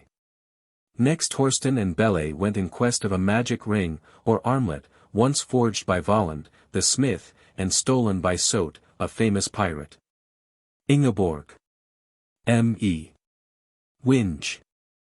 This bold robber was so afraid lest someone should gain possession of the magic ring, that he had buried himself alive with it in a mound in Bretland. Here his ghost was said to keep constant watch over it, and when Thorstein entered his tomb, Bele, who waited outside, heard the sound of frightful blows given and returned, and saw lurid gleams of supernatural fire. When Thorstein finally staggered out of the mound, pale and bloody, but triumphant, he refused to speak of the horrors he had encountered to win the coveted treasure, but often would he say, as he showed it, I trembled but once in my life. And 'twas when I seized it. Birth of Frithjof and Ingeborg. Thus owner of the three greatest treasures of the north, Thorstein returned home to Framnes, where Ingeborg bore him a fine boy, Frithjof, while two sons, Halfdan and Helga, were born to Bele. The lads played together, and were already well grown when Ingeborg, Bele's little daughter, was born, and some time later the child was entrusted to the care of Hilding, who was already Frithjof's foster father. As Thorstein's frequent absences made it difficult for him to undertake the training of his boy. Jocund they grew, in guileless glee. Young Frithjof was the sapling tree, in budding beauty by his side. Sweet Ingeborg, the garden's pride. Tegnir, Frithjof's Saga, Longfellow's Tr. Frithjof soon became hardy and fearless under his foster father's training, and Ingeborg rapidly developed the sweetest traits of character and loveliness. Both were happiest when together. And as they grew older their childish affection daily became deeper and more intense, until Hilding, perceiving this state of affairs, bade the youth remember that he was a subject of the king, and therefore no mate for his only daughter. To Odin, in his starlit sky, ascends her titled ancestry. But Thorstein's son art thou, give way. For, like thrives best with like, they say. Tegnir, Frithjof's Saga, G. Stevens's Tr. Frithjof's love for Ingeborg. These wise admonitions came too late, however, and Frithjof vehemently declared that he would win the fair Ingeborg for his bride in spite of all obstacles and his more humble origin. Shortly after this Bele and Thorstein met for the last time, near the magnificent shrine of Balder, where the king, feeling that his end was near, had convened a solemn assembly, or thing, of all his principal subjects, in order to present his sons Helga and Halfdan to the people as his chosen successors. The young heirs were very coldly received on this occasion, for Helga was of a somber and taciturn disposition, and inclined to the life of a priest, and Halfdan was of a weak, effeminate nature, and noted for his love of pleasure rather than of war and the chase. Frithjof, who was present, and stood beside them, was the object of many admiring glances from the throng. But close behind them Frithjof goes, wrapped in his mantle blue. His height a whole head taller rose than that of both the two. He stands between the brothers there, as though the ripe day stood atween young morning rosy fair, and night within the wood. Tegner, Frithiof's Saga, G. Stevens's Tr. After giving his last instructions and counsel to his sons, and speaking kindly to Frithiof, for whom he entertained a warm regard, the old king turned to his lifelong companion, Thorstein, to take leave of him. But the old warrior declared that they would not long be parted. Bele then spoke again to his sons, and bade them erect his howe, or funeral mound, within sight of that of Thorstein, that their spirits might commune over the waters of the narrow firth which would flow between them. That so they might not be sundered even in death. Helga and Halfdan. These instructions were piously carried out when, shortly after, the aged companions breathed their last. And the great barrows having been erected, the brothers, Helga and Halfdan, began to rule their kingdom, while Frithiof, their former playmate, withdrew to his own place at Framnes, a fertile homestead, lying in a snug valley enclosed by the towering mountains and the waters of the ever-changing firth. 3 miles extended around the fields of the homestead, on 3 sides. Valleys and mountains and hills, but on the 4th side was the ocean. Birch woods crowned the summits, but over the downsloping hillsides flourished the golden corn, and man-high was waving the rye field. Tegner, Frithiof's Saga, Longfellow's Tr. But although surrounded by faithful retainers, and blessed with much wealth and the possession of the famous treasures of his hero's sire, the sword Angervedel, the Volund ring, and the matchless dragon ship Ellida, Frithiof was unhappy, because he could no longer see the fair Ingeborg daily. All his former spirits revived, however, when in the spring, at his invitation, both kings came to visit him, together with their fair sister, and once again they spent long hours in cheerful companionship. As they were thus constantly thrown together, Frithiof found opportunity to make known to Ingeborg his deep affection, and he received in return an avowal of her love. He sat by her side, and he pressed her soft hand. And he felt the soft pressure responsive and bland, whilst his love-beaming gaze was returned as the sun's in the moon's placid rays. Tegner, Frithiof's Saga, Longfellow's Tr. Frithiof's Suit. When the visit was ended and the guests had departed, Frithiof informed his confidant and chief companion, Bjorn, of his determination to follow them and openly ask for Ingeborg's hand. His ship was set free from its moorings and it swooped like an eagle over to the shore near Baldur's shrine, where the royal brothers were seated in state on Bele's tomb to listen to the petitions of their subjects. Straightway Frithiof presented himself before them, and manfully made his request, adding that the old king had always loved him and would surely have granted his prayer. No king was my sire, not a jarl, even, 'tis true. Yet skald songs his memory and exploits renew. The rune stones will tell on high vaulted cairn what my race hath done well. With ease could I win me both empire and land. But rather I stay on my forefathers' strand, while arms I can wield. Both poverty's hut and king's palace I'll shield. On Bele's round barrow we stand, each word in the dark deeps beneath us he hears and has heard. With Frithiof pleadeth the old chief in his cairn, think your answer thought needeth. Tegner, Frithiof's Saga, G. Stevens's Tr. Then he went on to promise lifelong fealty and the service of his strong right arm in exchange for the boon he craved. Frithiof cleaves the shield of Helga. Canute Equal.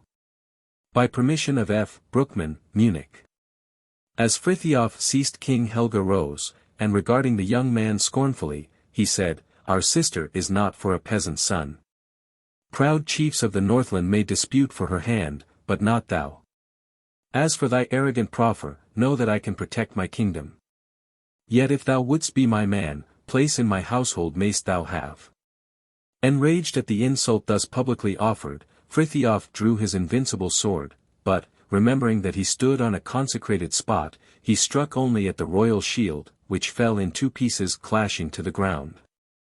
Then striding back to his ship in sullen silence, he embarked and sailed away.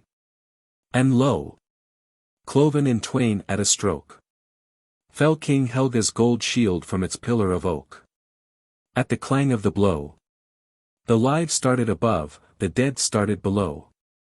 Tegner, Frithiof Saga, Longfellow's Tr. Sigurd Ring a suitor. After his departure came messengers from Sigurd Ring, the aged king of Ringrick, in Norway, who, having lost his wife, sent to Helga and Halfdan to ask Ingeborg's hand in marriage. Before returning answer to this royal suitor, Helga consulted the Vala, or prophetess, and the priests, who all declared that the omens were not in favor of the marriage. Upon this Helga assembled his people to hear the word which the messengers were to carry to their master, but unfortunately King Halfdan gave way to his waggish humor, and made scoffing reference to the advanced age of the royal suitor. These impolitic words were reported to King Ring, and so offended him that he immediately collected an army and prepared to march against the kings of Son to avenge the insult with his sword. When the rumor of his approach reached the cowardly brothers they were terrified, and fearing to encounter the foe unaided, they sent Hilding to Frithiof to implore his help. Hilding found Frithiof playing chess with Bjorn, and immediately made known his errand. From Bele's high airs. I come with courteous words and prayers. Disastrous tidings rouse the brave. On thee a nation's hope relies. In Baldur's fane, grief's loveliest prey. Sweet Ingeborg weeps the livelong day. Say, can her tears unheeded fall? Nor call her champion to her side? Tegner, Frithiof Saga, Longfellow's Tr. While the old man was speaking Frithiof continued to play, ever and anon interjecting an enigmatical reference to the game, until at this point he said. Bjorn, thou in vain my queen pursuest. She from childhood dearest, truest. She's my game's most darling piece, and come what will, I'll save my queen. Tegner, Frithiof Saga, G. Stevens's Tr. Hilding did not understand such mode of answering, and at length rebuked Frithiof for his indifference. Then Frithiof rose, and pressing kindly the old man's hand, he bade him tell the kings that he was too deeply offended to listen to their appeal. Helga and Halfdan, thus forced to fight without their bravest leader, preferred to make a treaty with Sigurd Ring, and they agreed to give him not only their sister Ingeborg, but also a yearly tribute. At Baldur's shrine.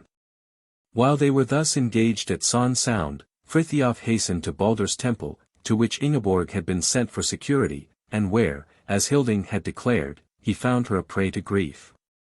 Now although it was considered a sacrilege for man and woman to exchange a word in the sacred building, Frithiof could not forbear to console her. And, forgetting all else, he spoke to her and comforted her, quieting all her apprehensions of the gods' anger by assuring her that Baldur, the good, must view their innocent passion with approving eyes. For love so pure as theirs could defile no sanctuary. And they ended by plighting their troth before the shrine of Baldur. Thou whisperest, Baldur, his wrath fearest. That gentle god all anger flies.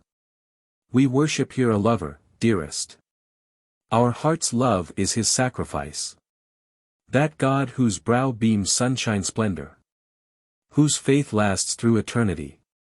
Was not his love to beauteous Nanna as pure, as warm, as mine to thee? His image see, himself broods o'er it. How mild, how kind, his bright eyes move. An offering bear I here before it. A warm heart full of purest love. Come, kneel with me. No altar incense. To Baldur's soul more grateful is than two hearts, vowing in his presence. A mutual faith as true as his. Tegner, Frithiof Saga, G. Stevens's Tr. Reassured by this reasoning, which received added strength from the voice which spoke loudly from her own heart, Ingeborg could not refuse to see and converse with Frithiof. During the king's absence the young lovers met every day, and they exchanged love tokens, Frithiof giving to Ingeborg Valin's arm ring, which she solemnly promised to send back to her lover should she be compelled to break her promise to live for him alone. Frithiof lingered at Framnas until the king's return, when, yielding to the fond entreaties of Ingeborg the Fair, he again appeared before them. And pledged himself to free them from their thraldom to Sigurd Ring if they would only reconsider their decision and promise him their sister's hand. War stands and strikes. His glittering shield within thy boundaries. Thy realm, King Helga, is in jeopardy. But give thy sister, and I'll lend mine arm. Thy guard in battle. It may stead thee well. Come. Let this grudge between us be forgotten. Unwilling bear I such, gainst Ingeborg's brother. Be counselled, king. Be just. And save at once thy golden crown and thy fair sister's heart. Here is my hand, by Thor I swear. Never again 'tis stretched in reconcilement. Tegner, Frithiof Saga, G. Stevens is Tr. Frithiof banished. But although this offer was received with acclamation by the assembled warriors, Helga scornfully demanded of Frithiof whether he had spoken with Ingeborg and so defiled the temple of Balder. A shout of, "Say nay, Frithiof! Say nay," broke from the ring of warriors, but he proudly answered, "Would not lie to gain Valhalla. I have spoken to thy sister, Helga, yet have I not broken Balder's peace." Ingeborg watches her lover depart. Canute Equal.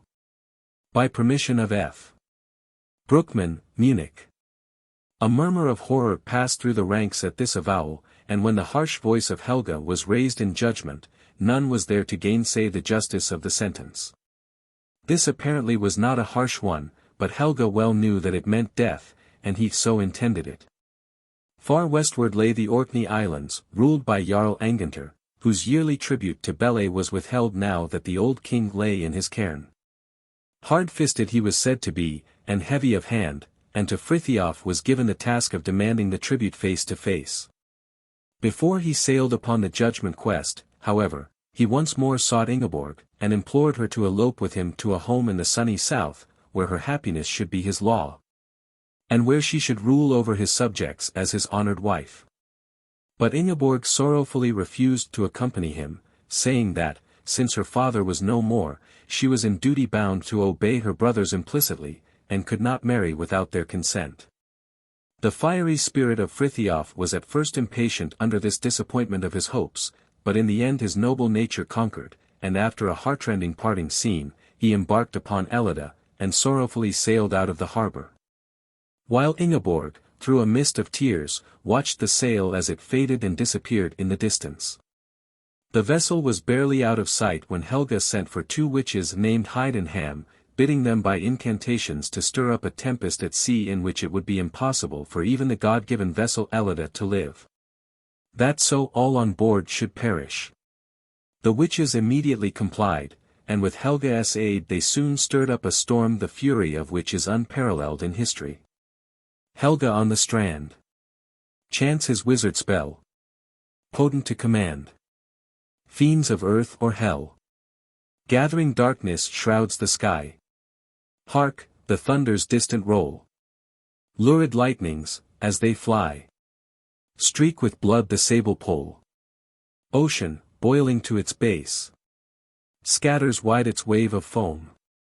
Screaming, as in fleetest chase, seabirds seek their island home. Tegner, Frithiof Saga, Longfellow's Tr. Then the storm unfettered wingeth. Wild his course. In ocean's foam. Now he dips him, now upswingeth. Whirling toward the god's own home. Rides each horror spirit, warning. High upon the topmost wave. Up from out the white, vast, yawning. Bottomless, unfathomed grave. Tegner, Frithiof Saga, G. Stevens is Tr. The Tempest. Unfrighted by tossing waves and whistling blasts, Frithiof sang a cheery song to reassure his terrified crew. But when the peril grew so great that his exhausted followers gave themselves up for lost, he bethought him of tribute to the goddess Ran, whoever requires gold of them who would rest in peace under the ocean wave. Taking his armlet, he hewed it with his sword and made fair division among his men. Who goes empty-handed? Down to sea blue Ran. Cold her kisses strike, and fleeting her embrace is. Tegner, Frithiof's Saga, G. Stevens's Tr. He then bade Bjorn hold the rudder, and himself climbed to the mast-top to view the horizon. While perched there he descried a whale, upon which the two witches were riding the storm.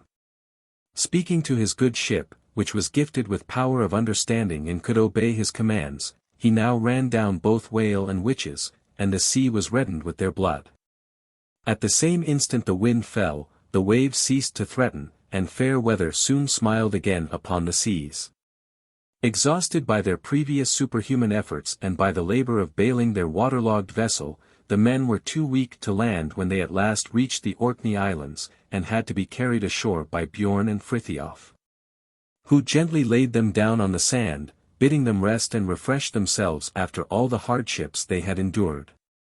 Yet more wearied than their dragon totter Frithiof's gallant men. Though each leans upon his weapon, scarcely upright stand they then. Bjorn, on powerful shoulder, dareth for to carry to the land. Frithiof, all alone, 8 beareth. Sets them so round the upblazed brand. Nay, ye white facete, shame not. Waves are mighty Vikings. Hard's the unequal struggle. Ocean's maids are foes. See! There comes the mead horn. Wandering on bright gold foot. Shipmates. Cold limbs warm, and here's to Ingeborg. Tegner, Frithiof's Saga, G. Stevens Tr. The arrival of Frithiof and his men, and their mode of landing, had been noted by the watchman of Angantyr, who immediately informed his master of all he had seen. The Jarl exclaimed that the ship which had weathered such a gale could be none but Ellida, and that its captain was doubtless Frithiof, Thorsten's gallant son. At these words one of his berserkers, Adil, caught up his weapons and strode from the hall, vowing that he would challenge Frithiof, and thus satisfy himself concerning the veracity of the tales he had heard of the young hero's courage. Adil's challenge. Although still greatly exhausted, Frithiof immediately accepted Adil's challenge, and, after a sharp encounter with swords, in which Angervadil was triumphant, the two champions grappled in deadly embrace. Widely is that wrestling match renowned in the north, and well matched were the heroes, but in the end Frithiof threw his antagonist, whom he would have slain then and there had his sword been within reach. Adil saw his intention, and bade him go in search of the weapon, promising to remain motionless during his absence. Frithiof, knowing that such a warrior's promise was inviolable, immediately obeyed. But when he returned with his sword, and found his antagonist calmly awaiting death, he relented, and bade Adil rise and live. Then stormed they, nothing yielded. Two autumn billows like. And oft, with steel round shielded, their jarring breasts fierce strike.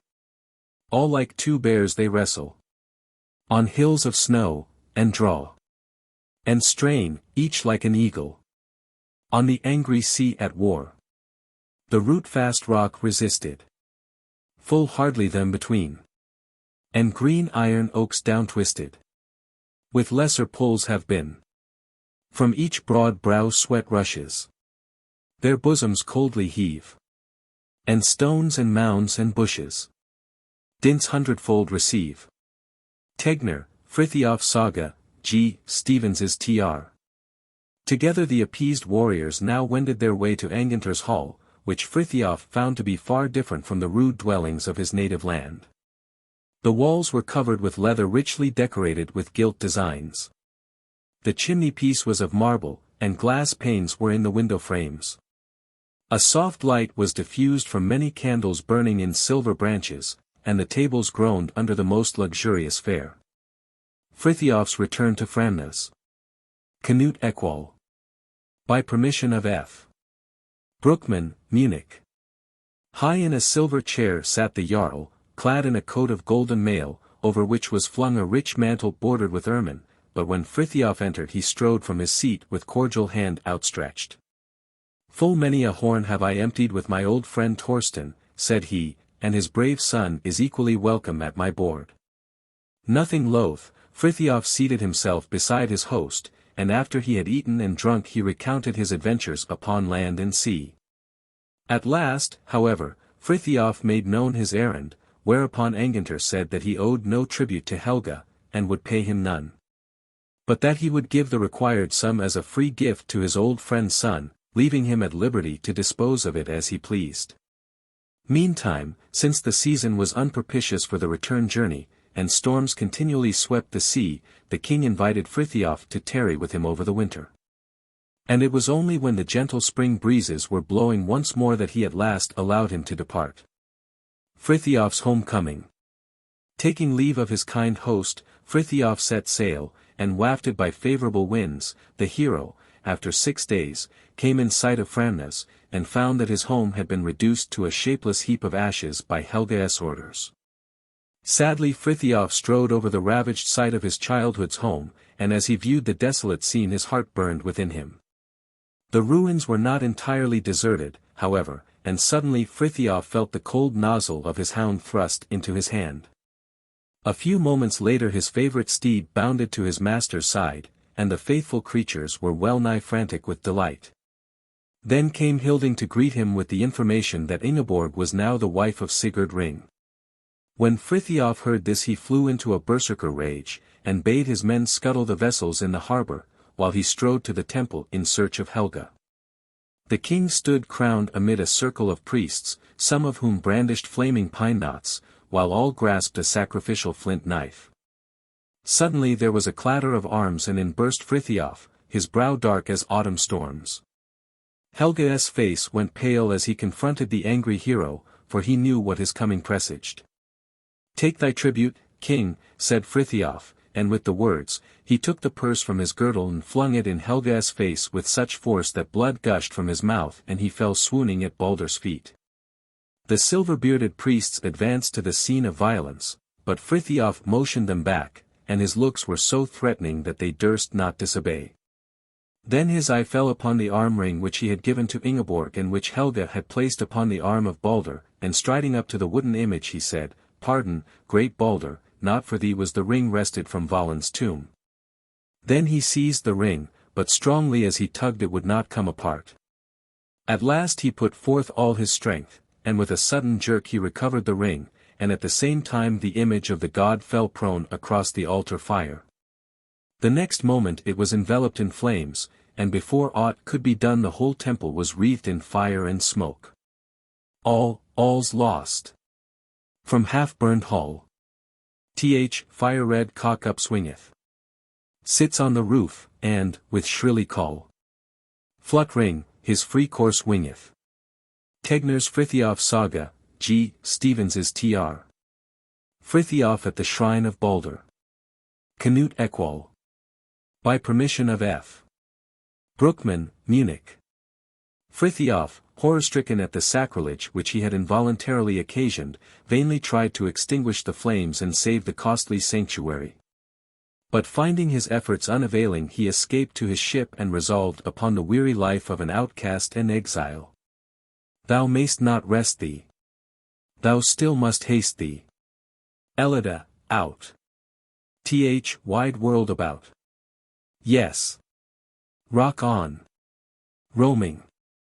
Mid froth salt foaming. My dragon good. Thou billow bold. Befriend me, never. I'll from thee sever. My father's mound. Dull stands, fast bound.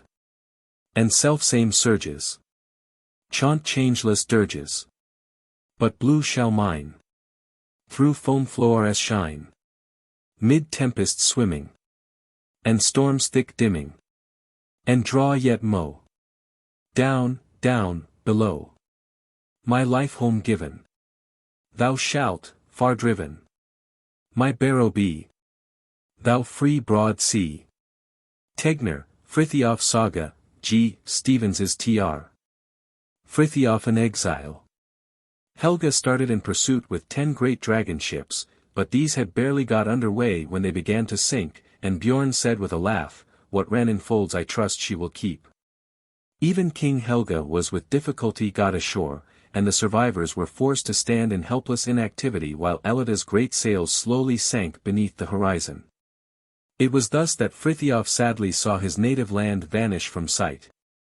And as it disappeared he breathed a tender farewell to the beloved country which he never expected to see again. After thus parting from his native land, Frithiof roved the sea as a pirate, or Viking. His code was never to settle anywhere, to sleep on his shield, to fight and neither give nor take quarter, to protect the ships which paid him tribute and to plunder the others, and to distribute all the booty to his men, reserving for himself nothing but the glory of the enterprise. Sailing and fighting thus, Frithiof visited many lands, and came at last to the sunny isles of Greece, whither he would fain have carried Ingeborg as his bride. And the sights called up such a flood of sad memories that he was well-nigh overwhelmed with longing for his beloved and for his native land. At the court of Sigurd Ring. 3 years had passed away and Frithiof determined to return northward and visit Sigurd Ring's court. When he announced his purpose to Bjorn, his faithful companion reproached him for his rashness in thinking to journey alone, but Frithiof would not be turned from his purpose, saying, "I am never alone while Angervedel hangs at my side." Steering Ellida up the Vik, the main part of the Christiania fjord, he entrusted her to Bjorn's care, and, enveloped in a bear hide, which he wore as a disguise, he set out on foot alone for the court of Sigurd Ring. Arriving there as the Yuletide festivities were in progress. As if nothing more than an aged beggar, Frithiof sat down upon the bench near the door, where he quickly became the butt of the courtiers' rough jokes. When one of his tormentors, however, approached too closely, the seeming beggar caught him in a powerful grasp and swung him high above his head. Frithiof at the court of Ring. Canute Equal. By permission of F. Bruckmann, Munich. Terrified by this exhibition of superhuman strength, the courtiers quickly withdrew from the dangerous vicinity, while Sigurd Ring, whose attention was attracted by the commotion, sternly bade the stranger guest approach and tell who thus dared to break the peace in his royal hall. Frithiof answered evasively that he was fostered in penitence, that he inherited want, and that he came from the wolf. As to his name, this did not matter. The king, as was the courteous custom, did not press him further, but invited him to take a seat beside him and the queen, and to share his good cheer. "But first," said he, "let fall the clumsy covering which veils, if I mistake not, a proper form."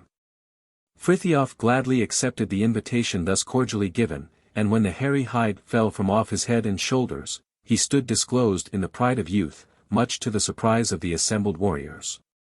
But although his appearance marked him as of no common race, none of the courtiers recognized him. It was different, however, with Ingeborg.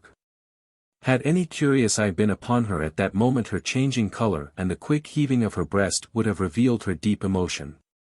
The astonished queen's pale cheeks, how fast changing rose tints dye. So purple northlights, quivering, on snow-hid meadows lie. Like 2 white water lilies on storm-wave wild that rest. Each moment rising, falling, so heaves her trembling breast. Tegner, Frithiof Saga, G. Stevens's Tr. Frithiof had barely taken his seat at the board when with flourish of trumpets a great boar was brought in and placed before the king. In accordance with the Yuletide custom of those days, the old monarch rose, and touching the head of the animal, he uttered a vow that with the help of Frey, Odin, and Thor, he would conquer the bold champion Frithiof. The next moment Frithiof, too, was upon his feet, and dashing his sword upon the great wooden bench he declared that Frithiof was his kinsman, and he also would vow that though all the world withstood, no harm should reach the hero while he had power to wield his sword. At this unexpected interruption the warriors had risen quickly from the oaken benches, but Sigurd Ring smiled indulgently at the young man's vehemence and said, "Friend, thy words are overbold." But never yet was guest restrained from uttering his thoughts in this kingly hall. Then he turned to Ingeborg and bade her fill to the brim with her choicest mead a huge horn, richly decorated, which stood in front of her, and present it to the guest.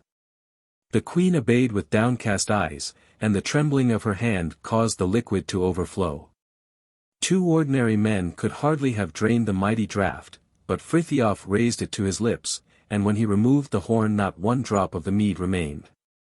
Ere the banquet was ended, Sigurd Ring invited the youthful stranger to remain at his court until the return of spring, and accepting the proffered hospitality, Frithiof became the constant companion of the royal couple, whom he accompanied upon all occasions. One day Sigurd Ring set out to a banquet with Ingeborg. They travelled in a sleigh, while Frithiof, with steel-shod feet, sped gracefully by their side, cutting many mystic characters in the ice. Their way lay over a dangerous portion of the frozen surface, and Frithiof warned the king that it would be prudent to avoid this. He would not listen to the counsel, however, and suddenly the sleigh sank in a deep fissure, which threatened to engulf it with the king and queen. But like falcon descending upon its quarry, Frithiof was at their side in a moment, and without apparent effort he dragged the steed and its burden onto the firm ice. In good sooth, said Ring, Frithiof himself could not have done better. The long winter came to an end, and in the early spring the king and queen arranged a hunting party in which all the court were to take part.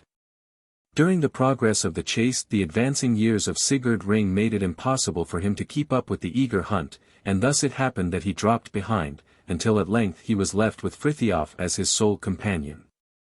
They rode slowly together until they reached a pleasant dell which invited the weary king to repose, and he declared that he would lie down for a season to rest. Then threw Frithiof down his mantle, and upon the greensward spread. And the ancient king so trustful laid on Frithiof's knee his head. Slept, as calmly as the hero sleepeth after war's alarms. On his shield, calm as an infant sleepeth in its mother's arms. Tegner, Frithiof Saga, Longfellow's Tr. Frithiof's loyalty. While the aged king was thus reposing, a bird sang to Frithiof from a tree nearby, bidding him take advantage of his host's powerlessness to slay him, and recover the bride of whom he had been unfairly deprived. But although Frithiof's hot young heart clamored for his beloved, he utterly refused to entertain the dastardly suggestion, but, fearing lest he should be overcome by temptation, despite his horror at the thought, he impulsively flung his sword far from him into a neighboring thicket. A few moments later Sigurd Ring opened his eyes, and informed Frithiof that he had only feigned sleep. He told him also that having recognized him from the first, he had tested him in many ways, and had found his honor equal to his courage. Old age had now overtaken him and he felt that death was drawing nigh. In but a short time, therefore, Frithiof might hope to realize his dearest hope, and Sigurd Ring told him that he would die happy if he would stay by him until the end. A revulsion of feeling had, however, overtaken Frithiof, and he told the aged king that he felt that Ingeborg could never be his, because of the wrath of Balder. Too long had he stayed. He would now go once more upon the sea and would seek death in the fray, that so he might appease the offended gods. Full of his resolve, he quickly made preparations to depart, but when he returned to the court to bid farewell to his royal hosts he found that Sigurd Ring was at the point of death. The old warrior bethought him that a straw death would not win the favor of Odin, and in the presence of Frithiof and his court he slashed bravely the death runes on his arm and breast. Then clasping Ingeborg with one hand, he raised the other in blessing over Frithiof and his youthful son, and so passed in peace to the halls of the blessed. Gods all, I hail ye. Sons of Valhalla. Earth disappears. To the Aces high feast. Jallarhorn bids me. Blessedness, like a gold helmet, circles their upcoming guest. Tegner, Frithiof Saga, G. Stevens's Tr. Frithiof watches the sleeping king. Canute Equal. By permission of F. Bruckmann, Munich. Betrothal of Frithiof and Ingeborg. The warriors of the nation now assembled in solemn thing to choose a successor to the throne. Frithiof had won the people's enthusiastic admiration, and they would fain have elected him king. But he raised Sigurd Ring's little son high on his shield when he heard the shout which acclaimed his name, and presented the boy to the assembly as their future king, publicly swearing to uphold him until he was of age to defend the realm. The lad, weary of his cramped position, boldly sprang to the ground as soon as Frithiof's speech was ended, and alighted upon his feet. This act of agile daring in one so young appealed to the rude Northmen, and a loud shout arose, "We choose thee, shield-born child." But throned king-like, the lad sat proud on shield floor high. So the eaglet glad, from rock-hung cloud, the sun will eye. At length this place his young blood found too dull to keep. And, with one spring, he gains the ground. A royal leap. Tegner, Frithiof's Saga, G. Stevens's Tr. According to some accounts, Frithiof now made war against Ingeborg's brothers, and after conquering them, allowed them to retain their kingdom on condition that they paid him a yearly tribute. Then he and Ingeborg remained in Ringrick until the young king was able to assume the government, when they repaired to Hordaland, a kingdom Frithiof had obtained by conquest, and which he left to his sons Gunthtiof and Hunthiof. Bishop Tegner's conclusion, however, differs very considerably, and if it appears less true to the rude temper of the rugged days of the Seerovers, its superior spiritual qualities make it more attractive. According to Tegner's poem, Frithiof was urged by the people of Sigurd Ring to espouse Ingeborg and remain amongst them as guardian of the realm.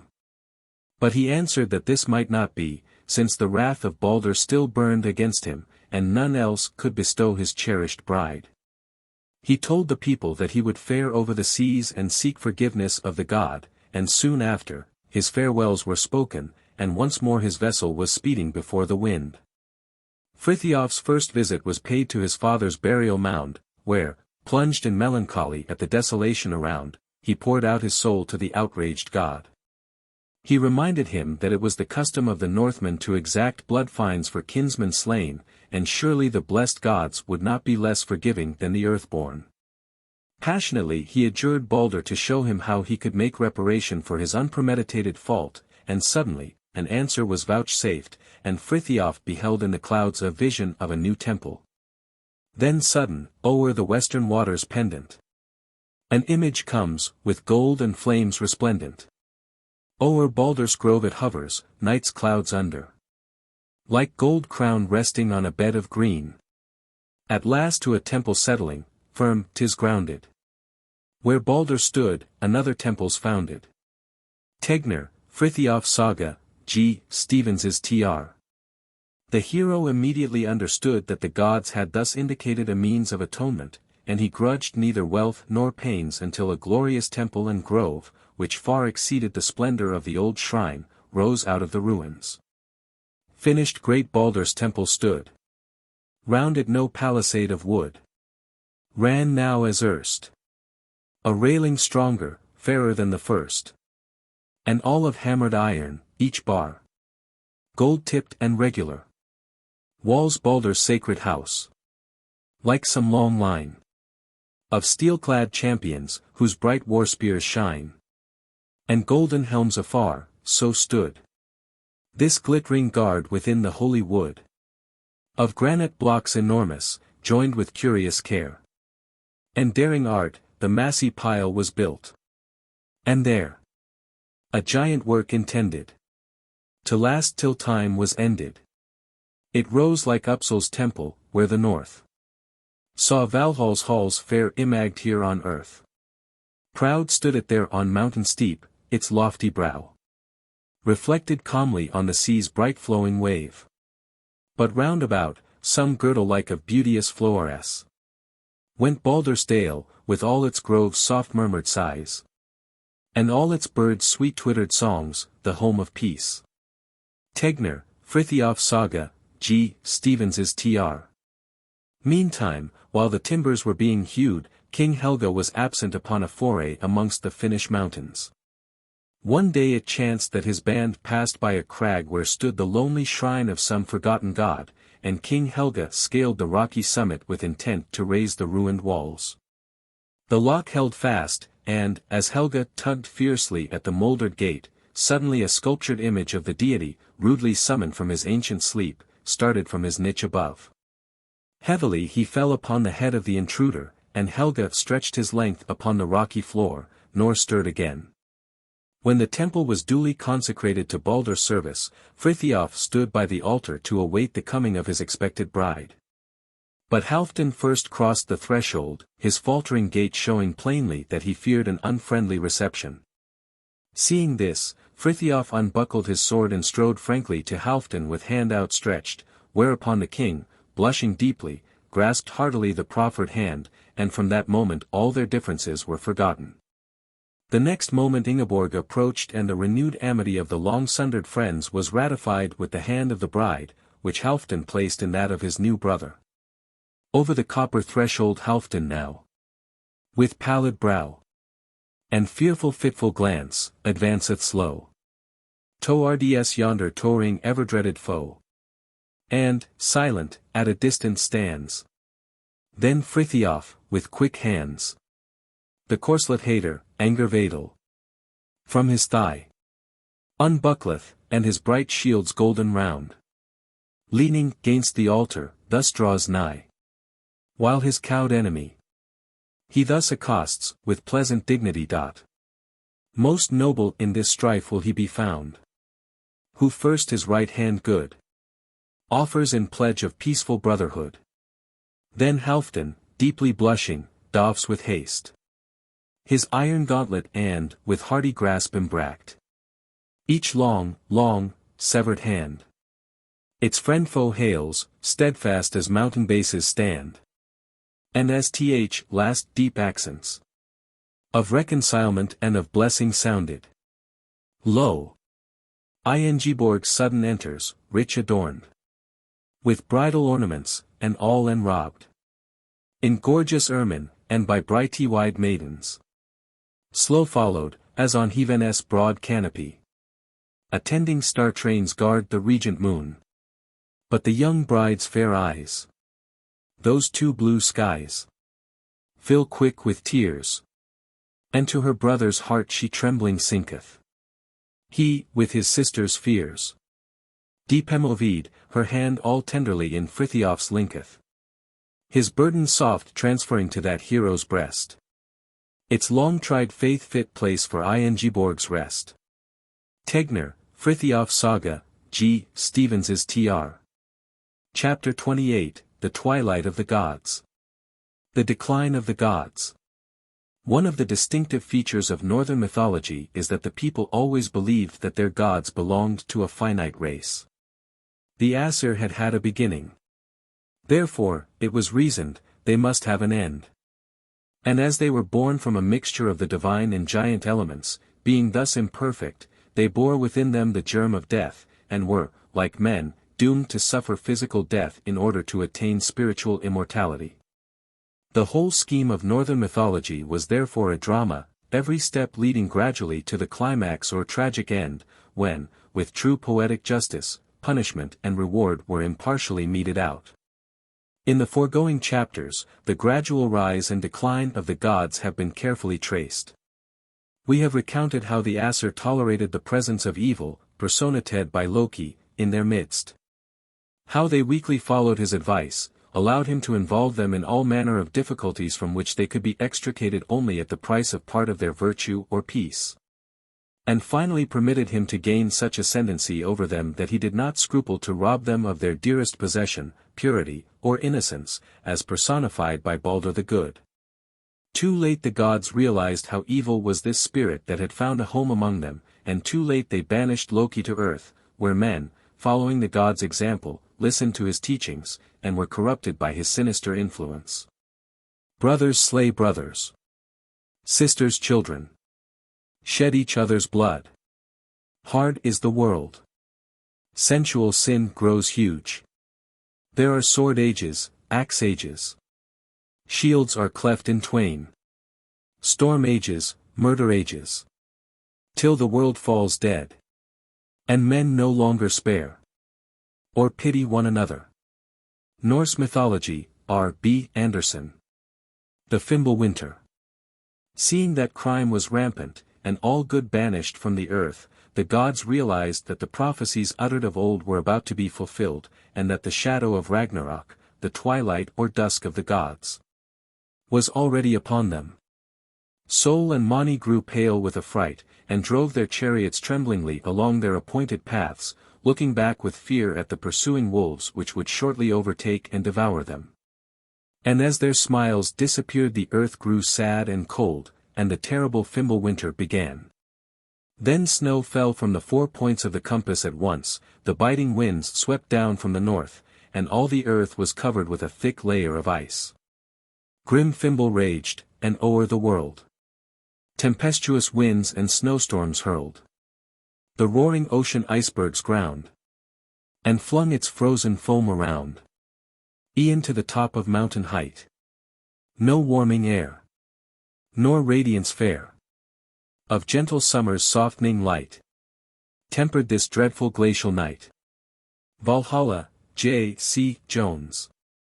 This severe winter lasted during 3 whole seasons without a break, and was followed by 3 others, equally severe, during which all cheer departed from the earth, and the crimes of men increased with fearful rapidity, whilst, in the general struggle for life, the last feelings of humanity and compassion disappeared. The wolves let loose. In the dim recesses of the ironwood the giantess Ironsaxa or Angerboda diligently fed the wolves Hati, Skoll, and Managarm, the progeny of Fenris, with the marrow of murderers' and adulterers' bones. And such was the prevalence of these vile crimes, that the well-nigh insatiable monsters were never stinted for food. They daily gained strength to pursue Soul and Mani, and finally overtook and devoured them, deluging the earth with blood from their dripping jaws. In the east she was seated, that aged woman, in Jarnrid. And there she nourished the posterity of Fenrir. He will be the most formidable of all, he who, under the form of a monster, will swallow up the moon. Völuspá, Pfeiffer's Tr. At this terrible calamity the whole earth trembled and shook, the stars, affrighted, fell from their places, and Loki, Fenris, and Garm, renewing their efforts, rent their chains asunder and rushed forth to take their revenge. At the same moment the dragon Nidhugg gnawed through the root of the ash Yggdrasil, which quivered to its topmost bough. The red cock Fioler, perched above Valhalla, loudly crowed an alarm, which was immediately echoed by Gullinkambi, the rooster in Midgard, and by Hel's dark red bird in Niflheim. The gold-combed cock. The gods in Valhall loudly crowed to arms. The blood-red cock as shrilly summons all on earth and down beneath it. Viking Tales of the North, Art. B. Anderson. Heimdall gives the alarm. Heimdall, noting these ominous portents and hearing the cock's shrill cry, immediately put the Giallar horn to his lips and blew the long-expected blast, which was heard throughout the world. At the first sound of this rally Aesir and Einherjar sprang from their golden couches and sallied bravely out of the great hall, armed for the coming fray, and, mounting their impatient steeds, they galloped over the quivering rainbow bridge to the spacious field of Vigrid, where, as Vafthrudner had predicted long before, the last battle was to take place. The terrors of the sea. The terrible Midgard snake Iormungandr had been aroused by the general disturbance, and with immense writhings and commotion, whereby the seas were lashed into huge waves such as had never before disturbed the deeps of ocean, he crawled out upon the land, and hastened to join the dread fray, in which he was to play a prominent part. In giant wrath the serpent tossed in ocean depths, till, free from chain, he rose upon the foaming main. Beneath the lashings of his tail, seas, mountain high, swelled on the land.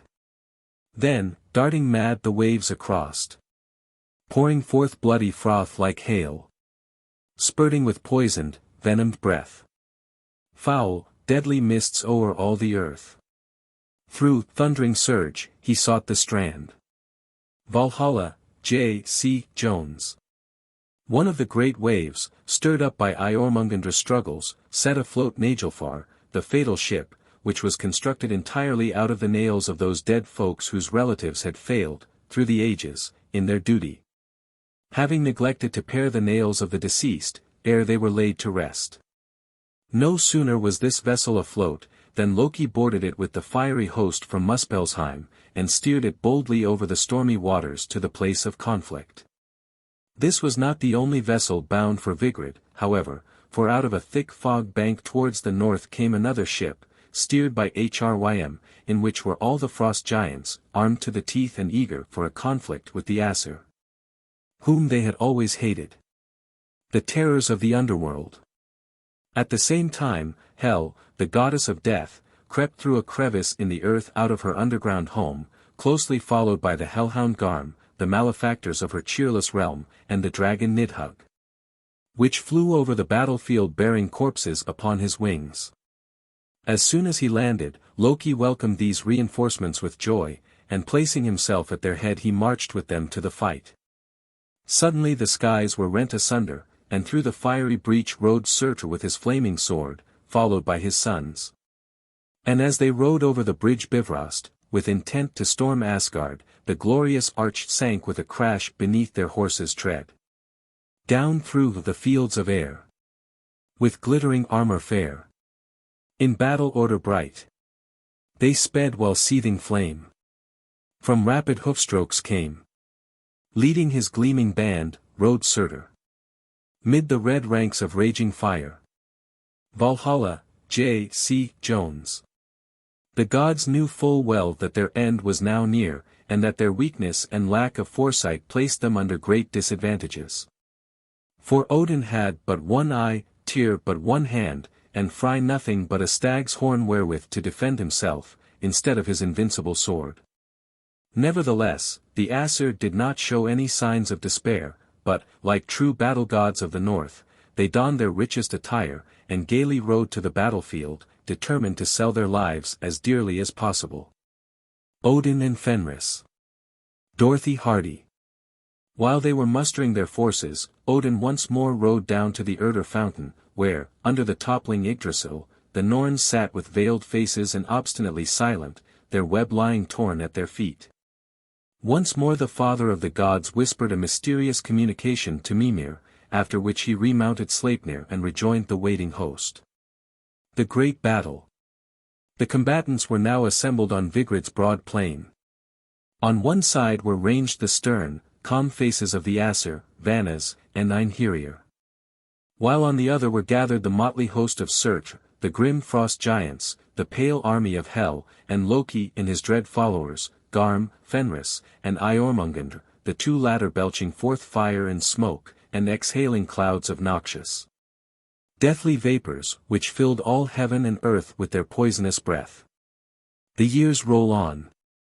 The generations pass, the ages grow, and bring us nearer to the final day, when from the south shall march the fiery band, and cross the bridge of heaven, with Lok for guide, and Fenris at his heel with broken chain, while from the east the giant Rhymer steers his ship, and the great serpent makes to land. And all are marshalled in one flaming square, against the gods, upon the plains of heaven. Balder dead, Matthew Arnold. All the pent-up antagonism of ages was now let loose in a torrent of hate, each member of the opposing hosts fighting with grim determination, as did our ancestors of old, hand to hand and face to face. With a mighty shock, heard above the roar of battle which filled the universe, Odin and the Fenris wolf came into impetuous contact, while Thor attacked the Midgard snake, and Tyr came to grips with the dog Garm. Frey closed with Surtur, Heimdall with Loki, whom he had defeated once before, and the remainder of the gods and all the Einherjar engaged foes equally worthy of their courage. But, in spite of their daily preparation in the heavenly city, Valhalla's host was doomed to succumb, and Odin was amongst the first of the Shining Ones to be slain. Not even the high courage and mighty attributes of All-Father could withstand the tide of evil as personified in the Fenris wolf. At each succeeding moment of the struggle its colossal size assumed greater proportions, until finally its wide-open jaws embraced all the space between heaven and earth. And the foul monster rushed furiously upon the Father of Gods and engulfed him bodily within its horrid maw. Fenrir shall with impious tooth slay the sire of rolling years. Vithir shall avenge his fall, and, struggling with the shaggy wolf, shall cleave his cold and gory jaws. Vafthrudni's Mal, W. Taylor's Tr. None of the gods could lend All-Father a helping hand at that critical moment, for it was a time of sore trial to all. Frey put forth heroic efforts, but Surtur's flashing sword now dealt him a deathstroke. In his struggle with the archenemy, Loki, Heimdall fared better, but his final conquest was dearly bought, for he, too, fell dead. The struggle between Tyr and Garm had the same tragic end, and Thor, after a most terrible encounter with the Midgard snake, and after slaying him with a stroke from Mjolnir, staggered back 9 paces. And was drowned in the flood of venom which poured from the dying monster's jaws. Odin's son goes with the monster to fight. Midgard's Vir in his rage will slay the worm. 9 feet will go. Fjordjin's son bowed by the serpent, who feared no foe. Simon's Edda, Thorp's Tr. Vidar now came rushing from a distant part of the plain to avenge the death of his mighty sire, and the doom foretold fell upon Fenris, whose lower jaw now felt the impress of that shoe which had been reserved for this day. At the same moment Vidar seized the monster's upper jaw with his hands, and with one terrible wrench tore him asunder. The devouring fire. The other gods who took part in the fray, and all the Einherjar having now perished, Surtur suddenly flung his fiery brands over heaven, earth, and the 9 kingdoms of hell. The raging flames enveloped the massive stem of the world Ash Yggdrasil, and reached the golden palaces of the gods, which were utterly consumed. The vegetation upon earth was likewise destroyed, and the fervent heat made all the waters seethe and boil. Fire's breath assails the all-nourishing tree. Towering fire plays against heaven itself. Simon's Edda, Thorp's Tr. The great conflagration raged fiercely until everything was consumed, when the earth, blackened and scarred, slowly sank beneath the boiling waves of the sea. Ragnarok had indeed come. The world tragedy was over, the divine actors were slain, and chaos seemed to have resumed its former sway. But as in a play, after the principals are slain and the curtain has fallen, the audience still looks for the favorites to appear and make their bow, so the ancient northern races fancied that, all evil having perished in Surtur's flames, from the general ruin goodness would rise, to resume its sway over the earth, and that some of the gods would return to dwell in heaven forever. All evil dies there in endless death, while goodness riseth from that great world fire, purified at last to a life far higher, better, nobler than the past. Viking Tales of the North, R. B. Anderson. Regeneration.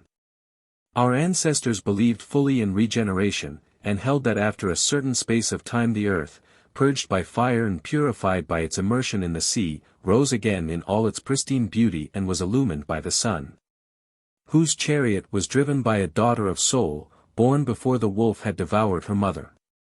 The new orb of day was not imperfect, as the first sun had been, and its rays were no longer so ardent that a shield had to be placed between it and the earth.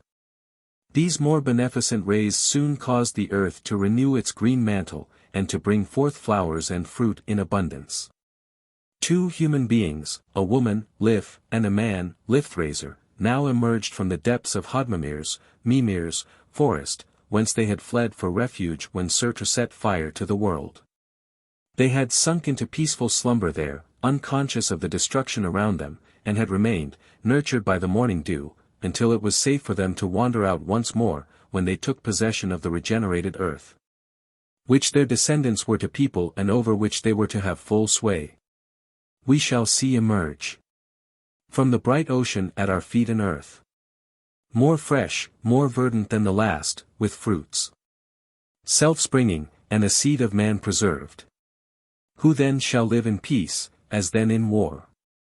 Balder dead, Matthew Arnold. A new heaven. All the gods who represented the developing forces of nature were slain on the fatal field of Vigrid, but Vali and Vidar, the types of the imperishable forces of nature, returned to the field of Ida, where they were met by Modi and Magni, Thor's sons, the personifications of strength and energy, who rescued their father's sacred hammer from the general destruction, and carried it thither with them. Vithur's then and Vala's force heirs the empty realm of gods. Mothi's Thu and Magni's might sways the massy mallet's weight. One from Thor, when Thor must fall. Vafthrudni's Mal, W. Taylor's Tr. Here they were joined by Honir, no longer an exile among the Vannas, who, as developing forces, had also vanished forever. And out of the dark underworld where he had languished so long rose the radiant Balder, together with his brother Hoda, with whom he was reconciled, and with whom he was to live in perfect amity and peace.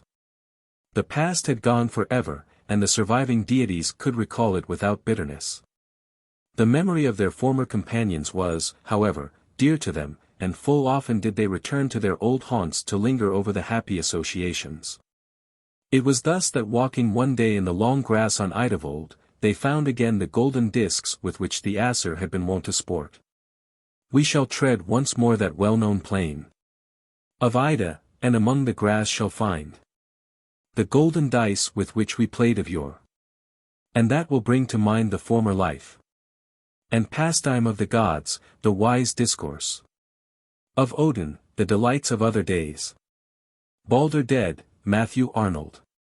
When the small band of gods turned mournfully towards the place where their lordly dwellings once stood, they became aware, to their joyful surprise, that Gimli, the highest heavenly abode, had not been consumed, for it rose glittering before them, its golden roof outshining the sun. Hastening thither they discovered, to the great increase of their joy, that it had become the place of refuge for all the virtuous. In Gimli the lofty, there shall the hosts of the virtuous dwell, and through all ages taste of deep gladness. Literature and romance of Northern Europe, Howitt. One too mighty to name. As the Norsemen who settled in Iceland, and through whom the most complete exposition of the Odinic faith has come down to us in the Eddas and Sagas, were not definitely converted until the 11th century. Although they had come in contact with Christians during their Viking raids nearly 6 centuries before, it is very probable that the northern skalds gleaned some idea of the Christian doctrines, and that this knowledge influenced them to a certain extent, and colored their descriptions of the end of the world and the regeneration of the earth. It was perhaps this vague knowledge, also, which induced them to add to the Edda a verse, which is generally supposed to have been an interpolation, proclaiming that another god, too mighty to name, would arise to bear rule over Gimli. From his heavenly seat he would judge mankind, and separate the bad from the good. The former would be banished to the horrors of Nastrand, while the good would be transported to the blissful halls of Gimli the Fair. Then comes another, yet more mighty. But him I dare not venture to name. Few farther may look than to where Odin to meet the wolf goes. Literature and romance of Northern Europe, Howitt. There were 2 other heavenly mansions, however, one reserved for the dwarfs and the other for the giants. For as these creatures had no free will, and but blindly executed the decrees of fate, they were not thought to be responsible for any harm done by them, and were therefore held to be undeserving of punishment. The dwarfs, ruled by Sindri, were said to occupy a hall in the Nida Mountains, where they drank the sparkling mead, while the giants took their pleasure in the hall Brimmer, situated in the region Okalner, not cool. For the power of cold was entirely annihilated, and there was no more ice. Various mythologists have, of course, attempted to explain these myths, and some, as we have already stated, see in the story of Ragnarok the influence of Christian teachings, and esteem it only a barbaric version of the end of the world and a coming judgment day, when a new heaven and earth shall arise, and all the good shall enjoy eternal bliss. Chapter 29, Greek and Northern Mythologies. Comparative Mythology. During the past 50 years learned men of many nations have investigated philology and comparative mythology so thoroughly that they have ascertained beyond the possibility of doubt that English, together with all the Teutonic dialects of the continent, belongs to that large family of speech which comprises, besides the Teutonic, Latin, Greek, Slavonic, and Celtic, the Oriental languages of India and Persia. It has also been proved that the various tribes who started from the central home to discover Europe in the north, and India in the south, carried away with them, not only a common language, but a common faith and a common mythology. These are facts which may be ignored but cannot be disputed, and the 2 sciences of comparative grammar and comparative mythology, though but of recent origin, rest on a foundation as sound and safe as that of any of the inductive sciences. For more than 1,000 years the Scandinavian inhabitants of Norway have been separated in language from their Teutonic brethren on the continent, and yet both have not only preserved the same stock of popular stories, but they tell them, in several instances, in almost the same words. This resemblance, so strong in the early literature of nations inhabiting countries which present much the same physical aspect and have nearly the same climate, is not so marked when we compare the northern myths with those of the genial south. Still, notwithstanding the contrast between northern and southern Europe, where these myths gradually ripened and attained their full growth, there is an analogy between the two mythologies which shows that the seeds from whence both sprang were originally the same. In the foregoing chapters the northern system of mythology has been outlined as clearly as possible, and the physical significance of the myths has been explained. Now we shall endeavor to set forth the resemblance of northern mythology to that of the other Aryan nations, by comparing it with the Greek, which, however, it does not resemble as closely as it does the Oriental. It is, of course, impossible in a work of this character to do more than mention the main points of resemblance in the stories forming the basis of these religions. But that will be sufficient to demonstrate, even to the most skeptical, that they must have been identical at a period too remote to indicate now with any certainty. The beginning of things. The northern nations, like the Greeks, imagined that the world rose out of chaos. And while the latter described it as a vapory, formless mass, the former, influenced by their immediate surroundings, depicted it as a chaos of fire and ice, a combination which is only too comprehensible to anyone who has visited Iceland and seen the wild, peculiar contrast between its volcanic soil, spouting geysers, and the great icebergs which hedge it round during the long, dark winter season. From these opposing elements, fire and ice, were born the first divinities, who, like the first gods of the Greeks, were gigantic in stature and uncouth in appearance. Ymir, the huge ice giant, and his descendants, are comparable to the Titans, who were also elemental forces of nature, personifications of subterranean fire, and both, having held full sway for a time, were obliged to yield to greater perfection. After a fierce struggle for supremacy, they all found themselves defeated and banished to the respective remote regions of Tartarus and Jotunheim. The Ride of the Valkyrs. H. Hendrik. By permission of the Illustrierte Zeitung, J. Weber, Leipzig. The triad, Odin, Vili, and VIII, of the northern myth is the exact counterpart of Jupiter, Neptune, and Pluto, superior to the Titan forces, rules supreme over the world in their turn. In the Greek mythology, the gods, who are also all related to one another, betake themselves to Olympus, where they build golden palaces for their use. And in the northern mythology the divine conquerors repair to Asgard, and there construct similar dwellings. Cosmogony. Northern cosmogony was not unlike the Greek, for the people imagined that the earth, Manaheim, was entirely surrounded by the sea, at the bottom of which lay coiled the huge Midgard snake, biting its own tail.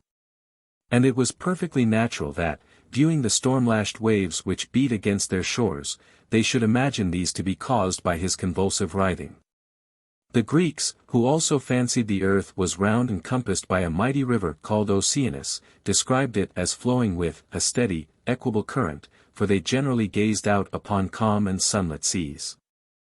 Niflheim, the northern region of perpetual cold and mist, had its exact counterpart in the land north of the Hyperboreans, where feathers, snow, continually hovered in the air. And where Hercules drove the Ceryneian stag into a snowdrift ere he could seize and bind it fast.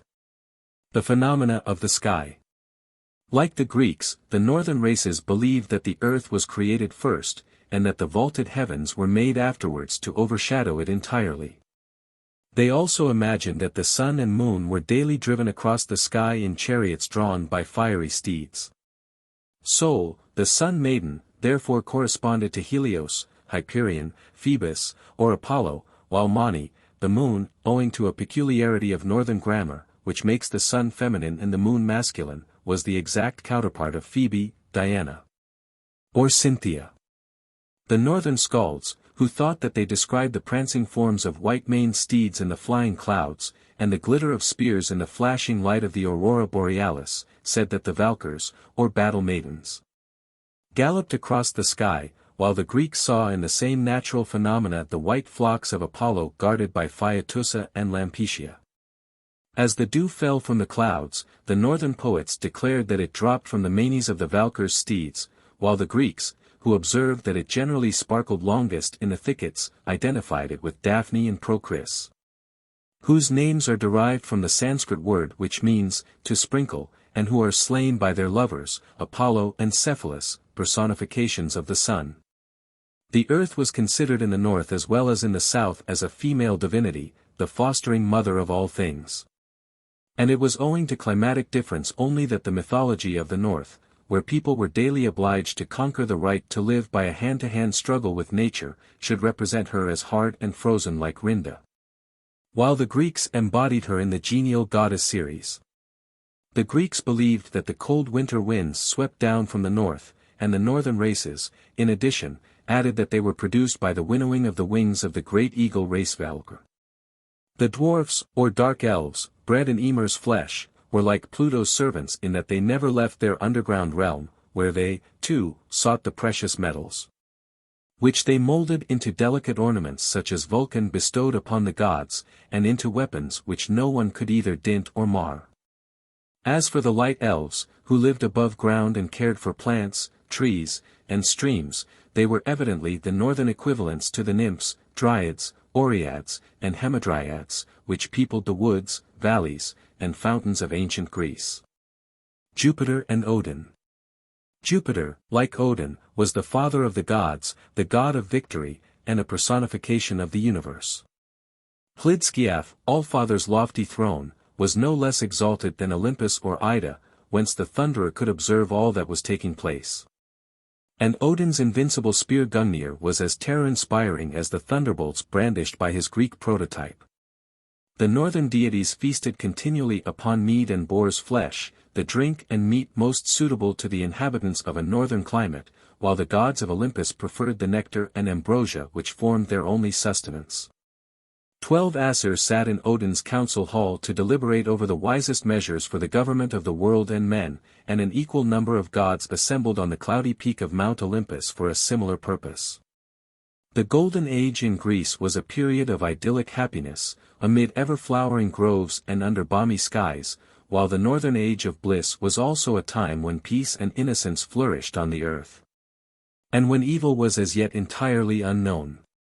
The creation of man. Using the materials near at hand, the Greeks modeled their first images out of clay. Hence they naturally imagined that Prometheus had made man out of that substance when called upon to fashion a creature inferior to the gods only. As the northern statues were hewn out of wood, the northern races inferred, as a matter of course, that Odin, Vili, and Ve, who here correspond to Prometheus, Epimetheus, and Minerva, the three Greek creators of man, made the first human couple. Ask and Embla, out of blocks of wood.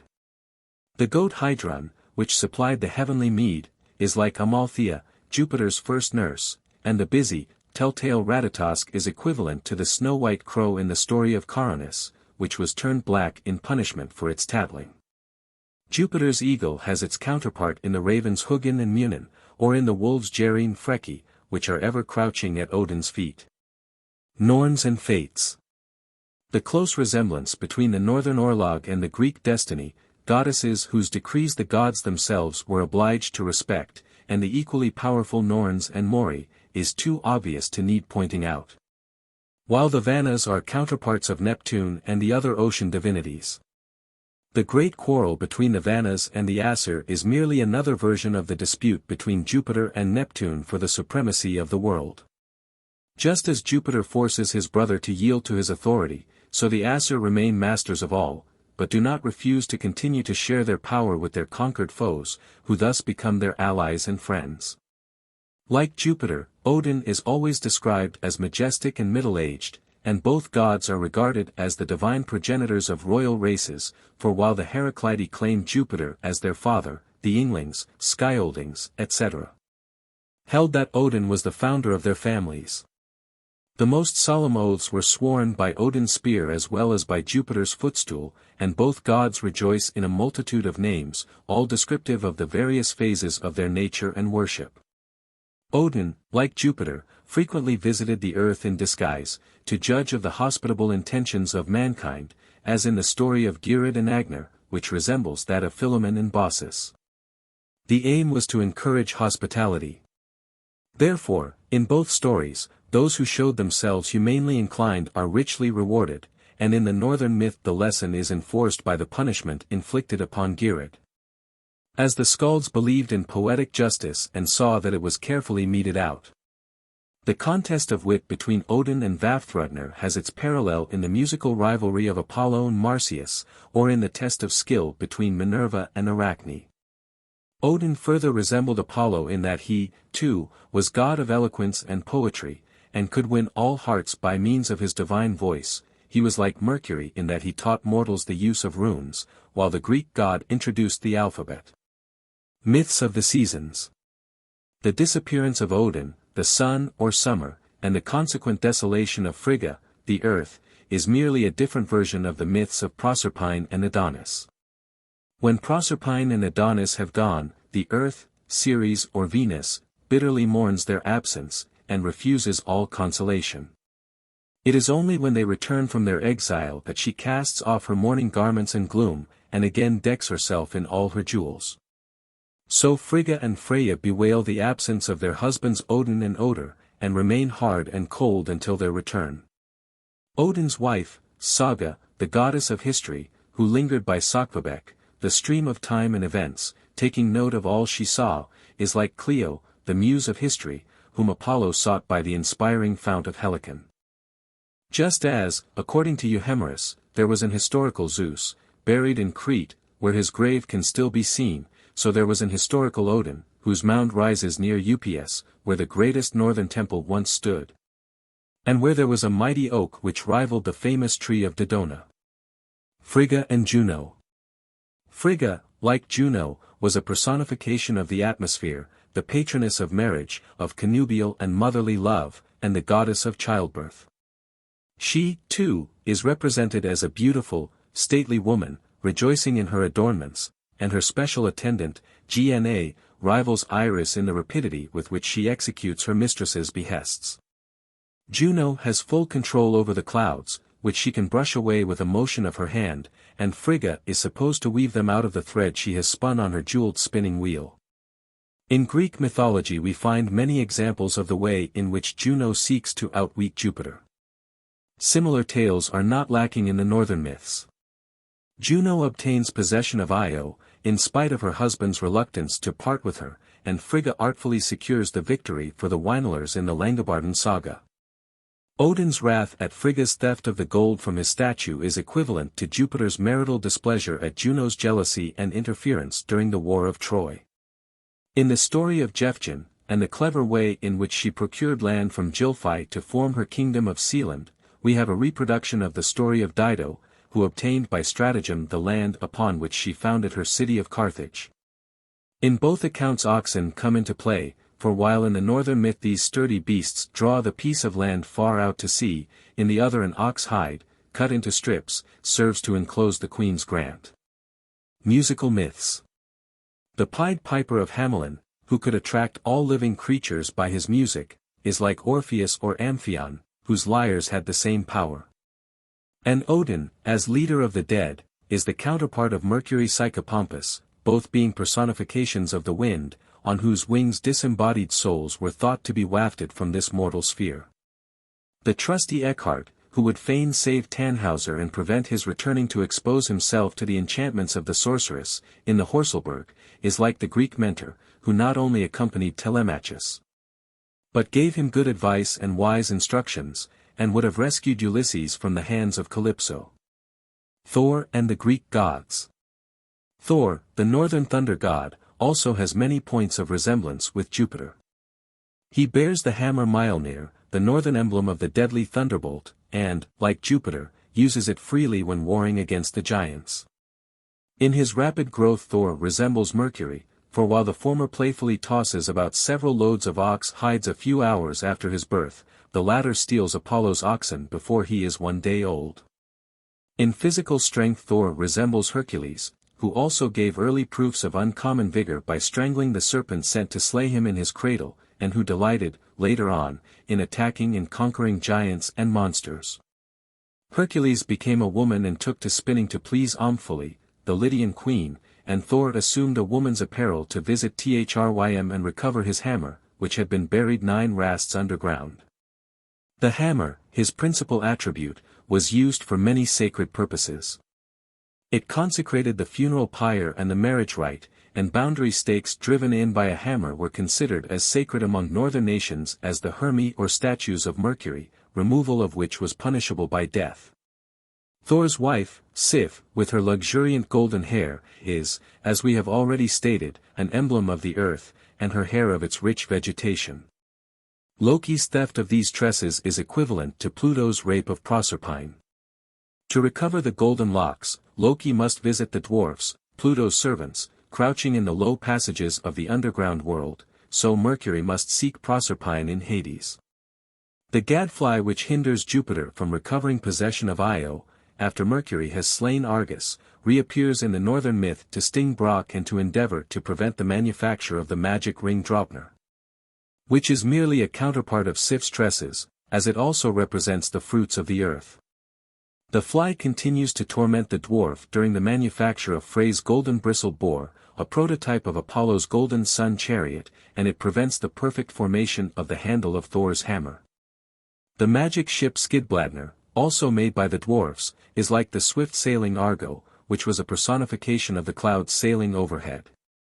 And just as the former was said to be large enough to accommodate all the gods, so the latter bore all the Greek heroes off to the distant land of Colchis.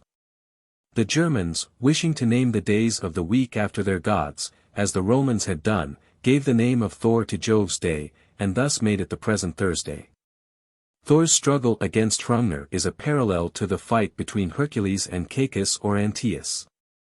While Groa is evidently Ceres, for she, too, mourns for her absent child Orvandil, Proserpine, and breaks out into a song of joy when she hears that it will return.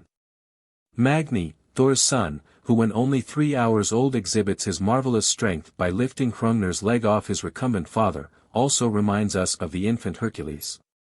And Thor's voracious appetite at Thrym's wedding feast has its parallel in Mercury's first meal, which consisted of 2 whole oxen. The crossing of the swollen tide of Vamur by Thor reminds us of Jason's feat when he waded across the torrent on his way to visit the tyrant Peleus and recover possession of his father's throne.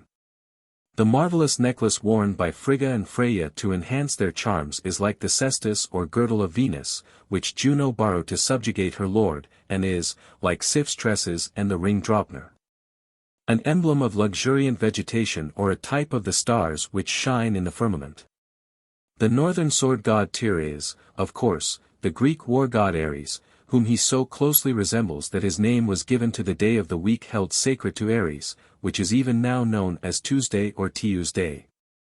Like Ares, Tyr was noisy and courageous, he delighted in the din of battle, and was fearless at all times. He alone dared to brave the Fenris wolf. And the southern proverb concerning Scylla and Charybdis has its counterpart in the northern adage, to get loose out of Lading and to dash out of Droma. The Fenris wolf, also a personification of subterranean fire, is bound, like his prototypes the Titans, in Tartarus. The similarity between the gentle, music-loving Bragi, with his harp, and Apollo or Orpheus, is very great. So is the resemblance between the magic draught Odin and the waters of Helicon, both of which were supposed to serve as inspiration to mortal as well as to immortal poets. Odin dons eagle plumes to bear away this precious mead, and Jupiter assumes a similar guise to secure his cupbearer Ganymede. Idun, like Adonis and Proserpine, or still more like Eurydice, is also a fair personification of spring. She is borne away by the cruel ice giant Thiasse, who represents the boar which slew Adonis, the kidnapper of Proserpine, or the poisonous serpent which bit Eurydice. Idun is detained for a long time in Jotunheim, Hades, where she forgets all her merry, playful ways, and becomes mournful and pale. She cannot return alone to Asgard, and it is only when Loki, now an emblem of the south wind, comes to bear her away in the shape of a nut or a swallow that she can effect her escape.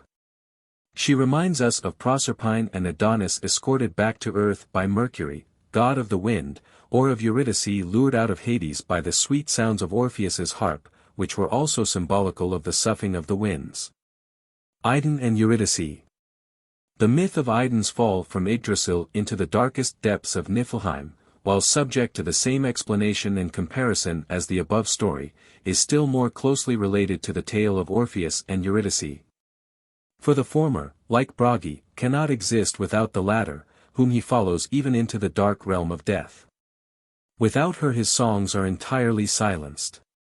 The wolf skin in which Idun is enveloped is typical of the heavy snows in northern regions, which preserve the tender roots from the blighting influence of the extreme winter cold.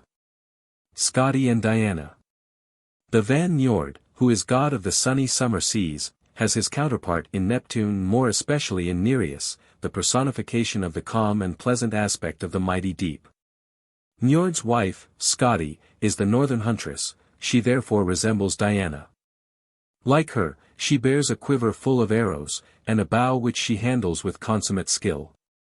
Her short gown permits the utmost freedom of motion, also, and she, too, is generally accompanied by a hound. The story of the transference of Thiasse's eyes to the firmament, where they glow like brilliant stars, reminds us of many Greek star myths, and especially of Argus's eyes ever on the watch, of Orion and his jeweled girdle, and of his dog Sirius. All changed into stars by the gods to appease angry goddesses. Loki's antics to win a smile from the irate Skadi are considered akin to the quivering flashes of sheet lightning which he personified in the north, while Steropes, the Cyclops, typified it for the Greeks. Frey and Apollo. The northern god of sunshine and summer showers, the genial Frey, has many traits in common with Apollo, for, like him, he is beautiful and young, rides the golden-bristled boar which was the northern conception of the sunbeams. Or drives across the sky in a golden car, which reminds us of Apollo's glittering chariot. Frey has some of the gentle Zephyrus's characteristics besides, for he, too, scatters flowers along his way. His horse Blodaghafi is not unlike Pegasus, Apollo's favorite steed, for it can pass through fire and water with equal ease and velocity. Fro, like Odin and Jupiter, is also identified with a human king, and his mound lies beside Odin's near Ups. His reign was so happy that it was called the Golden Age, and he therefore reminds us of Saturn, who, exiled to earth, ruled over the people of Italy, and granted them similar prosperity. Freya and Venus. Gerda, the beautiful maiden, is like Venus, and also like Atlanta, she is hard to woo and hard to win, like the fleet-footed maiden, but, like her, she yields at last and becomes a happy wife. The golden apples with which Skirnir tries to bribe her remind us of the golden fruit which Hippomenes cast in Atlanta's way, and which made her lose the race. Freya, the goddess of youth, love, and beauty, like Venus, sprang from the sea, for she is a daughter of the sea god Niörd. Venus bestowed her best affections upon the god of war and upon the martial Anchises, while Freya often assumes the garb of a Valkyr, and rides rapidly to earth to take part in mortal strife and bear away the heroic slain to feast in her halls. Like Venus, she delights in offerings of fruits and flowers, and lends a gracious ear to the petitions of lovers. Freya also resembles Minerva, for, like her, she wears a helmet and breastplate, and, like her, also, she is noted for her beautiful blue eyes. Odin and Adonis. Odin, Freya's husband, is like Adonis, and when he leaves her, she, too, sheds countless tears, which, in her case, are turned to gold, while Venus's tears are changed into anemones, and those of the Heliades. Mourning for Phaeton, hardened to amber, which resembles gold in color and in consistency. Just as Venus rejoices at Adonis's return, and all nature blooms in sympathy with her joy, so Freya becomes light-hearted once more when she has found her husband beneath the flowering myrtles of the south. Venus's car is drawn by fluttering doves, and Freya's is swiftly carried along by cats, which are emblems of sensual love, as the doves were considered types of tenderest love. Freya is appreciative of beauty and angrily refuses to marry Thrym, while Venus scorns and finally deserts Vulcan, whom she has been forced to marry against her will. The Greeks represented justice as a goddess blindfolded, with scales in one hand and a sword in the other, to indicate the impartiality and the fixity of her decrees. The corresponding deity of the north was Forseti, who patiently listened to both sides of a question ere he, too, promulgated his impartial and irrevocable sentence. Uller, the winter god, resembles Apollo and Orion only in his love for the chase, which he pursues with ardor under all circumstances. He is the northern bowman, and his skill is quite as unerring as theirs. Heimdall, like Argus, was gifted with marvelous keenness of sight, which enabled him to see 100 miles off as plainly by night as by day. His Giallar horn, which could be heard throughout all the world, proclaiming the god's passage to and fro over the quivering bridge Bifrost, was like the trumpet of the goddess Renown. As he was related to the water deities on his mother's side, he could, like Proteus, assume any form at will, and he made good use of this power on the occasion when he frustrated Loki's attempt to steal the necklace Brisingamen. Hermod, the quick or nimble, resembles Mercury not only in his marvelous celerity of motion. He, too, was the messenger of the gods, and, like the Greek divinity, flashed hither and thither, aided not by winged cap and sandals, but by Odin's steed Sleipnir, whom he alone was allowed to bestride. Instead of the caduceus, he bore the wand Gambantian. He questioned the Norns and the magician Rosthiolf, through whom he learned that Vali would come to avenge his brother Balder and to supplant his father Odin. Instances of similar consultations are found in Greek mythology, where Jupiter would fain have married Thetis, yet desisted when the fates foretold that if he did so she would be the mother of a son who would surpass his father in glory and renown. The northern god of silence, Vidar, has some resemblance to Hercules, for while the latter has nothing but a club with which to defend himself against the Nemean lion, whom he tears asunder. The former is enabled to rend the Fenris wolf at Ragnarok by the possession of one large shoe. Rinda and Danae. Odin's courtship of Rinda reminds us of Jupiter's wooing of Danae, who is also a symbol of the earth. And while the shower of gold in the Greek tale is intended to represent the fertilizing sunbeams, the footbath in the northern story typifies the spring thaw which sets in when the sun has overcome the resistance of the frozen earth. Perseus, the child of this union, has many points of resemblance with Vali, for he, too, is an avenger, and slays his mother's enemies just as surely as Vali destroys Hoda, the murderer of Balder.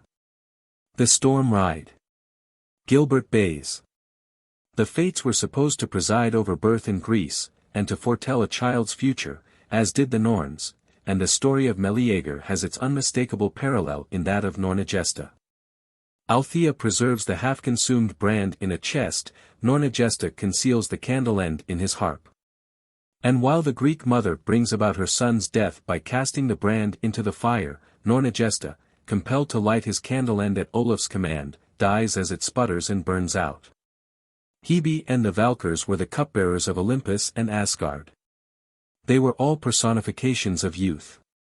And while Hebe married the great hero and demigod Hercules when she ceased to fulfill her office, the Valkyrs were relieved from their duties when united to heroes like Helgi, Hakon, Valand, or Sigurd. The Cretan labyrinth has its counterpart in the Icelandic Valandarhaus, and Valand and Daedalus both effect their escape from a maze by a cleverly devised pair of wings, which enable them to fly in safety over land and sea and escape from the tyranny of their respective masters, Nidud and Minos. Valand resembles Vulcan, also, in that he is a clever smith and makes use of his talents to work out his revenge. Vulcan, lamed by a fall from Olympus, and neglected by Juno, whom he had tried to befriend, sends her a golden throne, which is provided with cunning springs to seize and hold her fast. Valand, hamstrung by the suggestion of Nidud's queen, secretly murders her sons, and out of their eyes fashions marvelous jewels, which she unsuspectingly wears upon her breast until he reveals their origin. Myths of the Sea. Just as the Greeks fancied that the tempests were the effect of Neptune's wrath, so the northern races attributed them either to the writhings of Iormungandr, the Midgard snake, or to the anger of Aegir, who, crowned with seaweed like Neptune, often sent his children, the wave maidens, the counterpart of the Nereides and Oceanides, to play on the tossing billows. Neptune had his dwelling in the coral caves near the island of Euboea, while Aegir lived in a similar palace near the Kattegat. Here he was surrounded by the Nixies, Undines, and mermaids, the counterpart of the Greek water nymphs, and by the river gods of the Rhine, Elba, and Neckar, who remind us of Alpheus and Peneus, the river gods of the Greeks. The frequency of shipwrecks on the northern coasts made the people think of Ran, the equivalent of the Greek sea goddess Amphitrite, as greedy and avaricious, and they described her as armed with a strong net, with which she drew all things down into the deep. The Greek sirens had their parallel in the northern Lorelei, who possessed the same gift of song, and also lured mariners to their death. While Princess Ilsa, who was turned into a fountain, reminds us of the nymph Arethusa, who underwent a similar transformation. In the northern conception of Niflheim we have an almost exact counterpart of the Greek Hades.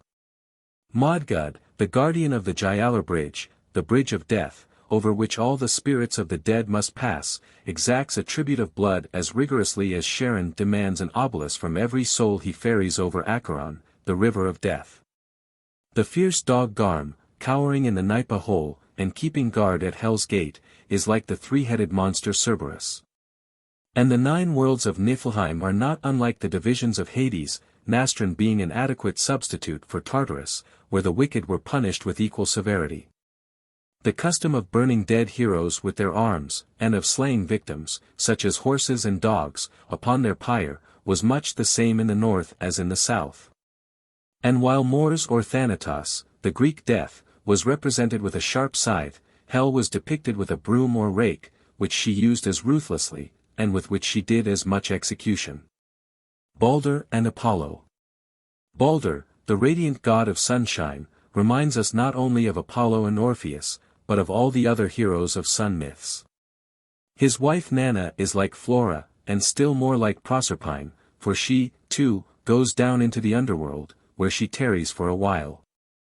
Balder's golden hall of Breidablik is like Apollo's palace in the east, he, also, delights in flowers. All things smile at his approach, and willingly pledge themselves not to injure him. As Achilles was vulnerable only in the heel, so Balder could be slain only by the harmless mistletoe, and his death is occasioned by Loki's jealousy just as Hercules was slain by that of Deianira. Balder's funeral pyre on Ringhorn reminds us of Hercules' death on Mount Ida, the flames and reddish glow of both fires serving to typify the setting sun. The northern god of sun and summer could only be released from Niflheim if all animate and inanimate objects shed tears, so Proserpine could issue from Hades only upon condition that she had partaken of no food. The trifling refusal of Thok to shed a single tear is like the pomegranate seeds which Proserpine ate, and the result is equally disastrous in both cases, as it detains Balder and Proserpine underground. And the earth, Frigga or Ceres, must continue to mourn their absence. Through Loki evil entered into the northern world, Prometheus's gift of fire brought the same curse upon the Greeks. The punishment inflicted by the gods upon the culprits is not unlike, for while Loki is bound with adamantine chains underground, and tortured by the continuous dropping of venom from the fangs of a snake fastened above his head, Prometheus is similarly fettered to Caucasus, and a ravenous vulture continually preys upon his liver. Loki's punishment has another counterpart in that of Tityus, bound in Hades, and in that of Enceladus, chained beneath Mount Etna, where his writhing produced earthquakes, and his imprecations caused sudden eruptions of the volcano. Loki, further, resembles Neptune in that he, too, assumed an equine form and was the parent of a wonderful steed, for Sleipnir rivals Arion both in speed and endurance. The Fimbulwinter has been compared to the long preliminary fight under the walls of Troy, and Ragnarok, the grand closing drama of northern mythology, to the burning of that famous city. Thor is Hector. The Fenris wolf, Pyrrhus, son of Achilles, who slew Priam, Odin, and Vidar, who survives in Ragnarok, is Aeneas. The destruction of Priam's palace is the type of the ruin of the gods' golden halls. And the devouring wolves Hati, Skoll, and Managarm, the fiends of darkness, are prototypes of Paris and all the other demons of darkness, who bear away or devour the sun maiden Helen.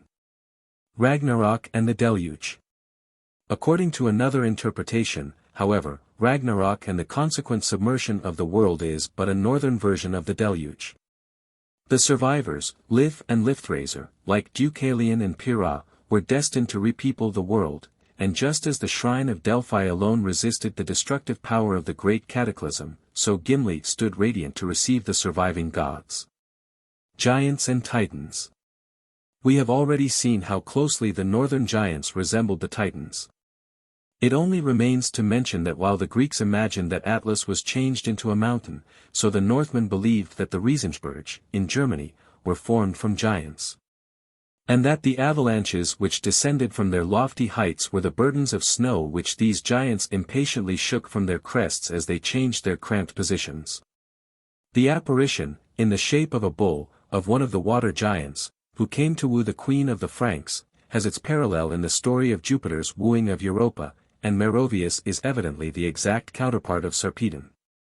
A faint resemblance can be traced between the giant ship Menigfuel and the Argo, for while the one is supposed to have cruised through the Aegean and Euxine seas, and to have made many places memorable by the dangers it encountered there, so the northern vessel sailed about the North and Baltic seas, and is mentioned in connection with the island of Bornholm and the cliffs of Dover. While the Greeks imagined that nightmares were the evil dreams which escaped from the cave of Somnus, the northern race fancied they were female dwarfs or trolls, who crept out of the dark recesses of the earth to torment them. All magic weapons in the north were said to be the work of the dwarfs, the underground smiths, while those of the Greeks were manufactured by Vulcan and the Cyclopes, under Mount Etna, or on the island of Lemnos. The Volsunga Saga. In the Sigurd myth we find Odin one-eyed like the Cyclopes, who, like him, are personifications of the sun.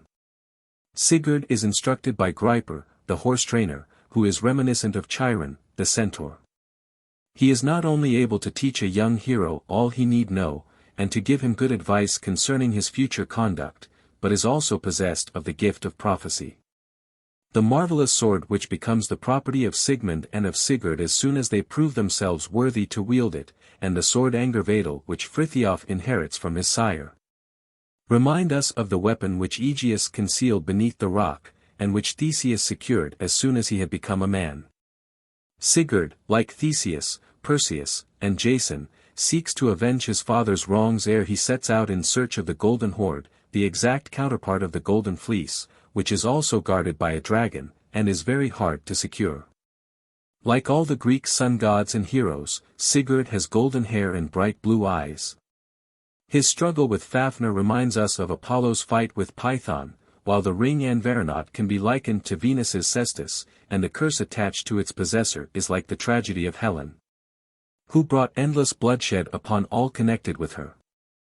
Sigurd could not have conquered Fafnir without the magic sword, just as the Greeks failed to take Troy without the arrows of Philoctetes, which are also emblems of the all-conquering rays of the sun. The recovery of the stolen treasure is like Menelaus's recovery of Helen, and it apparently brings as little happiness to Sigurd as his recreant wife did to the Spartan king. Brunhild. Brunhild resembles Minerva in her martial tastes, physical appearance, and wisdom, but her anger and resentment when Sigurd forgets her for Gudrun is like the wrath of Oenone, whom Paris deserts to woo Helen.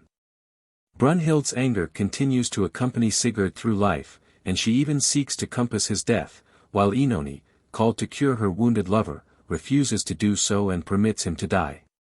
Oenone and Brunhild are both overcome by the same remorseful feelings when their lovers have breathed their last, and both insist upon sharing their funeral pyres, and end their lives by the side of those whom they had loved. Sun Myths. Containing, as it does, a whole series of sun myths, the Volsunga Saga repeats itself in every phase. And just as Ariadne, forsaken by the sun hero Theseus, finally marries Bacchus, so Gudrun, when Sigurd has departed, marries Atli, the king of the Huns. He, too, ends his life amid the flames of his burning palace or ship. Gunnar, like Orpheus or Amphion, plays such marvelous strains upon his harp that even the serpents are lulled to sleep. According to some interpretations, Atli is like Fafnir, and covets the possession of the gold.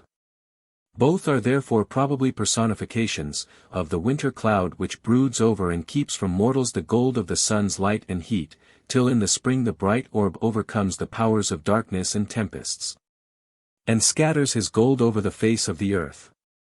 Swanhild, Sigurd's daughter, is another personification of the sun, as is seen in her blue eyes and golden hair, and her death under the hoofs of black steeds represents the blotting out of the sun by clouds of storm or of darkness.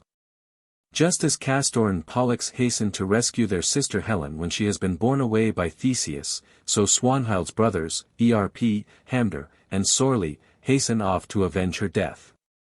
Such are the main points of resemblance between the mythologies of the North and South, and the analogy goes far to prove that they were originally formed from the same materials. The principal differences being due to the local coloring imparted unconsciously by the different races. Index to poetical quotations. Audgeir and Els, Ballad of Anderson, Rasmus B. Anster, translation from Goethe. Arnold, Matthew. Baldwin, James, Story of Siegfried. Brace, translation of Ballad. Brand. Browning, Robert. Buchanan, Robert. Conybeare, translation from the Anglo-Saxon. Du Chaillu, Paul, Viking Age. Edda, Siemens, or the Elder.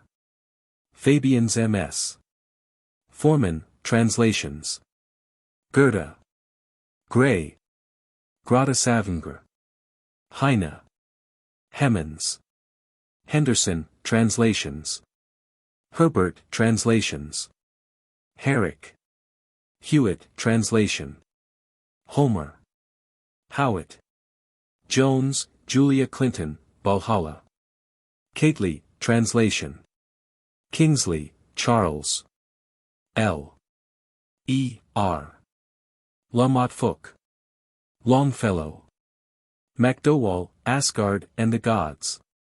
Martin, translation from Heine. Matheson. Meredith, Owen. Morris, William. Neojorgis. Oehlenschläger. Oxford Carroll. Percy, translation from the Edda. Pfeiffer, translation. Pigott, translations from Oehlenschläger. Scott. Selcher, translation. Shakespeare. Southey. Spalding, translations from the Frithiof Saga. Spencer. Stagnelius. Stevens, translations from the Frithiof Saga. Taylor, translations from the Sagas. Tegner, Frithiof Saga. Thomson. Thorpe, translations. Vale. Wagner. Wagner MacDowell, Asgard and the Gods. Whittier, J. G. Wordsworth. Glossary and Index. A. Audgeir, Agur, and else. Ballad of Abel. Cain in wild hunt because of the murder of Abundantia, Abundantia. Same as Fulla. Abundia. Same as Fulla.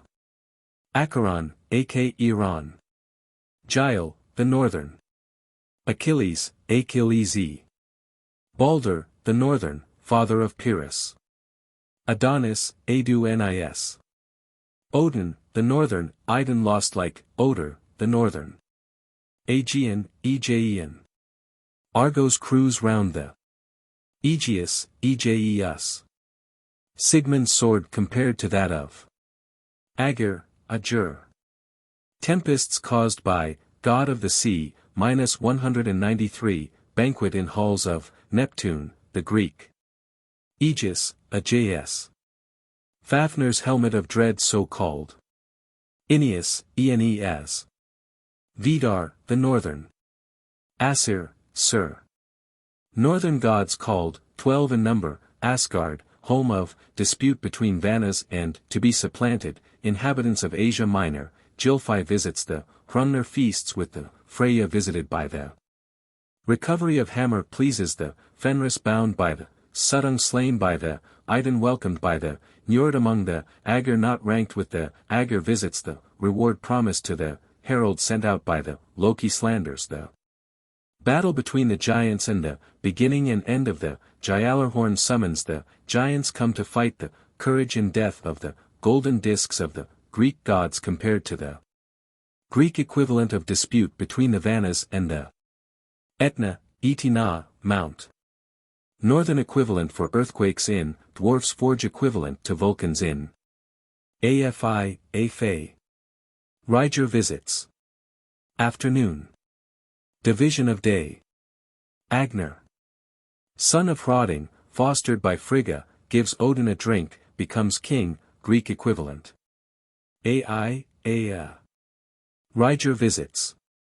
Thor, Aku Thor. The charioteer. Alberich, Albiaric. King of the dwarfs. Albion, Albion. Conjectured origin of name. Alfblot. Sacrifices offered to elves. Alfheim, Alfhim.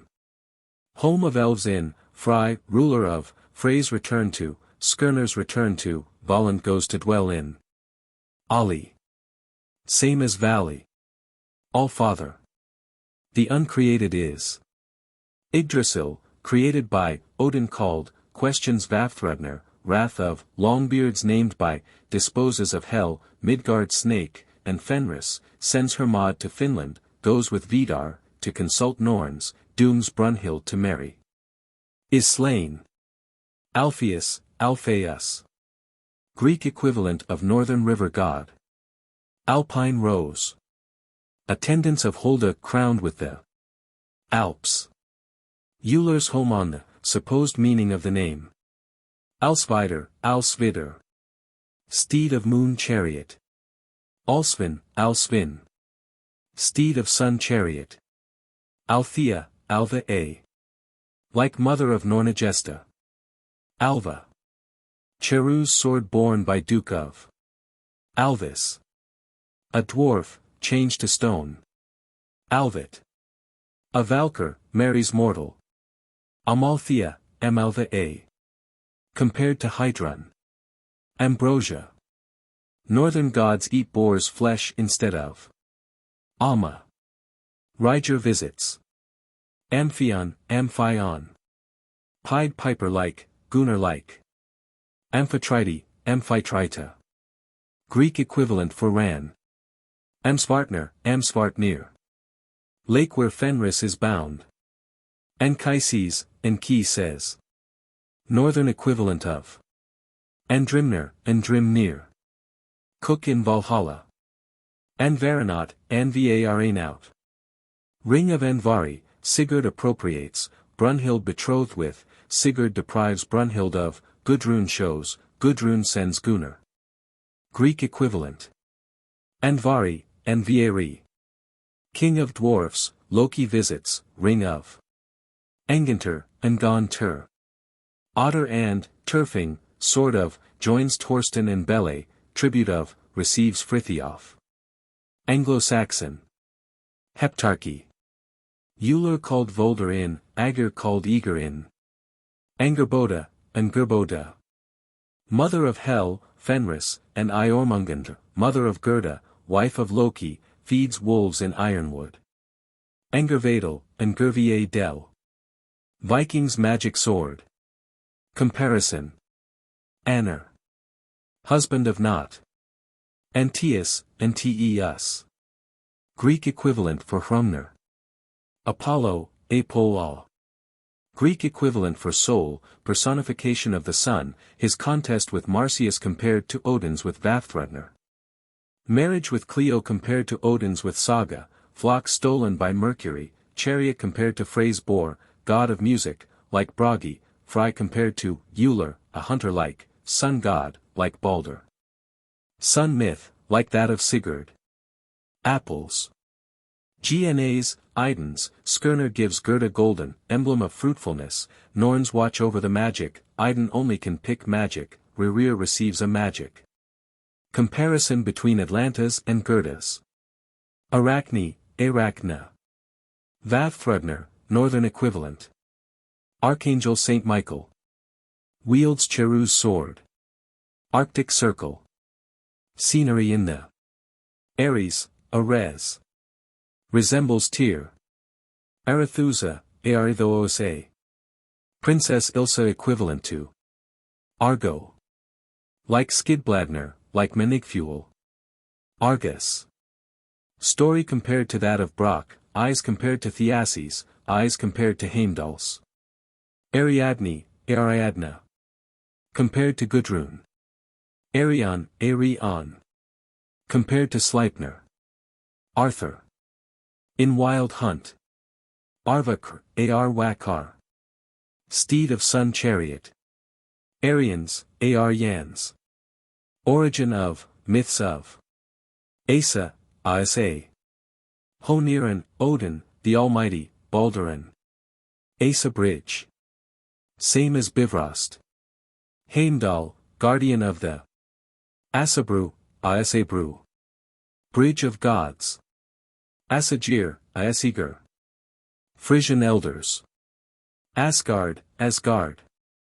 Home of Gods, one root of Yggdrasil in, God's palaces in, Niörd welcomed in, Odin's seat in, heroes brought to. Ifang separates Jotunheim from, Odin leaves, Odin returns to, Gylfi visits, Thor admitted into, Bilskirnir in, Brock visits, Hrungnir boasts in, unprotected state of, Thor's return to, Loki's return to, Tyr, a god of. Fenris brought to, Odin brings inspiration to, Idun and Bragi arrive in, Idun to be lured out of, Idun mourns for, gods return without Idun to, Frey, Freya, and Niörd in, Niörd summoned to, Thiassi slain in.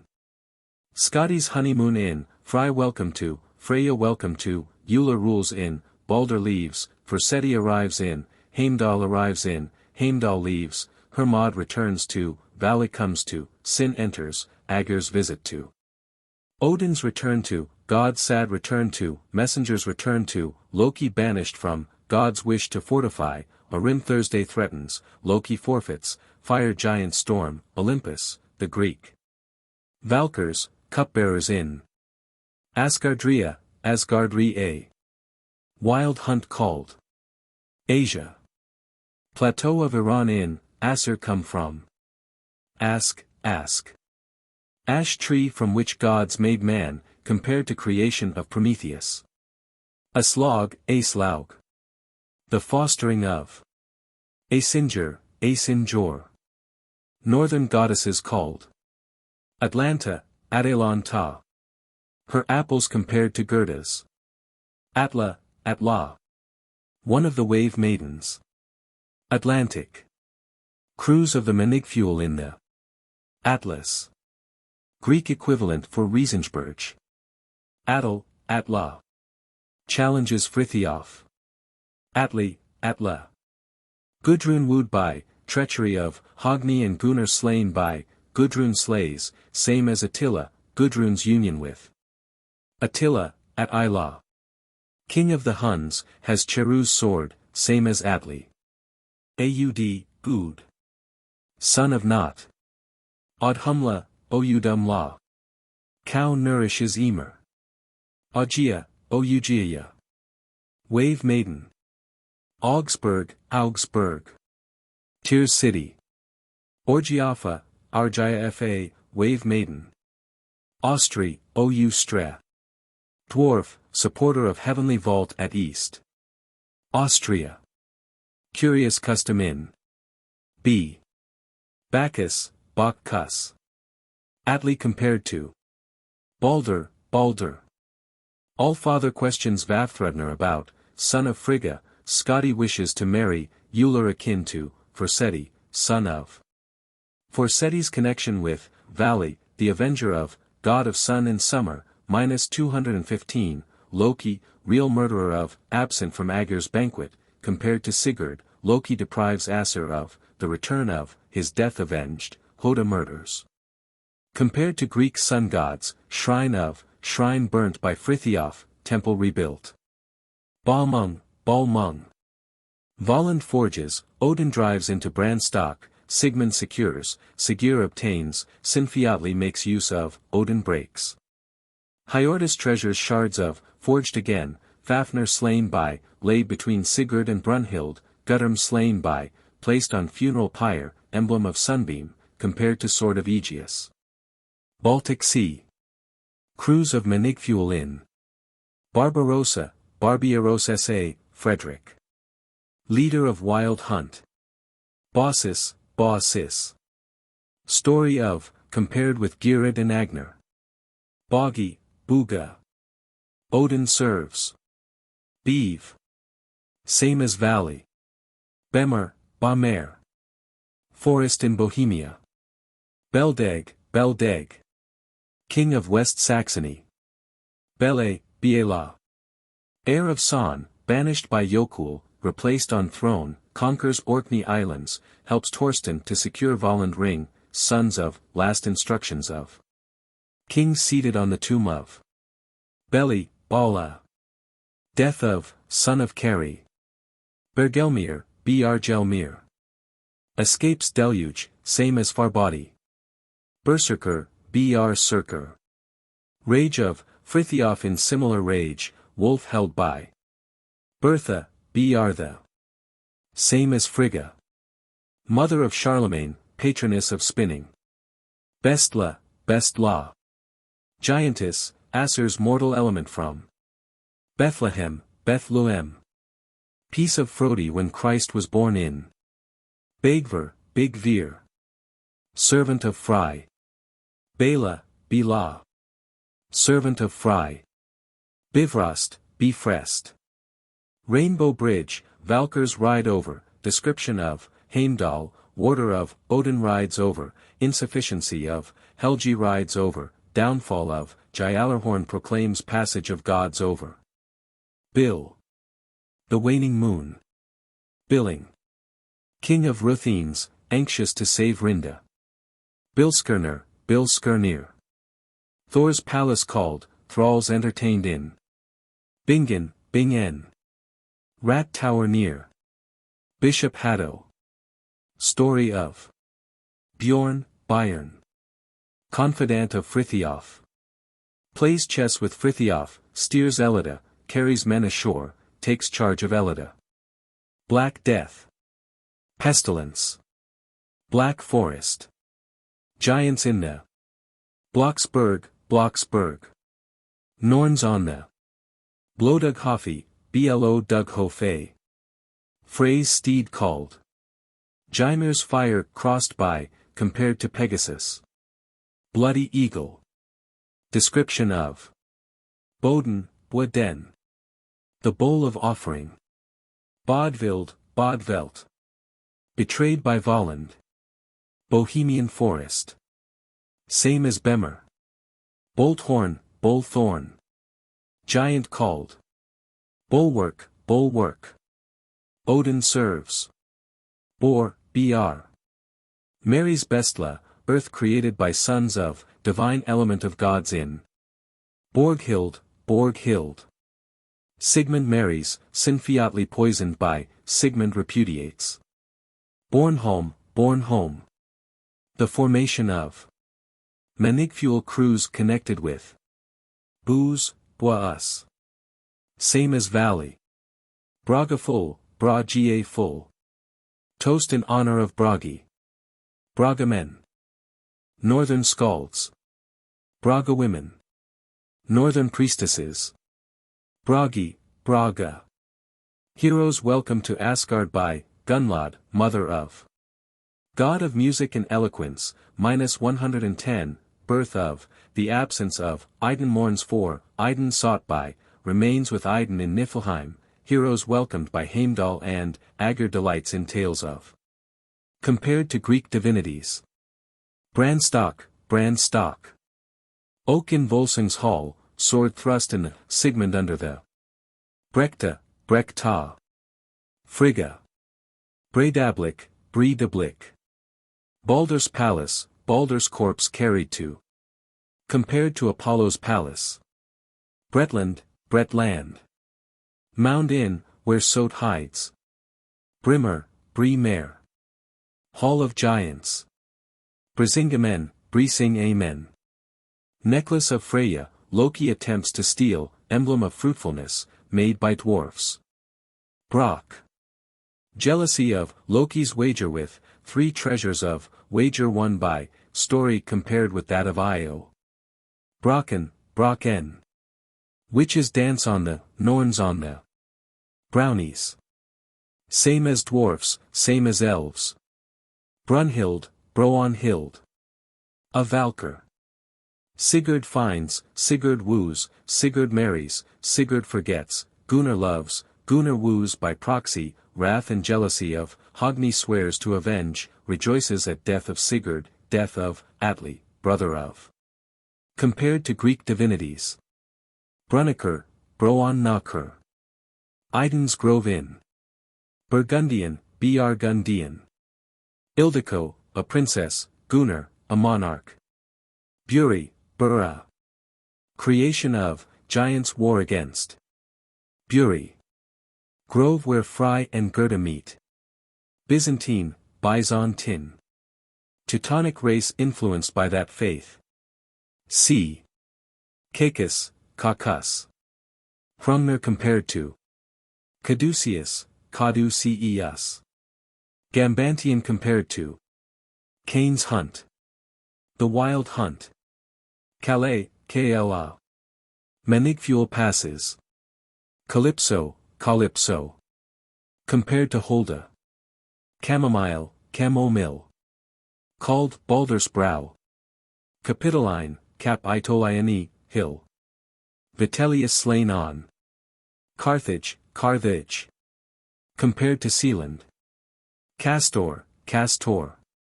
Compared to ERP, Sorley, and Hamder. Kattegat, Kattegat. Agur dwells in. Caucasus, Caucasus. Loki's punishment compared to Prometheus's on the. Celtic, Celtic.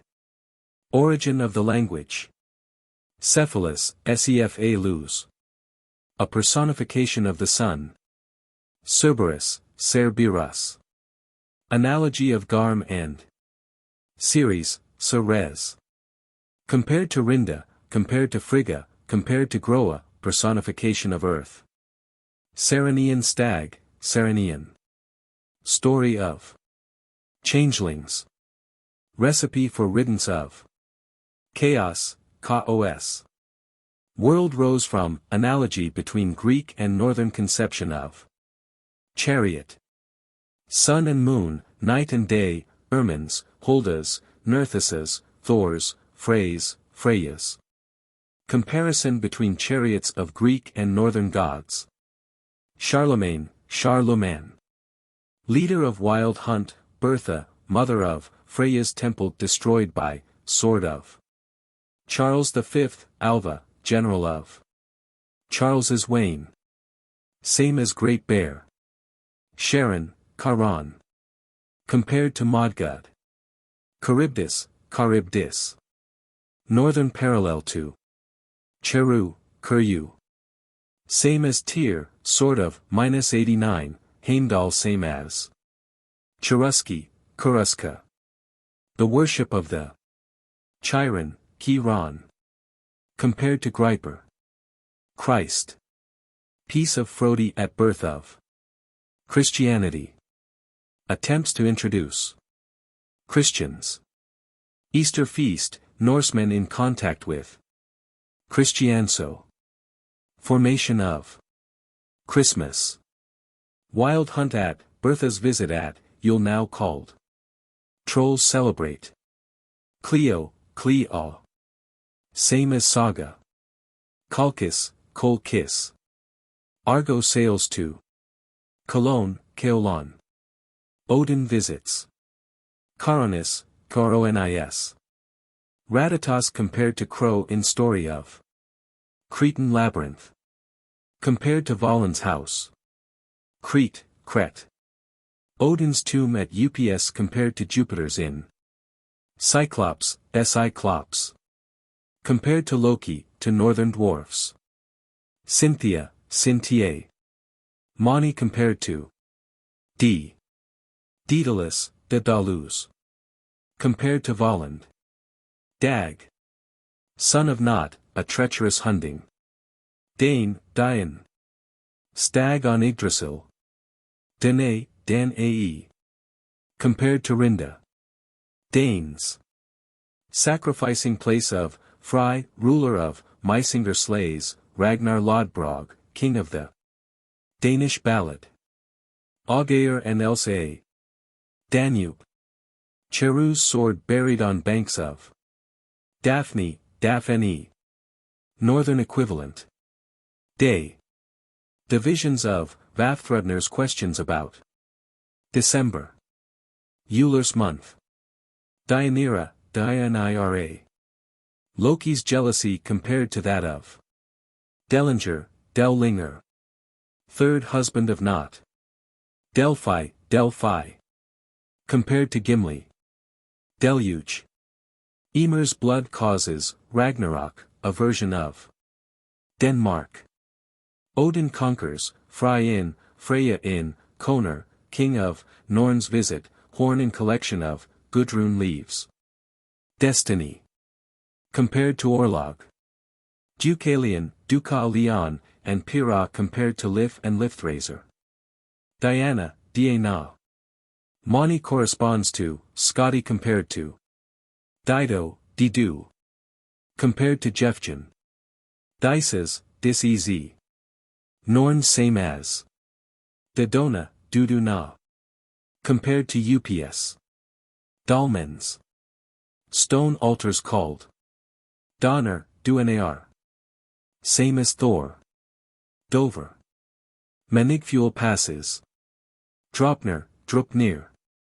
Odin's ring called, Sindri and Brock make, Odin receives, Skirnir offers Gerda, laid on Baldur's pyre. Baldur sends Odin, emblem of fertility, dwarfs fashion, Greek equivalent. Droma, Droma. Chain for Fenris, proverb about Druids, Drooids. Human sacrifices of Drusus, Dosus. Warned by Avala. Dryads, Dryads. Northern equivalent for Duke of Alva. Cherus's sword found by Dunir, Duonir. Stag on Yggdrasil. Dunmo, Dunimo. Flitch of Bacon. Durather, Duo Arathor. Stag on Yggdrasil. Dusk of the Gods. Wagner's Opera. Dvalin, Dvalin. Stag on Yggdrasil, dwarf visited by Loki. Dwarfs. Black elves called, Aegir does not rank with, one burned with Baldur, occupations of, -245, home of the, nightmares are. Eager. Same as Aegir. East Saxony. Conquered by Odin. Easter. Same as Ostra, stones, altars to Ostra. Easter. Same as Ostra. Echo. Dwarfs talk. Eckhart, Eckhart. Tries to stop Tannhauser, compared to Mentor. Eclipses. Northern belief concerning cause of. Edda. Collection of northern myths, sword runes in, Frey's wooing related in, Heimdall's visit to Earth described in, Simund, compiler of elder, heroic lays in, younger. Aegea, Aegea. Wave maiden. Egil, Agil. Marys of Valkyr. Arrow of, Thialfi's father. Eglamite, E.G. Limi. Father of Hyordis. Einherjar, Inhariar. Odin's guests, meet of, daily battles of, Valkyr's wait on, Helgi, leader of, Gjallarhorn calls, muster of. All slain on Vigrid. Einmyria, Inmi Rie. Daughter of Loki. Ira, Ira. Goddess of medicine. Isa, Isa. Daughter of Loki. Eitel, Eitel. Son of Atli and Gudrun. Elb. Water sprite, god of the Elba. Elba, Elb. Drusus stopped at. River named after Elb. Elbegast, Elbegast. King of the dwarfs. Eld, Elda. Aegir's servant. Eldrimner, Eldrimnir. Cauldron in Valhalla. Elf. Water sprite, elf lights, elf locks. Elf. Sigmund buried by, Hiordis marries. Second marriage of. Ilivagar, Elivagar. Streams of ice from Hvergelmir, Thor crosses, rolling ice in, Thor's journey east of. Eli, Ella. Thor wrestles with. Elida, Elita. Magic dragon ship. Else, LSA. Ballad of Augeir and. Elves. Light elves, occupation of the, -249, Aegir does not rank with the. Elvidner, Elvidna. Hell's Hall. Embla, Embla. The elm or first woman, wooden. Enceladus, Enceladus. Compared to Loki. England. Wild Hunt Inn, Mayday Inn, Yule Inn, Flitch of Bacon Inn, Miners Inn, Albion same as, Fairies Inn, Oberon, Fairy King Inn. English Channel. Menigfuel Inn. Epimetheus, Epi Methias. Compared to northern creators. Air. Same as Tyr. Heimdall same as. Erda. Same as Jord. Ermenrich, Ermenrek. Swanhild marries, Gudrun's sons attack. Erna. Jarl marries. ERP. Son of Atli and Gudrun, son of Jonakr and Gudrun, slain by brothers, to avenge Swanhild. Esbern snare. Legend of, -241. Eskimo. Scotty's dog. Ubia, UBA. Aegir's palace resembles Neptune's home in. Euhemerus, Euhemerus. Historical theory of. Europa, Europa. Northern equivalent for story of. Europe. Aesir migrate into. Discovery of. Eurydice, Eurid Ise. Compared to Idun. Euxine C, UK Sin. Menigfuel's cruise compared to Argo's in. Evening. Part of day. Exorcism. Of spectral hound, of changelings. F. Fader, F. Dar. Heimdall visits. Fairy Queen. Girdle Inn. Fafnir, Fafnir. Son of Hreidmar, gold seized by, Sigurd goes to slay, Gudrun eats heart of, personification of cold and darkness, compared to Python. Fairy Rings. Magic spell of. Fairyland. Alfheim is. Farbody, Farbuta, same as Bergelmir. Faroe Islands. Thor's name in. Fates. Yggdrasil sprinkled by, compared to Norns. Father Fine. Outwitted by Esbern. February. Vala's month is. Fong. Same as Odin. Fenia, Fonya. Giantess slave of Frodi. Fenris, Fenris. Birth and capture of, story of, -94, Shu to defend Vidar against, prediction concerning, hell related to, birth of, Loki, father of, released from bonds, Loki leads, death of. Tyr alone dare face, compared to Nemean lion, compared to Pyrrhus. Fensalar, Funsalar. Frigga's palace, Frigga spinning in. Filer, Filear. 1. Kvasir slain by. 2. Red cock of Valhalla. Fimbulwinter, Fim Bullwinter. Prediction of coming, terror of people at approach of, Greek equivalent. Finite nature. Of gods. Finnish mountains. Helga absent on a foray amongst. Finns.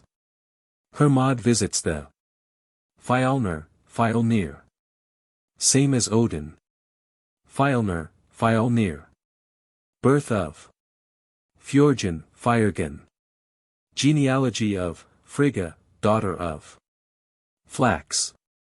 Discovery of, -53. Flint. Origin of.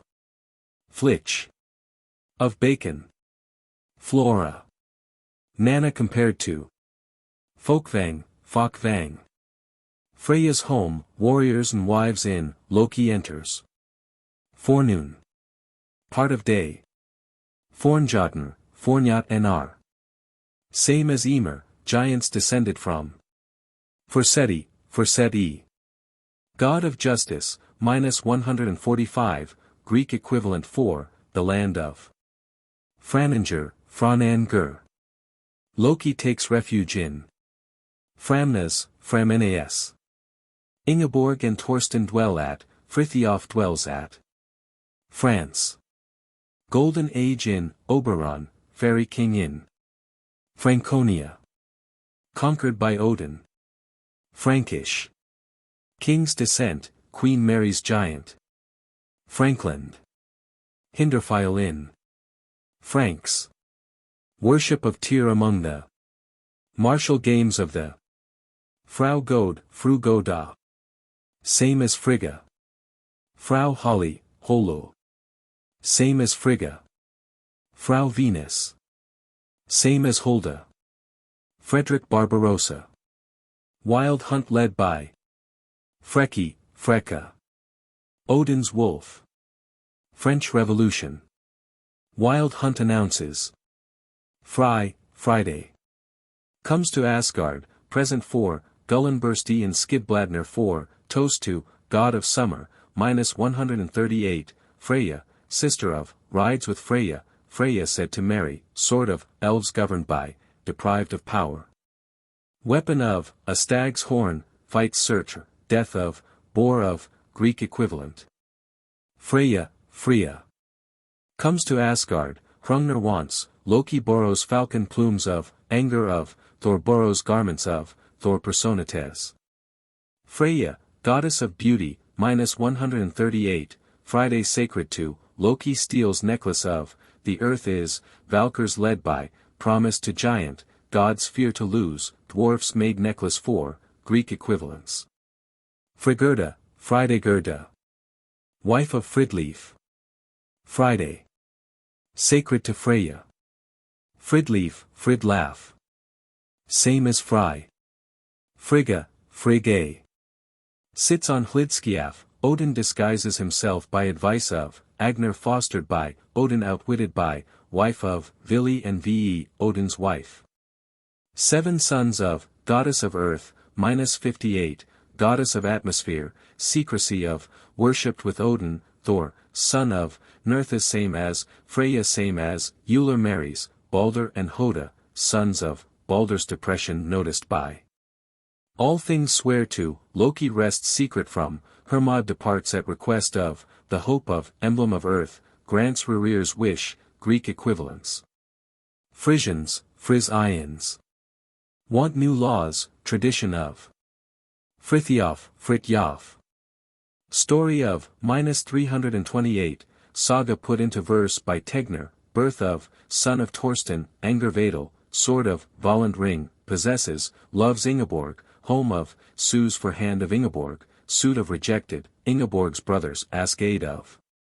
Meets Ingeborg in temple, tries to make terms with kings, journey to Orkney Islands, in tempest, fights Adel, visits Angantyr, returns to Framnes, goes into exile, becomes a pirate, visits Sigurd Ring, Ingeborg recognizes. Loyalty of, rebuilds temple, marries Ingeborg, comparison. Fro. Same as Fry. Frodi, Froda. Mill of, rule of, death of. Fulla, Fulle. Attendant of Frigga, Nana sends ring to. Funfong, Funfong. Agur's servant. Loki jealous of. Filgi, Filgye. Guardian spirit. G. Gabriel's hounds. Wild hunt in England, leader of wild hunt. Galer, Gal-Ar. Kvasir slain by. Gambantian, Gambantin. Wand of Hermod, like Caduceus. Gamla ups, Gamla upsala. Odin's, Frey's, and Thor's mounds near. Gangler, Gangler. Deludes Gylfi. Gangrad, Gangrad. Odin as. Ganymede, Gan-Imed. Northern equivalent for story of. Garm. Dog of Hell, Odin passes, Hell followed by, Loki leads, death of. Compared to Cerberus. Jefjan, Jefjan. Gylfi visited by, compared to Dido. Jefn, Jefn. Same as Freya. Gear odds, Gur odds. Carving of. Girad, Gur rod. 1. Story of, -37. 2. Loki visits, Thor visits, Loki accompanies Thor to. Greek equivalent. Gelgia, Gelgia. End of Fenris's fetter. Gerda, Gerda. Wooed by Frey, -122, Greek counterparts of. Jerry, Gura. Odin's wolf. German. Cherus's sword belongs to A. Langobart, a long beard in, Eckhart the Mentor. Ideas of the origin of physical features, belief in fairies, epic, Nibelungenlied. Germany. Wild hunt in, Odin conquers, Abundantia worshipped in, worship of Frigga in, Easterstones in, Golden Age in, belief in White Lady in. Thor, kettle vendor in, storms in, Nerthus in, Frey is Fro in, Yule in, Freya's worship in, temple in Magdeburg in, Freya now a witch in, Uller in, the Elba in, Sandhills in, sacrifices to elves in. Gersimi, Geresimi. Freya's daughter. Gertrude. Replaces Freya in Germany. Gjallar, Gil-lar. Bridge in Nibelheim, Odin rides over, trembling of, Greek equivalent. Gjallar horn. Heimdall's trumpet, last blast of the, Greek equivalent. Gialp, Gialp. Incantation of, Thor breaks the back of, wave maiden called. Giants. Birth of ice, God slay the, Aegis does not belong to the, hurricane summoned by the, general account of the, -238, Brimmer, hall of. Gilling, Gilling. Giant slain by dwarfs, death of wife of. Gimli, Gimla. Not consumed in Ragnarok, compared to Delphi. Janunga Gap, Jinoanga Gap. Primeval abyss, giants come to life in. Gial, Gial. Rock to which Fenris is bound. Gial, Gial. River boundary of Niflheim, Hermod crosses, like Acheron. Juki, Giooki. Nibelung king, Sigurd, blood brother of sons of. Jukings. Sons of Juki, Sigurd slain by. Gladsheim, Gladshim. 12 seats in, Tyr welcomed in. Valley dwells in, Odin returns to. Glacier, Gla Sir. The golden grove of. Glomver, Glaumvor. Second wife of Gunnar. Glor, Glower. Husband of soul. Gleipnir, Glipnir. Manufacture of. Glitnir, Glitnir. Forseti's hall. Glittering heath. Fafnir on the. Glut, Glooti. Loki's first wife. Gna, Gna. Messenger of Frigga, carries apple to Rerir, compared to Iris. Nipa, Gne Pa. Cave in Niflheim, Garmin. Nidahade, Gne Tahid. Fafnir on. Gnomes, Noms. Same as dwarfs. Goblins. Same as dwarfs. Gode, Goda. Same as Frigga. Godi, Godi. Thor's temple at. Godi, Goda. Human sacrifices by. Gold. Freya's tears are, the flame of the sea. Golden Age. Norns arrive after, Greek equivalent for northern. Frey's reign the. Gondomar, Gondimar. King of the dwarfs. Gothland. Thor's temple in, Sigmund leaves, Ermenrich, king of. Goths. Sigir, king of the, Sigmund and Sinfiotli prisoners of the. Grain, Giarena. Sigurd chooses. Great Bear. Odin's Wain. Greenland. First settlement. Grape, Grip. Thor breaks the back of a wave maiden called Grendel, son of Hlur. Grey fell. Same as grain, Sigurd loads hoard on, Gunnar borrows, 284, Sigurd rides through flames on. Burned with Sigurd. Grid, wife of Odin, gives Vidar shoe, with Vidar and Odin. Grimhild, queen of the Nibelungs, wishes Gunnar to marry, gives magic potion to Gunnar, to Guttorm, to Gudrun. Grimnir, Odin as Gryatunagard, The duel in Griper, Peer. Stud keeper of elf, prophecies of, compared to Chiron. Groa, incantations of, compared to Ceres. Grotti, magic mill. Griptu. None on. Gudrun, 1. A Valkyr marries Helgi, self-sacrifice of.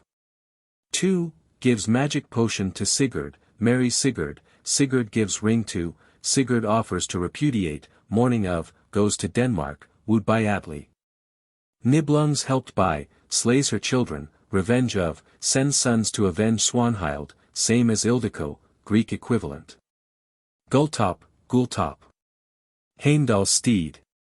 Gulfaxa. Hrungnir's steed. Magni receives. Gullinbursti, Gul in bears te. Making of, Frey receives, dwarfs manufacture. Gullincambi, Gul in Cambi. Midgard rooster. Gullintani, Gul in tiny. Same as Heimdall. Gundicarius, Gundikar is. Same as Gunnar. Gungnir. Odin's spear, made of Yggdrasil wood, runes on, Dvalin makes point of, Odin receives, Hermod throws, Dag borrows, Greek equivalent. Gunthiof, son of Frithiof. Gunlod, go on Lod. Mother of Bragi, guardian of inspiration, Odin visits. Gunnar, Nar. Son of Juki, wooing of Brunhild by, Brunhild marries, repentance of, Brunhild burned by order of, Atli asks compensation for death of the sister of. Courage and oath of, death of, same as Gundicarius, Greek equivalents. Guttorm. Son of Juki, Sigurd slain by, death of. Gelfey. Odin welcomed by, delusion of, Jefjun visits, Greek equivalent. Gymir. Gerda, daughter of, dwelling of, Ager same as, son of Hlur. Hades, Hades. Compared to Niflheim, Jotunheim compared to. Hagal. Fosters Helgi. Haggadizes, Hagidisizi. Norns called. Hakon. Thora, daughter of. Marries a Valkyr. Halfdan. Friend of Viking, makes friends with Njorf, Viking sons visit, son of Bele, reconciled to Frithiof. Howlinskida. Heimdall, same as. Halagaland. Haloj and Odin reign over. Viking, grandson of. Haloj, Hal-Og. Same as Loki. Reigned over Norway. Ham. Which summoned by Helga. Hamadryats. Northern equivalents. Hamdar. Son of Gudrun, death of, Greek equivalent. Hamelin. Story of Pied Piper of, Greek equivalent. Hammer. To dedicate boundaries, homes, marriages, effect of, the theft of the, sign of the. Hamond. Son of Sigmund. Hans von Hackelberg. Leader of Wild Hunt. Har. One of the triad seen by Gylfi. Harald Harfager, Harfagr. Norsemen driven away by. Hata. Wolf pursuing orbs, fed in ironwood, demon of darkness. Hatto. Bishop of Mayence. Hávamál. Code of laws and ethics. Hebe, Habi. Compared to Valkyrs. Hector. Northern equivalent. Hide, hid. Witch summoned by Helga. Heidrun, Heidrun. Goat supplying mead, compared to Amalthea. Heimdellinger. Same as Heimdall. Heimchen, Himchen. Unborn children. Heimdall, Himdall. Bifrost guarded by, 9 mothers of, Thor advised by, Idun sought by, Brisingamen saved by, Watchwarder of Asgard, -153, connected with Asur, watchfulness of, Loki to be slain by, horn blown by, Loki fights, death of. Greek equivalents. Heim, Heimi. Miming, the sword of. Heimskringla, Himskringla. Northern Chronicle. Hel. Goddess of death, birth and banishment of, realm of, Idun's sojourn with, Uller with, Skuld as, the home of, -184. Odin visits, daughter of Loki, Hermod goes to, couches spread by, Hermod visits, challenged, urged to release Balder, Hermod leaves, the bird of, arrives on Vigrid, army of, realm burned, Garm guards gate of. Rake of. Hellcake. Provided for Garm. Hellgate. Hermod passes. Hell shoes. 4 feet of dead. Hellway. Hermod journeys along the. Hella. Same as Hell. Helen. Northern equivalents. Helferich, Helferek. Same as Elf. Helfrat, Helfrat. Same as Elf. Helga, Helge. Son of Bele, refuses to give Ingeborg to Frithiof, rejects Sigurd Ring, makes treaty with Sigurd Ring, accuses Frithiof of sacrilege, stirs up tempest against Frithiof, Angantyr refuses to pay tribute to. Frithiof snatches ring from Balder, pursues Frithiof, death of.